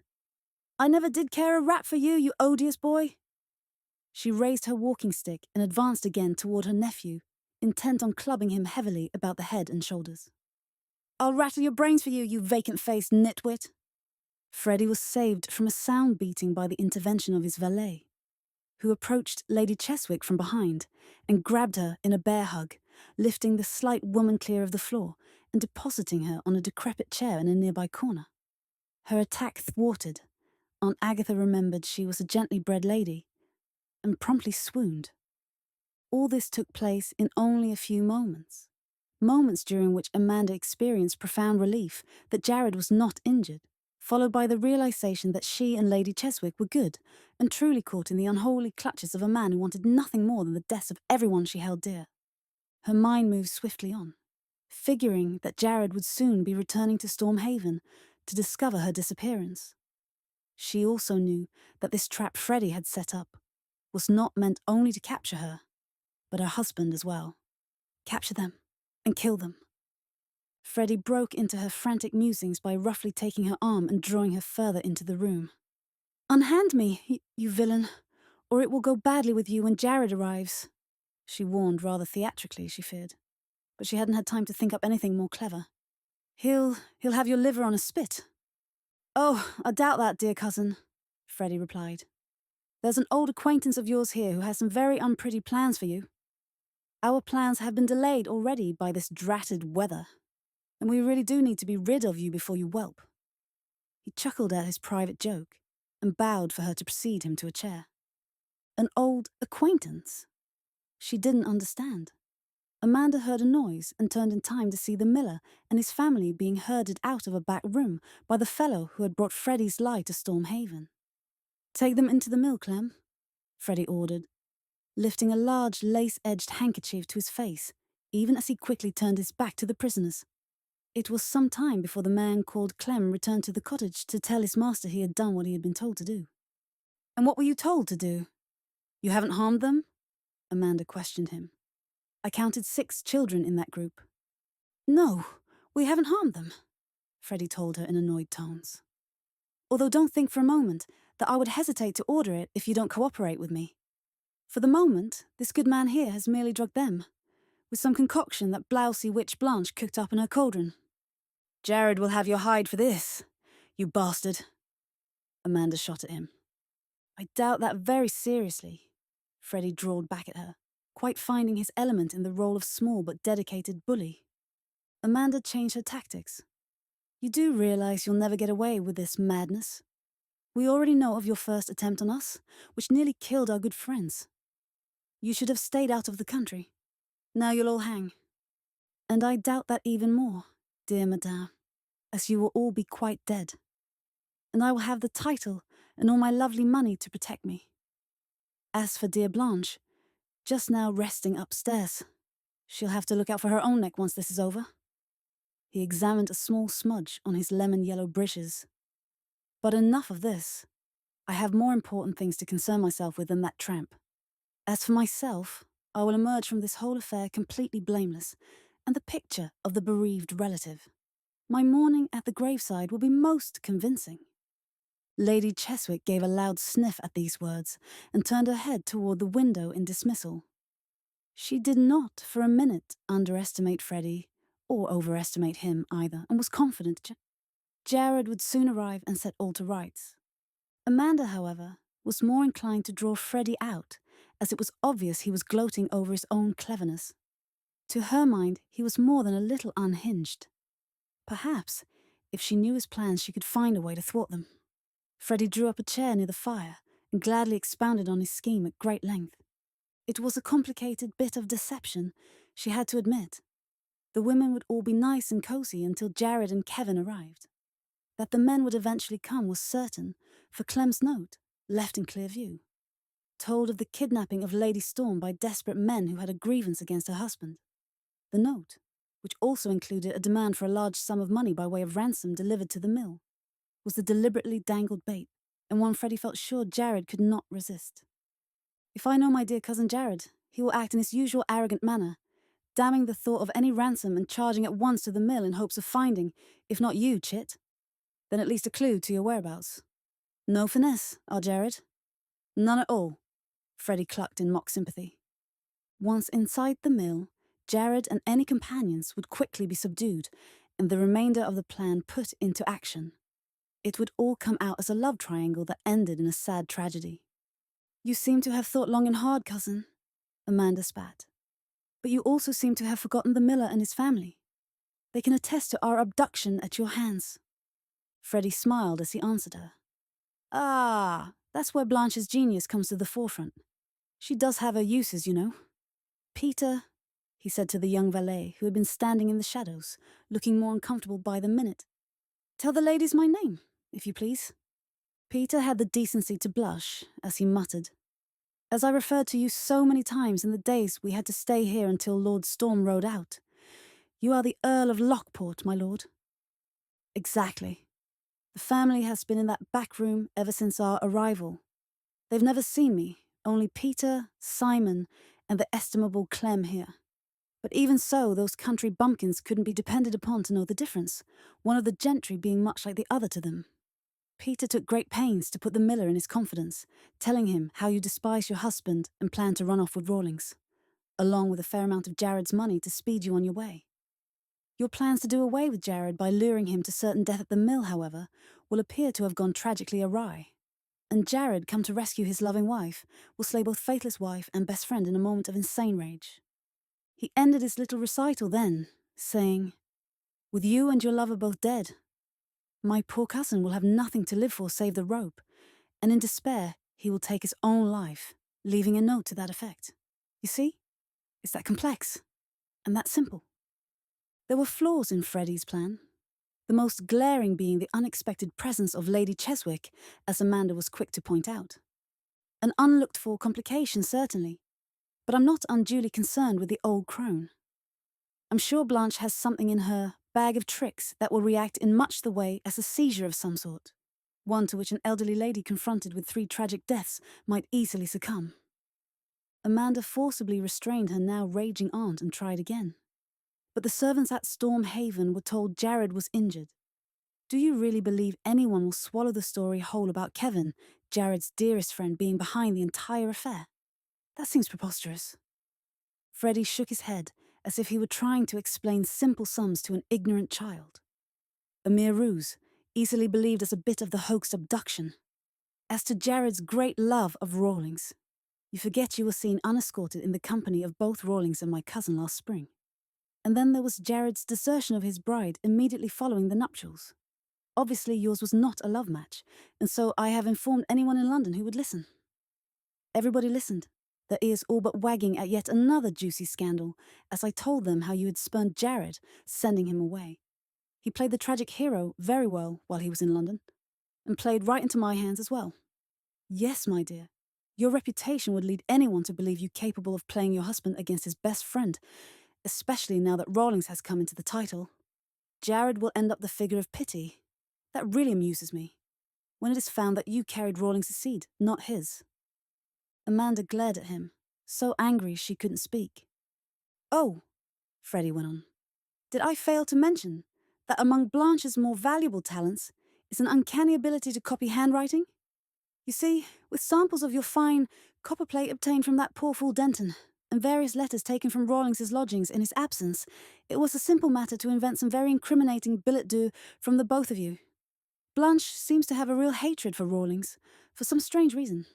But be that as it may, once several of Rawlings' notes describing the so-called kidnap plot are found in your reticule, and a particularly torrid missive from you agreeing to the idea is taken from Rawlings' waistcoat after his untimely end. There should be a swift finale to any speculation. Amanda felt her spirits rapidly dropping. Beau had been right all along. Freddie Crosswaith was a mean, mean man, and not nearly as brick-stupid as Jared had believed. That, I imagine, is also the manner in which you will produce Jared's suicide note. Goodness, yes. You are quick, aren't you? Jared's farewell note is already written. Would you like to hear it? It is a particularly moving piece. I almost wept as I read it. Truly. Kevin and Jared both have many friends in London. None of them will believe this havey-cavey plot. You're sure to be unmasked in the end, for there are just too many unbelievable twists to your story. That's entirely possible, I suppose. But that won't happen until some weeks have passed. I have no real love for Stormhaven or the title, if the truth be known. It's the money that interests me, and my reluctance to part with any of it to pay my creditors. I see no need to spoil them by finally settling my debts. Do you? No. I shall simply, and most immediately, withdraw all my inheritance from the exchange, and Peter and I will depart for sunnier climes. Ah, yes. I do believe between the money and the jewellery, I shall be tolerably comfortable. And Blanche? Amanda deliberately watched Peter as she asked this question. He had seemed disturbed when Freddie had spoken poorly of her earlier. Not being able to become Lady Storm, she will no doubt wish to settle for some of the Delaney money. She's badly dipped, you know, Wade's money being long since gone. Yes, Blanche believes she will share in the booty, an idea I must confess I fostered. Freddie crossed his legs and leaned back against the seat. There are storms on the seas between here and the sunny isles I've chosen as our destination, I hear. Many persons have slipped overboard during such violent upheavals. Need I say more? The valet's eyes darkened, and he quickly averted his head, but not before Amanda had taken in his increasingly frantic expression. So the handsome young Peter was not totally devoid of finer feelings, was he? Perhaps this information could be of some help. The way matters stood at the moment, Amanda was ready to grasp at any straw or to seek escape at even the slightest opportunity. When Freddie, his confidence overwhelming his judgment, turned his back on Amanda just long enough for her to make a bolt for the door, much hampered by her skirts and her swollen middle, the fleet Clem had no difficulty in forcing her back into her seat beside the fire with a breath-robbing shove. As her body made contact with the sturdy, unpadded chair, a searing pain ripped down her side and she cried out. Lady Cheswick was beside her in a moment, asking her where she felt the pain, but as quickly as it had come, it was gone. A second pain, more centrally located in her abdomen, came some minutes later, after Freddie had ordered the two women up the stairs to be locked inside one of the pair of small bedchambers. Amanda didn't mention the second pain to her aunt, nor did she tell her of the pains that followed after it at regular quarter-hour intervals. Jared and Kevin had spent some 3 hours at the Squire's holdings discussing the various precautions Jared had taken to both protect Amanda and keep informed of Freddie's possible return to the city. The Squire had been taken into their confidence from the beginning, Jared believing the man was owed an explanation for the attack on his youngest daughter. The thin, wintry sun was fast fading as they made their way back to Stormhaven when young Tom came riding toward them at a gallop, waving his hat and screaming at the top of his lungs. "My God, something's happened to Mandy," Jared exclaimed and spurred his horse forward to meet the oncoming rider. "Harrow sent me," Tom gasped out as he reined in his mount. "You're to come home fast. Miss Mandy's gone." Jared didn't wait for any further explanation, but yelled at Kevin to return to the Squire's and fetch Bo before leaving Kevin to curse Freddie Crosswaith in terms so colourful and original that young Tom could only stare at him in open-mouthed awe. Within minutes, Jared's devil pelted into the courtyard at Stormhaven, where Jared jumped from his mount and bounded up the stairs into his home. Harrow met him in the hallway and explained he had been abed when Amanda ordered the carriage brought around. "She were told you had a fall, my lord. A man came to lead them to some cottage where you were supposed to be laying close to death." "When did this happen?" "How long ago?" Jared shouted while racing to the gunroom, where he took down 3 pair of his best pistols. "Lady Cheswick and Miss Mandy are gone near 2 hours, sir. Best I can figure it. As soon as Tom told me, I smelled something queer. Jennings drove them, and you know he's a good man. He'd have had word back by now if he could. My aunt is with her. Thank God for that, at least." Jared steeled himself to be calm while he carefully loaded all of the pistols and strapped an evil-looking short sword about his waist. "What's forward?" Kevin questioned, as he and Bo burst through the doorway some minutes later to run at once to pick up the remaining pistols from the table. Before Jared could answer, he was interrupted by an outraged nanny who insisted on being taken at once to her baby. "She's near to breeding, you know." Jared stamped into the blue room, Nanny and the rest close on his heels, and accepted the stiff drink Kevin poured for him. "I know that, Nanny. Christ, do I know that? But we have to idea where she's been taken. I don't even know if they're alive, though I feel almost certain they'll be kept safe until I reach them, if I read my cousin's twisted mind correctly. I sincerely hope my aunt is being as disagreeable as she is capable." "So, you don't know where Miss Mandy is?" Nanny all but shrieked. "And I suppose sitting here swilling brandy is going to find her?" Jared's eyes narrowed in anger as he gritted his next words from between clenched teeth. "Get her the hell out of here, Kevin. We've got to think." Nanny left. As far as the other side of the closed door, that is. So that when the note Jared soon found was read aloud, she knew what she had to do. "Harrow!" she screeched at the concerned old man.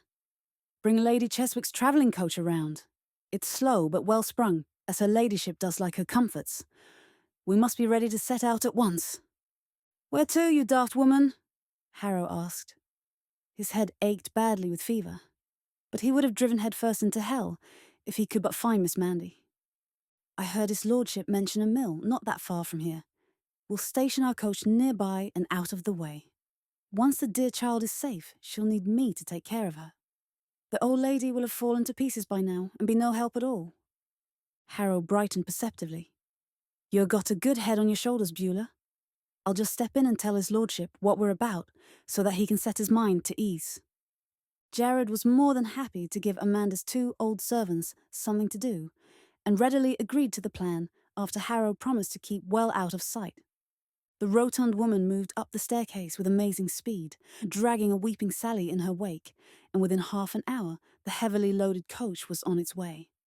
Inside were Tom, who had somehow smuggled his slight body aboard, and Nanny.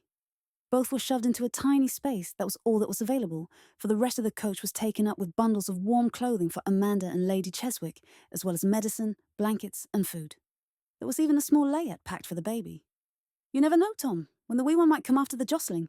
My poor baby will get on this godforsaken road." "Yes, Nanny," the lad said, his eyes wide. and then quickly grabbed for one of the hanging straps as Harrow put the whip to the team. Kevin and Beau retired to Jared's private study, where the three men could be undisturbed. Kevin paced the room in his anxiety to be off. "Would you be so kind as to tell me what we're doing here, old friend? We should be riding." Jared shook his head and continued to stare into the flames, licking the fireplace across the room. "That's just what we shouldn't be doing, Kevin. Beau here was right when he said I'd underestimated Freddie, and now I may be tending to give my cousin more credit than he is due. But I think he expects us to come pelting after Amanda. And straight into a trap. My God, man, don't you think I want to go charging out after my wife? But I want to save her, not be the cause of her death." He looked up at his agitated friend and asked him to summon a footman. Jared then dashed off a note to Lord Close, informing him of the kidnapping and asking him to present the note to the authorities in the event of any tragedy, naming Frederick Crosswave as the kidnapper. "That should put a spoke in Freddie's wheel if he's out to make himself blameless in this episode," he commented, as the footman left the room with the note. Beau, who had until this moment been keeping his own counsel, decided it was time he, so to speak, kept his end up in the proceedings. "Own score to settle, old man." Like a whack or two at Freddie myself. "Coming on to dark, though. Better shove off what?" "Not yet, Beau. First we must have a plan. This mill is well known to me, and I wager the Thor has made a sorry mess of the lane leading to it from the main road. Considering Freddie and his abhorrence of night travel in general, I'm more than half certain Amanda will not be moved again until morning. Unless the mill is truly just a spot Freddie picked for his so-called exchange, and Amanda's either hidden away elsewhere or, even worse, already on her way to only God knows where," Kevin interposed with a sigh. "Vote the mill," Beau stated, rising rapidly to his feet. "Tally-ho, gents. To the hunt." He was halfway to the door before he realized no one was following, and so he retraced his steps to his chair, where he sat impatiently staring at his friends as if willing them to action. Soon, his intent gaze, like Kevin's, focused solely on Jared. The worried husband continued to lean back in his chair behind the desk, tapping the top of a long silver letter opener on the cut-glass inkwell in front of him. "Deuced wearing on the nerves," Beau commented after a time, to no one in particular. Although no more than a minute had passed, Kevin shot him a fierce look. "Quiet, you numbskull! Can't you see Jared's conjuring up a plan of attack?" At long last, Jared's fine black eyebrows arched skywards, and a particularly nasty smile curled up one side of his mouth. "Gentlemen, I've decided on our course of action." Ignoring Beau's aside to Kevin that suggested this plan had not popped into their friend's head any too soon, he continued. "Even though there's a full moon, I'm almost completely sure Freddie and Amanda will remain as guests of the miller for the night. As he will surely set out to some pre-planned untraceable location at first light, it is imperative we act swiftly." "Said so. Don't listen, none of you," Beau interrupted as he turned to Kevin. "You said he was thinking.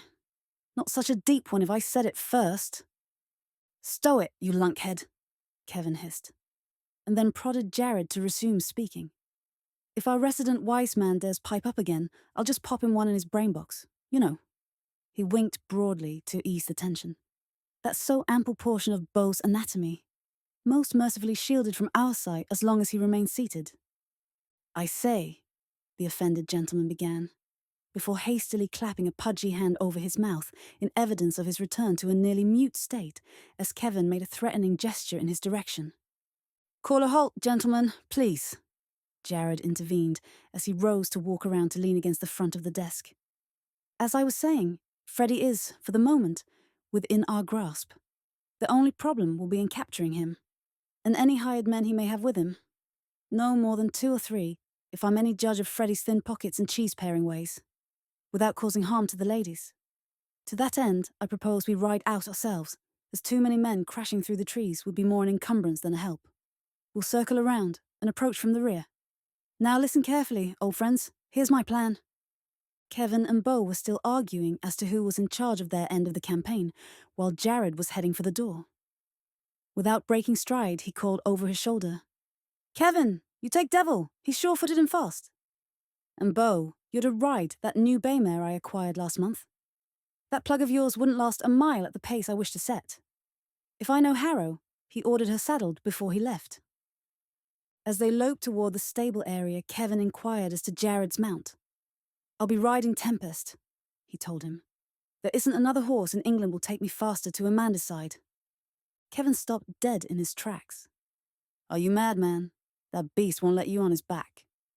Beau agreed. Feed him. House him. Don't mean he loves you. Jared ignored them as the groom approached with the black stallion and, as he had guessed, the bay mare. Kevin smiled at Jared's romantic gesture and saluted him smartly. Don't knock me down with the breeze as you fly by. That is, if you can get that beast to carry you. Then the smile left his face, and the three men solemnly shook hands. Good luck, old friend. You can count on Beau and me being just where you want us, ready to fight, he intoned gravely. Then he and Beau were astride their mounts and gone. Jared continued on into the stables, where Tempest was quietly standing in his stall.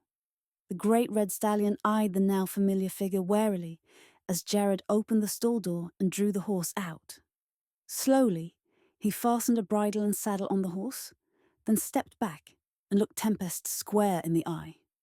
Mandy needs us, boy, and you're the fastest way to her side. I've already lost a lot of time deciding on the right course of action, and I'm counting on your swiftness to help recapture some of those precious minutes. He turned away, then, and cursed himself under his breath. The tension has unhinged me, by God. Perhaps Kevin was right. This idea was a romantic gesture at best. Now I'm left without a decent mount. Just listen to me, reasoning with a brute. As he stood there with his back to the horse, he felt a nudging in the center of his spine, a nudging that nearly sent him sprawling. He whirled to face the horse, and hope flared in his chest. Without waiting to figure out exactly why he thought it would work, he swung up onto Tempest's back and urged him forward, out of the stable and into the yard. They rode ahead of the wind, the tall man and the giant horse, moving forward as one toward the main road. To Mandy! Jared shouted in Tempest's ear, feeling half giddy with elation and not a small bit ridiculous at the same time. Within minutes they passed his friends, and their bracing cheers brought a grin to Jared's face. As he flew past Harrow a mile further down the road, he shouted, Don't go too close. And if you value your ancient skin, keep that bossy old woman quiet. Harrow shouted back, Yes, sir, my lord. Ride him, my lord, ride him hard. Jared let out a whoop before man and horse disappeared from sight over the crest of the next hill, kicking up a spray of ice and slush as they went. Inside the coach, Nanny, who, fortunately for her master, had not heard a word he'd shouted to Harrow, was trying desperately to keep her Sunday best hat on her head as she bounced higgledy-piggledy all over the coach. If I live through this night, I shall most certainly murder Harrow on the morrow. All men are just little boys, Tom, and I do believe they enjoy this mad chase. Yes, ma'am, Tom replied dutifully. What was the old woman so het up about? Harrow said no one would hurt Miss Mandy before his lordship showed up to save her, and his lordship certainly wouldn't let anything happen to her. Why, when he wasn't thinking too hard about Miss Mandy, he could be pretty excited by this adventure himself. He pushed Nanny's ample form back into the corner as she bounced over onto him. Women, he sneered to himself. Lily, livid creatures they were. The lot of them. Freddie Crosswaith was becoming a bit disenchanted with the night's events as they had so far unfolded. The meal Clem's cohort had prepared was almost entirely inedible. The cottage was cold, offering only a mediocre fire in the cavernous fireplace to warm him. Jared should have ridden up at least 2 hours since, and, curse the luck, it was snowing again. Where could his unreliable cousin be? Didn't the dolt realize he was upsetting their well-laid plans?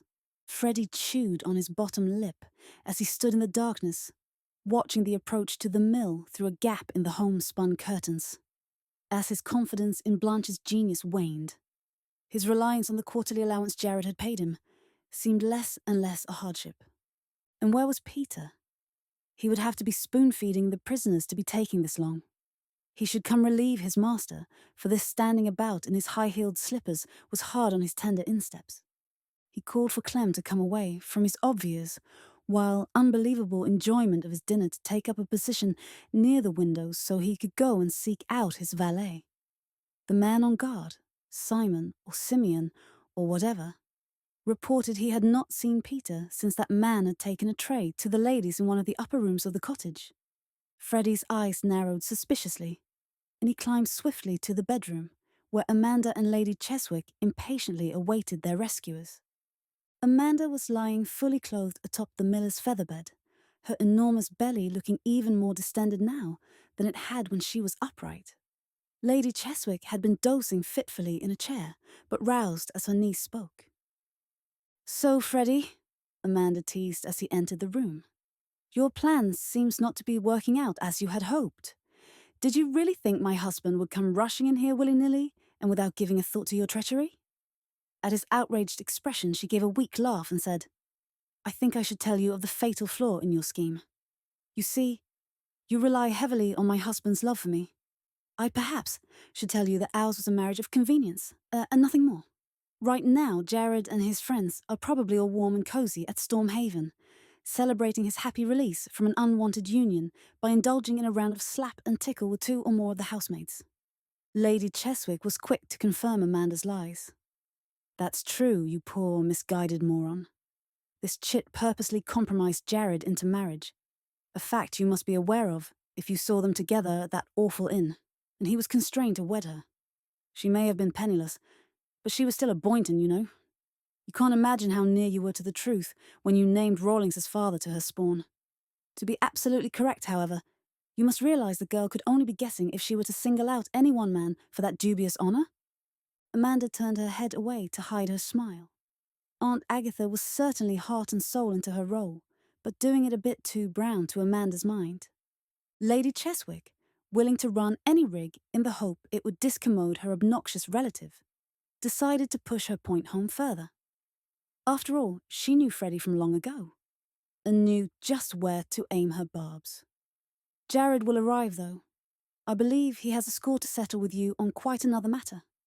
But it's apparent to me that he delays until you rid him of his unwanted wife. So once again Jared wins. He will have shed this common baggage. A blessing, I assure you, and your neck shall stretch in his stead.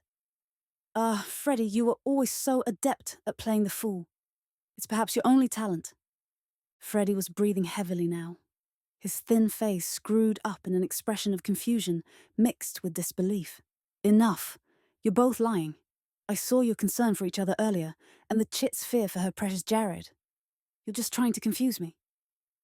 A task I have always found lamentably simple, I might add," Lady Cheswick pointed out with an exaggerated sigh.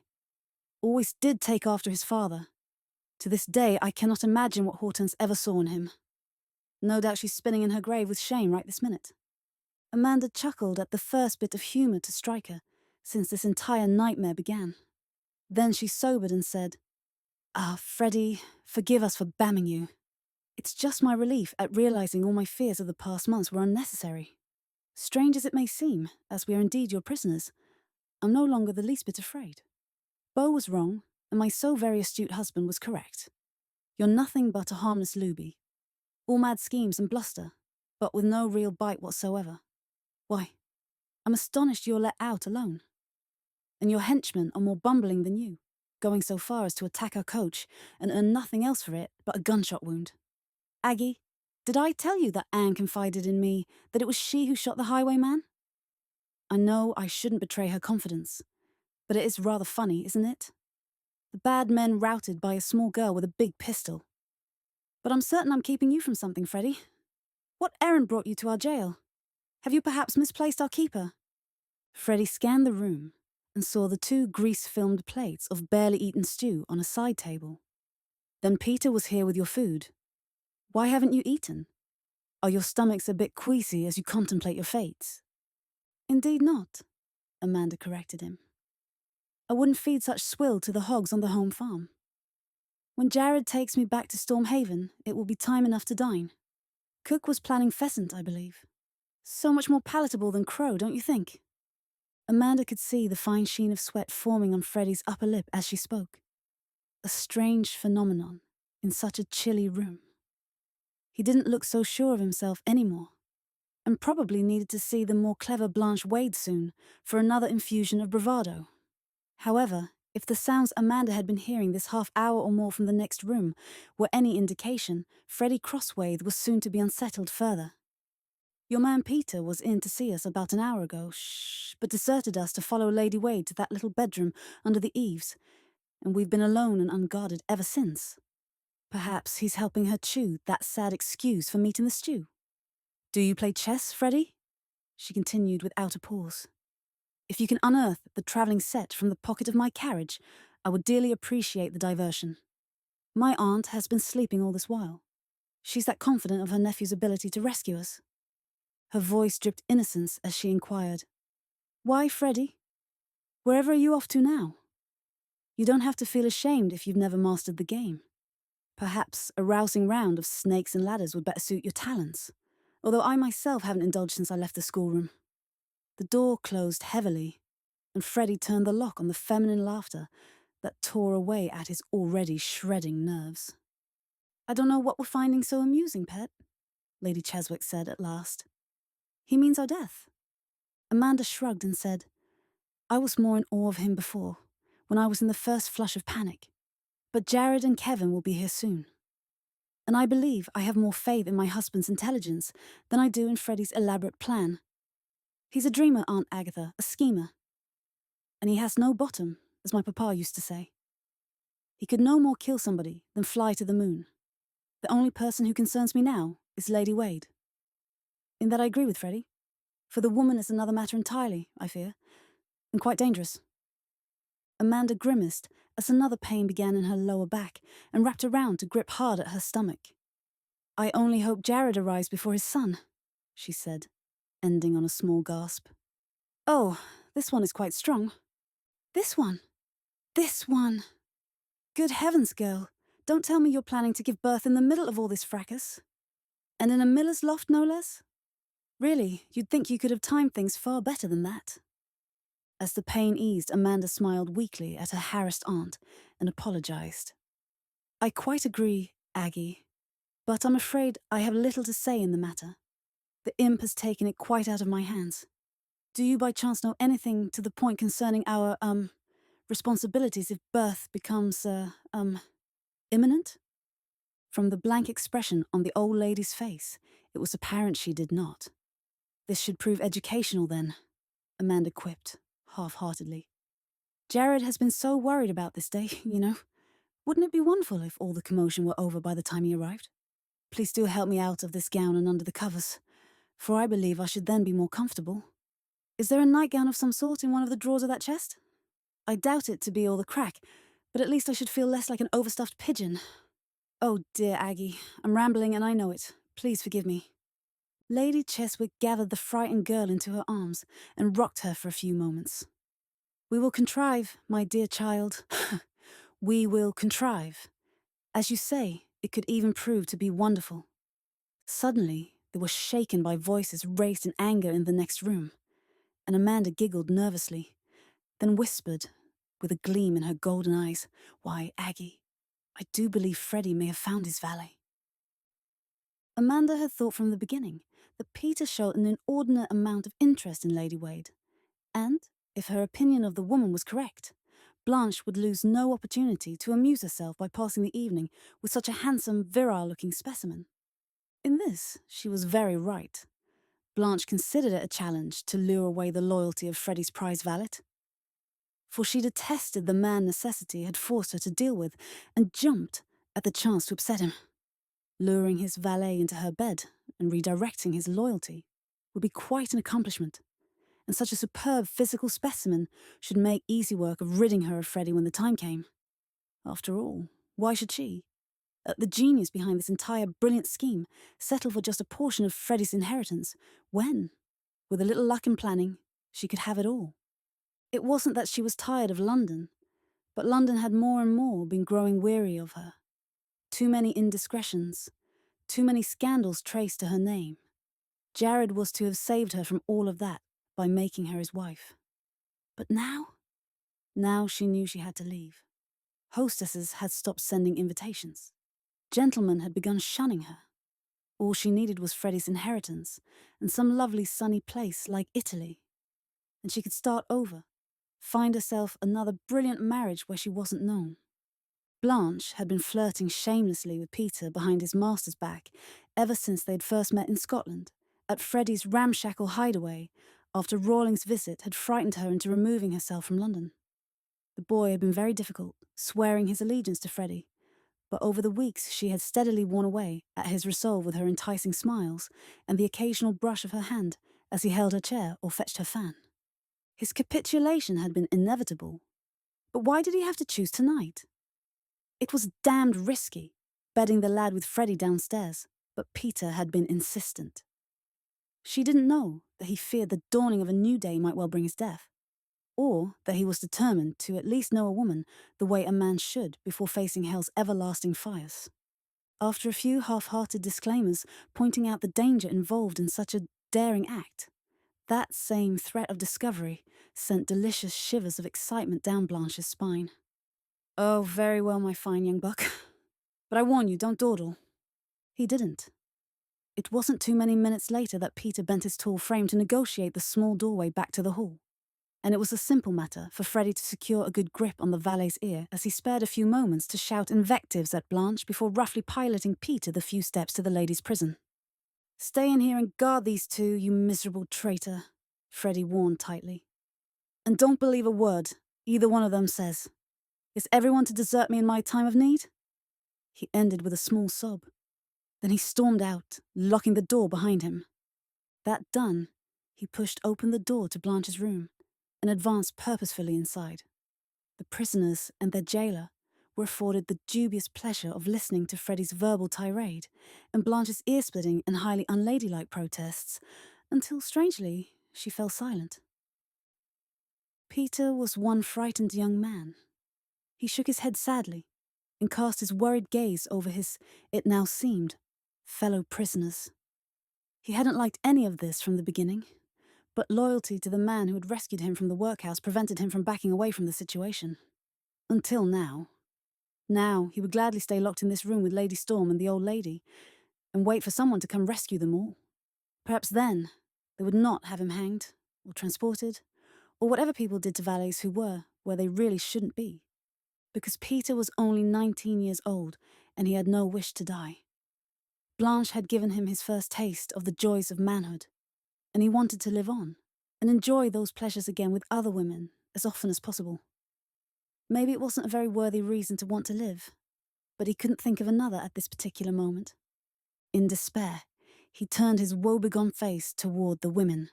His look was met by 2 pairs of wary eyes and a barrage of quick questions. He tried to tell them he would protect them from Freddie, from Lady Wade, but that promise ended in a sob as he sank to his knees on the floor. Lady Cheswick relieved him of the pistol Freddie had somehow overlooked and patted him gently on the head. "There, there. We'll protect you, lad. Never fret," she promised. Once Peter was calm, Lady Cheswick took time to examine the weapon, then struck a determined pose. "This is not a time for faint hearts, Peter, my boy," she said with some spirit, before she wrinkled up her nose and inquired almost coquettishly, "That being the case, dear boy, I would consider it a kindness if you would show me how to work this blasted thing." Chapter 11. Even in the bitter cold of the winter evening, Tempest was heavily lathered by the time Jared turned into the slush-clogged lane that led to the mill, and Jared's breeches were stiff and foam-flecked.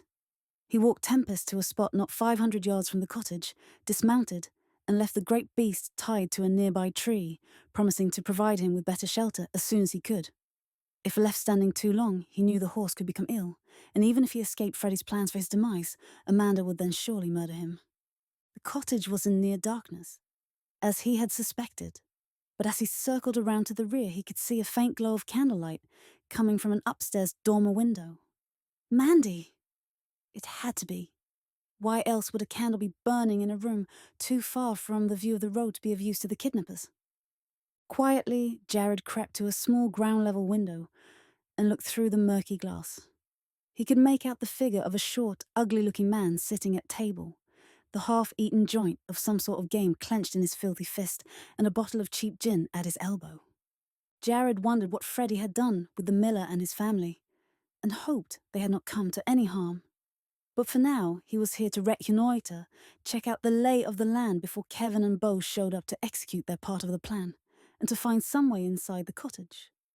There was more to this fairly large main room, but the poor quality of the glass and the wavering light cast by the fire furnished the remainder with only a flickering pattern of strange shapes that he could not make out. He stepped carefully away from his vantage point and, in a near crouch, half ran back to the shelter of the trees. Again he approached the cottage, this time angling toward the front of the building. He saw a most unhandsome fellow, standing guard just outside the door, 2 long pistols shoved into his belt, and an evil-looking club in his hand. The man looked cold and tired, and none too happy with his assignment. So, there were at least the 2 hired thugs Jared had been sure of. Add to that number the dear cousin Freddie and quite possibly Blanche, who would probably consider it a rare treat to be allowed in on the kill. And the odds were not nearly as bad as they might have been. Now Jared had to get himself inside the cottage, even if it meant allowing himself to be captured, so that one of the small rescue party would be close to Amanda if the evening's events turned ugly, as he didn't relish the thought of handing himself over to his cousin quite so easily.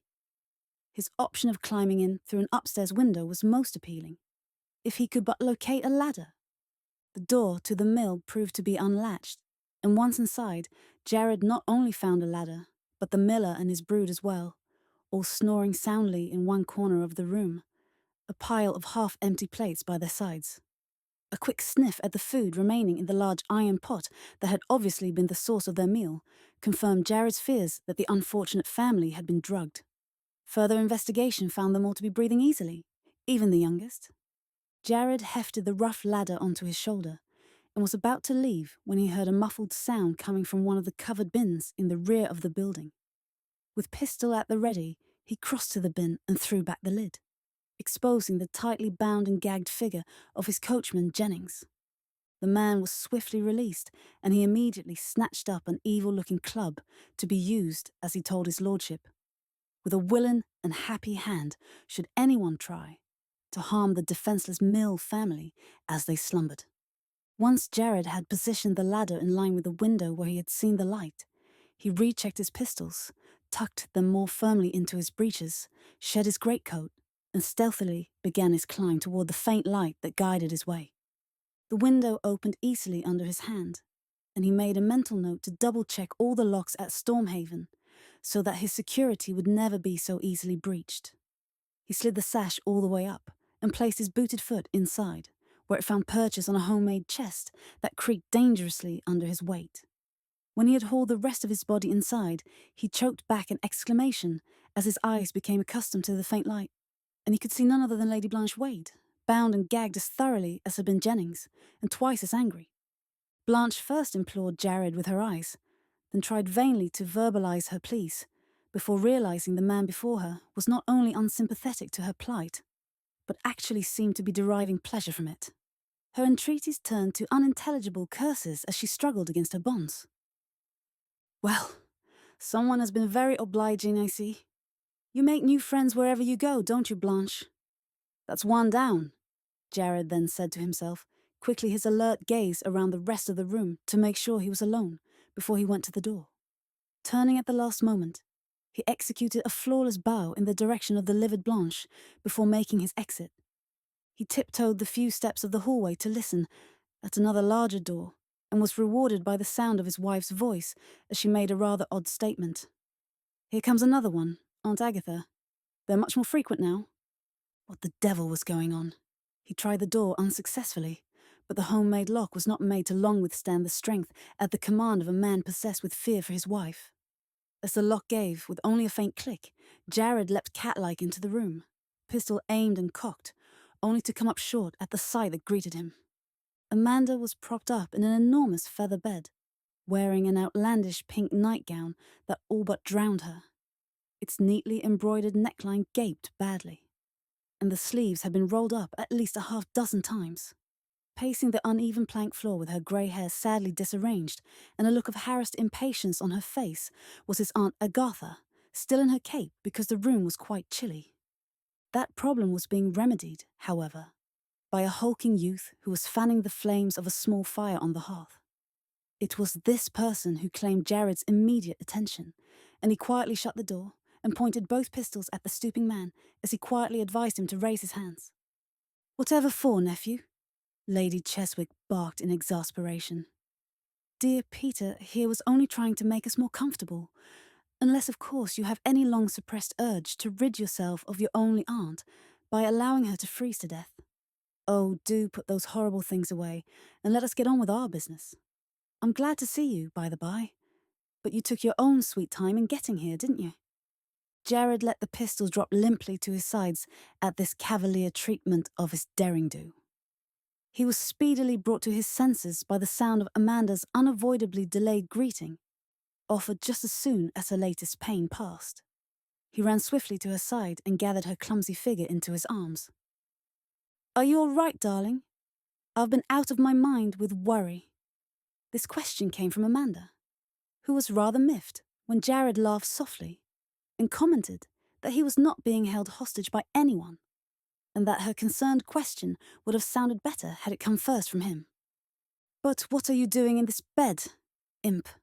he asked, in confusion. "You look lost in that tent of a gown. Wouldn't it have been warmer to have remained dressed?"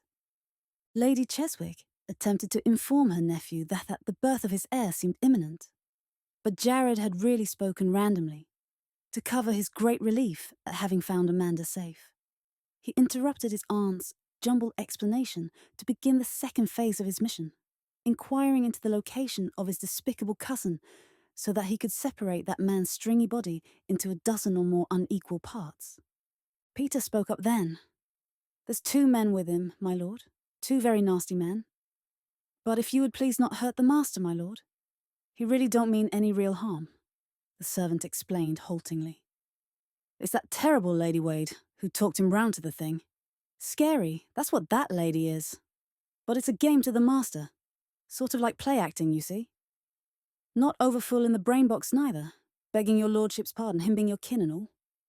Jared looked to his wife, who confirmed this with a single nod of her head. "I've had ample time to observe Freddie for myself, dearest, and what Peter says is true. The ninny weaves a fine drama, says all the right words with the correct bluster, but I just can't see him in any of the leading parts. In truth, I'd be willing to wager he wishes he'd never started this whole thing. It's Lady Wade who frightens me." Lady Cheswick was not to be overlooked in any cataloguing of Freddie's character, the lack of it, or his degree of guilt in the attempted murder or her own kidnapping. That spindly-shanked jackanapes below hasn't the brains to find his way out of a room, even if the only doorway were decorated in foot-high red letters spelling out, "Go this way, you vacant-faced twit." Jared dismissed his aunt's small joke and, unaware of any problem other than the most obvious ones, jibed at Amanda. "You're destined always to pick up strays, aren't you, my love? All right, if you believe this boy is to be trusted, I'll bow to your judgment. Freddie, however, we'll discuss at some other time. Kevin is on his way with Beau, if they haven't already taken up their places outside. With all this idle chatter, we've dawdled away more than enough time for their part of the plan to be put into action. Freddie has been very accommodating in eliminating Lady Wade and isolating the both of you out of sight and sound, so things are progressing quite well. Indeed, we might have spared time for a hand of whist, were we so inclined." As his aunt made a rude face at him, Jared went to the draperies and pulled them back before placing a pair of lighted candles at the window, letting his friends know that Freddie had 2 hired thugs with him. In a few moments, a hail of pebbles pinged lightly against the panes. "Ah, that would mean Kevin understands and is in place, ready to move at my signal." He kissed his wife on the forehead and told her to stay where she was and keep warm. "Humph," muttered Lady Cheswick, who had been feeling quite neglected anyway. "Where do you think she would be going at a time like this? To a tea party with our own mad king?" "Aunt," Amanda warned, and the lady reluctantly held her tongue. After employing a candle once more to signal Kevin that he was in position and ready to make his own move to capture Freddie, Jared left the bedroom and listened outside the door until he heard Peter bar it with a chair. He then tiptoed to the head of the stairs and waited in the shadows, mentally picturing the events taking place in the darkness outside the cottage. Jared had instructed Beau and Kevin to eliminate any guards, but he had left the method of removal to their discretion.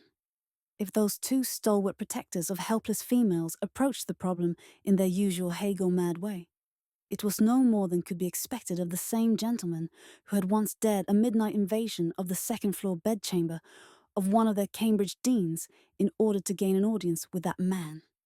That mad start was later explained to be in the way of pointing out to the old prune-puss the humour to be derived from the presence of a monkey sporting a top hat and cutaway coat at evening prayers. The dean was not to be deflected from his set course of action by this nocturnal visit, alas, which had included the dismissal of the miscreants for the remainder of the term. Indeed, those poor innocent lambs, whose intentions had been of the most noble, found themselves, and one rather rank-smelling monkey, firmly banished from the scene of their disgrace for the space of 2 terms. Some dozen years of exposure to polite society had perhaps helped discourage such lapses, but Beau's and Kevin's unusual solution to the problem of the lookout and his mate proved that once rampant flair for the ridiculous to have been only shallowly concealed beneath a thin veneer of sophistication. As Kevin and Beau watched from their hiding place in the shadows, one of Freddie's hirelings completed the physically comforting chore of relieving himself against the cottage wall. His cudgel shoved beneath his arm, he was busy rebuttoning his breeches when a slightly bored voice coming from the blackness drawled softly, "I must say, my good fellow, that's a deuced shabby way to treat good English soil." "Ch-ch," Kevin continued silkily as the man stood stock still, surprise keeping him rooted to the ground for the moment. "Just see what you've done. There won't be sprout nor flower in that whole patch come spring if you persist in these wanton showers of destruction." "What does Oi cares for your blinking posies?" the man replied as he turned about to search out the disembodied voice of his taunter, still groping at his buttons, before his slow wits could more than begin to alert him to the full extent of the danger he was in. He felt a discreet tap on his shoulder and whirled around yet again. This time, he was presented with a clear view of his unexpected company, before a beefy fist solved all his problems of how to deal with this turn of events by effectively dropping him into a deep and dreamless sleep. Kevin had advanced in time to receive the unconscious form of the now harmless lookout, and Beau quickly shared the burden by taking firm hold of Clem's ankles. They carried him off to the mill and the ungentle arms of Jennings, who took great delight in stuffing the unprotesting thug into his own recently vacated hidey-hole. The pair then returned to the cottage, and Kevin, first placing a finger over his lips to warn Beau to silence, banged on the heavy door and called out, "Me bloody arse is all froze. I wants a spell inside. I does. Get your carcass out here, you lazy lout, afore me dabblers snap off." Shortly sounds of shuffling footsteps and half-hearted curses reached their ears, and they took up positions flat against the wall on either side of the door. The light from the fireplace cut a pie-shaped wedge in the cobbles outside before the shadow of a man appeared, closely followed by the fellow himself. "Yer ain't been out 'ere no more'n 'alf a blinkin' minute, you bawlin' babe. Get o'er to where me peepers can spy yer out, you bloodless ninny, and it's warmin' your arse real good I'll be." The man waited for an answer, and when there was none, he stepped further out into the path to call, "Clem? Where the bloody 'ell are you, you thievin' 'ound?" "Why, if I may be so bold as to put a word in here, sir, I might be able to give you the whereabouts of the worthy Clem," a silken voice informed him just before the cottage door was silently nudged closed. "What the—" The kidnapper breathed in confusion as 2 well-dressed London gentlemen moved toward him. He took a tentative step backwards before the chubby one sighed and commiserated. "Too bad. Nowhere to go, you know." Freddie's hired man turned to face the second gentleman, but found his demeanour no less encouraging, as that man simply lifted one neatly, manicured finger and crooked it in a gesture that beckoned the frantic man closer. "No, I don't," the man croaked, for his throat seemed strangely tight. The ensuing near-silent struggle was painfully predictable in its outcome, and soon a second storage bin was put to good use by the highly delighted Jennings. "Begging your leave, sirs, but I can't but puzzle why you went to such trouble over these 2 no-goods. Tapping 'em so gentle-like on their noggins, when a knife betwixt the ribs would be just as quiet. And a heap less work than hefting 'em into me so as to keep 'em mum," Jennings put in, as he lowered the lid on the second, neatly hemp-wrapped body. "Lud, no, messy. Can't stomach the sight of claret," Beau responded, horrified. Kevin interpreted. "What Mr. Chevington means is that we, as law-abiding subjects, abhor unnecessary violence. Right, Beau? Besides," he continued, with a grin that made him resemble a slightly raffish choir boy, "it was much more fun this way." Inside the cottage, Freddie was fast becoming hysterical with fear. That his two hirelings had disappeared boded no good, but had they merely run off, or had they fallen afoul of Jared? "Why does nothing good ever happen to me?" Freddie wailed in his heart of hearts. Even Peter had fallen victim to the Delaney charm and deserted him. He should be standing with his master, protecting him from Jared. Freddie's thin hold on his nerves finally slipped away, and he ran to the bottom of the stairs and screamed out his valet's name. "Peter! Peter! Come here at once. Everything is going wrong. This was a mistake. I wish to return to London." When Freddie received no answer to his request, he was forced to consider the last of his options. Blanche. But before he could begin to climb the staircase, the menacing form of his cousin appeared at the head of the flight like some horrid ogre from a particularly violent nightmare. "I think it is appropriate at this time to say something profound, such as, 'The play is over, Freddie. The actors have no more lines, and the audience has all gone home. All that is left is the moral to this twisted tale, one most assuredly denouncing the evils of jealousy and greed.'" As he spoke, Jared descended the steep flight, his eyes never leaving the thoroughly cowed form of his cousin. "It wasn't my idea, Jared, none of it. I swear, it was all Blanche's scheme," Freddie babbled in a thin, wailing voice. "It was her snickering and suggesting that drove me to it. And you, Jared, you forced me to it. I was desperate and not thinking clearly. Forgive me, dear cousin, for I meant no real harm. Your wife and the old biddy have suffered no injury. Surely you see that?" "Dear me, yes," came Kevin's amused voice from the doorway. "There's a grain of truth in there somewhere, Jared, if we can but find it. For you did do this poor lad dirty, proclaiming loud and long how you'd never wed. And then you tugged his little rug of security from beneath him, by not only bracketing yourself, but by showing all the signs of begetting a bloody legion of little Delaneys to push your cousin out of his place in line."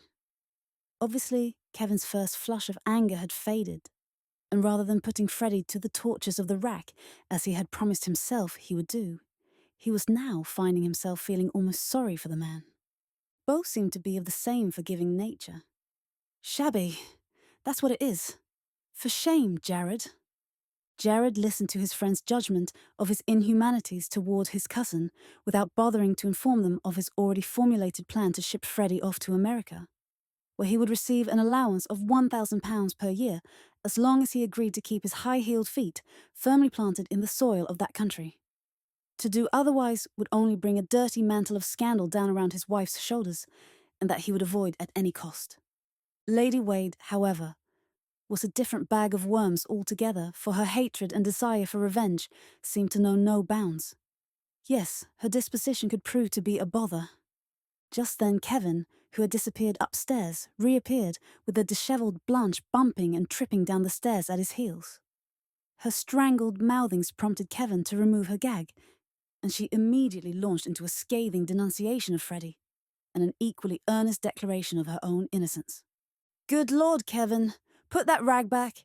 Can't abide hysterical females," Beau pleaded, his hands clapped over his ears. Kevin laughed and did as he was told, but then took pity on the lady over the bluish tinge to her bound hands and loosened her bonds a trifle. When Freddie decided to mount another attack on Jared's family loyalties, Blanche, her sweat-slick hands slipping from their bonds with almost laughable ease, saw her chance and took it. She was at the door before anyone noticed her movements, and threw it and running for all she was worth into the black night.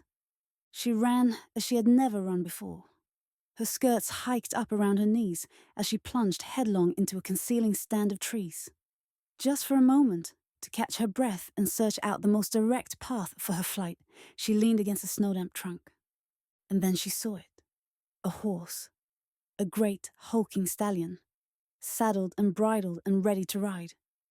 Blanche had ever been an indifferent rider, but never before had she encountered the particular trouble this horse began to deal out the moment she was settled in the saddle. Mindless of her rough sawing on his reins or her heels digging into its flanks, the big red stallion refused to budge an inch. And then something most extraordinary happened. The horse knelt down on all fours and rolled to one side, dumping the incensed Blanche into a slushy cold puddle. "Stupid beast," she screeched, and dealt the horse a vicious kick in his rump, a move that caused the steed merely to utter a horsey laugh. Thoroughly incensed and dripping with muddy water, Blanche wished fervently for the luxury of enough time to find a big stick and beat the ignorant brute senseless. But as every moment was of the essence, she settled for another kick, and then, raising her sodden skirts, staggered off toward the main road on foot.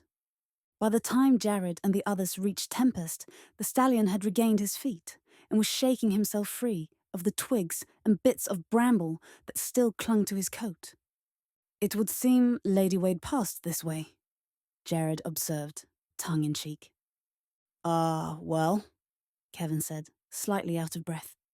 "Either the lady will freeze her overstuffed arse off, or she'll bamboozle some poor sot on his way to market into giving her a wagon ride to the nearest village. Either way, I grow fatigued by it all, old chums, and suggest we adjourn to the mill for refreshments." "Toddy, most like," Bo said, shivering. So that was that. Jared reluctantly turned and walked toward the cottage. Jennings led Tempest to the shed beside the mill, where he would rub him down and feed him some oats, if there were any to be had. In any event, Harrow and Nanny should be arriving soon, now that Jared had fired the two agreed-upon warning shots, signalling that it was safe to approach the cottage. Jared felt oddly numb, as if he couldn't believe that after all these months of waiting, the nightmare was finally over. He didn't feel any elation or sense of victory, just relief that the danger had at long last passed. When he got back to the cottage, he met Peter on the stairs. "Where are you going, lad?" "I thought you were to stay with the ladies." "They tossed me out, my lord. I'm to heat some water over the fire. Is the doctor on his way?" "Peter, it's very late, and I am exceedingly tired," Jared replied testily. "What the devil are you talking about?" Peter grinned and said, "Why, sir, Lady Storm is giving birth." Jared was gone, up the stairs 3 at a time, to dash into Amanda's room and shout, "Plague take you, woman! Why didn't you tell me you were going to have the child?" Amanda struggled to a half-sitting position and asked, "Where have you been? It's been an age since we've heard anything. Is everything all right?" "Yes, everything's all right," he hastily assured her. "Thanks to you and my somewhat mercurial friends, I have decided to deal lightly with dear Freddie. He's off for America on the next possible ship. He, feels an urge to travel. Blanche escaped us for the moment, and since she has neither the connections nor the resources to launch another attack on us, I think I may safely say we've heard the last of her. But never mind all that, blast it. That boy says you're going to have the baby, is he correct?" "Jared, I have been going to have this baby for some months now. You must have become used to the idea by this time. Don't fly so to the Alts if it just happens to be tonight, though I would appreciate it if you could find a doctor, for Aunt Agatha's a bit overcome." The old lady sniffed. "Overcome? That's certainly a mild way of putting it. Jared, for the love of heaven, get us a doctor or a midwife, or anyone else who comes to mind. Having instructed Peter to boil water, I have completely depleted my store of knowledge on the subject. I won't even know what to do with the dratted water when he brings it," she ended, plopping down into a chair and wildly fanning herself with her handkerchief. Amanda took that moment to have another contraction, a strong one, and she reached out her hand for Jared, who raced to her side. The spasm passed after a bit, less than a minute. But to Jared, it seemed like an hour. He let go of Amanda's hand and sped to the top of the stairs. "Kevin! Kevin, for God's sake! Where are you, man?" "No need to shout, friend. I'm coming up to pay my respects to the ladies. The men the squire so thoughtfully sent along have taken away the nasty felons, by the way. Beau is escorting Freddie to London, in your coach with Jennings at the reins, and Peter is heating some water on the fire. Good man, Freddie trained him well. However, do you suppose he knew I wished a refreshing wash? Jared raced down the steps and grabbed his friend by the shoulders. Curse your primping, posturing soul, Kevin Rawlings. Amanda is having the baby. Take Devil and ride for Sir Stanley. Fetch him here at once. Kevin's smile abruptly drooped, and he set off to find Sir Stanley, an exceedingly fine physician who just happened to have his winter residence in the district. Little did Jared know, thank goodness, that Sir Stanley was away from home, spending the Christmas holidays celebrating his son Rupert's engagement to a pale little child with a yearly income of over £20,000. Rather than return empty-handed, Kevin pelted to Stormhaven and rounded up the elderly local doctor Amanda had summoned to treat Jared. All this took time during which the arrival of Harrow with Nanny in his wake was looked upon by both Jared and Lady Cheswick as being on a par with manna appearing straight from heaven. "Where is my baby?" Nanny bellowed as she headed unerringly to her mistress's side. "Harrow, brew me some tea, and plenty of it." Jared was confused. What does tea have to do with delivering a baby? Absolutely nothing I can think of, my lord, but I'm frozen to the bone after spending a small lifetime in that draughty carriage, and I want some tea, Nanny answered calmly. But Amanda's in pain. There's no time for sipping tea. Harrow, she called, ignoring Jared. Send Tom upstairs with the baskets from the carriage. I had a feeling they'd be needed. Oh, and my lord, I have not yet seen Miss Mandy, but I'm sure there's time and enough for tea. First, babies are not in as much of a rush as their parents are. Jared yelled after the woman as she neared the top of the stairs. Well, this one is. It shouldn't even be here for another month. You daft woman! I'm coming with you. Nanny would have blocked the door, but Jared picked her up bodily and set her to one side before taking up his position next to his wife's bed. I've sent Kevin for Sir Stanley, love. Do you think you can hold on until he arrives? I'll do my utmost, Amanda replied, trying to hide her distress. But I'm not sure your son wishes to wait upon the gentleman. Nanny was more direct. Bring a man in to take care of my baby. I never heard of such a muddle. What can a man know about these things? You men get us all into this state, and not one of you is a penny's worth of good at getting us out of it. I dare any man to try to come in this room once Miss Mandy and I get down to serious business. Lady Cheswick had recovered a bit at the sight of Nanny so masterfully taking charge. For once, she found herself in complete charity with the feisty old nurse. Here, here, she cheered, gaining herself a rare look of approval from Beulah. Jared would have taken umbrage with the women, but for Amanda's detaining hand on his sleeve. I trust Nanny implicitly, dearest. Jared wanted to continue the debate, but Nanny insisted he leave the room. We don't need any swooning fathers in here. Jared's jaw set stubbornly. I'm staying. If you insist, my lord, but you may be called upon to help. Can you do that? Nanny jibed, irrespective of both his exalted rank and thundercloud expression. Could he do this? He could. He would. His father had stayed and helped comfort his wife, hadn't he? He was no less a man than his father. Amanda's hand tightened on his again as she gave herself up to another pain. Jared wiped her brow with the cool cloth Nanny handed him, and the fight was on. Jared praying his father had been wrong, and Amanda out to prove that she was right. Lady Cheswick roused herself from her pacing and hand-wringing long enough to gulp down 2 cups of tea, and only 4 or 5 small cakes brought from Stormhaven before announcing she was too overset to eat a bite. Meanwhile, Nanny busied herself arranging blankets under Amanda and setting out the small layette she had brought along in anticipation of the night's event. Finally, all the preparations were done, and they settled back to wait for the birth. After an hour of this, Amanda finally got angry. You're all staring at me as if I were going to burst at any moment, and when the pains come, you act more as if they're wrapping around your bellies and not mine. Jared, she said with as much composure as her tired body could command, I would appreciate it very much if you would take yourself and your hangdog look downstairs for an hour or so. We will call you when we need you. Jared protested loud and long, but finally gave in when Amanda appeared to be on the verge of tears. Good, she commented, as the door closed behind him, and Nanny firmly locked it. Perhaps now we can get on with it. I never knew a man could be so useless, much as I adore him.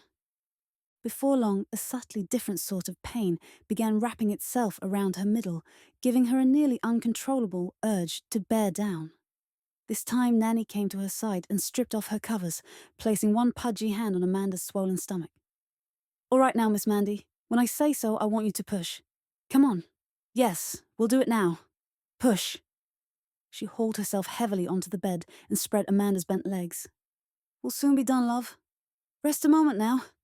When the pain comes again, I want you to push for all you're worth. Do you hear me?" Amanda heard her. She called Lady Cheswick to her side and grabbed onto her with both hands. When the next pain came, she pulled on her aunt's arms until the slighter woman almost fell into the bed with her. "Good heavens, Amanda, I had no idea you were that strong. Perhaps I should call Jared back in here." "You do?" her niece gasped out. "And I shall do you an injury? Can you really believe? I want my husband to see me like this, with Nanny popping up from between my legs, like a jack-in-the-box. I would never forgive you." The two older women smiled, then went back to their work, as another pain gripped Amanda and she bit her lip to keep from crying out.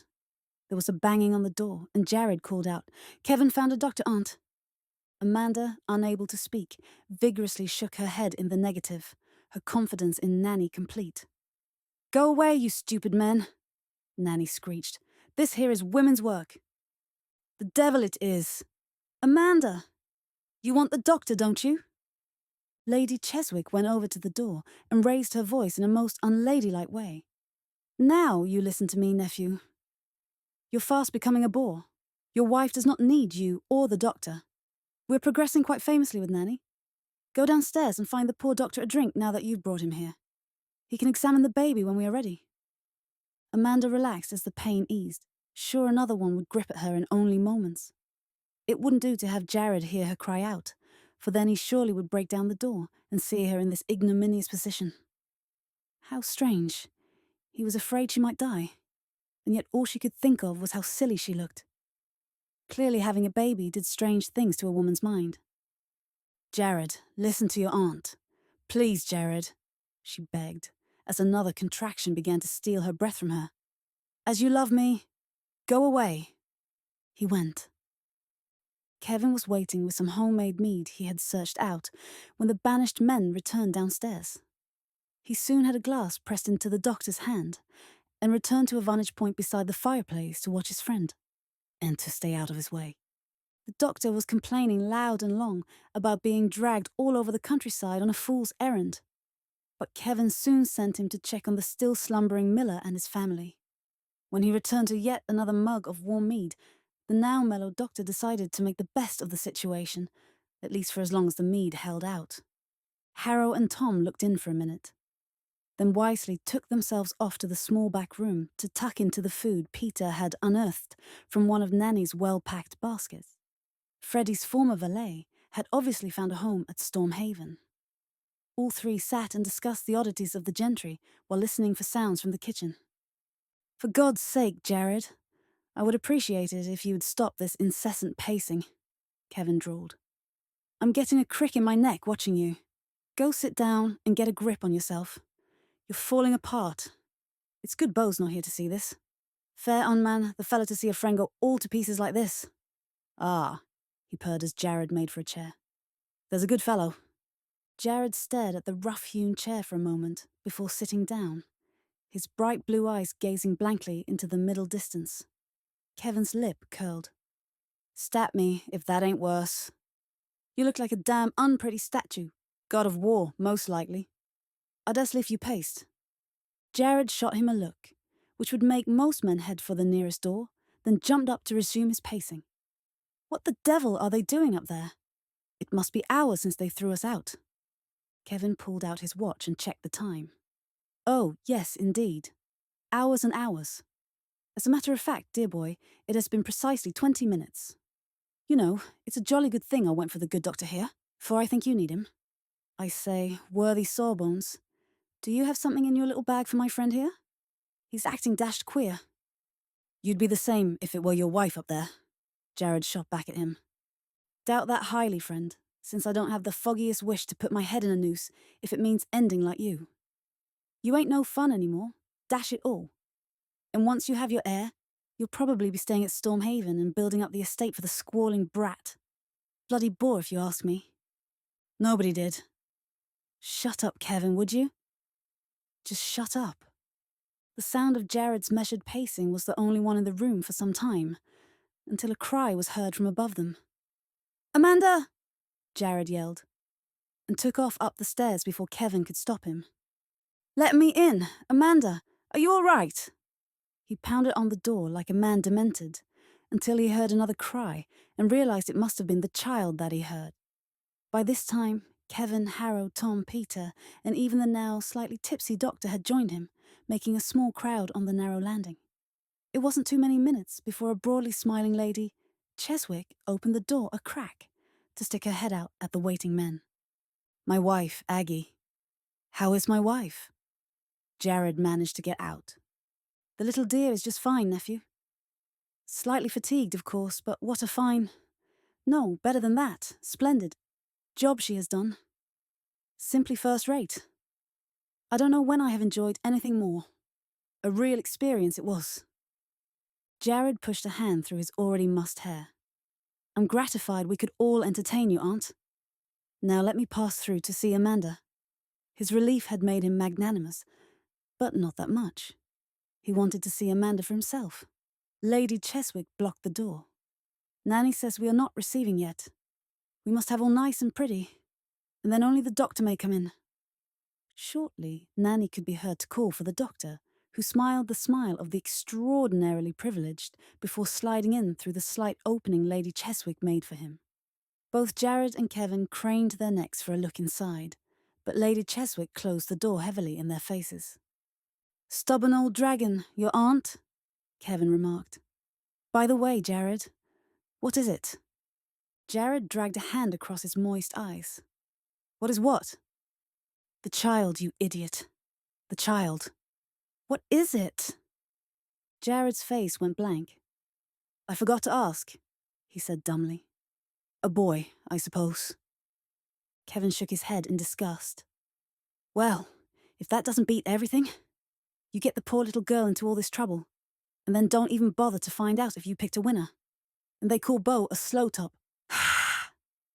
Tom giggled aloud, then howled as Harrow boxed his ears.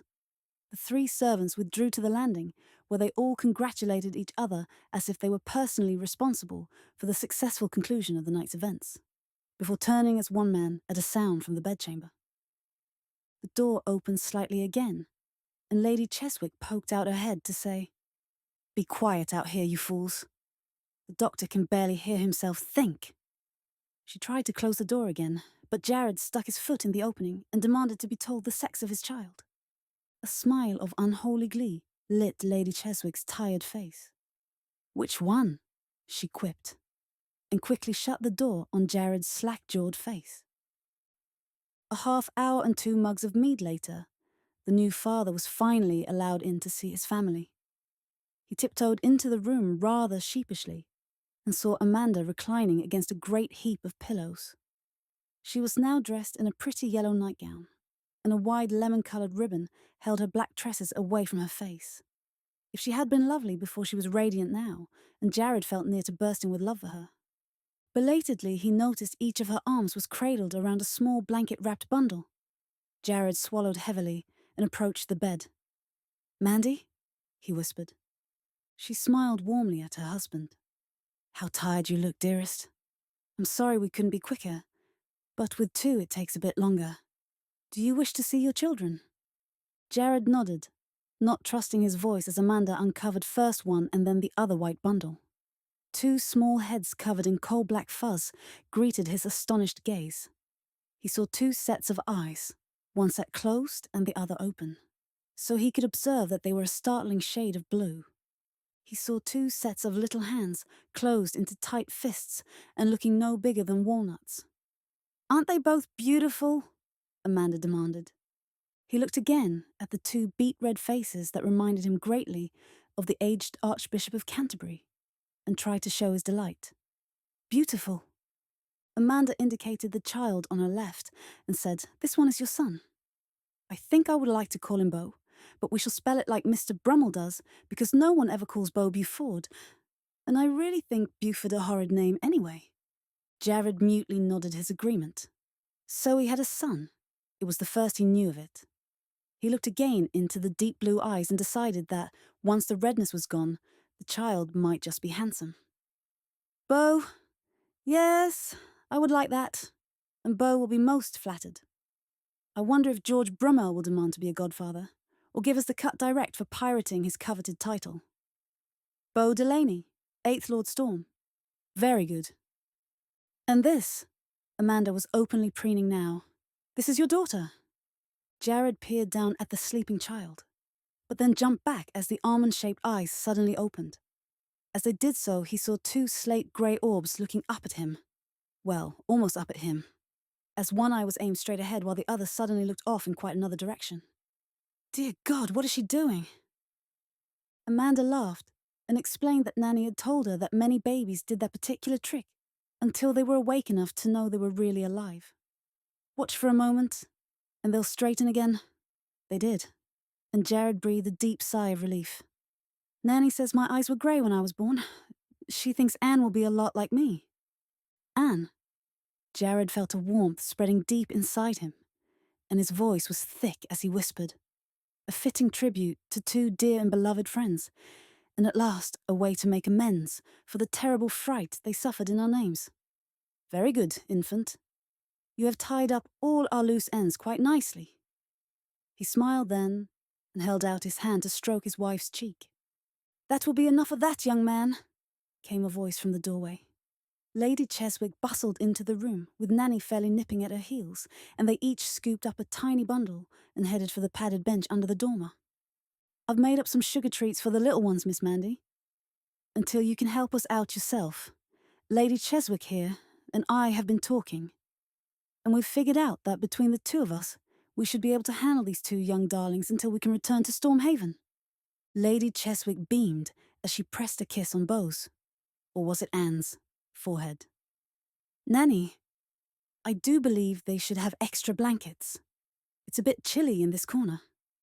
Nonsense, my dear Lady Cheswick. It is perfectly fine in here. I've taken care of more babies than you've had hot dinners, and if I may say... Amanda and Jared were no longer listening. Jared had taken the opportunity of having his wife at least partially alone, and had gathered her into his arms for a gentle embrace. For several minutes they were in their own secret world, all cares forgotten, exchanging words of love and other silliness that had nothing to do with the unexceptional behaviour expected of conventional parents.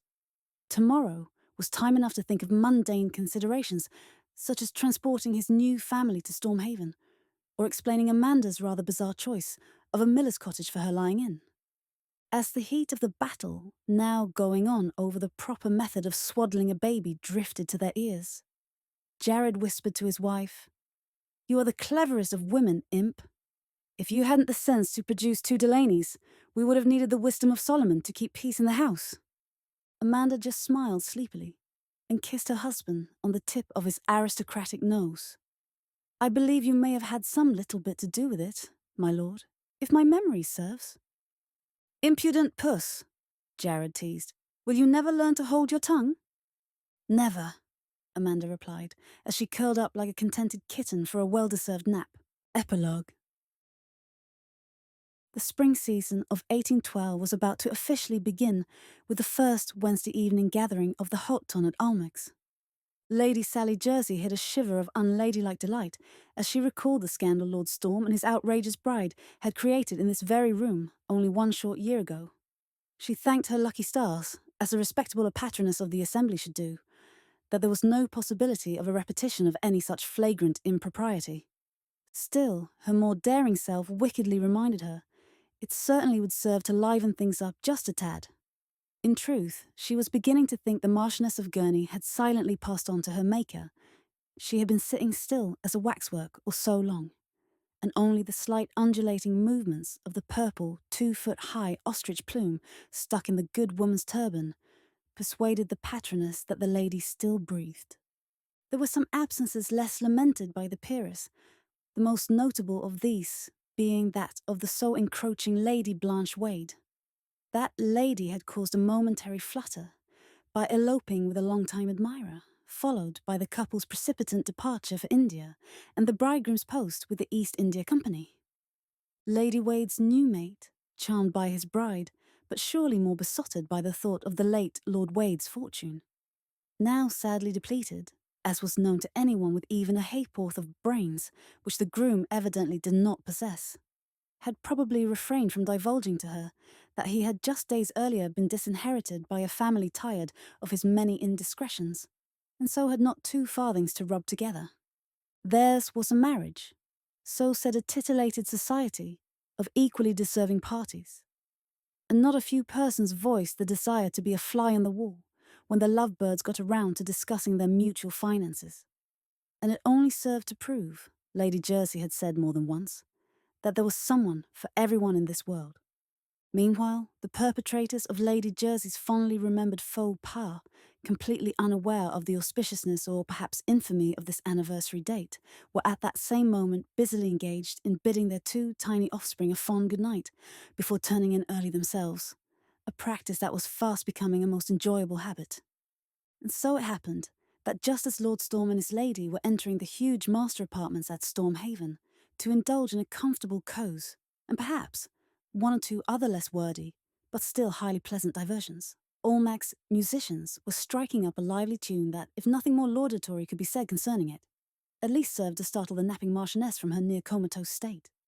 Lady Jersey seized upon this moment to sweep into one of the side card rooms to ferret out any malingering bachelors whom she would bully into standing up with one of the plethora of wallflowers that seemed even thicker on the ground this year than last.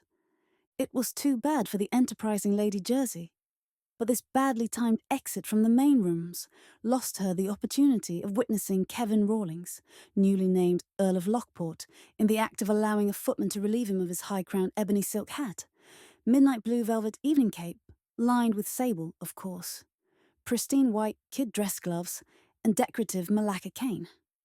Stepping to a nearby enormous gilt mirror to assure himself of the perfection of his appearance, the Earl then lazily sauntered to the fringe of the dance floor, a hunting field he had scorned for the past decade, ignoring the startled gasps and buzz of whispers that greeted his unexpected presence, and not bothering to hide the expression of pained boredom that marred his otherwise handsome face.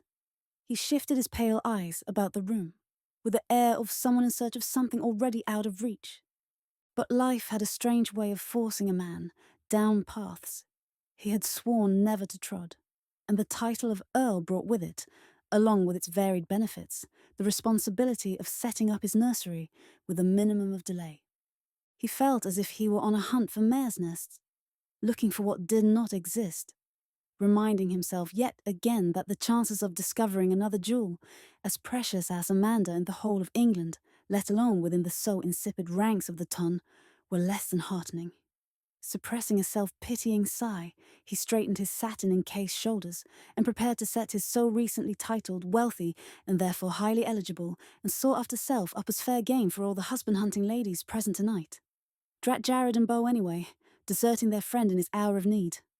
As Lady Jersey, her eyes alight with unconcealed glee, descended upon the near-to-cringing Earl with this season's dough-faced Chatsworth debutante in tow, Kevin wondered wildly if the eventual prize, no matter how suitable, could possibly be worth the struggle.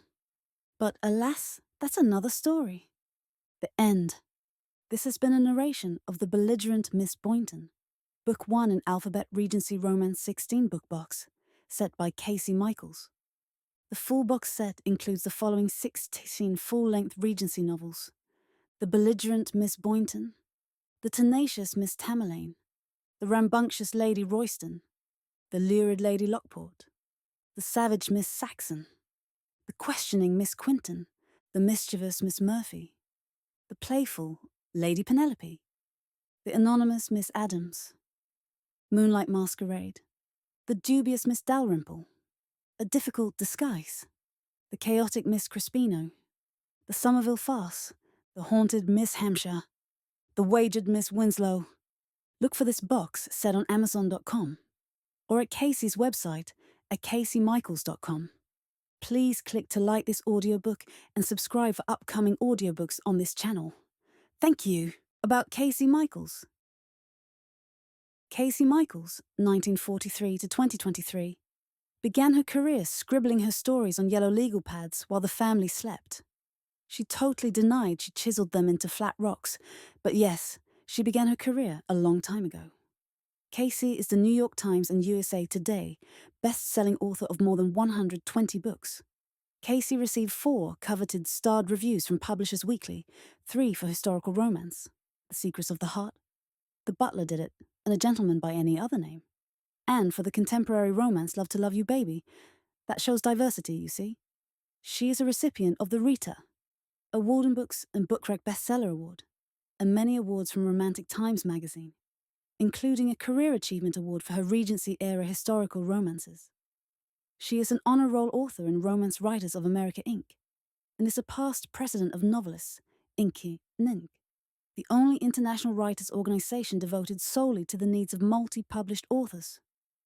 Please visit her website at thekaseymichaels.com to download 2 free ebooks.